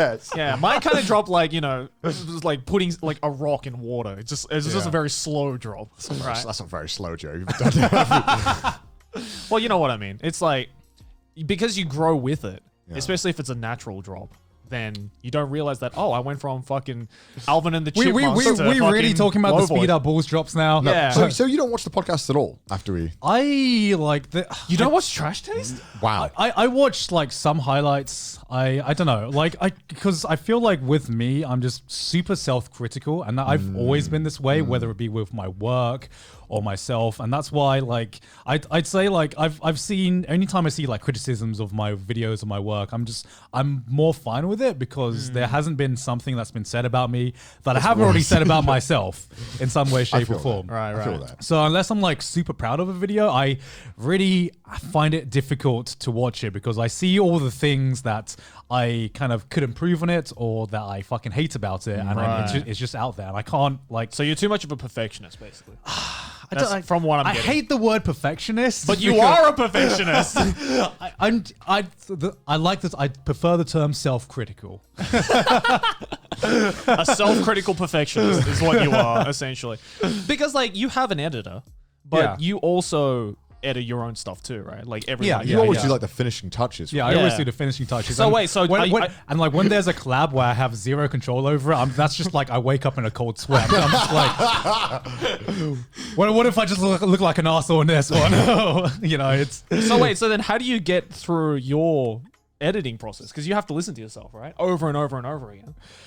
Yeah. So are you just like cringing internally as you're like, I need to edit this part, man? Do you not record it? Because you're doing like, you know, you had jokes, you had punchlines. Yeah. Do you not like think, damn, that was a good delivery. I nailed that delivery. Yeah. And sometimes I listen to a joke and I edit it for like 3 hours and I'm just like, this joke's not funny anymore. And I just cut it.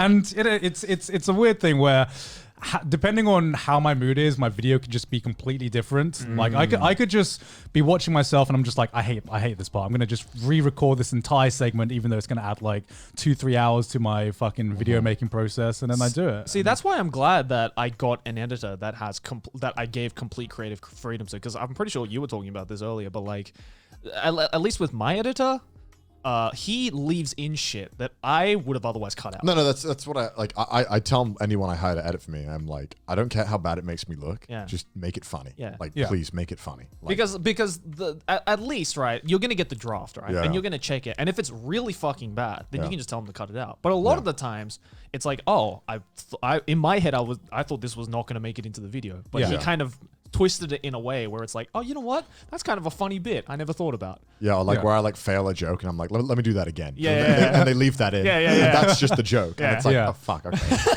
I mean, I guess it's like the difference between like heavily scripted content and more like improvised content, because there are times when I think I have like a fucking banger of a joke and then I watch it like 30 times as I'm editing it, and I have to like question whether it was funny in the first place or whether I've just seen it so many fucking times that it's just lost all like comedic effect to me. The reason I asked that question earlier was because I saw a video. I don't know if it was a TED Talk. It sounds like a TED Talk topic, but it was something like everyday people should just like record their voice and listen to it so they can improve their speaking in general to be more confident. Right. Yeah. Because their theory was that your overall general quality of life in like doing anything in daily life improves drastically if your speaking is more confident. Like if your voice is more confident. I agree with that. I would agree with that. And I think in general, definitely, like if there's been the one big thing in my life that has done me solids, it's the voice and talking, you know. I mean, for sure. Yeah. Just going at it. I don't know, and I made me think a lot. I'm like, I guess I'd never really thought about. I mean, obviously, you know, people say, oh, you have a nice voice and shit. Yeah. Not to stroke my own fucking dick, but you know, that's the compliment I get the most, right? Yeah. And I thought I put VA in my name for a reason. You do have VA in your name, right? It's the reason I became a voice actor, because people were telling me like, "Hey, you have a nice voice," and I thought, maybe. So, fuck, you know, you're what? You're right. I'm like, damn, I do kind of. I'm kidding, because when I first recorded myself, I thought I sounded like shit. And then Everyone thinks that though. Right. Yeah. But then it's one of those things where I think that it's definitely helped me a bunch, because not only have I improved my enunciation and just general patterns of my speech, it's just made my whole life more confident by doing that. Yeah, like, because your general self-confidence. Yeah, because if I'm hearing it, I'm like, damn, I sound good. Yeah. Like, is that conceited as fuck? No. I mean, it's just you get a skill set by practicing it, right? I mean, like, and you get happy with the ability that you have to like change it and make it sound the way you want. I think. Yeah.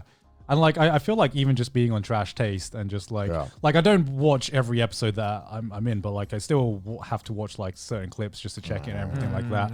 And I feel like especially my speaking skills has gotten a lot better. I of course I solid point. As soon as I say that, God damn it. You really drove that point home, Garm. Thank you. Oh my God. No, I agree. Like, I used to fucking hate public speaking. In school. It was me too. The worst thing. And which was weird because I used to be part of my school's debating team. Like, we had like a debating team. And, you know, it was like groups of 3, and you'd usually go against other schools about whatever the fuck it was. We do not have this in the UK, I don't think. Unless you're in Oxford, Cambridge, I don't think so. Definitely didn't have this where I grew up. Well, yeah, I mean, it was literally just the 3 of us that did it. Okay. Yeah. And so I decided to join that because I realized how much I fucking hated public speaking and how bad I was just speaking in general. So I was like, how old are you when you decided to do this? This was in this was in elementary school. So this was like God damn. 5th or 6th grade. So like 11, 12-year-old Joey was like, you know what? I have a deficiency. I would like to improve. Yeah. I'm going to do that. You know what? Like watching all of those like Squeaker family videos, man. I was just like, I need to improve my voice, man. I don't want to sound like Alvin. So basically, yeah. So I joined this debating team, and of course, like I was in it for like 2 years, but I was still nervous as shit. Like I was very fiddly and kind of. I had this really bad habit of swaying as I talked. Yeah, like you don't realize how many subconscious things you do until you get filmed. Yeah, and you watch yourself. You should record yourself. Yeah. No, and that's what we did. All right. So my parents sometimes would come to these debating things with other schools, and of course they would record it just for memory's sake. And of course, I'd be forced to watch it during our family fucking, family video session. Put it on the 4K monitor. Yeah, exactly. And so I watch back on it, I'll be like, Jesus Christ, I look like a fucking schizophrenic patient. I was like, I'm just fucking fiddling like, so my conclusion is... Yeah, but you were 12, dude. I probably shit my pants in that situation. No, but here's the thing. All the other like schools we went up against were just fucking chatter shit. They were like... Yes, Your Honor. Let me defend myself and my colleagues right here. It's like, and meanwhile I'm just like, you have a point, but no. Like, it was that level. It was fucking horrible. But then, so I tried to use that skill when I first started doing YouTube. Yeah. But of course, like everyone's first YouTube videos, it's shit. It fucking sucks. Yeah, of course. And I had that. I still have this problem to this day where I say like and way too much. Yeah. And Same. people on Trash Taste have pointed out, being like, take a shot every time Joey says like or you know, and you'll be dead in the first 5 minutes. You have like a lot of like everyone subconsciously has a lot of filler words that you don't normally hear yourself saying because it's filler words. When you say it, you kind of like fill in the gap yourself. And there are times when I say like a lot, and then there are times when I just swear a lot as well. Yeah, it's either like, you know, or fucking. That's my 3 filler words. But also, I'm sitting there, right? I'm a viewer, right? Who am I to be like? I can't believe he says like too much, you know, as if they have like the most immaculate speech. Right. On earth. That's right. It's like, who are you? Who are you to judge? It's like, do you go around not saying the word like ever in your speech, like with any other people? Like, I don't know. I guess it's because is it? I don't know. I don't get it because I understand that everyone has shit that they do. That they might want to change. But fuck, there's something in my eye. Fuck. Why do you need to feel the need to like tell people? I guess. Wow, there's really something. Yeah, you're right. You're good. Keep talking. Okay. Yeah, but what were we talking about? We were talking. So like, you know, YouTube videos fixing your speech. Yeah, patterns. because I feel like when people see doing stuff on YouTube nowadays, it's like the expectation is that for some reason, the expectation is they must know what they're doing. They're professionals, right? And it's really weird because I remember the first time I felt this was when I started to get asked to do like panels and stuff. Oh, yeah. And I was thinking to myself, I've never been good at public speaking my entire fucking life. And just because I have this audience, this virtual audience on YouTube, like conventions and stuff, expect you to like be like a top tier panelist and stuff. I'm just like, this is a skill I had to like learn trial by fire. You know what I mean? Because my first few panels were fucking shit, and I felt like shit because I was shit at public speaking. But because you were forced to be they force you to be put in that situation. You just had to learn it on the fly. But I do find it funny that just because we're on YouTube, people do have this expectation of just like, yeah, they must be really confident and have this professional kind of fucking background in Otherwise, podcasting. how would they get all these subs, right? It's like if you couldn't talk properly. And they seem to forget that we all started in the same place, making videos in our uni bedroom or our parents' basement or something like that. To be fair, in my case, it's a little bit different because I hated public speaking, but I was always okay in front of large crowds, which is weird. You think it's kind of counterintuitive. Isn't that literally public speaking? No, but here's the thing. Private speaking, if it's that's the thing though. It's like when I was doing the debating team stuff, the most we would ever talk in front of was maybe 30 people. Yeah, right. And there's some weird. It's really counterintuitive, but a lot of the times I'm more nervous in front of a small crowd than I am a large crowd. I think because it's more intimate, right? Like it's if you have to do it in front of people you know, especially. I think it's a lot harder. Because I've done like, because I used to do classical piano, and I played live at like the Sydney Opera House once in front of like 1,000 people. Oh shit, man! Dropping that like it's like, I mean, I guess I did, you know. That came out of nowhere. Yeah. So basically, I used to do like music like properly. Yeah. And I got the chance to perform at the Sydney Opera House in front of like 1,000 people. How old are you? 14, 15. Oh wow. Something like that. And yeah, it was just like, yeah, you're playing at the Opera House. I'm like. Like the Opera House. Like, damn, that's the Asian parent's dream right there, Joe. Oh, dude. My mom has never been more proud of me. That's all that moment. That's never coming off the fridge, that's like, for sure. Yeah. Extra rice for you tonight.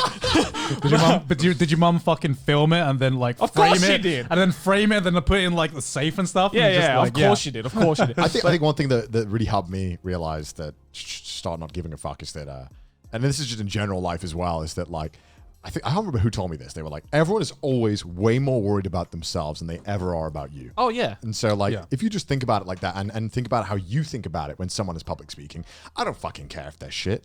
Most of the time, I'm just sitting there anyway. Like, they can just say anything and I'll probably be like, oh, cool, yeah, all right. Like, unless they, like, literally shit their pants on stage, I'm not going to think anything bad of them, right? Yeah. So if you go into that mindset of, okay, I'm going to talk in front of these people, none of them care, really. Fuck it. How can I fuck this up? I can't be terrible. Yeah, but speech, I feel, is a little bit different because even if you do fuck up, you can very quickly try and fix it, right? It's a little bit different when you're playing solo piano in front of a crowd. Nah, dude, just call it jazz. Everyone, just dude, come on. It's not classical anymore. It's jazz now. When you go on stage, do you remember the stuff you do and the stuff you say? Because I don't remember that shit. Like because sometimes. Do you still get nerves when you have like a big panel or big event? Anymore? No. I get nerves right up until I'm on stage. Same here. Yeah. Same here. So like up the stairs going onto the stage, I'm fucking nervous as shit. It's the anticipation. Yeah. It's just like I just want to get this over with. You know what I mean? I just want to get on stage and just do my shit. Yeah. I mean, the reason why is because, if you're doing a debate thing, no one cares about who you are, right? Yeah. You're just- But when it's your panel, right? All the people come for you. Yeah. So I could sit there and insult them for 20 minutes. They'd probably be like, damn, Connor's exactly like he is on camera, man. Hell yeah. I'm kidding. He's just as much of an asshole. You know what I mean? Because that's how you deal with like hecklers, right? Like, you just give them shit. Yeah. And then everyone's like, oh, that was funny. Have you ever had hecklers at a panel? Yeah, one time. Really? Yeah, they were like, what happened? So, oh god, it was at a fucking hentai panel, and that's the course, problem. of course. It's dude, R18 panels. I've never done one because it's everything I've heard about is a fucking horror. Oh my god, story. I can't believe I didn't mention this in like the convention story. Yeah. So I do. I offer to like conventions. I'm like, hey, do you want me to run a hentai dubbing panel? Yeah. And essentially what it is I just get a bunch of hentai and I blur out the subtitles, Right. and I'm like, wing it. Right. Like, just make shit up. Yeah. People are fucking terrible at it. Yeah. And that's what's funny. But eventually you'll get like one person who's actually like really fucking funny. Right. Yeah. And that's what it's for. Yeah. But I mean, one time I was doing it and there's this dude in the back. He must have been like 30 something, just on his own. And he was just shouting, cringe, cringe, Right. cringe the whole time. And I was like, do you want to come up? He was like, no. And I'm like, well, get the fuck out then. And everyone was like, golf claps, everybody. And then they clapped and everyone no cheered. joke, no joke. No, because at panels, there's always that one guy who thinks that like the panel was a YouTube comment section. Yeah. And they always try to like be that fucking smart ass to like throw out that smart ass comment, and it's never fucking funny. You know who you are. Okay? I don't know. I must be blessed because I've never had that at a panel of mine. I mean, normally at those type of panels, the loud people are good because you can just bring them up. Yeah. Let them do it. I mean, if I ever put into that situation, I'd do exactly the same thing, right? God, it was terrible. I just told them to fuck off. One time there was this hentai, and it was brother and sister. Right. And a brother and sister came up to dub it. And it was the most cursed thing I'd ever done in my life. Oh, God. It was terrible. Yeah, that's cursed. It was so cursed. I regretted it. And when you do something, you're like, this sounds hilarious. And then it starts, and you're like, oh no. Oh no, please stop. Please stop. It's just like immediate regret. You know what I mean? They offered, and I was like, oh God. Yeah, this sounds funny. And I was, no. I've never been tempted to do an R18 panel. No. I've only seen like bad things happen at R18 I've only panels. seen and heard the worst things. Because here's the thing, like if you come to my panel, like I'm usually open to any kind of fucking question it is. Yeah. But it seems like when people see R18 in a panel, they go because way I've off been the to, rail. I've been to R18 panels. Yeah. They ask shit that is not like it's bad in any Breaches kind of privacy. context. Well, I mean, it's not a question. It's just dub hentai. Don't fucking do anything weird. Yeah. And if you do, No, but I'll what I'm probably talking tell about you is to like the fuck off. R18 like Q&A panels. Yeah, those are fucking weird. Yeah. I don't get those. And like I don't know what it is. Some people just think, oh, it's R18. Therefore, I can ask them the most like private shit Yeah. that they otherwise wouldn't say. I'm like, no, motherfucker, I'm not going to tell you private shit just because it's R18. I don't care. Like, motherfucker, even my therapist doesn't ask this shit. And here you are, just asking about the most intimate fucking details of my life. You know what I mean? I've never been on an R18 panel, but I've seen some of the questions that have been asked on R18 panels. It's horrible. It's Yeah. horrible. It just depends on the crowd, doesn't it, really? Sometimes you get real, like, oh, God. And sometimes they're quite funny. I mean, that's the thing. It can be funny, but there are just some people who don't know what funny is. You know? Like, it's funny to them, but then the moment it comes out, everyone's like, yikes, you shouldn't have said that. I mean, that's like Discord humor, right? It's like funny between you and your friends, but not funny to everyone else in the room. Most of the time. Well, so sometimes it's like online humor just doesn't translate into real life situations, especially with a lot of Discord humor. You know what I mean? And you can tell when someone's been on Discord a little too much. When they ask questions like that, it's like, okay, you need some real interaction. Man, I saw this tweet and it made me think about Discord. I know I'm keep changing topics here, but there was someone who was like, you can't be well adjusted if all your friends are only on Discord. What do you think about that statement? that is a take. Because I thought about it, and you know, and I when I read that, I'm like, that seems way too like harsh. Yeah. But the more I thought about it, the more people I know who are kind of like, I don't know. And when I was the same, when I had friends online, I don't think I was very well adjusted when I only had friends online. Do you know what I'm imagining right now? You know the picture of that stick guy who's just like, yeah. That was my exact reaction. Because it sounds so. It sounds too much. Like that's a bit of a generalization. Yeah, I but think at the so. same time, I'm thinking, of the people I know who only have friends on Discord, and like only have friends on Discord, who I've probably like, you know, especially people who I've like, you know, seen at anime conventions and stuff. Right. It's like always people who are a bit weird in terms of like how they are socially adjusted and everything like that. This episode is sponsored by Honey. Imagine this. You make a list of gifts you're gonna buy for the holidays, and then someone randomly gives you the money to help you buy one. Sounds good, right? Well, that is what Honey's doing. No fucking way. That is exactly what Honey's They're doing. helping pay for $1 million worth of gifts, Man, even Santa could A not whole do million? that. This ain't no more either. This is the money, the real gold. You're probably wondering, is this the same Honey that automatically searches for promo codes online? Yes, it is. Yes, it is, Joey. Of course it is. Why I would can you confirm. even say that? I can confirm that it is, because the script says so. With Honey, you can also make a list of all the holiday gifts you want from certain stores, and Honey will email you when the price drops on anything on your list. Just add Honey to your computer, create a free account, and throw some holiday gifts from your drop list for a chance to win. To win what?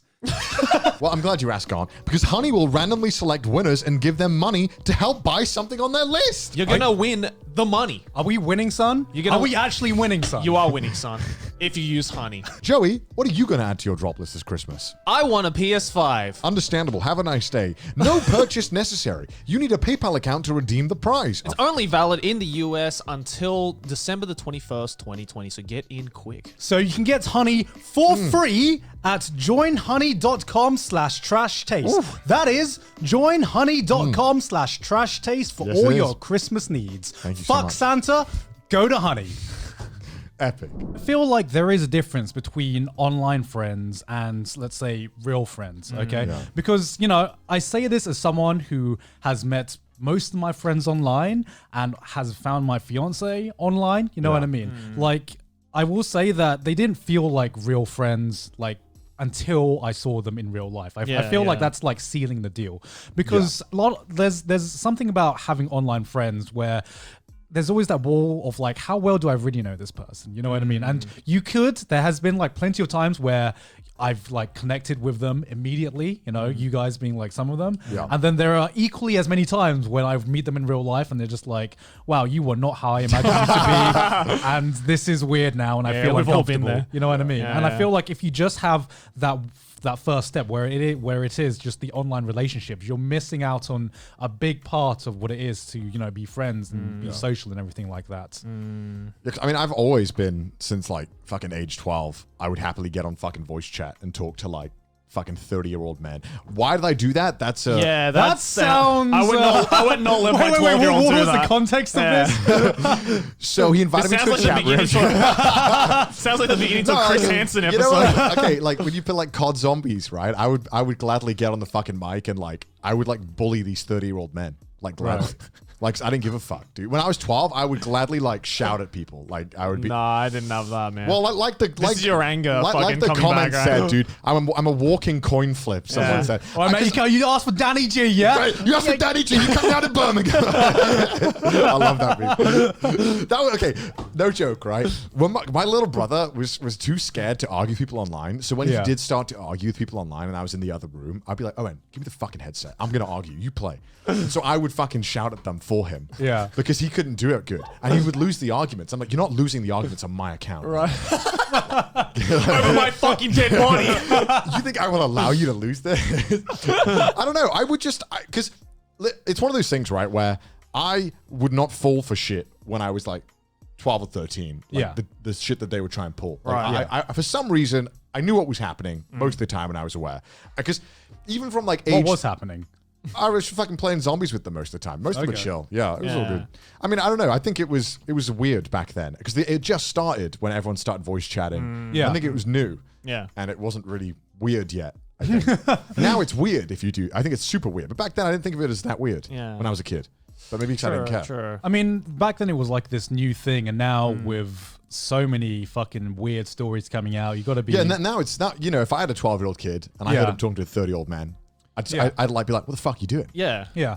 hell But like, I get why people have a lot of online friends. It's because most of the time people search for online friends because they don't find that connection in the people totally. around I them. did. Yeah, I you know what I totally mean? felt that. Yeah. Yeah, I know. But it's the same thing I would say as like, when you can have like the best friend in the world, but as soon as like you move in with each other and live in the same house, that like change a lot of dynamics. You know what I mean? Especially you meet someone, especially in fucking uni. You meet some people who you think are chill. As soon as you move in with each other, you start hating each other. Yeah, it's true. And you see all their little fucking ticks and stuff that just get on your nerves. Yeah. So I mean, there was like I've basically been raised like on the internet, right? Like ever since like age like 11, I was playing RuneScape. I was doing shit on Miniclip. Like, I was and I always did not mind talking to strangers because I always thought like, I'm not going to give out any personal information. I never did. For some reason, I was smart enough to never do anything like that. Yeah.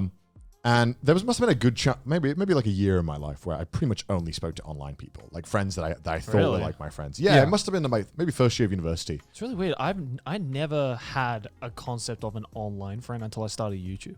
Yeah. Like I never would get on to like.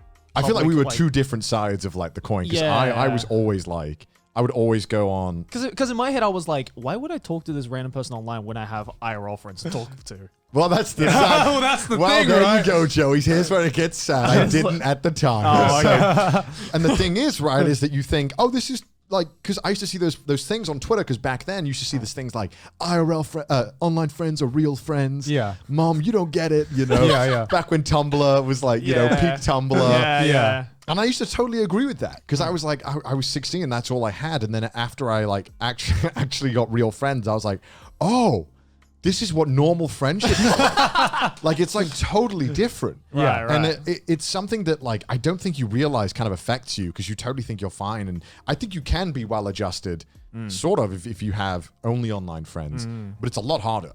Yeah. Because I feel like having that IRL kind of interaction to ground you and make sure you're not doing weird things and that you're interacting in a healthy way, right? Yeah, I mean, because the thing about only having online friends is that inevitably you are just living in your own bubble. It is an online bubble, right?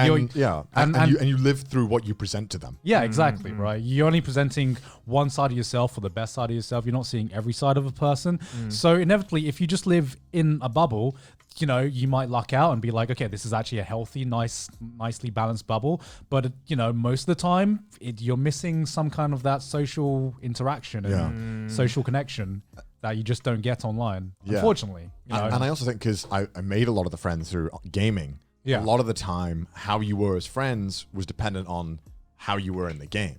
Right. And obviously, I was normally really good at the games. Yeah. So I was normally like, I'm kind of cool, kind of a baller. And it was one of those things where online, when I spoke to these people, like I was like, to those friends, I was respected, and they thought, "Wow, this guy's so cool." He just does his own thing, and But in real life, I was a fucking loser, and it kind of made this dichotomy in my head where I'm like, "Yeah, I'm funny, yeah, I'm charming," and then I go meet up with people, and I fucking struggle. Like I couldn't, I didn't know how to because I wasn't very well adjusted. Yeah, and it made me think a lot, and makes me look back, and I don't know. It's like, how do you convince someone when they're in that to see it? Like when they're in that sense of, I only have online friends. How do you make them see that maybe it's not a healthy, like it's not very healthy, because to them they might be perfectly happy and fine. Right, and that's the thing. I think it's just a matter of perspective, right? Because to them, that's all they know. Yeah. So I don't think until they actually experience the other side of like trying to begin and start and maintain IRL friends. Yeah. They just won't know. They'll be like, "Oh, why would I do that when this is so much easier and more comfortable?" And also I realized as well that like, when I was predominantly spending all my time online, it felt like I could never make any progress in my life because I was not investing anything in real life. Right. Maybe I'd go to work and I'd go home, but that was about it, right? I never made any investment elsewhere. Right. And I felt like my life stagnated because of that. Because I didn't, I think when you make friends IRL, because you didn't seek out something else. Right. Because when you make friends IRL, it's not just that. It's like you miss out on a lot of opportunities in general. Like, because you're not putting yourself out there. You're not, maybe other jobs you might hear about. You miss out on a lot of things, I think. Yeah. And it's not just as simple as having friends, it's like there's a lot of stuff that comes with having IRL friends. Yeah. You know, and like, you know, I don't know. It's really made me think a lot recently, especially because like moving to Japan as well. It's really made me think a lot. Yeah, because it's been a year, right, since you guys moved. Yeah, it's been a goddamn year since we moved here. My God. Already. This has not felt like a year at all. Jesus. Yeah, 2020's been fucking weird, though, to be fair. But how was it for you guys? Your first year here in Japan? It's been... Oh, I mean, okay, to be fair, it's probably, you know, pretty abnormal year for people who moved around this time, you know, it's been a strange year all around. Yeah. You know, I don't feel like I've spent a proper year here in Japan. Mostly because like I felt like part of the experience I was expecting from Japan was to have people visit me, you know what I mean? Yeah. And I had a lot of friends who had planned to come visit us in Japan, and it just all honestly fell through. that's half the fun of living in this country, right? It's like being like, oh man, I've always wanted to visit Japan, or like I'm coming to visit Japan, and you're just like, my boy, I got you, bro. I wanted to be on the other side of that. Yeah. On the other side of that fence, because I've been on the visiting side, and I remember how amazing shit was when I first moved here, and everything was so bright eyed, and you could take me to a fucking Family Mart or a Konbini, and I'd be like, yo, you eat this like katsu curry every day?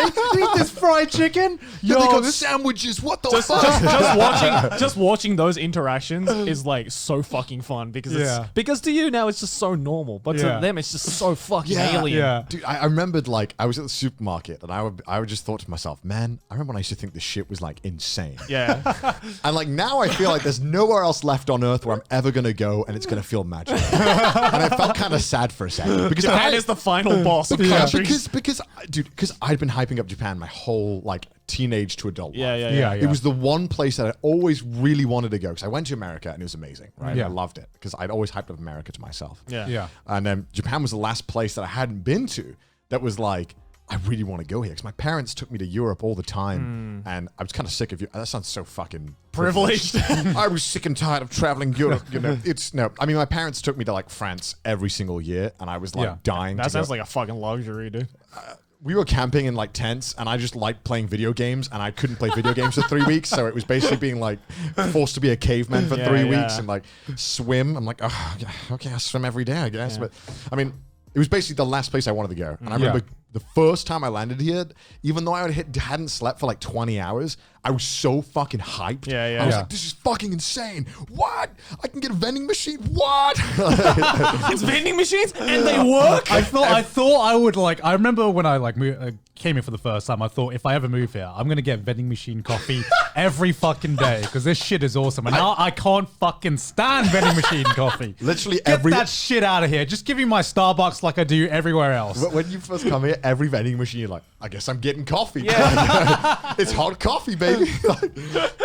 But yeah, now you have it. You're like, this is the worst. Do you remember when first moving here and you like nomi hodai, which is all you can drink? Like was like God. Fucking it was like to earth. It was like a godsend. Like whenever we'd go here and we'd go to like the izakayas and we thought we'd be going to like Kinokura every fucking day. You know? It's like nomi hodai, not even a question, of course. Kinokura is essentially Wetherspoons. I think we've said that before, but it's very cheap. Yeah. It's like $15 for all you can drink for 2 hours. It's nuts. Something like that.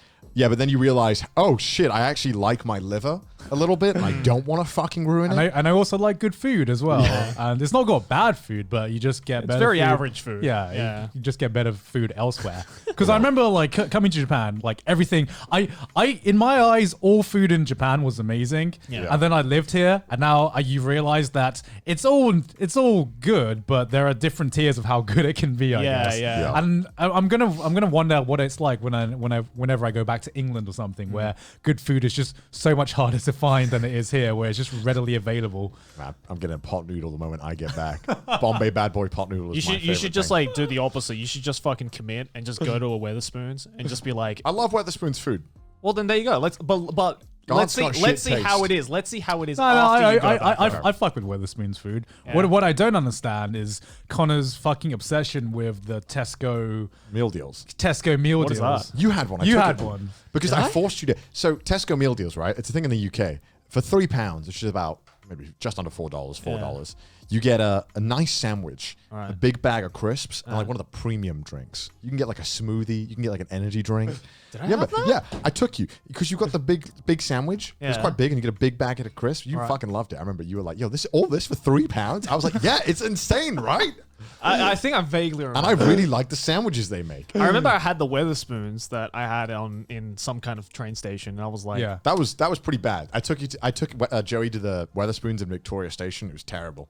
Yeah, it was I tragic. mean, I don't think Weatherspoons is terrible. I It like depends on the Weatherspoons. pub, though. Yeah, it does. It does. But for the most part, Weatherspoons is like pretty decent for the price you get. Yeah. I the think- one there though was I think we were struggling to find a clean table. Oh yeah, it was gross. Like longer than actually deciding what to eat. Yeah, it was gross. Yeah, Because I remember when Joey was coming to visit, me and Connor were like discussing, what should we show him? And Connor's like, Tesco meal deal.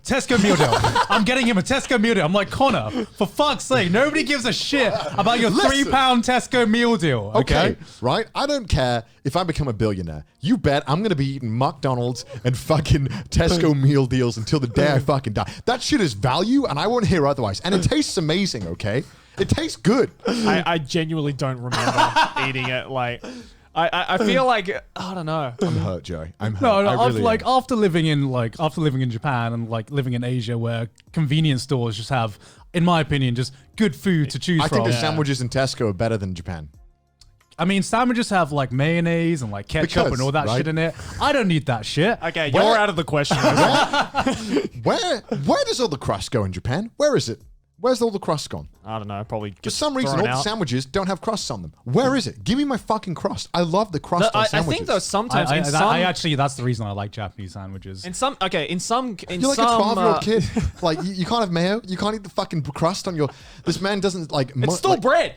Yeah, man. What's the problem? It tastes good. Yeah. It's just wasted bread that's like tasteless. and everything. Wasted bread.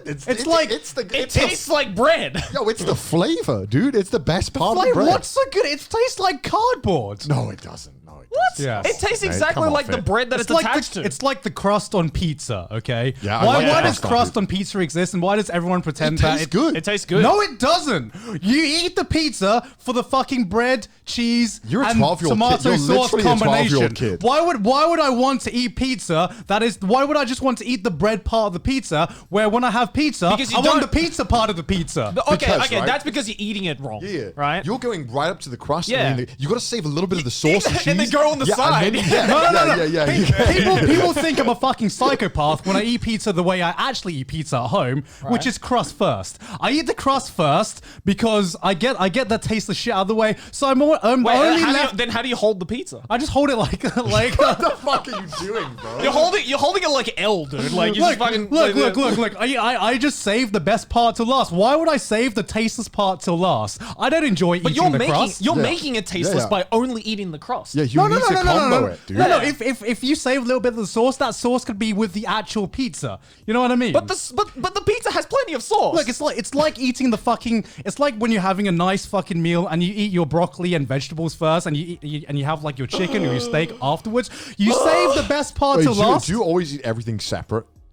Not always. If it like synergizes perfectly, if it Like you would know. Like you would fucking know. Mr. Hamburger. synergizes with the pizza. No, it doesn't. The crust just takes the pizza I got taste fucking out. Italian hand on this bitch. Like it synergizes. No, because when you get those shitty frozen pizzas, right, that are like $1 a pound, right? They're the ones with no crust. You know Right. those fucking fake deep dish pizzas that are just all bread Yeah. and like the thinnest They're layer? fucking horrible. That's like his fucking dream. It must No, be. my There's no my crust. fucking dream is like proper lasagna? thin crust Italian pizzas where like the pizza goes right up to the crust, and it's because it's so thin, it doesn't get in the way of That the ain't actual right, pizza man. itself. Well, It you gotta- doesn't get you in the way gotta of the grip on slice. something, Yeah. man. Sorry? You got to grip on something. I don't give a shit about greasy fucking hands if the pizza I tastes do. better. That's just optimizing the pizza. There is so much wasted space on pizza that it's like the crust gets in the way of the pizza taste. Well, then, And- okay, why don't you do this then? When you get the pizza next time, right, and there's a thick crust, just fold that bitch in half. Yeah.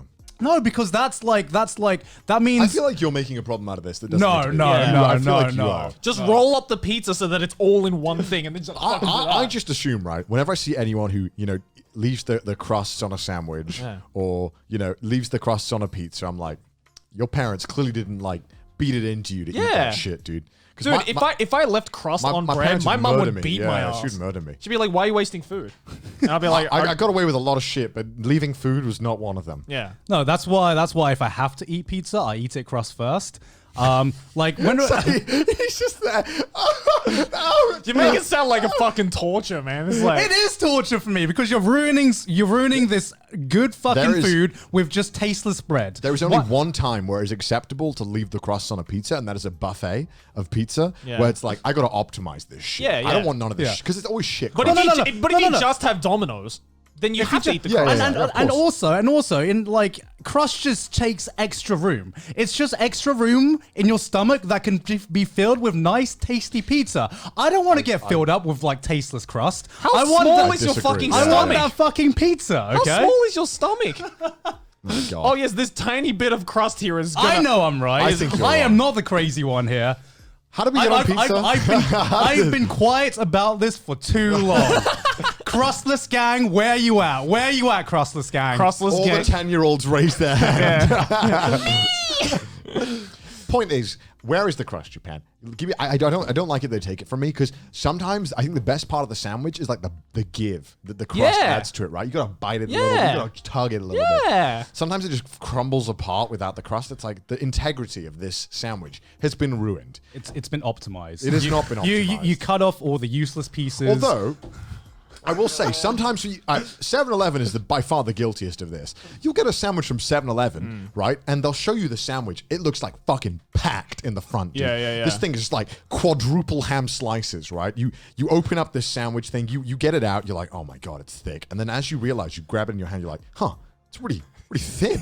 Pretty thin near the end. You peel it up and there's no ham. Yeah. And the other half of the sandwich, and you're like, I've been fucking playing. You got fucking clickbaited by sandwiches. Yeah. And then you have to like weirdly like curl the bread up so you can get like an even bite of bread. It's fucking 7-Eleven. Can you fucking sort that shit out? Everyone says their food is the best, but it's honestly the worst one out of the. I don't know. Family Mart is okay. Lawson. Family Mart's the worst. No, I have to stand with Family Mart. Oh my God, no! I'm a 7-Eleven simp, man.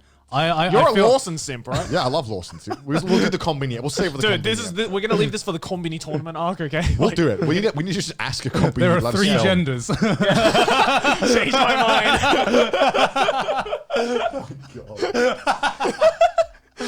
Oh my God. No, it's like the difference between fucking Tesco's, Sainsbury's, and Co-op, right? You know. I don't know, but I'll just agree with you in that case. But what do they have in fucking Australia? What, in terms of convenience stores? Yeah. Cardboard, just probably. Yeah, no one goes to a convenience store in Australia. It's all just supermarkets. It's like Botlos, as they say. No, that's a liquor store. Yeah, I know. Yeah. That is your lunch. Yeah, I do. Okay. I don't want to buy food from a liquor store. I will say, probably the thing that I very quickly got adjusted to that I think that will hit me like whiplash when I return is deliveries here.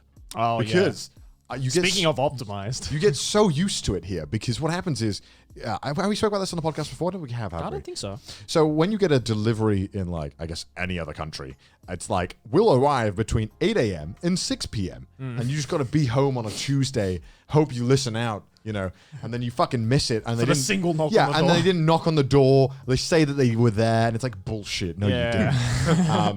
And then it's this whole fucking pain. And then you got to try and reschedule like, oh, well, you can come back in 4 days. And it's like, are you kidding me? I pre-ordered this game. I wanted it today. But in Japan, when you miss a package, not only can you reschedule on that day within a 2-hour time slot. So if you miss it between like 8 and 12 a.m., which is the only 4-hour time slot, you can get it redelivered between 12 and 2. 4 and 6, 6 and 8, 9 to basically same day delivery. Literally the whole day, and you can pick the 2-hour slot. It's nuts. Yeah. And on Amazon, when you do it, you can also pick the 2-hour time slot. It's nuts. Yeah, it's so insane, and it works. I mean, there are also like what is it? Where the UK and some places have like in London have like Amazon Now or something like that. Yeah, we do. That's have insane. That. That's insane to me. I think I spoke about that in the podcast before because I ordered like Mario Party and shit. Oh yeah. It's when it arrives literally a few hours after you order it. Why don't we have that, man? Honestly, I wouldn't be surprised if Japan gets it at some point. Yeah. I mean, I would love that because I didn't know. I would never leave my house if that was the case. I just fucking get it. Well, it out. was made for groceries mainly. It just happened to right. have like products on it. Which is weird, like because I was thinking back to our podcast last week with Alexion, and I remember thinking to myself, man, how would I have survived in Japan and got set up if Amazon didn't exist, like he did, like when he first moved here? And I'm just thinking, man, so much of my life has revolved around Amazon in Japan that if I didn't have it, I would be like. Life would be 10 times harder. It does become, when something isn't on Amazon, I've noticed it becomes about 10 times more difficult to get the thing that I want and delivered the day. Because you have to look it up and be like, all right, where's the closest store? And then you have to find out when the store's open. And then you have to go in and fucking look for it. It's just it's a mess. Gross. But I also feel kind of sad because I feel that because everything is so easy, you know, and I got comments that were like, I can't believe Connor complains about not knowing Japanese and living in Japan, right? Not complaining, I'm just fucking British, and I'm just complaining about the things that I complain about. I know it's my fault for not knowing Japanese. He's British. I'm not a fucking idiot. I know that it's probably not a good idea to not speak Japanese living in Japan, right? But a lot of people do come here to learn, right? And I do think that if I was forced to, you know, say 10 years ago or 15 years ago, I think that I would have been forced to learn a lot more. Oh, yeah, because absolutely. I would have no choice. All right. Right? Right now, I don't need to do anything. Google Maps tells me where to go. Google Maps tells me the restaurants. I can Google Translate every web page. Like, it's pretty much all sorted. It's catering more towards foreigners, definitely. It also doesn't help that this is basically a society that has optimized like getting Not the least, talking to people. getting the least amount of human interaction Right. possible. Sure. You go to a restaurant, you have a tablet, and you order your stuff. You know, so most of the time you don't even need to talk to anyone. You know what I mean? Which is why I get. You must get this a lot, right? Do you get comments asking you like, "How's your Japanese coming along? How's your Japanese coming along?" Yeah, Gon, how is it coming along? It is. Is it Jozu? It is. I've already gotten Jozu a few times. It's difficult, right? Because it's hard to explain. Because essentially, I think people have a misconception of how much we interact with Japanese people. Yeah. I talk to a Japanese person and I'm forced to speak Japanese at most often at the konbini or at the Denny's or whatever, like at a restaurant or a store. Those are the three most common times. And there's a script. Like I know exactly what they're going to say. Yeah. And because they always say the same I know things. exactly what you mean because we were getting coffee, like I think it was last week or something at the Bookwalk offices, and we kind of ordered the coffee, and he almost sounded like fucking fluent with like all the responses he was making, and it was just like, I know how it is where you've ordered something enough times that you just know the questions you get asked. I perfectly optimize ordering coffee. It's like when you watch a movie and you see the line before the actor says the line. You know, it's like, I know what you're gonna say.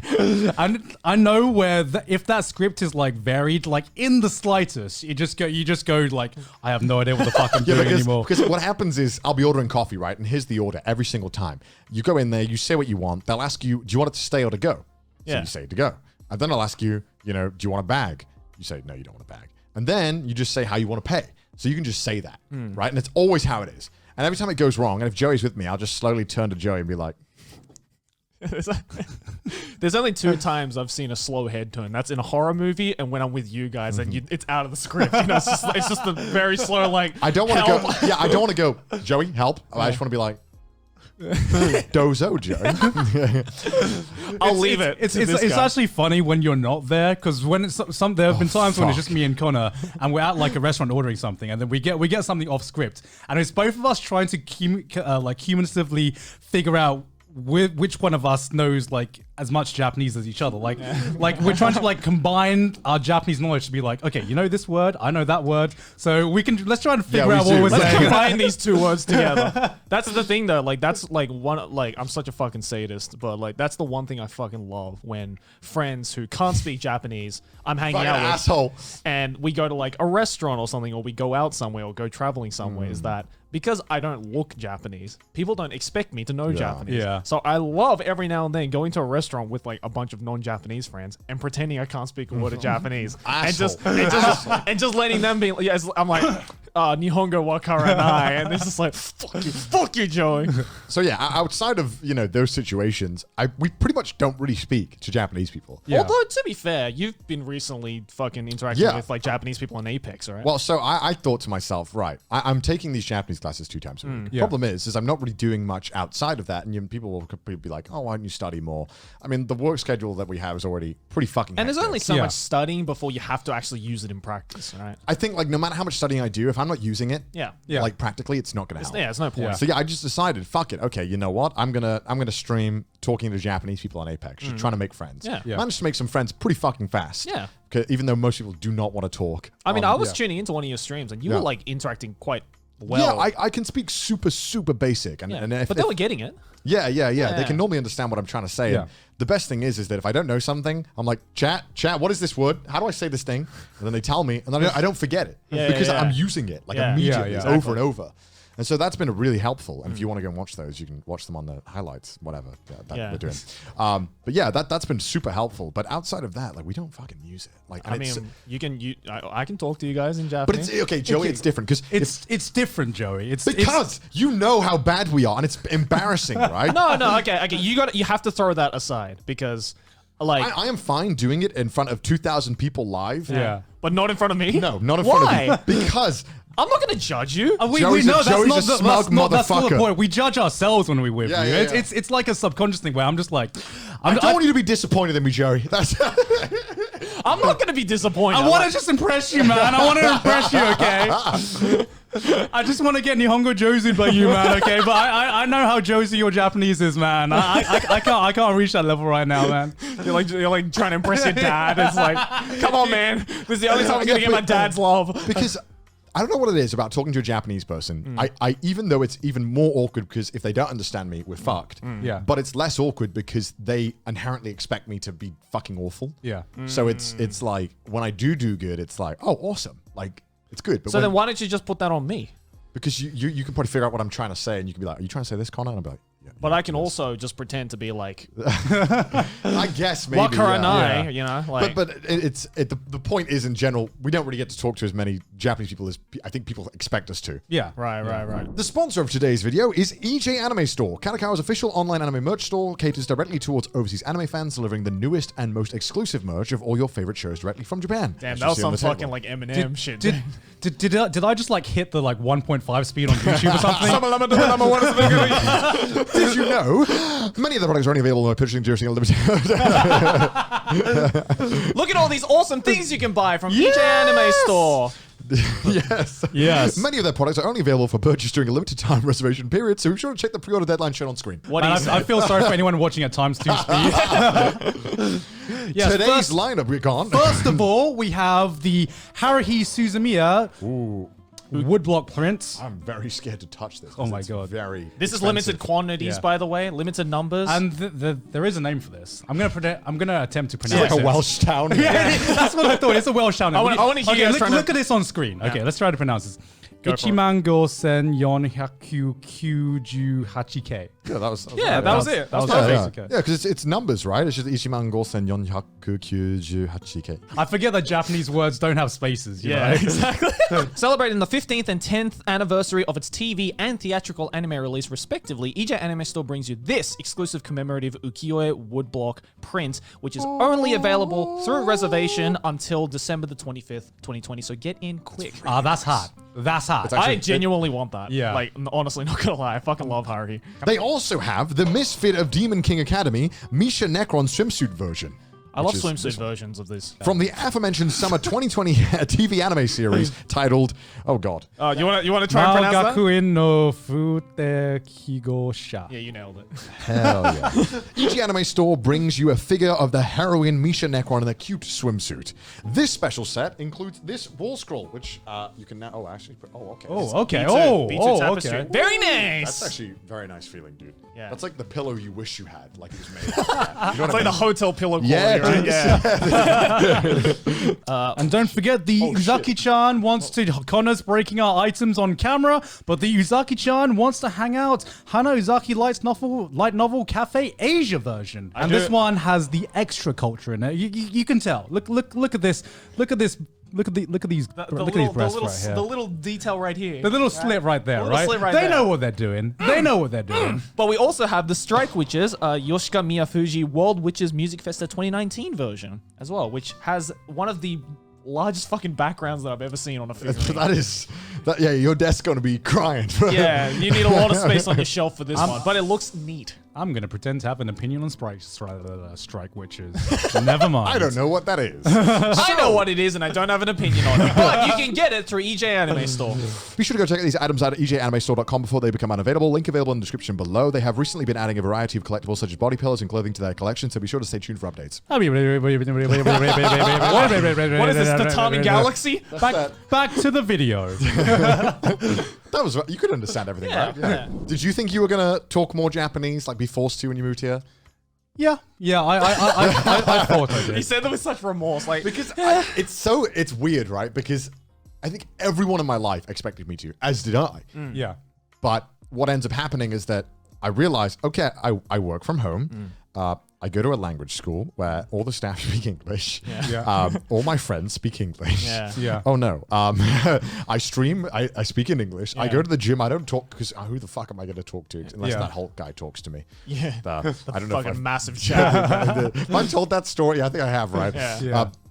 So yeah, there's actually like pretty much no time where I end up to be fair, I'm kind of the same as well. Like, right. Well, how often do you speak Japanese, people outside of business? Right. Yeah. I mean, because of COVID, I haven't been able to see my family like at all. Right. Yeah. So, and that as well has made it even worse because strangers don't want to fucking talk to foreigners. Exactly. I mean, like our neighbor next to us is like really fucking cool old couple, and like every time I see them, like I'll talk to them in Japanese. But I always get so nervous because the moment I start talking to them, I can hear it in my inflection that like, oh no, I'm fucking like losing touch on this shit. Like, I haven't been speaking it enough because I haven't been speaking enough because the only time I'll ever speak to is like with my mum, like an occasional Skype call or fucking, you know. It's weird, right? You live in Japan and you're losing it. Yeah, I'm losing it. So I have to like consciously fucking keep, figuring out ways of like, okay, how can I use this language? Because if there's one thing I don't want to lose, it's my Japanese. Of course.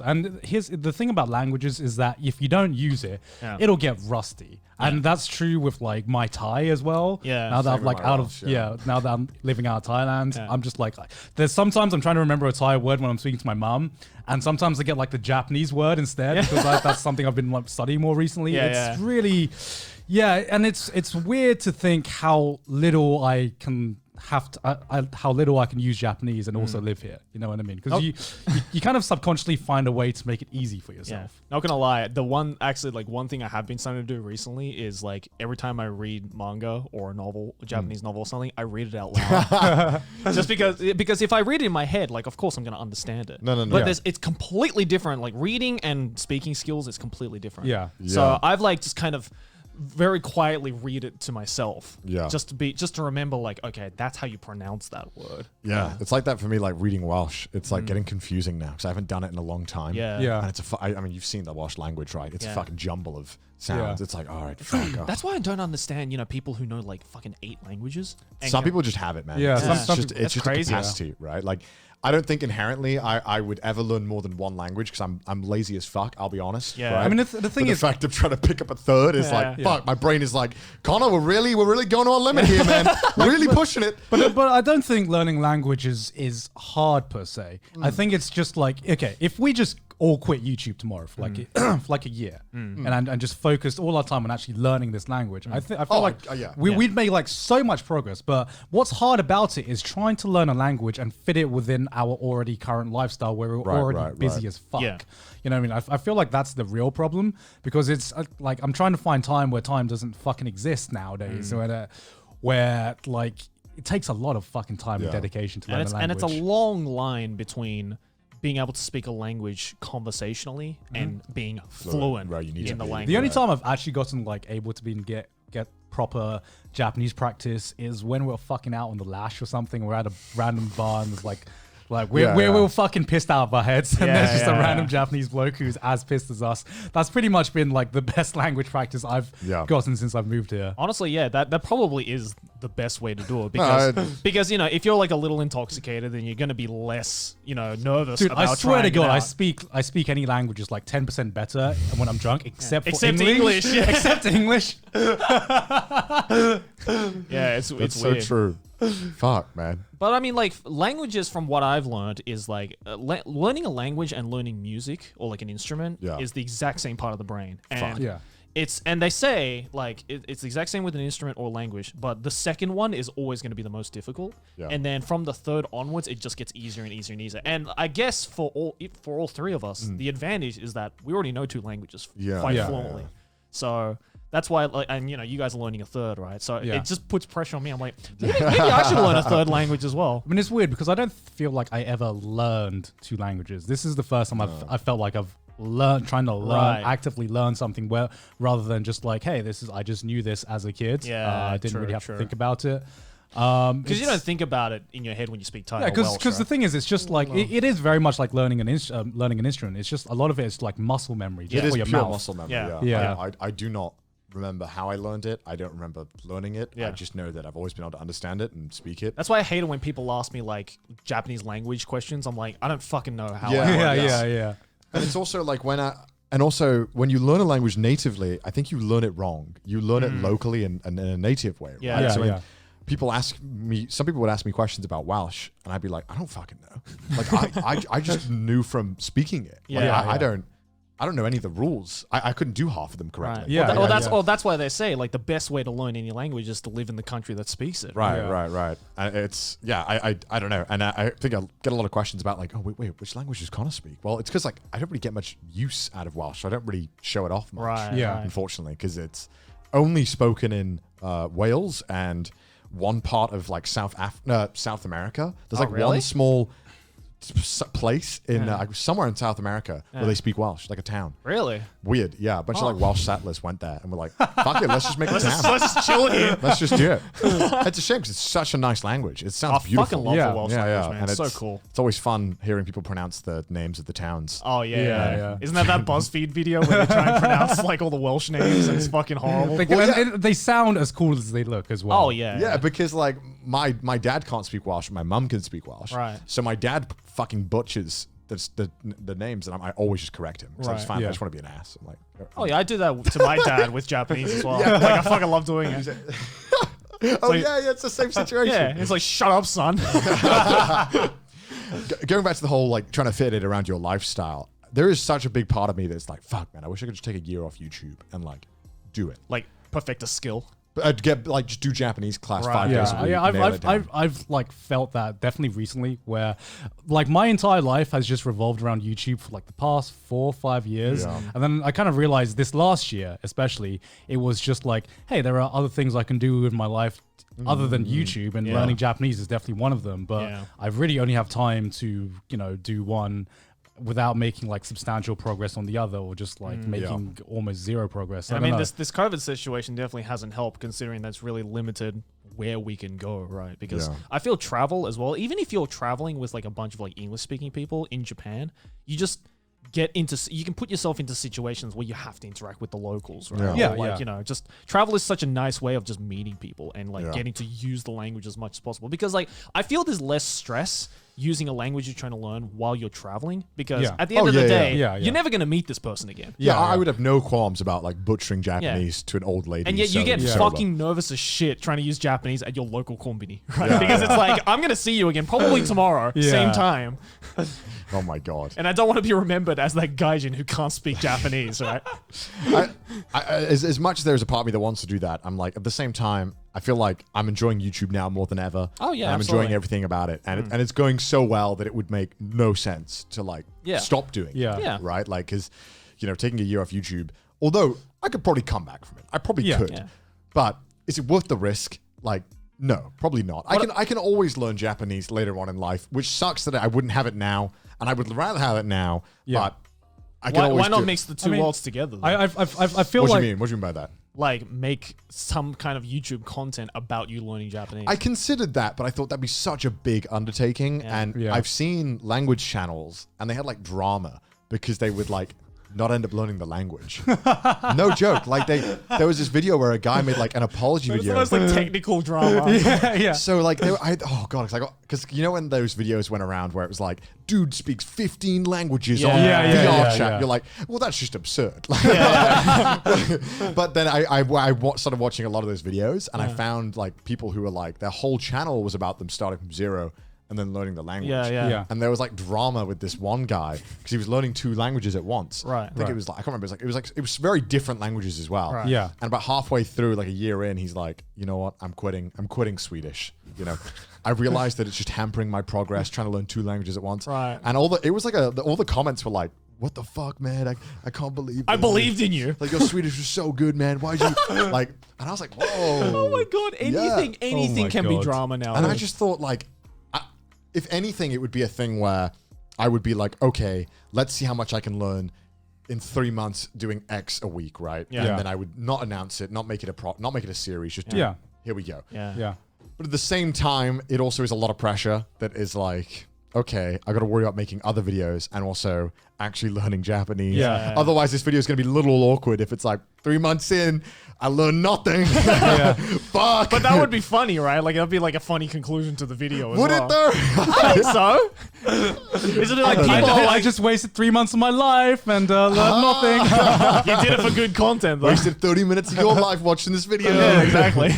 I don't know. Fuck, dude. Because I had this video idea where it's like, because I've always wanted to like improve more on my Japanese as well. So I'm like, Right. I can't just like commit like outside of YouTube or like outside of what I do and all these side projects I do because I'm just way too busy now, which sucks because I really do want to like, you know, hone in on my Japanese a lot more. So I thought about like, you know, there's like the kanji proficiency test. Yeah. And I got like the 3rd highest on that, but like that was back in like high school. But I'm like, Right. I wonder if I can like go for the highest one. And how many kanjis do you need to know? for the highest one, Yeah. I believe it's 3,000. And I think only 0.4% of the population has it. Yeah, it's very like prestigious. Yeah. But I thought like, what if I did a video where Is there a kanji for cultural cross-pollination? I guarantee there is. Yeah. Make one. You can There's a kanji for everything, man. Don't worry. But I thought to myself like, I wonder if I did a video where I just like dedicated like a year to just document myself like learning that and trying to attempt for the test. But isn't that scary though? Because what if you don't make any progress like 6 months in? That's the only thing that stopped Then me. it's like, fuck. And it's also like, in order for this video to be successful, I gotta fucking grind this shit. Yeah. And if I do this and then the video flops, then that's just like, cool. I wasted a year of my life for a flopped video and a test that I failed in. I think unlike the actual Japanese language, I think you actually can like gamify and speedrun kanji. Like I think kanji is speedrunnable. I don't know, man. Dude, it is. Dude, it totally is. Explain. Because you can, there's like little apps that will like fucking whip you if you get it wrong, right? So I speed learned like 100 kanji in like a day by doing that. And I know all of them now. I can use them. But if I sat you down and told you to write it out, could you? Write it out? Some of them. Right. But that's the read thing. them. Yeah, but I mean Japanese people who read can't- them. Read them. Would Yeah, you be yeah, able to read yeah. 100 kanji if I showed you? 100%. Really? 100%. Okay, now I'm tempted. Challenge accepted. Yeah, I'm tempted to We'll do do a this. live stream. We'll both stream. You could yeah. fucking do And it. I'll fucking do a kanji test on you. The basic kanji. The 100 kanji you know. I'll do a test. 100%. We'll do it. Okay. Easy. Okay. Because Sounds like a video idea. Because right, you can gamify it, Mm. like that you can start picking up patterns, and Right. and I feel like the way that you can, I don't know, like at least when I was learning kanji, I could easily pick up kanji, like I guess, because especially living in Japan, right? Because it wasn't like living in the UK, sorry, where you learn this kanji, you would leave your house, you wouldn't see it. Yeah. When you leave your house in Japan, even if you didn't talk to anyone, you see the kanjis everywhere. Yeah. So you could keep practicing because you keep seeing them, like, oh, I know that. Oh, I know that. Yeah, you do that after like every like trash taste session. Where, Yeah, like, yeah, we'd be yeah. catching the train, you'd be like, "What does that sign say? I've seen that one before." Yeah. It's the ones that, But I I've feel like that's the way you got to do it, right? Right. Because that's how a kid learns. You gotta It's plow like through, you gotta plow inquisitively. through. Yeah. Problem is where it starts getting into like there's 4 kanjis with 4 different the same kanji with like 10 different pronunciations, and it's like this Which is like 30% of all kanji. I love the ones with like 2. I'm like, nice. Question for you boys, because we've been living here for a year now. How long do you think you're gonna be staying here for? Well, that's the question I want to ask you two. What's my 5-year plan? That's because Chris Broad was a fucking liar. Yeah. Chris Broad said he was only going to live here for like 5 years, and he's still here. He's been What a fucking here for liar. 8 years, I think. Something like that. fucking liar. I mean, I'm Yeah. approaching my 5th year. I mean, time just moves fucking fast. It doesn't even feel like I've been here a year. I thought, yeah, I'll live here for like 2 years max. I'm halfway through. I'm just like, I've hardly even spent any time here. I feel like, you know what I mean? Yeah. That's the thing. Like, I always thought to myself, I thought about it. I was like, oh my God, I've been here for almost 5 years. Like, moved out, moved out of my parents and like actually lived in Japan on my own. I was like, it does not feel like 5 years. Which is why the question of like, what do you see yourself doing in 5 years is starting to sound less and less absurd to me. Yeah. Because back, when I was in my teenage years and people were like, where do you see yourself in 5 years? well, 5 years is so far away. You'd be doing something fucking different every year. Yeah. Back at that age. Yeah. But now it just feels like it's, you can have like a routine and monotonous. Now we just sound old, man. I mean, we are, man. We are. Depending on how long, well, a big fucking question mark, obviously, is, how long will Geeks Plus allow us to be here? Because Maylin. Yeah, Maylin. I'm calling you out right now. How long? So I'm gonna say that. I'm gonna say this louder. So it all depends on how long Geeks Plus will be around, because our visa depends on Geeks Plus. So. This is why we take so many fucking sponsors, by the way, so we can give Geeks Plus money so that we can satiate our fucking like lords, overlords, dude. They're like, how many sponsors can we fit? 10 an episode? Say no more. Doable, man. I mean, okay, but I mean, like, okay. like the question though, I think, and this is kind of goes back to the root of it all. Having been here for a year, are you guys enjoying it? Yeah. There's been, I think I flip-flop a lot in the first 6 months. The first 6 months, I was like, I would have 1 week where I'm like, I hate it. I plan to go back in 2 months. Yeah. Obviously not. But You know what I mean? Like, there's some weeks where, I think especially where I said this in my video about because I made a video about 1 year living in Japan. Yeah. I think the big point I tried to mention was like, you have to force yourself to like actively go out your way to make friends here. Yeah. Like, it is not a country where friends just come along. You don't just bump into people and you're like, "Oh, let's hang out." It's like you have to go out of your way to do the whole like, when are you free? What's your calendar like? Let's make this solid, not a bullshit thing. Let's do it. Otherwise, I'm not going to see anyone for 2 weeks. Except for you guys, right? Yeah. And like having this podcast has really helped because before it was like, okay, we might hang out every day. Yeah. But then we also might not see each other for like a week and a half. Yeah. And then I realized I haven't left the house in 4 days. Fuck, I'm starting to feel lonely. And I live alone, and I've never lived like alone. Like you've always had a roommate. Or something, I've always had a roommate or something, and I didn't realize like how much I like relied on that to like kind of keep me a little bit sane. Yeah. Because sometimes my fucking roommate. Zeno, I love you, but yeah, you would drive me up the wall, right? But that's also not like her fault. It was like just a thing of that comes with just having a roommate. Eventually, you live with someone long enough, you're like, I fucking hate just the little thing that you do, and I have no idea why. Yeah. And I thought I can live alone, and then I like 1 week into living alone, I'm like, fuck, it's quiet in here, eh? Oh Jesus. yeah, dude, I was so fucking depressed when I started living alone here. Right. Like before, like Arky moved in with me, I was like, fuck, man, I've been out of the house in 2 weeks. I'm so fucking lonely right now. God, and man. like, am I the only true introvert here? I mean, look, I like my time alone. Don't get me wrong, yeah. right? Like, I like my time alone, but there's only so much time I like alone before I'm like, I require the touch of a human skin. Oh no, I'm the same, because I remember before I moved to Japan, I basically lived alone for like 3-4 months. Yeah. Because Sydney was in America at the time, and we were sorting out our visa stuff for Japan. So there was just like a fair few month period where my only social life would be when we'd be able to like hang out in London. And I don't know if it's just because I've been in a relationship for like 4 years. It was just like it was just like nice having like just living alone. And just seeing friends and seeing people when I wanted to. Because I guess the big difference between Japan and when I was living in England is that I could see someone whenever I wanted to in England, if I really wanted to. You know what I mean? You could just message me and be like, let's hang out. Yeah, exactly. I feel like if it was the case of, I don't know when I'm going to see someone next, then I would be way more lonely. Well, that's why I'm like constantly just like filling in plans like ahead of time. Yeah, Just being like, yo, you want to hang out? You want to hang out? You want to hang out? Like, otherwise, you're going to find yourself in this kind of like dead space of just no interaction whatsoever. Yeah, because like when I first moved here and I didn't really have anything in my house, and I was just going on Tinder dates just because I was lonely. Yeah. And I didn't Like, it sounds so sad, but you know, when I didn't, people do that, man. I mean, when I didn't have, you know, anything to do, I would just go to your house. But then I felt bad, you know, because I didn't want to go to their house every day and be like, hey guys, I know you didn't mind, but I also didn't, like, I felt like I was intruding. Right. So, and it was just sad, you know, and it took me a while to get used to it and getting used to being alone. So is this that sounds so sad. That fucking everyone laughed. No, I mean, living alone. Sorry, not being alone. I just have to get used to just being, you know, in my solitude, just crying. No, I figured it out now. I figured how to have a healthy balance of everything. But it took me a while because I wasn't used to it. Right, I always had someone in my house that I could always be like, "Yo, you want to watch TV?" You know. So it took a while. Is this your subtle way of asking us to come to your house more? No, please.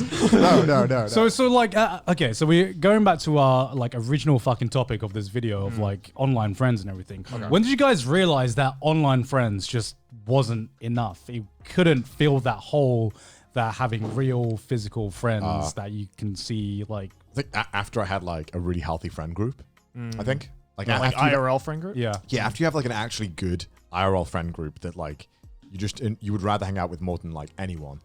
I feel like there's no going back. I feel that as well because I found like my first proper true friend group like at the age of like 23, 24. That's when it kind of started, and I remember.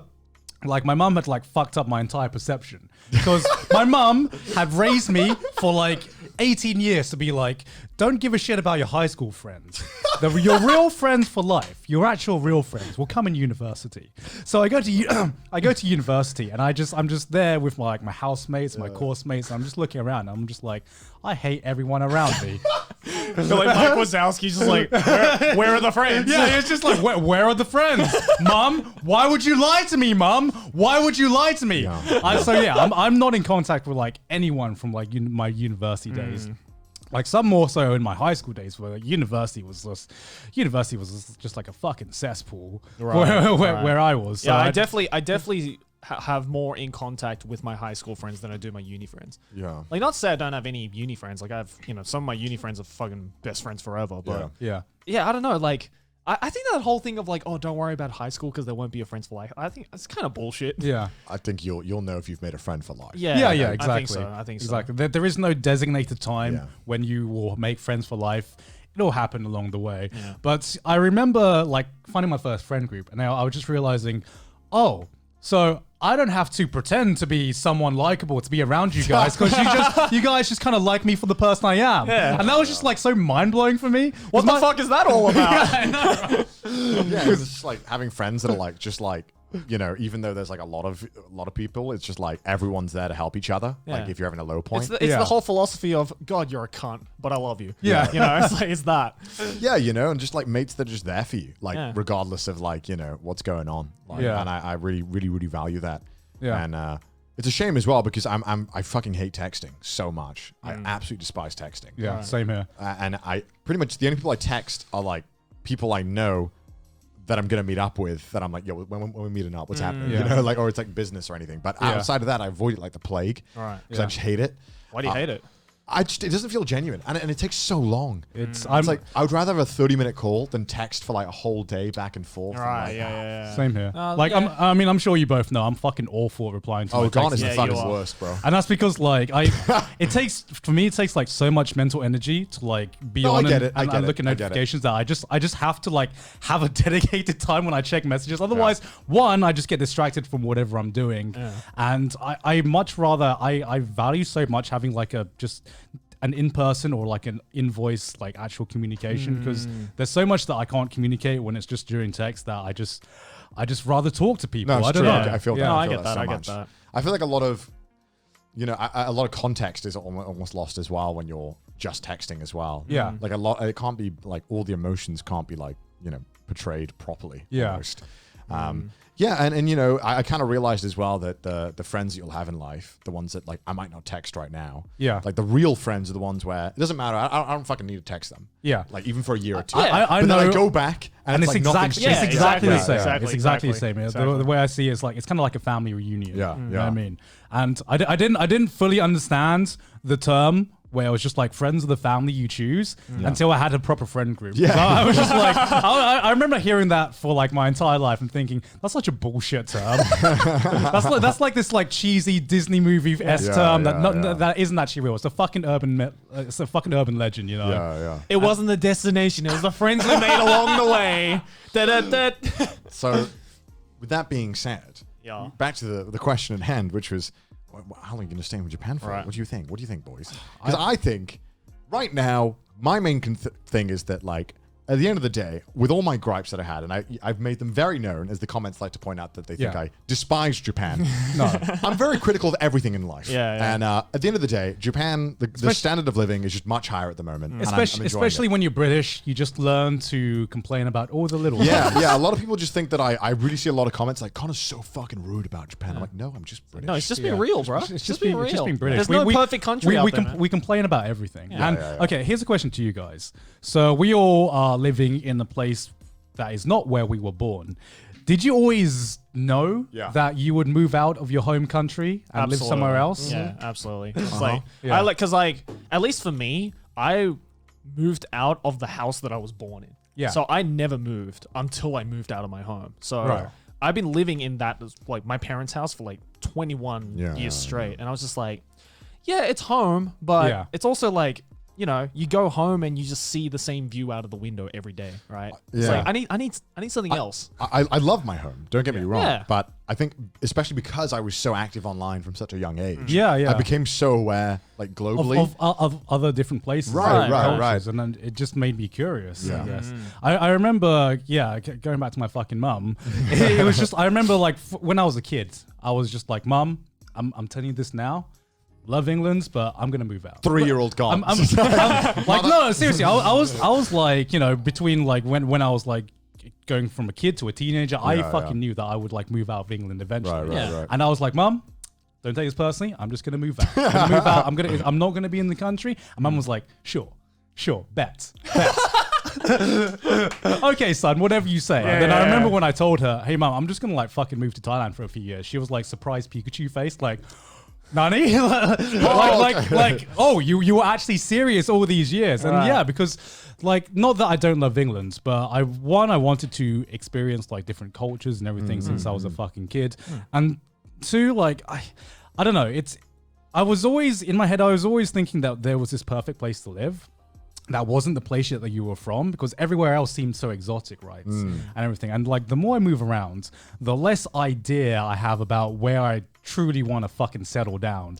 It's really weird, right? Because especially if you live, like, stay in a place for like any substantial amount of time, you see all the great things that are there, and you also see the bad things. There's no fucking perfect place.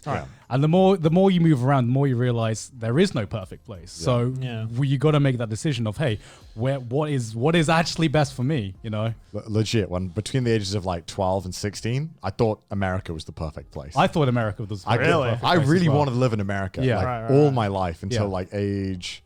I'm probably actually until like I moved to Japan. I still like before that I was like, I kind of still want to go to America, man. Really? I don't know. Always since a young age, I'd always been exposed to American culture.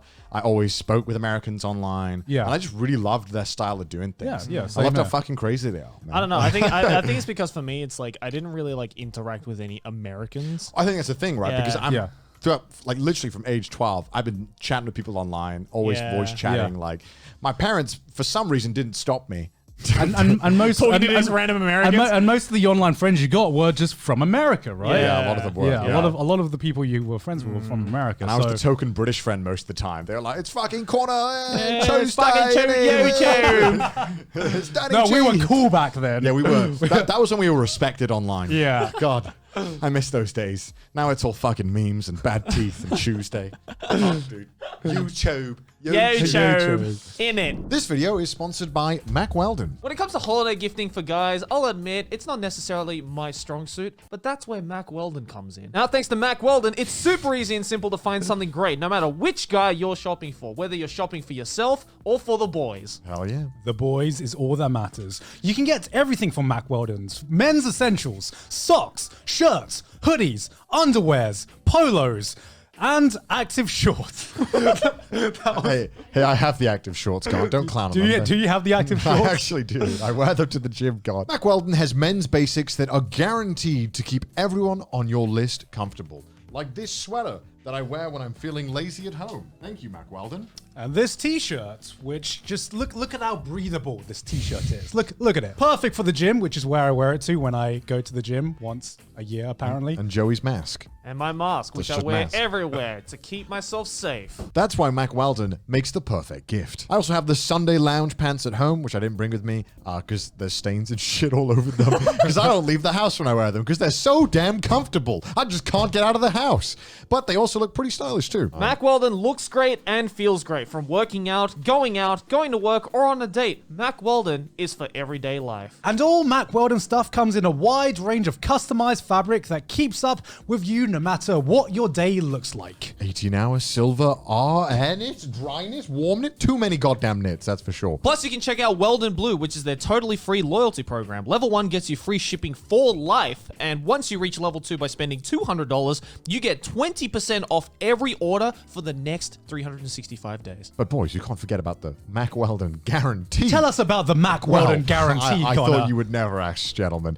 Mack Weldon wants you to be comfortable. So if you don't like your first pair of underwear, you can keep them and they'll still refund you. No questions asked. That is very generous. It very much is. I would have thought Mack Weldon would have wanted me to send back the underwear, but nope. they're just letting me keep nah, bro, keep it. They can only imagine the heinous shit you've done in those after watching the hentai episode of Trash Taste. But win the gift-giving season and get 20% off your first order. Visit mackweldon.com/trashtaste and enter promo code TRASHTASTE. That's mackweldon.com/trashtaste and use the promo code TRASHTASTE for 20% off. Mack Weldon, reinventing men's basics. I fucking nailed it. TM. Thank you to Mack Weldon for sponsoring this episode. Back to the video. Yeah, the more I think about it, the more it is kind of fucking weird that I did speak to like just anyone like online. I would never let my kid do that. I would never let my kid do that. I don't know why I did it. Your parents are just cool with it? Were your parents aware of it? No, I didn't tell them. Yeah, I would just tell them that I was talking to my friend. They're like, who you? Because okay, so when I used to swear, right?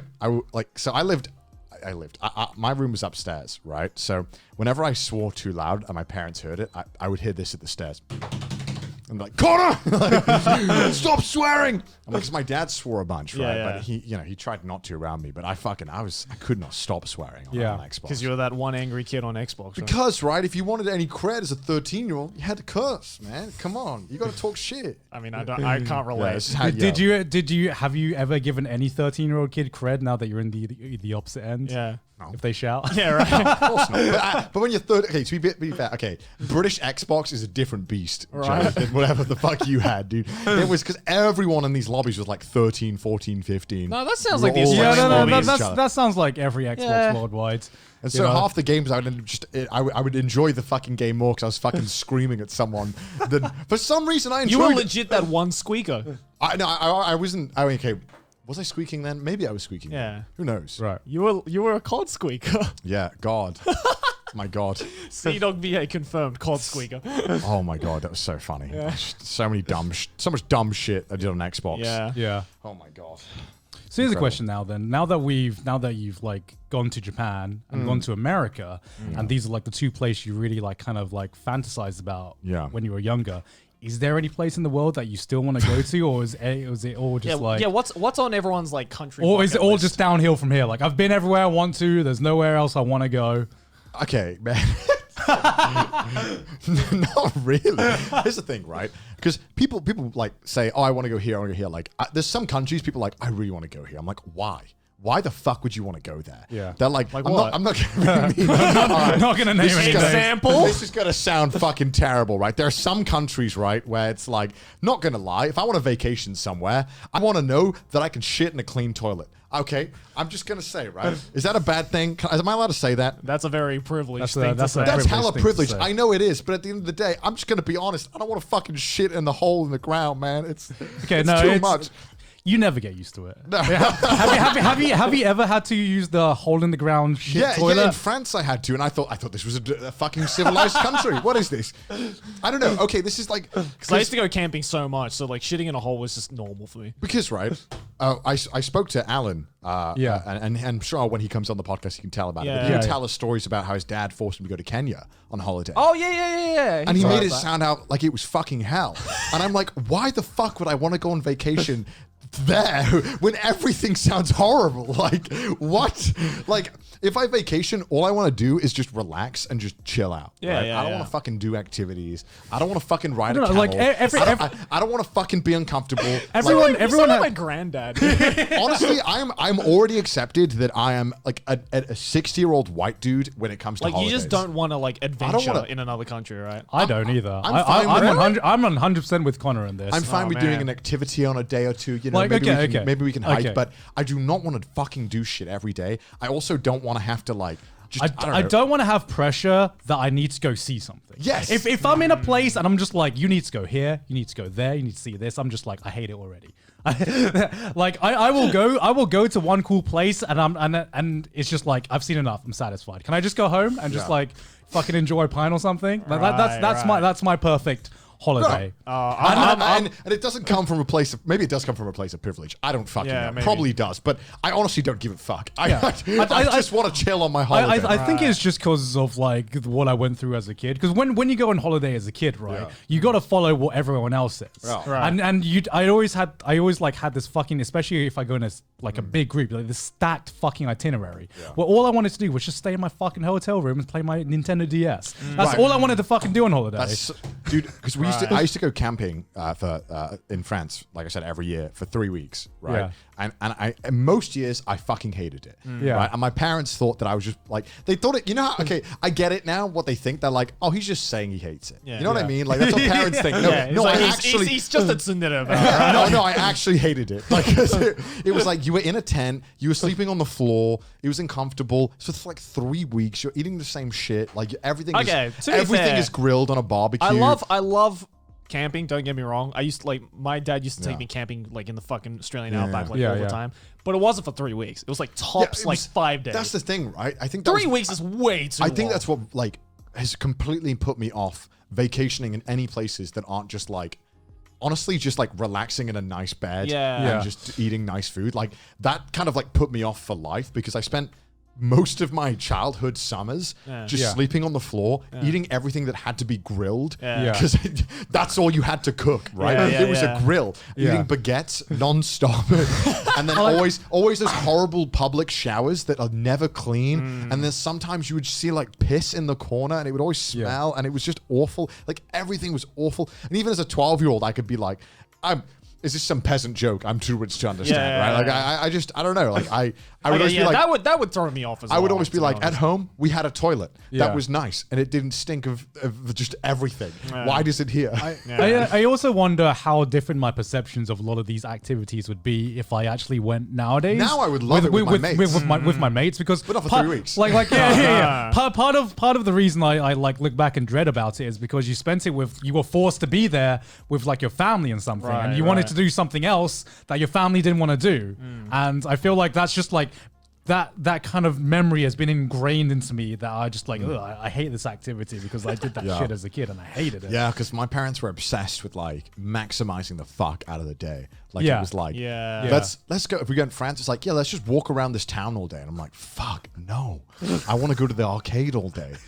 I do not want to walk all day. Like I'm still at the age where walking just hurts. Right. All day, right? Like I don't know. Like for some reason when you're a kid, like walking long distances just doesn't work. Like, were you an active kid? 100%. Like I was doing sports 2-3 times a week. Oh, okay. But for some reason, just walking. When I had to walk all day, it was just pain. It was just pain, man. Pain.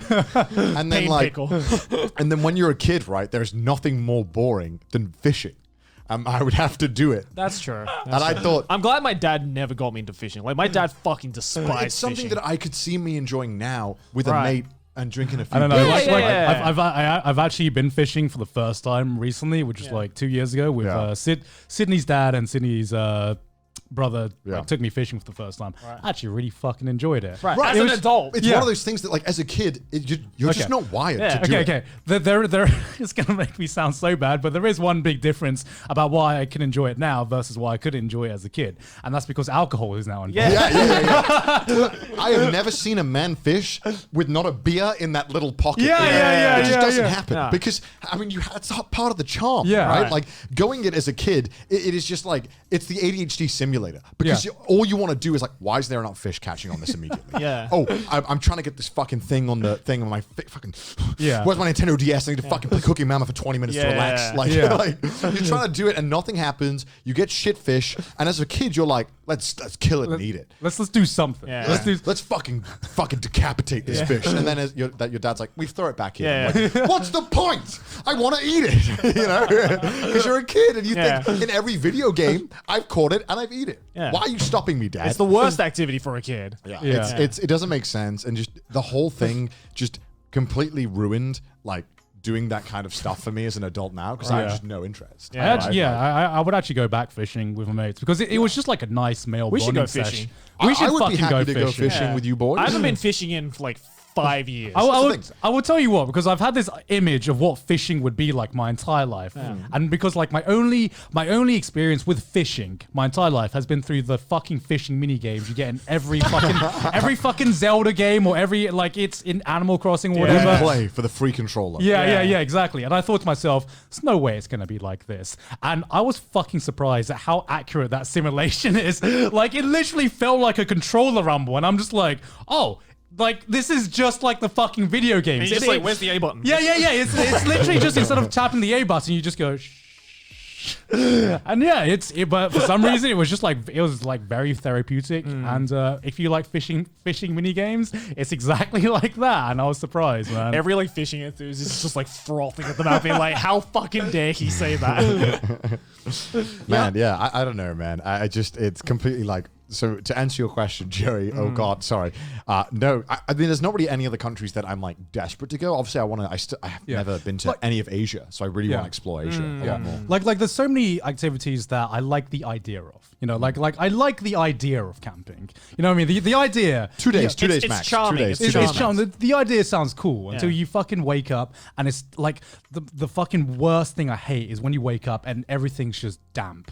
You feel things and it's just damp. And damp is like the worst fucking climate. You know what I mean? It's like everything's damp and moist and I'm depressed and it's cloudy and I'm just like, why am I here?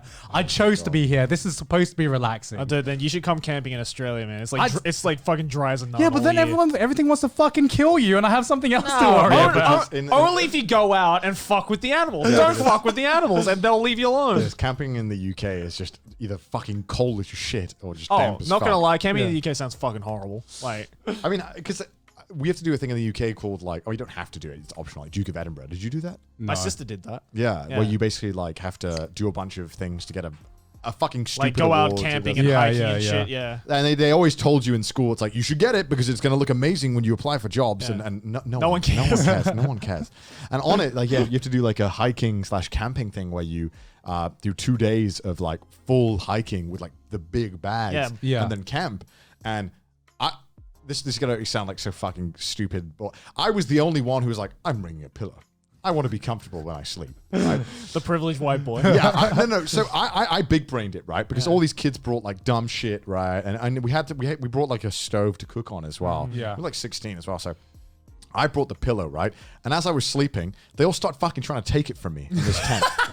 Because they were sleeping on the hard floor, with a t-shirt rolled up, and I'm like, no. I'm the one who was the stupid dick who carried this pillow all the way for like 8 hours. Like, this is my pillow. This is my reward. And I woke up, and one of them had fucking took it. And I woke up on the thing, covered in fucking dampness, and I was like, oh my God, did it rain? Bear in mind, this is the 3-person tent. There's 4 of us in it. And I woke up being like, oh my God, it must have rained so much. I go outside, it's completely dry. Right. And I'm like, oh, it was sweat. It was all sweat. It was all condensation. Oh. Yeah, because my sister did Duke of Edinburgh, but she did like the highest level. So she like hiked. Where it's like a week, right? Yeah, she hiked across Vietnam twice. What? Yeah. Yeah, Why would you want to do that? I don't know. She did it twice though. I did 2 days, and I was like, I think no, this isn't for me. I'm gonna go back to sitting on the bed and watching anime. I think that this isn't for me. Why did you even like decide to do it? Well, because it's one of those things where it's like I can do it. Like, Yeah. if you ask me to go hiking for a week, I'll do it. I'm very capable of doing it. Right. Yeah. I just hate every second of it. Well, then why do you accept it? My parents were like, "You should do it," and I was like, "Fine, okay." And I was doing the other stuff anyway because I was teaching kids chess at my old school. Okay. Yeah. But I don't know, man. Like, I knew from the get-go when, like, the option was brought up of, dude, would you like to do Duke of Edinburgh? Like, would you like to go hiking and fucking experience dampness for a week straight? I was like, no. Well, of course I don't. I think because as well, they wanted, like, the kids who had a lot of experience camping to help the kids who hadn't done any. And it was only like, there was only like 3 or 4 boys in like the Boy Scouts in like my year. And then there was like me who done a lot of camping. So it was like, okay. So you were the experienced I guess, camper. to me, it was like Connor should help out and join You were the them. Boy Scout, bro. You know, I never did any like map direction or anything like that. It was my parents fucking did all that. And I barely helped with setting up the tents. Yeah. Like, you just put the bag down. That's I used to be like, oh, I'm gonna go play with the frisbee. So when we did it, I do remember this as well. Like when it came, I was like, I'll do the cooking. You can set up the tent because setting up a tent is.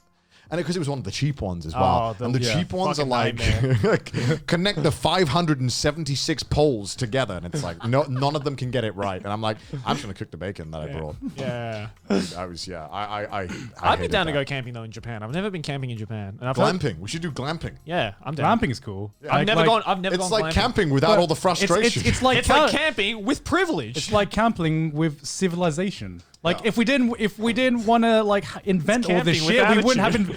Yo, I'm gonna be real. I don't want to camp without 4G. Like, what's the point? Like, I'm just gonna say it, right?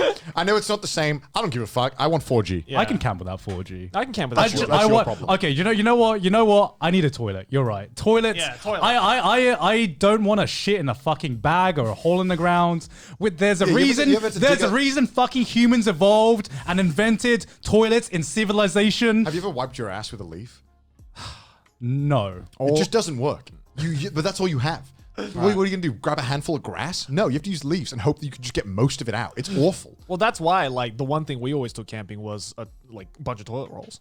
Damn, dude. 2020, man. Yeah. because what you do is you go out into the bush, you'd wipe yourself, put it in a bag, and then you throw all that into the fire. I must have been as like 12-year-old me. It was like instant noodles or toilet roll. Fuck, dude. I mean, I can't eat the toilet roll. Yo, it is chicken flavor though. You know what I mean? Like, come on, man. It's like chicken flavor or poopy butt. Like, oh god, it was. I do remember when we did it. It was awful because like it was a lot of kids that were just not prepared at all. Yeah. And had never even done any hiking at all. Right. And those things are heavy. Yeah. And a lot of them just couldn't do it, and you had to stay as a team. So it was like every 15 minutes, one kid would have a fucking mental breakdown. Yeah. And it was like, I can't do it. I can't hold it. Yeah.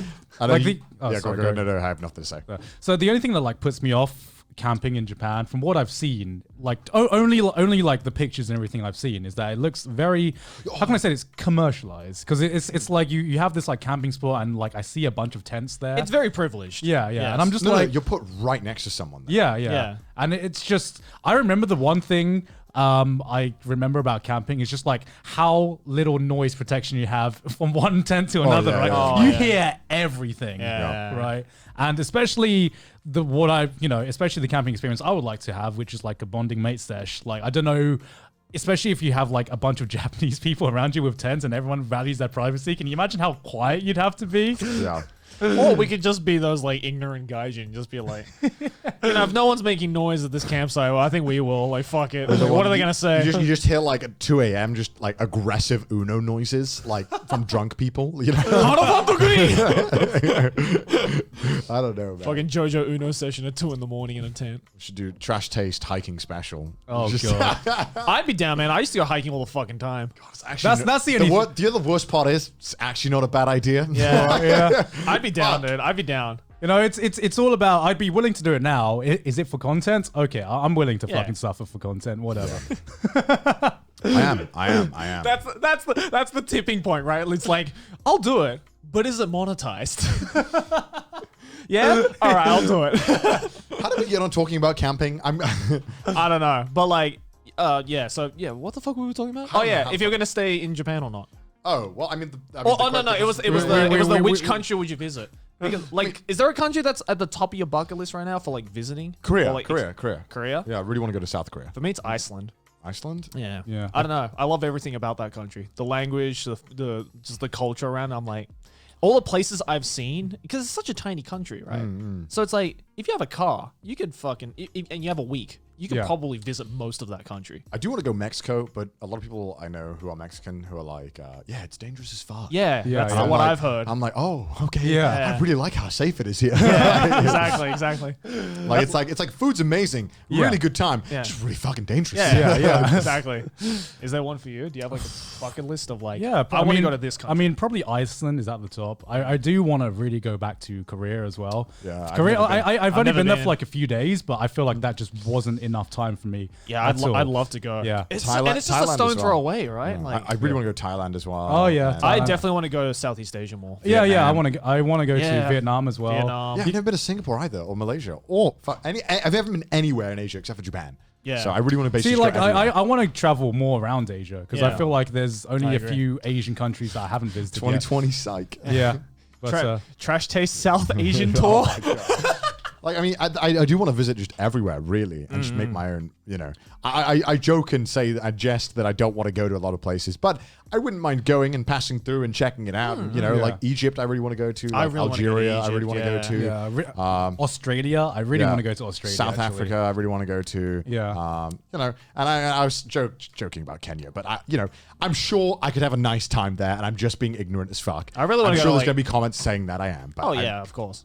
Because like I've always thought like I don't really want to like visit like this place like Africa for instance or like the Middle East and stuff like that. But like the more I kind of hear about those places from people who are either from there or just from shit you see, it's just like you know what?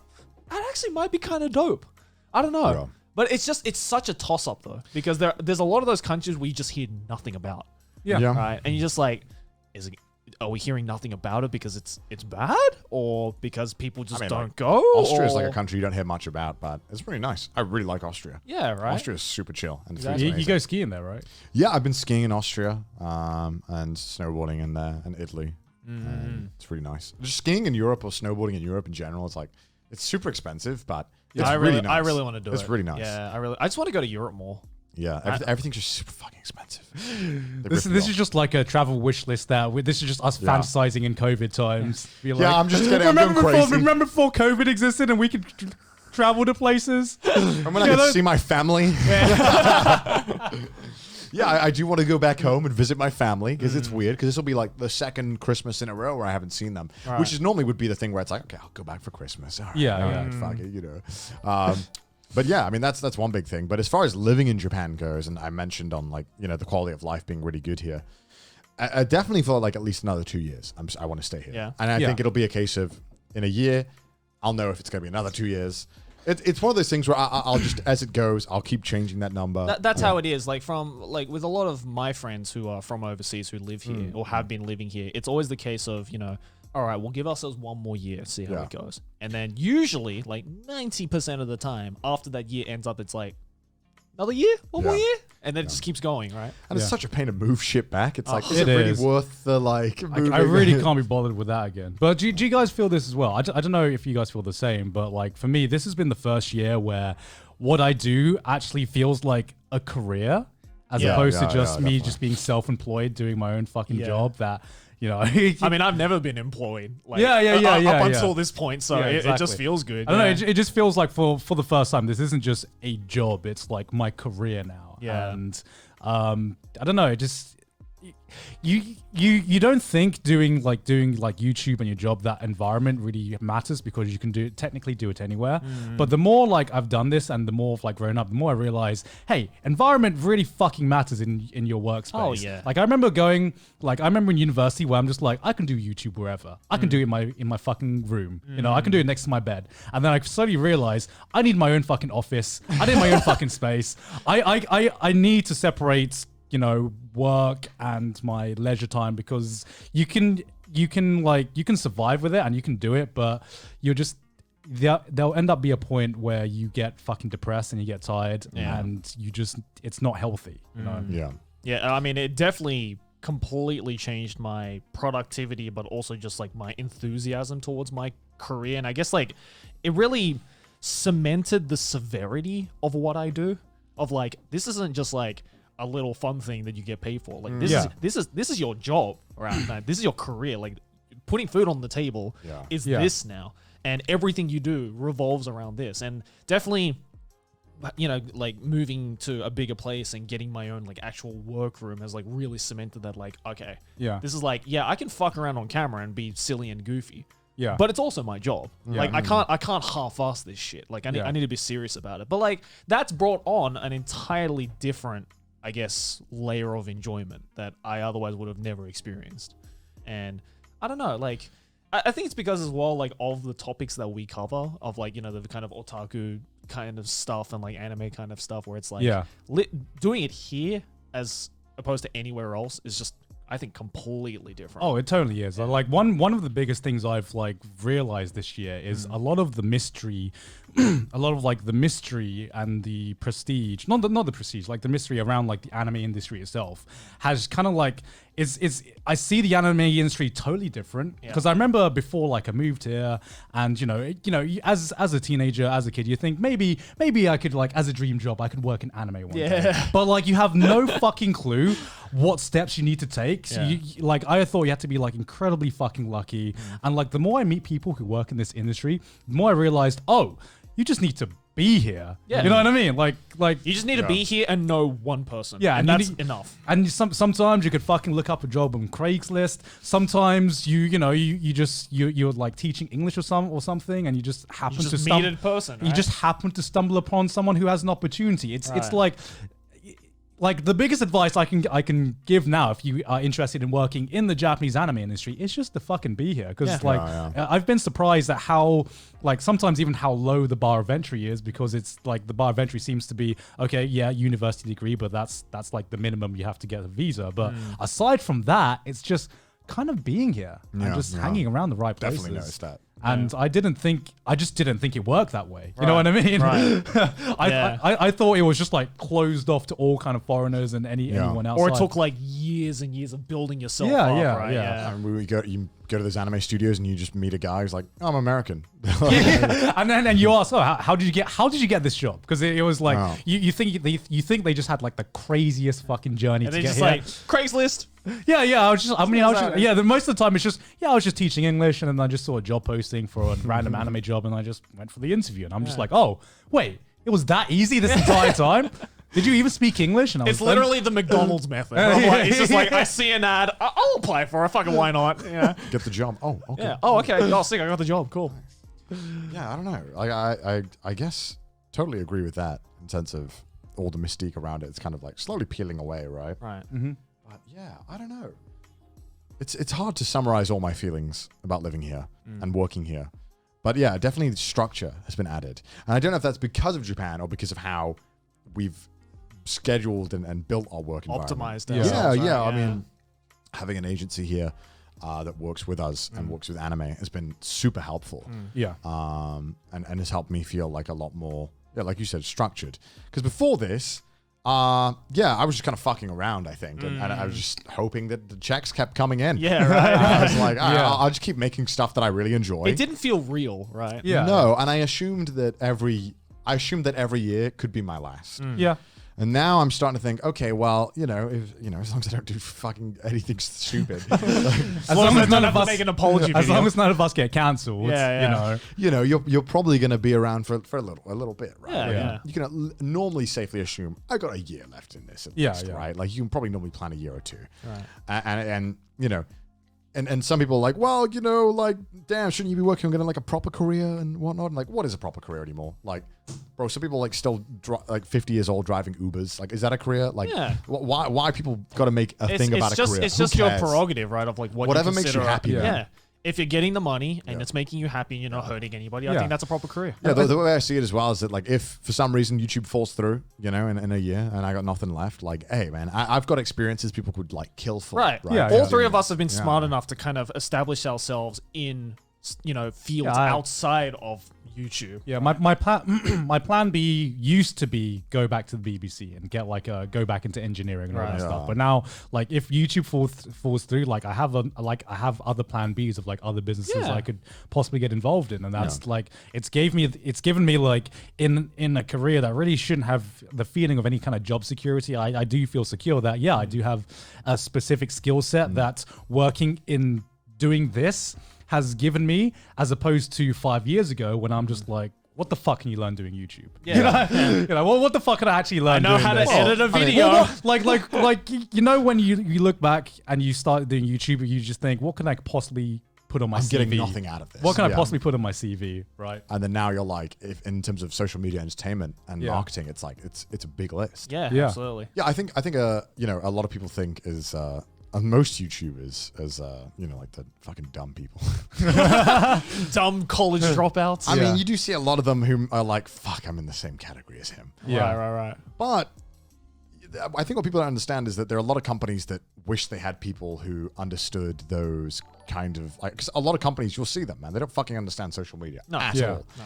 And you know, if we did lose our job, there is a good chance that we could probably work in a company and be ahead of their social media department or help with strategizing, right? Consulting, anything, right? Absolutely. I mean, it's like Dr. Disrespect, right? He was an online creator, and then he went to work for, I think, Activision, right? Or Infinity Ward, and he was the head of their community relations. Oh, really? Yeah, for a while. Oh, wow. Before coming back to streaming? Yeah, so before he came back, that's what he left, because he was a big COD streamer, I believe. Right. And then he left to go and be their community management or something along those lines. Social media management. Right, something something along those lines. And then he came back, right? And it speaks to even back then that someone who had just been doing videos online who seems very amateurish, you know, that knowledge that you gain is so invaluable, and companies wish they understood that, and they could hire as many teams as they want, but right, because it's so rare, especially for someone like, you know, Dr. Disrespect to like reach numbers like that. You know? It's not something that you can like, it's not something that it's like, well, I got a degree in it, I studied it, therefore I'm going to get results like that. It just doesn't happen, right? You learn a lot through YouTube, and I think that even if you are doing it as a hobby now,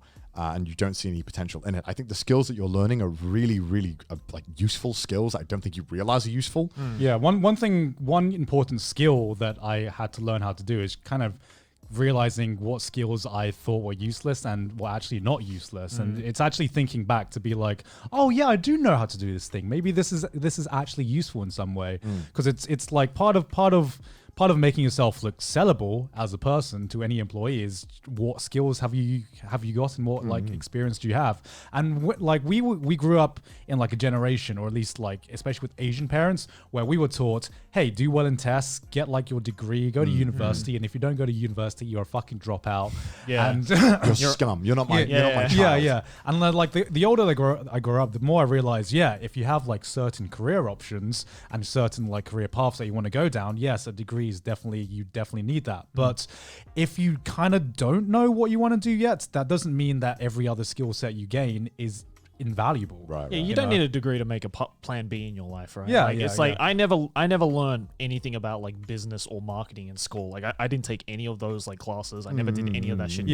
And I learned so much about that kind of shit just from doing YouTube. Yeah. And that's like a really valuable skill to have, but I didn't need to go to school for it. I just had to fucking do it. I just had to go through it and experience it. Because the way I see it, right, I have an engineering degree. Yeah. If you put me in an engineering workplace, I wouldn't know fucking shit. Yeah, exactly. I don't know what's going on. Maybe I understand the rough concepts that make up a lot of basic engineering, and you could probably teach me a lot easier. But you couldn't just plop me in an office and be like, do it. Yeah, I would have no clue at all, because you have to learn how that company you haven't does utilized the thing. that skill, right? Right. And without using it practically, it's like, what am I doing? I've just got good at tests. Like I was shit, and I constantly got frustrated because I never felt like I was learning engineering. Although I was learning the concept. I felt like a lot of it was so impractical. But I mean, you were learning it through your head, but not through your body, right? Yeah. I mean, we weren't using it, right? Like we learn. It's like why this is important. They tell you, but it's like I don't fucking like. Have you guys ever had like a proper real job interview or anything like that? Yeah, and it was rough. Well, yeah, I've had that. Was yours for like McDonald's? No. For like it was like a real job. Oh, okay. So like before I decided to do YouTube full time, I was actually still applying for engineering jobs because I was going to do a year in placement, which is in I don't know if they do this in Australia. You could basically after your second year in the UK, it's Oh, really, you have an industry year. Yeah, it's an where you're industry actually year. like just basically working.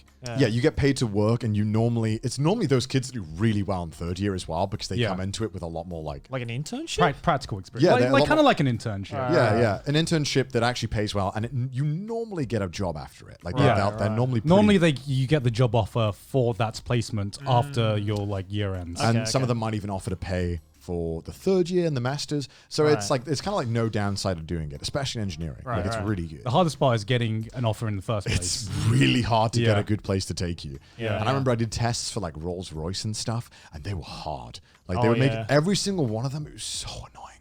Yeah. You would apply for it, and they'd make you do this in like an hour and a half long test that was hard as shit. Yep. Yeah. And eventually, you just got to the point where you were like, I've done 4 of these in one day, and it took all day, and I know I'm not going to get any of them. Let's be honest. I'm not smart enough to work in Rolls-Royce's jet engine department. I'm just going to be honest, dude, that ain't me, you know? And I had an interview for one, and I just remember them asking me questions, and I'm like, fuck, I can't even like stomach the lies. I don't even have the. You didn't even have the business smile? I care so little about actually getting this job that I couldn't even sit there and lie to the guy. Like I wouldn't in a normal job interview. I would be like, of course I know. Yeah, of course, you know. Yeah, I never really like worked any job like before YouTube became a job. Right. I mean, like I told the story of how I tried for McDonald's and failed, and then I did one internship like during uni, but at that point, like YouTube was kind of becoming more of a priority that I knew I probably wasn't going to go into this field anyway. Yeah. But like, I'm not going to say the company name, but like last like 2 years or so, I've been approached by this like relatively big company, like international, that like really wanted me. And that was the first time where I went into like an actual like proper job interview. Yeah. But I didn't do one interview. I did 17 interviews. Holy shit. Not to mention, I did some here in Japan, and then I also did some in LA. 17?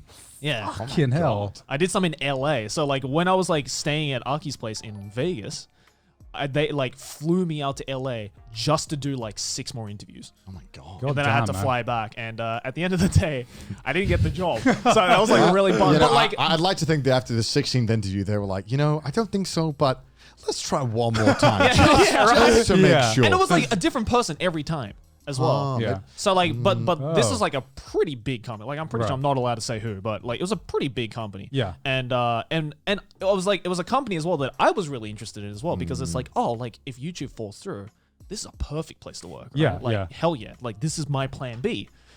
And so I was genuinely excited to be like, maybe I might get this job. I don't know. And then, but yeah, it was just fun. But I think that just made it so much more stressful. Yeah. I remember. Oh, sorry. Go for it. No, because it was like, because I was genuinely interested, but it's like, how do I like tell that to the person without sounding like an absolute kiss ass?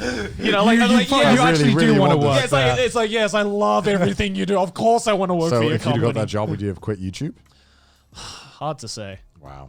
It's hard to say now that with the place you're at in YouTube. I remember every person in their YouTube careers thought, maybe I'll get a proper job because I don't know when this will fall Yeah, through, right. You know? It was at that point where I was like, I'll give myself There's a lot like, of maybe another year, anxiety you know? and a lot of what's the word? Like you don't trust it. Yeah. Like you don't think, know. You think it's temporary. Yeah, you even though you know it's not. There's always that gut feeling. And then I think I can understand sometimes why, you know, some people, YouTubers, want to move on and want to do something else. Yeah. I understand that. I don't have that interest right now, and I don't want to move on because I'm really enjoying it. Yeah. But you know, I'm starting to understand after doing this for like 5 years. I can understand the mindset of why someone wouldn't want to be in that coin flip every day. Is like, well, let's see if I've got a job today. You know what I mean? Yeah. It is kind of like, it is really stressful to do, and I think that I've just become used to it. Yeah. But if you put someone in this situation overnight, I feel like it's one of those things where it's like, Oh, they wouldn't be able to handle it. well, maybe not handle it, but it would definitely wear on you, I think. Yeah, absolutely. Going back to job interviews, though, I do have like a story of like my very first, I'd say, real job interview, because you know I've had job interviews for like co-op and like call centers and stuff. They don't really count.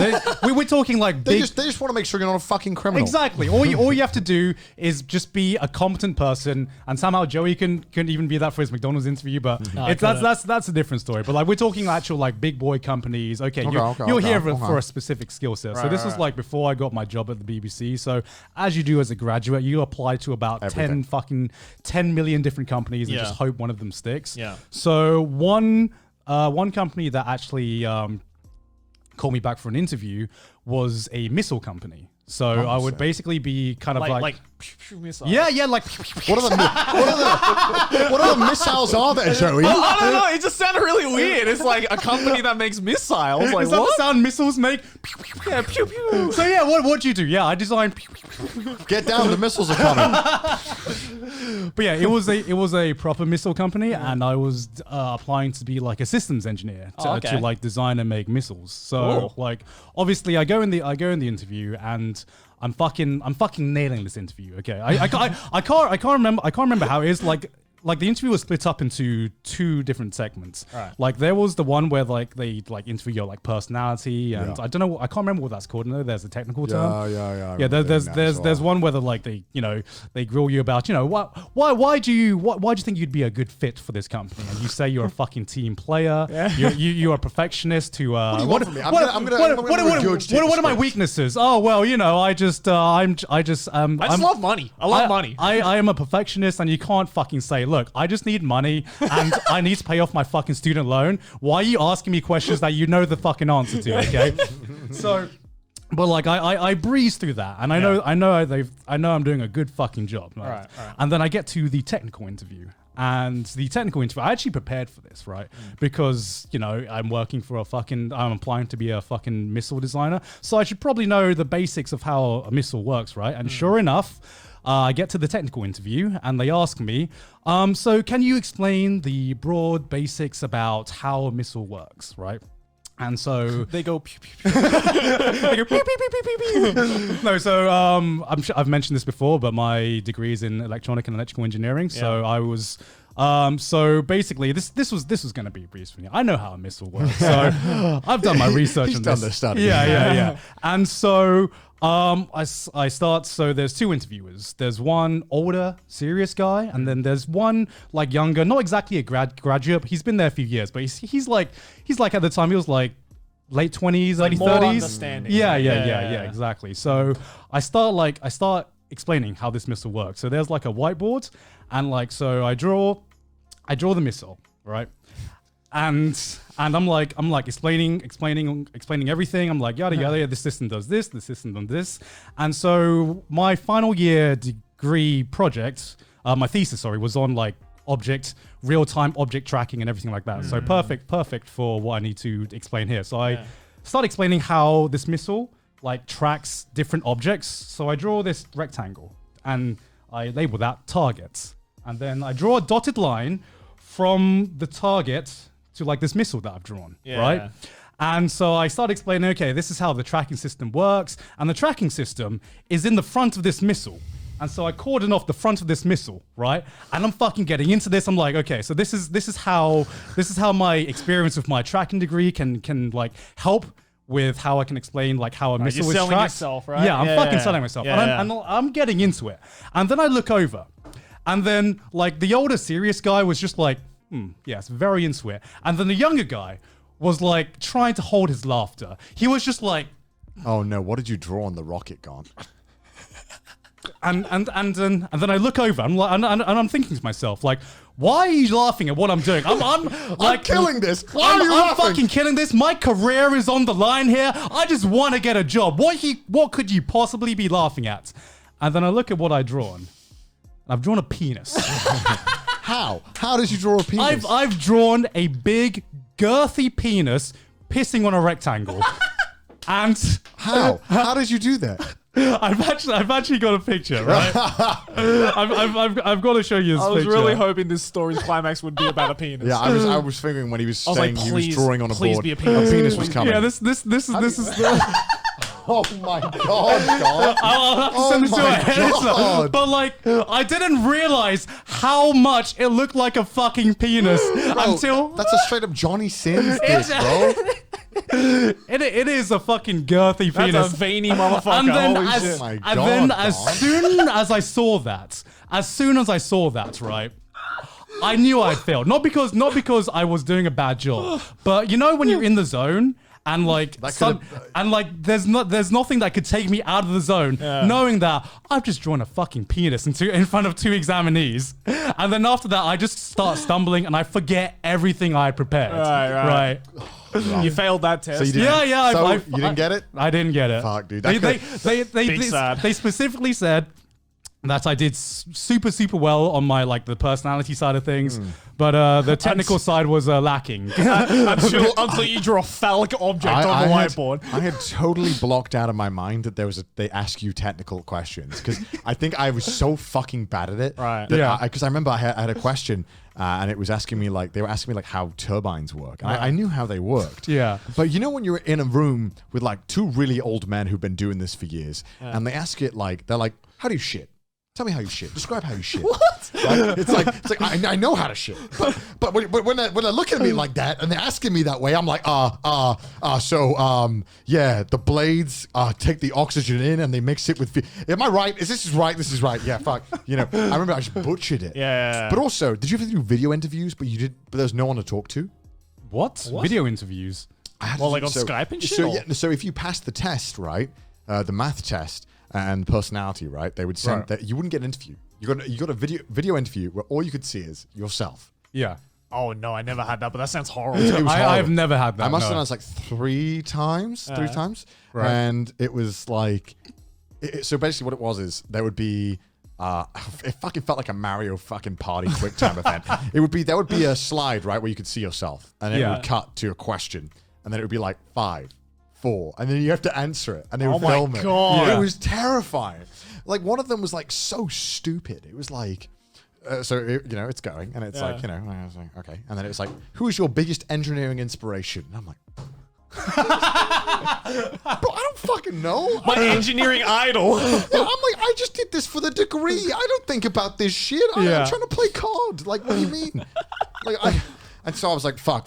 I said Einstein or something, and I'm like, basic bitch answer. And I'm not kidding, right? I said Einstein, right? I finished that question, and that's the next fucking thing. This is 2 of 7 questions. The next fucking thing, I just fucking all F4. I'm like, I haven't got this. I'm fucking all F4. Einstein. I was the most famous engineer in the world. You might have heard of him. Because I was like, there's no way I'm getting it with an answer like that.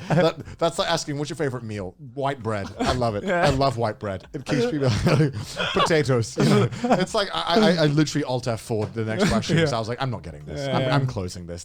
Who fucking needs the rest of the questions? Have you guys ever had group interviews? No. I remember I had one, and so this was the second company that I applied to, and we had a team building interview. Right? That sounds horrible already. Yeah, and so our first task was we were grouped up with another person, and I will never forget this person, even though he's a fucking genius, but I'll get to that later. But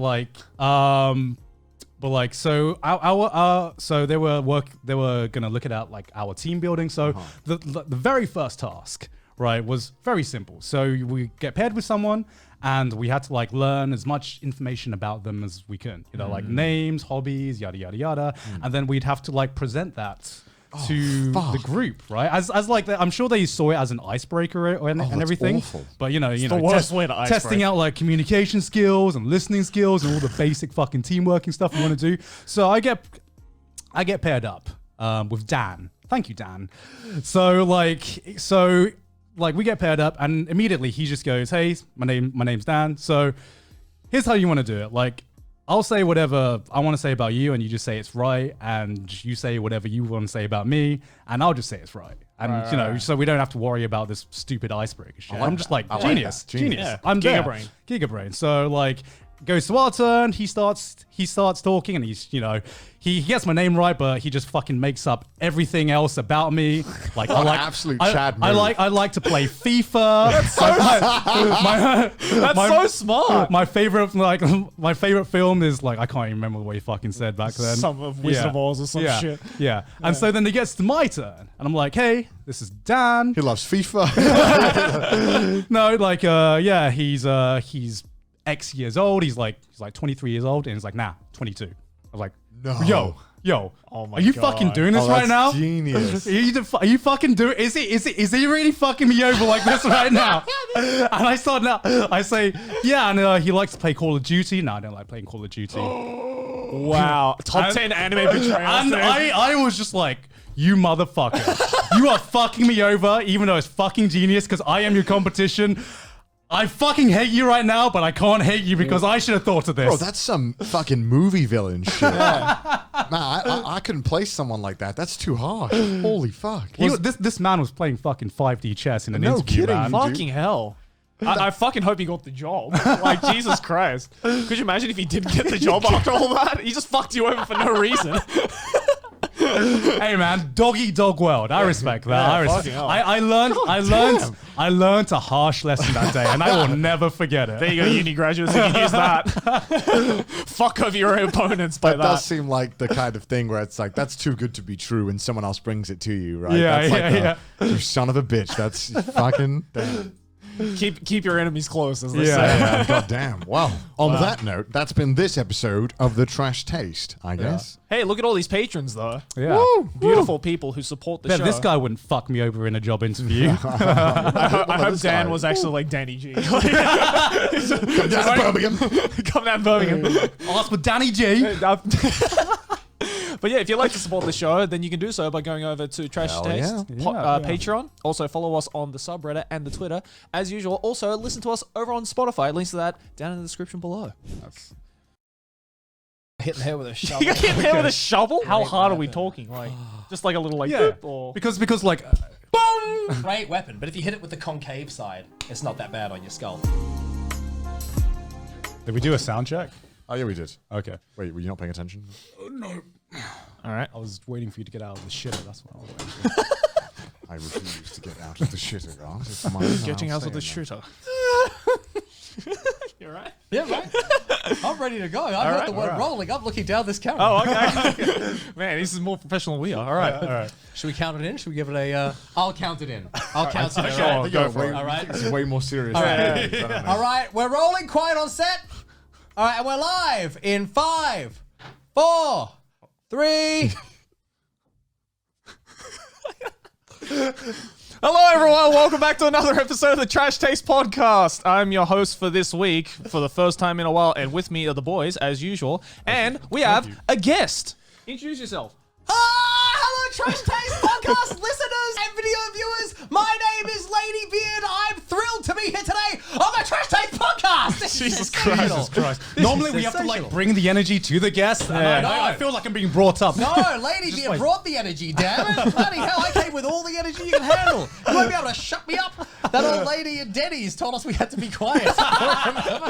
We've never had that happen to us. That's how this started for viewers at home. Yeah. We had a pre-production meeting in Denny's, and the old lady came Very up generous and told way us, of wording it. Pre-production. It's just a lunch. Yeah. We ate lunch at Denny's before we did this, and the old lady who works at Denny's made a point of coming up to us to tell us that we were... No, she made a point of coming up to you. I was going to say, we're regulars there. Yeah. We can't go back there Yeah. now. You can't, I've ruined it for you. They know our schedule. We go there, and there's a guy who just knows the exact time and like the exact day that we come in. When we come early, he's like, "Oh, you're a bit earlier than usual, aren't you?" Yeah, that's great. That's fantastic. You're regulars. That's wonderful. Exactly. Are we allowed to? Am I allowed to say the general area of Japan which the studio is in? No. Okay. We're in Japan. Okay, we're in Japan. In the same general area that we're in there now, I actually have a reputation of ruining things for people because Why? so one of my best friends lives in this general area too. Yeah, And so there was a night when I went to his house and we played this game where... I'm scared now. We played this game when we went walking out. It's the middle of summertime. When about 2, 3 in the morning, we went out to do the convenience store and the things you normally do. And we played this game of, there's only certain institutions that are open at that time. Right. So we made this game when we would go into the institution. In Japan, they have the little tray to put your money in when you pay for things. Yeah. We made this game out. We go and we, do whatever, buy our stuff at the convenience store. And then we would flip over the tray and see how they reacted. Because a lot of people in Japan, people working the service industry, can't handle that. Right. It blew minds, you see. Right. I remember saying to the guy at the convenience store, it was probably a bit nasty because my friend is this huge bodybuilder guy. Right. So I'm a pro wrestler. So we're there, and the dude behind the convenience. It's 3 a.m. There's 2 foreigners. There's no other humans for miles around. And he's this tiny little dude, and I'm like, "But what would you do, sir?" if I did this, and I flipped the tray. I just waited. Whilst he was looking, like you were maintaining eye contact. This poor man freaked out. He freaked out. He will never talk to a foreigner ever again. Anyway, but then the game became you would run into an institution, you'd flip the tray and run out, and you'd see what would happen. So you're basically just ding dong dashing. Yeah, well, it means now my friend can't go to Sutaya anymore.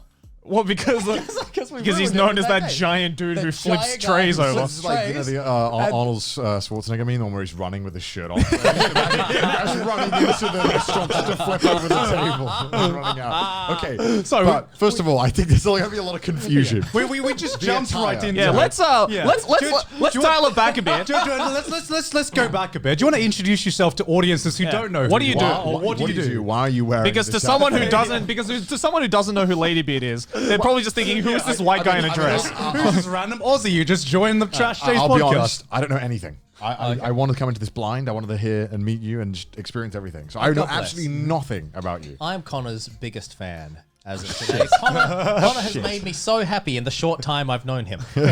Let me introduce myself. Watch this. I'll do it like we're on TV. This is Channel 7. Right here, you ready? Okay, go for it. My name's Ladybeard. I'm a heavy metal singer and pro wrestler from Australia, currently based in Japan. Today, I'm thrilled to be talking to my friends. This is the quietest you've been. It's very creepy. This is the quietest you've been in a long time. That was like Australian news documentary narration voice. It was, wasn't it? Yeah. So, but I didn't go up at the end of my sentence the way I potentially should have. Like every Australian to does. appear in Australian media. We're in Japan, so there's no need to talk about the wonderful nation of Australia from which both Joseph and I hail. We can get to that though. We can get to that. So how does this come to be? What is this? I am a heavy metal singer and a pro wrestler. Wait, which one were you first? Dresser. I was first a cross-dresser. Oh, really? And then became a cross-dressing pro wrestler. Right. And then became a cross-dressing wrestling heavy metal singer. What is the journey? I feel like you're saying these steps so casually. I'm trying to break these down. That's like someone being like, I was a straight man, and then I was a straight man who became an astrophysicist, and then I became a straight man who did astrophysicist and does gardening every now and then. I feel like are you not those things? Yes. I thought that's what this was. Yeah. I feel like there's a story that gets us from point A to point B, but I'm just not seeing it. So I used to live in the city of Hong Kong, and I was an actor and a voice actor and a pro wrestler. Whoa! How did you get to Hong Kong? No. Now you're adding like 5 more different points to this story. I gave you an abbreviated version of the story so as to avoid these pitfalls we're currently you just created more pitfalls. Okay, I want to know what made you leave Australia. Let's start there. Okay, so I went through acting school in Australia to be an actor. Okay. That's mainly what acting school's for. Yes. Mainly. Makes sense. But I also am a martial artist. Okay. And so what happened was I moved from Adelaide, that's where I'm from, which as Joey will know is a small city. Yes. To Melbourne, right, which Joey will know is a big city. A bigger city. This isn't a child's series. What is this? And so I was training in Hong Kong style cinematic action with this Aussie dude who was on Jackie Chan's stunt team, right? Oh wow. So I was on his stunt team, right? And basically there was no work for actors in Australia at the time. So I'm there and I'm auditioning and things, and I'm auditioning against like Aussie celebrities and things. So there's no way as a school leaver I'm going to get a bloody job. Right. So this stunt dude I was training with, he was like, you should go to Hong Kong, because worst case scenario, you'll go there, you'll get a bit of work because it's easier because you're a foreigner, so you got less competition. Then you can come back here and be more employable. Right. Like, go to auditions, right? And they'd be like, yeah, you're good, but you need experience. Catch 22, how are you going to get experience? We're going to give you experience, right? True. It's like, they tell me somehow you have to get experience. We're not going to help you. All right. So anyway, I went to Hong Kong, playing, just do a couple of movies and then come home. And I ended up staying 6 years. You say that so casually. There was much more work to be had in Hong Kong than there was at home. Right. You said it like you just stayed around a mate's house. Wait, so was it? I went over for a beer and just stayed for 6 years. I went to Hong Kong, I flipped a tray, and I ran out again. was just a case of you just kept getting work in Hong Kong. Yeah, well, there was much more to do there. There was much more to do there. right. But so this is interesting. So I went in 2006. I had a brief stint when I moved to the Philippines because I got a job offer down there to work at a movie studio. Right. But then I was there for about 6 months and I went back to Hong Kong. Right. Doing my stuff. But then... And this was mainly doing like martial arts and... Martial arts, acting, voice acting, and stunt work, right? Okay. So Kind of a little then, bit of everything. Yeah. Well, through an acting school, you learn to be an actor and you learn voice acting. Right, And then right. I was a martial artist, so I learned stunts off the back of that, right? Right. So then, okay, go 2006, 6, 7, 8, I'm there. End of 2008, along comes that global financial crisis and wipes out everything I had going on. Yeah. Right, So I'm like, all right, well, nothing to go back to at home. Now there's nothing here. What am I going to do? Right. And I made the logical choice of realizing the way to solve all my problems was to become a cross-dressing pro wrestler and heavy metal singer. Okay. So how did you come to that realization? Like, this is not a natural... Yeah, let's... I think most people are pack it in, boys. Okay. Go and get a job at Tesco. You know, Well, okay, let's take it one step at a time, right? Like, so have you always had... I assume you've always had a fascination towards wrestling.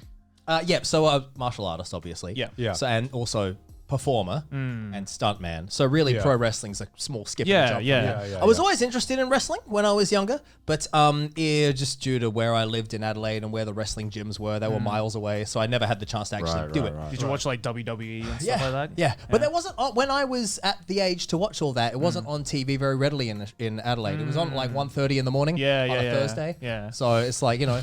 When I was, only the naughty kids stayed up to watch when that. I was up studying for my, I would catch some WWE sometimes. Yeah.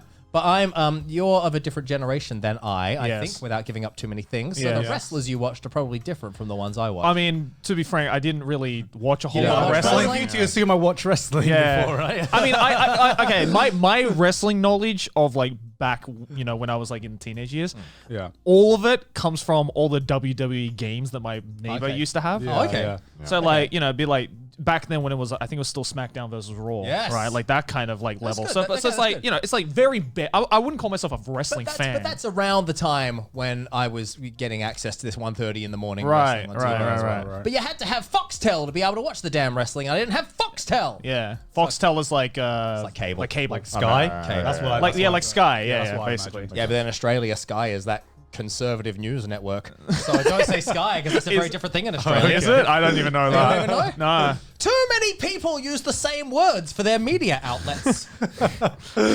So wait, okay, so then I want to know then if that's the case. Okay, so you're like, so you're like into wrestling, and you're like, okay, it's just a logical, progress to go into wrestling. Yeah. So like, how do you? Okay, I've always wondered because I know a few people who like used to be pro wrestlers or currently do pro wrestling. Okay.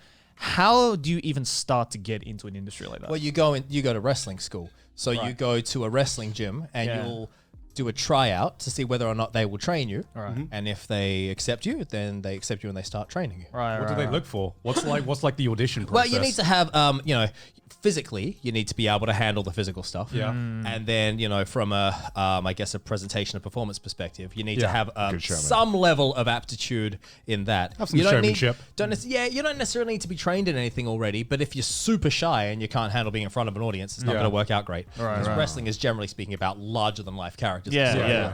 And men in dresses.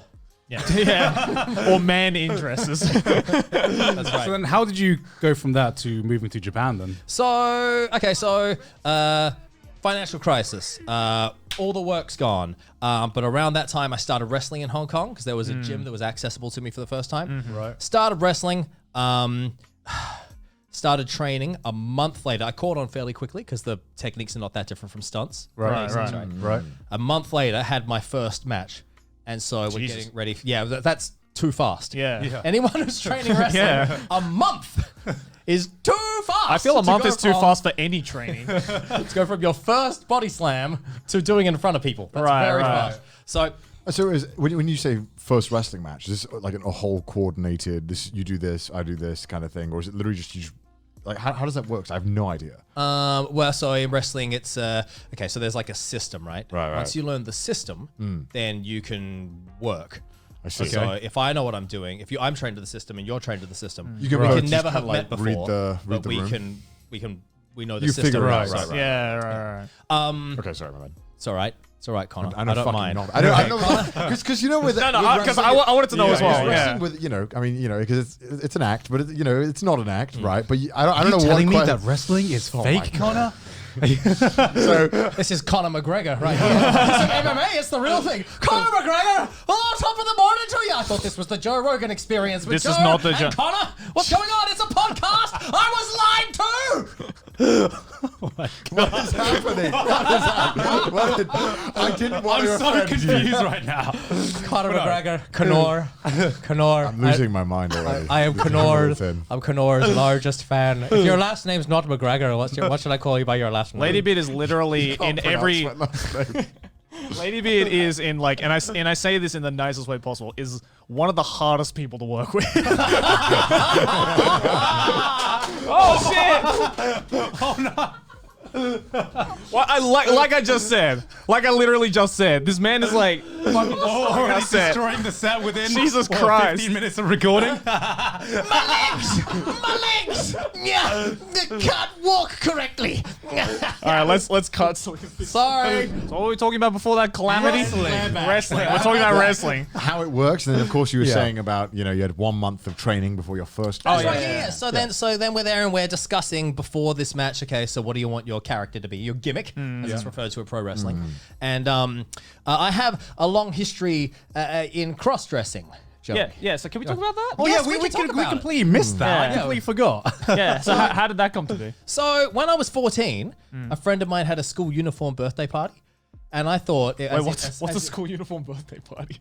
Have you never been to a party in your life? No, but like, what do you mean That by was like nasty. school I didn't uniform? mean to- that was What's so nasty. I didn't special mean to- about a- Cut that. Cut the lady beard aggression. I didn't mean to be aggression to Joey. I'm sorry, Joey. No, it's fine. I secretly love you. And It's okay. I just genuinely wanted to know what a school uniform what is a birthday school- party. yeah, I don't know What what is that that? School uniform birthday party is a birthday party to which When you're in a school uniform. wears Yeah. school uniform. Isn't that just like a normal party? Isn't that just like an after school party? Yeah. Yeah, but you don't go after school. It's like on the weekend or whatever. sometimes. You wear Okay, school Okay, uniform. what I want to know is why you want to choose to wear a school uniform to go to a party. Because it was my friend's birthday and she can do whatever she wants. It's her party. She can cry if she wants to. You would cry too if it happened to you. Okay. So you went to a school uniform birthday I party. went to school uniform birthday party, and Yeah. so all my mates went wearing what we wore to school. So wearing the trousers and the blazer and the shirt and everything. Yep. And I was like, it'd be really funny if I wore my big sister's school dress. Right. So Okay. I did, and it was a hit amongst the 14-year-olds. Yeah, that'd be hilarious. Yeah, it was hilarious, right? Yeah. It was, yeah. And so then what happened is I started then wearing that particular school dress to various other non-school uniform parties, Right. and rock and roll shows and things. And what happens is, I noticed that this is back in the 90s, yeah, so it's a different time from now. As a man in a dress, young man in a dress, I would walk into the room, and the energy of the room would lift straight away. Right. So, you know how at the start of every party, there's like that 2 hours of faffing around when everyone's not really loose and everyone's Yeah, kind of yeah, uptight. yeah. That would just disappear. Dude in a true, dress true. walk in, and everyone goes, "Oh, dude in a dress!" And the party's on straight away, right? Right.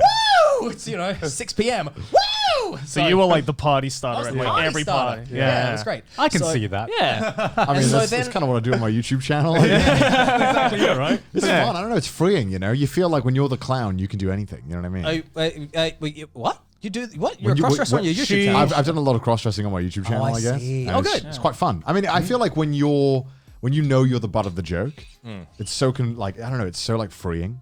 It's so control, like because you feel like you're the one in control. Yeah, that's not how I felt it. For me, it was not butt of the joke, but I appreciate what you're saying, though. yeah. I appreciate what you're saying. But definitely when you're the object of attention. Yeah. And what I found, see, it's become a different conversation recently because the whole transgender movement is happening. Yeah, So yeah. now it's a different conversation from what it was when I started. Right. But for me, it was a case of I was more successful at life when wearing a dress than when wearing pants. Right. Which is an interesting thing, really, because a lot of transgender people would have the opposite experience. Or they would Right. they say they wanted to express themselves by wearing dresses or whatever, and then they felt they couldn't. But for me, I was dressed like a dude, and it was like, "Duh!" And then I put on a dress, and everyone was like, "Woo!" So I think there's a lot of insecurity out there with guys where like, if you say it's a joke, it's hilarious. But if you're like, no, I like this, they're like, oh, I don't know how to feel about that. You know what I mean? Like, there is some of that. Which is I mean, just talking to you now, you definitely bring the energy wherever you go. So I feel that plays a part into it. Yeah, it's so good, man. I don't think the dress stay like this for the rest of the energy. Yeah, I feel it's like the energy was there before the skirt came on, you know. But sort of on what you just said. Yeah. Yeah, but I turn up in this and I'm all energetic. Everybody goes, well, that makes sense. Right. But when I just turn up in pants, an old lady in Denny's tells me to shut up. You know what I'm saying? Right? Am I wrong? Am I wrong? I mean, I am curious. I think the outfit wouldn't have mattered. I think she was going to tell you to shut the fuck up. I am curious. In the country of noise complaints, how many noise complaints have you gotten? Oh, dear me. It's a non-stop stream of noise complaints. Walking down the street, urusai. Just constantly. How do you not like, I don't know, because I guess, you know, you had that like voice acting experience, right? So I guess like the whole like, you know, using your voice and being loud and all of that is just like kind of ingrained into you almost. I don't know. I just saved that shit. What do you mean? Oh, really? That's optional. Yeah, but I think it's more just a personality trait. Right. Yeah. And on top of that, I'm a younger sibling, so I had to do something to get some damn attention. Look at me! Frankly. So, where am I in this story? Yeah, so I was a casual cross-dresser, and then when I moved to Hong Kong, I started cross-dressing in the same capacity, so just going out to rock and roll shows and things in a dress. Because Hong Kong's such a conservative society, if I lifted the energy in Australia, in Hong Kong, I really lifted the energy. I would walk in and it was just, people just lost their minds. You're like, you're the funniest person I've ever seen in my life. They went bonkers for it. So I'm like, damn. So there we are, and we're figuring out characters for the first wrestling match. Every other wrestler in Hong Kong, their gimmick was, I am a wrestler. Right. So I'm like nothing interesting at all. Yeah, exactly. Just, he's a wrestler. Is that all? Yes. Okay. So I'm like, what are you good at? I wrestle. What is your name? Wrestler. The wrestler. So I'm like, I'm gonna wear a dress and I'm gonna be called Ladybeard. Right. And so all the other wrestlers were like, okay, and they were weird about it, right? Right. First match, I go in there overnight, most popular wrestler in Hong Kong. Damn. Because I was the only one who had a character. Right. Because everyone else was a wrestler, the same as the other 20 wrestlers they'd just seen come out before him. Right? So what I wanted to know, how is I assume this is like the amateur wrestling scene. How do they introduce new wrestlers? What's the process for that? Well, okay, so like I say, you go through, you do a tryout, and if they agree to train you, you start training. Okay. And then when you're kind of released publicly, as in when you're debuted, they'll find a way to debut you. So normally you do it with something public, like a wrestling show, or like a video segment or something like that. Yeah. And they'll just, like, whoever you are in the ring and however you're going to fit into the company and the stories and so forth, they'll just find a way that works to introduce your character. So let's say, for instance, right now, let's say we've been training Gant and for the past year, and Gant's now a skilled young pro wrestler. As you can see by my physique right here. You can see Gant's been smacking at the gym on a daily basis. So okay, so what's just make a gimmick for you real quick. You are you're the Thai elephant god. So okay, here's the Thai elephant god, and we've decided, and currently Joey, who is the slightly colourful haired luchador, he's in a feud with Connor, the Welsh Despair. So you two are feuding. Just being Welsh. You two are feuding. Why does the Welsh Despair sound so cool? I was trying to think of a word that started with W, but I couldn't think of it in 2 seconds. I'm the multicolored luchador. Like, what the fuck? What gimmick would you like to be? Anything else would be fine. Really? Other than, what's your gimmick? I have interesting colored hair. Cool, thanks. Was that the standard of Hong Kong? Yeah. That didn't even have interesting colored hair. Sorry, that sounded rude. Okay, so my wrestling brothers in Hong Kong. Anyway, okay, so let's say you guys are feuding. We'll find some kind of angle in which during your story, for some reason, the Thai elephant god is paying huge homage to the multicolored luchador. Yeah. Right. And to that end, when you guys are in a match, Joey will hit his finisher and he'll like cover Connor, and it'll be 1, 2, and then the lights will go off and they'll come on. And riding down the ramp on an elephant is the Thai elephant god. Right. To let everybody know that the match is not going to end like this. Right. Or just any damn way you want to do it. This is one of the beautiful things about wrestling. There's a lot of potential for creativity and so forth. So did you get to like say, for instance, like the entry, right? Like I think from what I've heard, like each wrestler, do they get to choose what song they enter with? Yep. It depends on your company, really. Right. But like basically the wrestler, like every other time, like they get to choose how they want to enter. Right? I personally got to, but of course you're limited by what you're capable of doing. Also copyright, I imagine. True. That can be a problem if it's it can be a problem, but it's kind of like if you're small time, you're often too small time. If you're big time, they've got the rights cleared. So what's like, say, like for you, for example, like what's like your pinnacle of entries that you remember?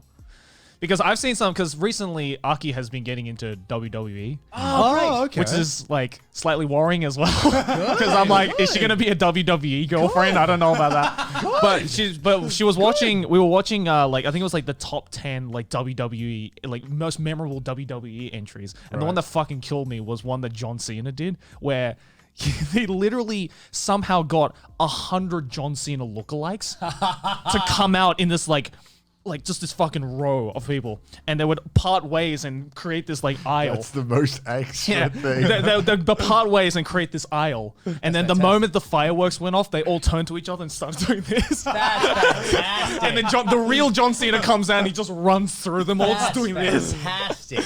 That's fantastic. Did you ever get to do something like that? Or?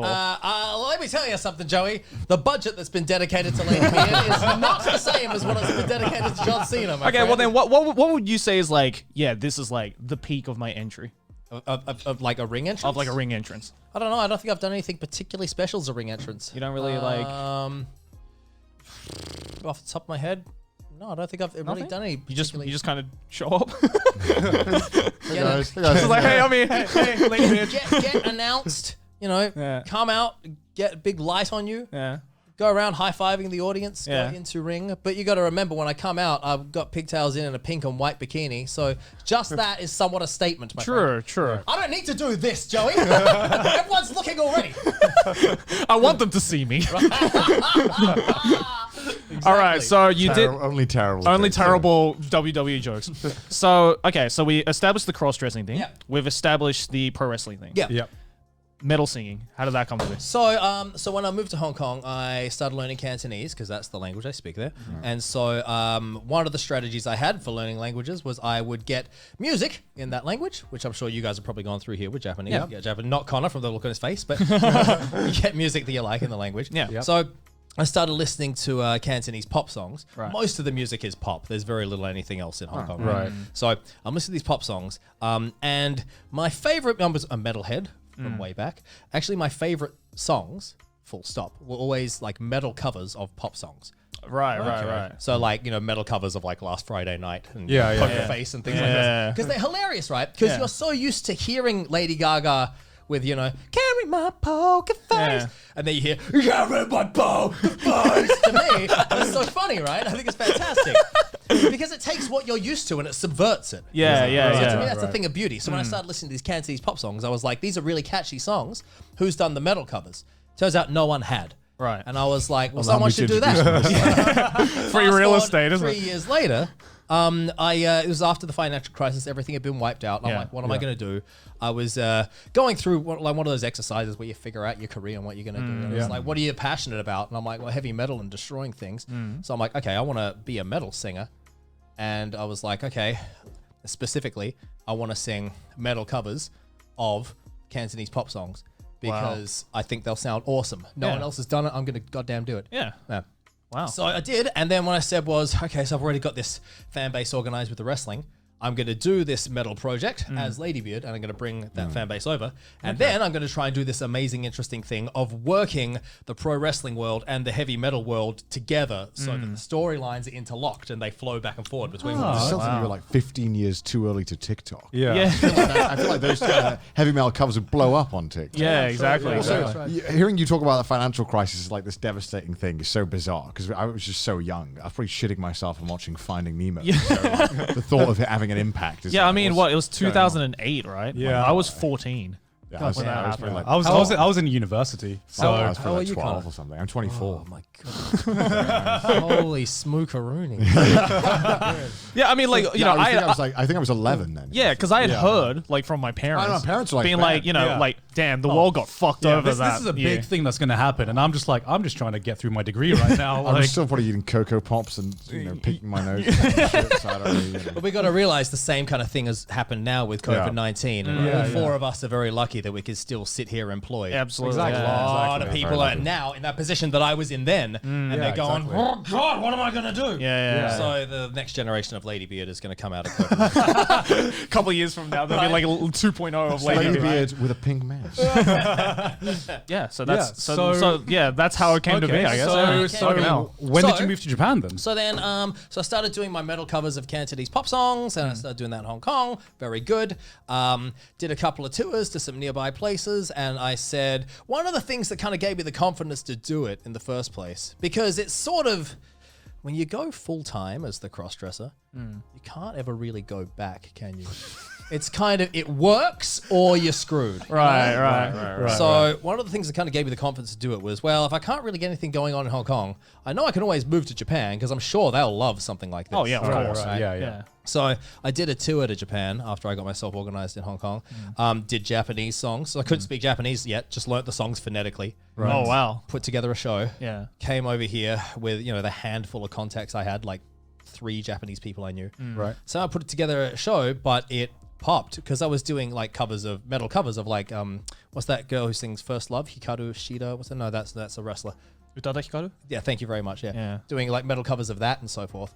So the audience, much they didn't know who I was, Right. the audience who was at any of these shows would see this show. They all knew the songs because they're famous songs. Yeah. Then there'd be the metal cover, of course. They're like, this is hilarious. Yeah. So that tour went incredibly well. Right.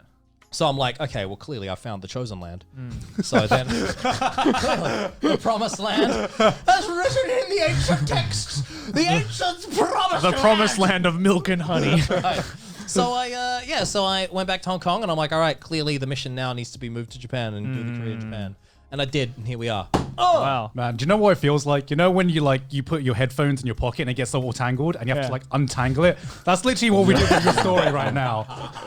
It all finally fits together. It all makes sense now. It's all finally one straight line that I can understand. Yeah. So I came over at the end of 2013, Right. and then at the start of 2014, my images went viral on the Twitter. And then in 2015, I was put in this pop group with these 2 young singers. And we did a song called Nippon Manju, and that blew up on the YouTubes. And now we're riding high.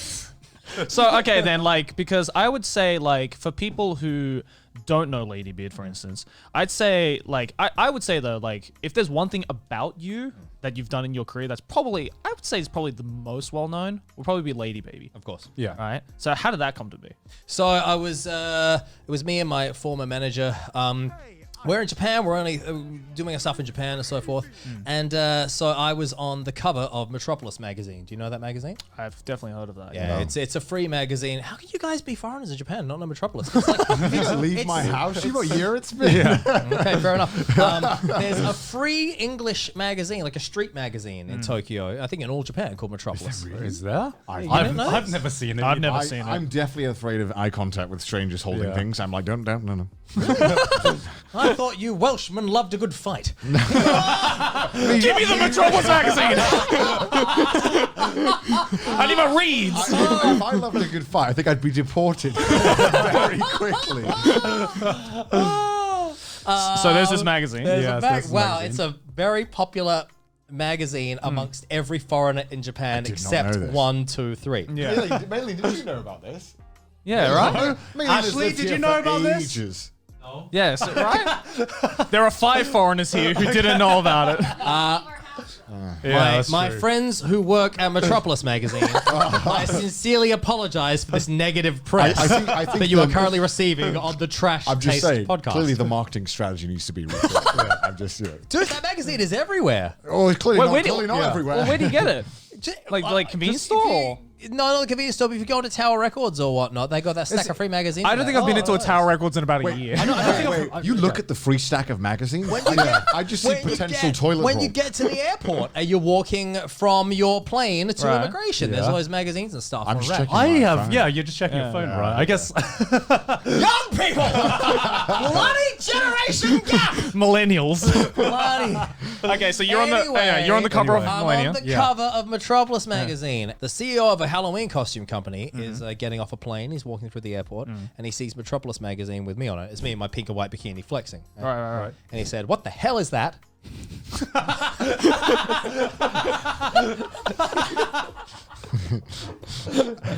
stops in the airport. Everybody.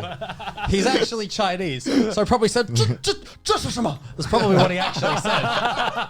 I just love to imagine like just this like super proper CEO, just like minding his own business, Bluetooth headphone in his ear, and he's just like, "The fuck is that?" So he takes magazine and he takes it back to his office and he's like, "Look at this!" And his staff are like, "Yeah, that's this ladybeard guy, this foreigner dude." Right. And he said, "Bring him in. I want to work with him. Bring him in." Wow. So we get a contact from this company and we go in and he's like, "I want to work with you." And I'm like, "All right." I thought he's a Halloween costume company, right? So I thought he's going to make like a line of my bikinis to sell on Halloween. Yeah. He's like, "I want to work with you, but I don't know how." So we'll be in touch. Okay. Like, okay. So he put you in his office to say that? Yeah, we go back to what we were doing, and a month later he calls us in again, and he's like, "I'm going to put you in a pop group with a pair of idols." Wow. Oh, wow. Wait, how did that happen? That's another jump. Yeah. How did he come up with that Well, idea? I wasn't there for that. Okay. You know, because Okay. he did that in the privacy of his own space. Your life just sounds like a roulette wheel at this point. What is going on? Why is the structure? Well, that's what you get for waking up in Vegas. Yeah, it's just like here's a bunch of money. It's like, oh, I don't even remember betting on black. It's like, anyway, so this guy somehow manages to get you in this idol group. Yeah, so he spoke to some people he knew, and I'm going to put you in a group. And then we did that first song, and it blew up. And that was Lady Baby. Yeah. Wow. So he somehow knew Baby Metal? Wait, was Baby Metal Well, were they even established back then? Yeah, they were very popular at the time. It was Right, recently after Gimme Choco had Oh, gone viral, okay, right? yeah. So they were very hot, and they were getting spoken about a lot in Japan. But it's like, I remember the meeting. He goes, "Yeah, because he's a heavy metal singer, and they're idols. Yeah. So your Baby Metal are very popular at the moment, aren't they? Yeah. So this will be just like Baby Metal, but with Ladybeard. Baby Metal. Lady Baby. That was the meeting. I'm like, right? Like, cool. I guess. This was, That's how that happened. this was the CEO of a Halloween costume. And they just company. decided to get into. This is how you become a CEO, Gar, with fast thinking like that. That's the kind of fast thinking we need as far as CEO. That's a decision-making skills right there. He's a smart man. He's from China. He came over to Japan with no money 30 years ago.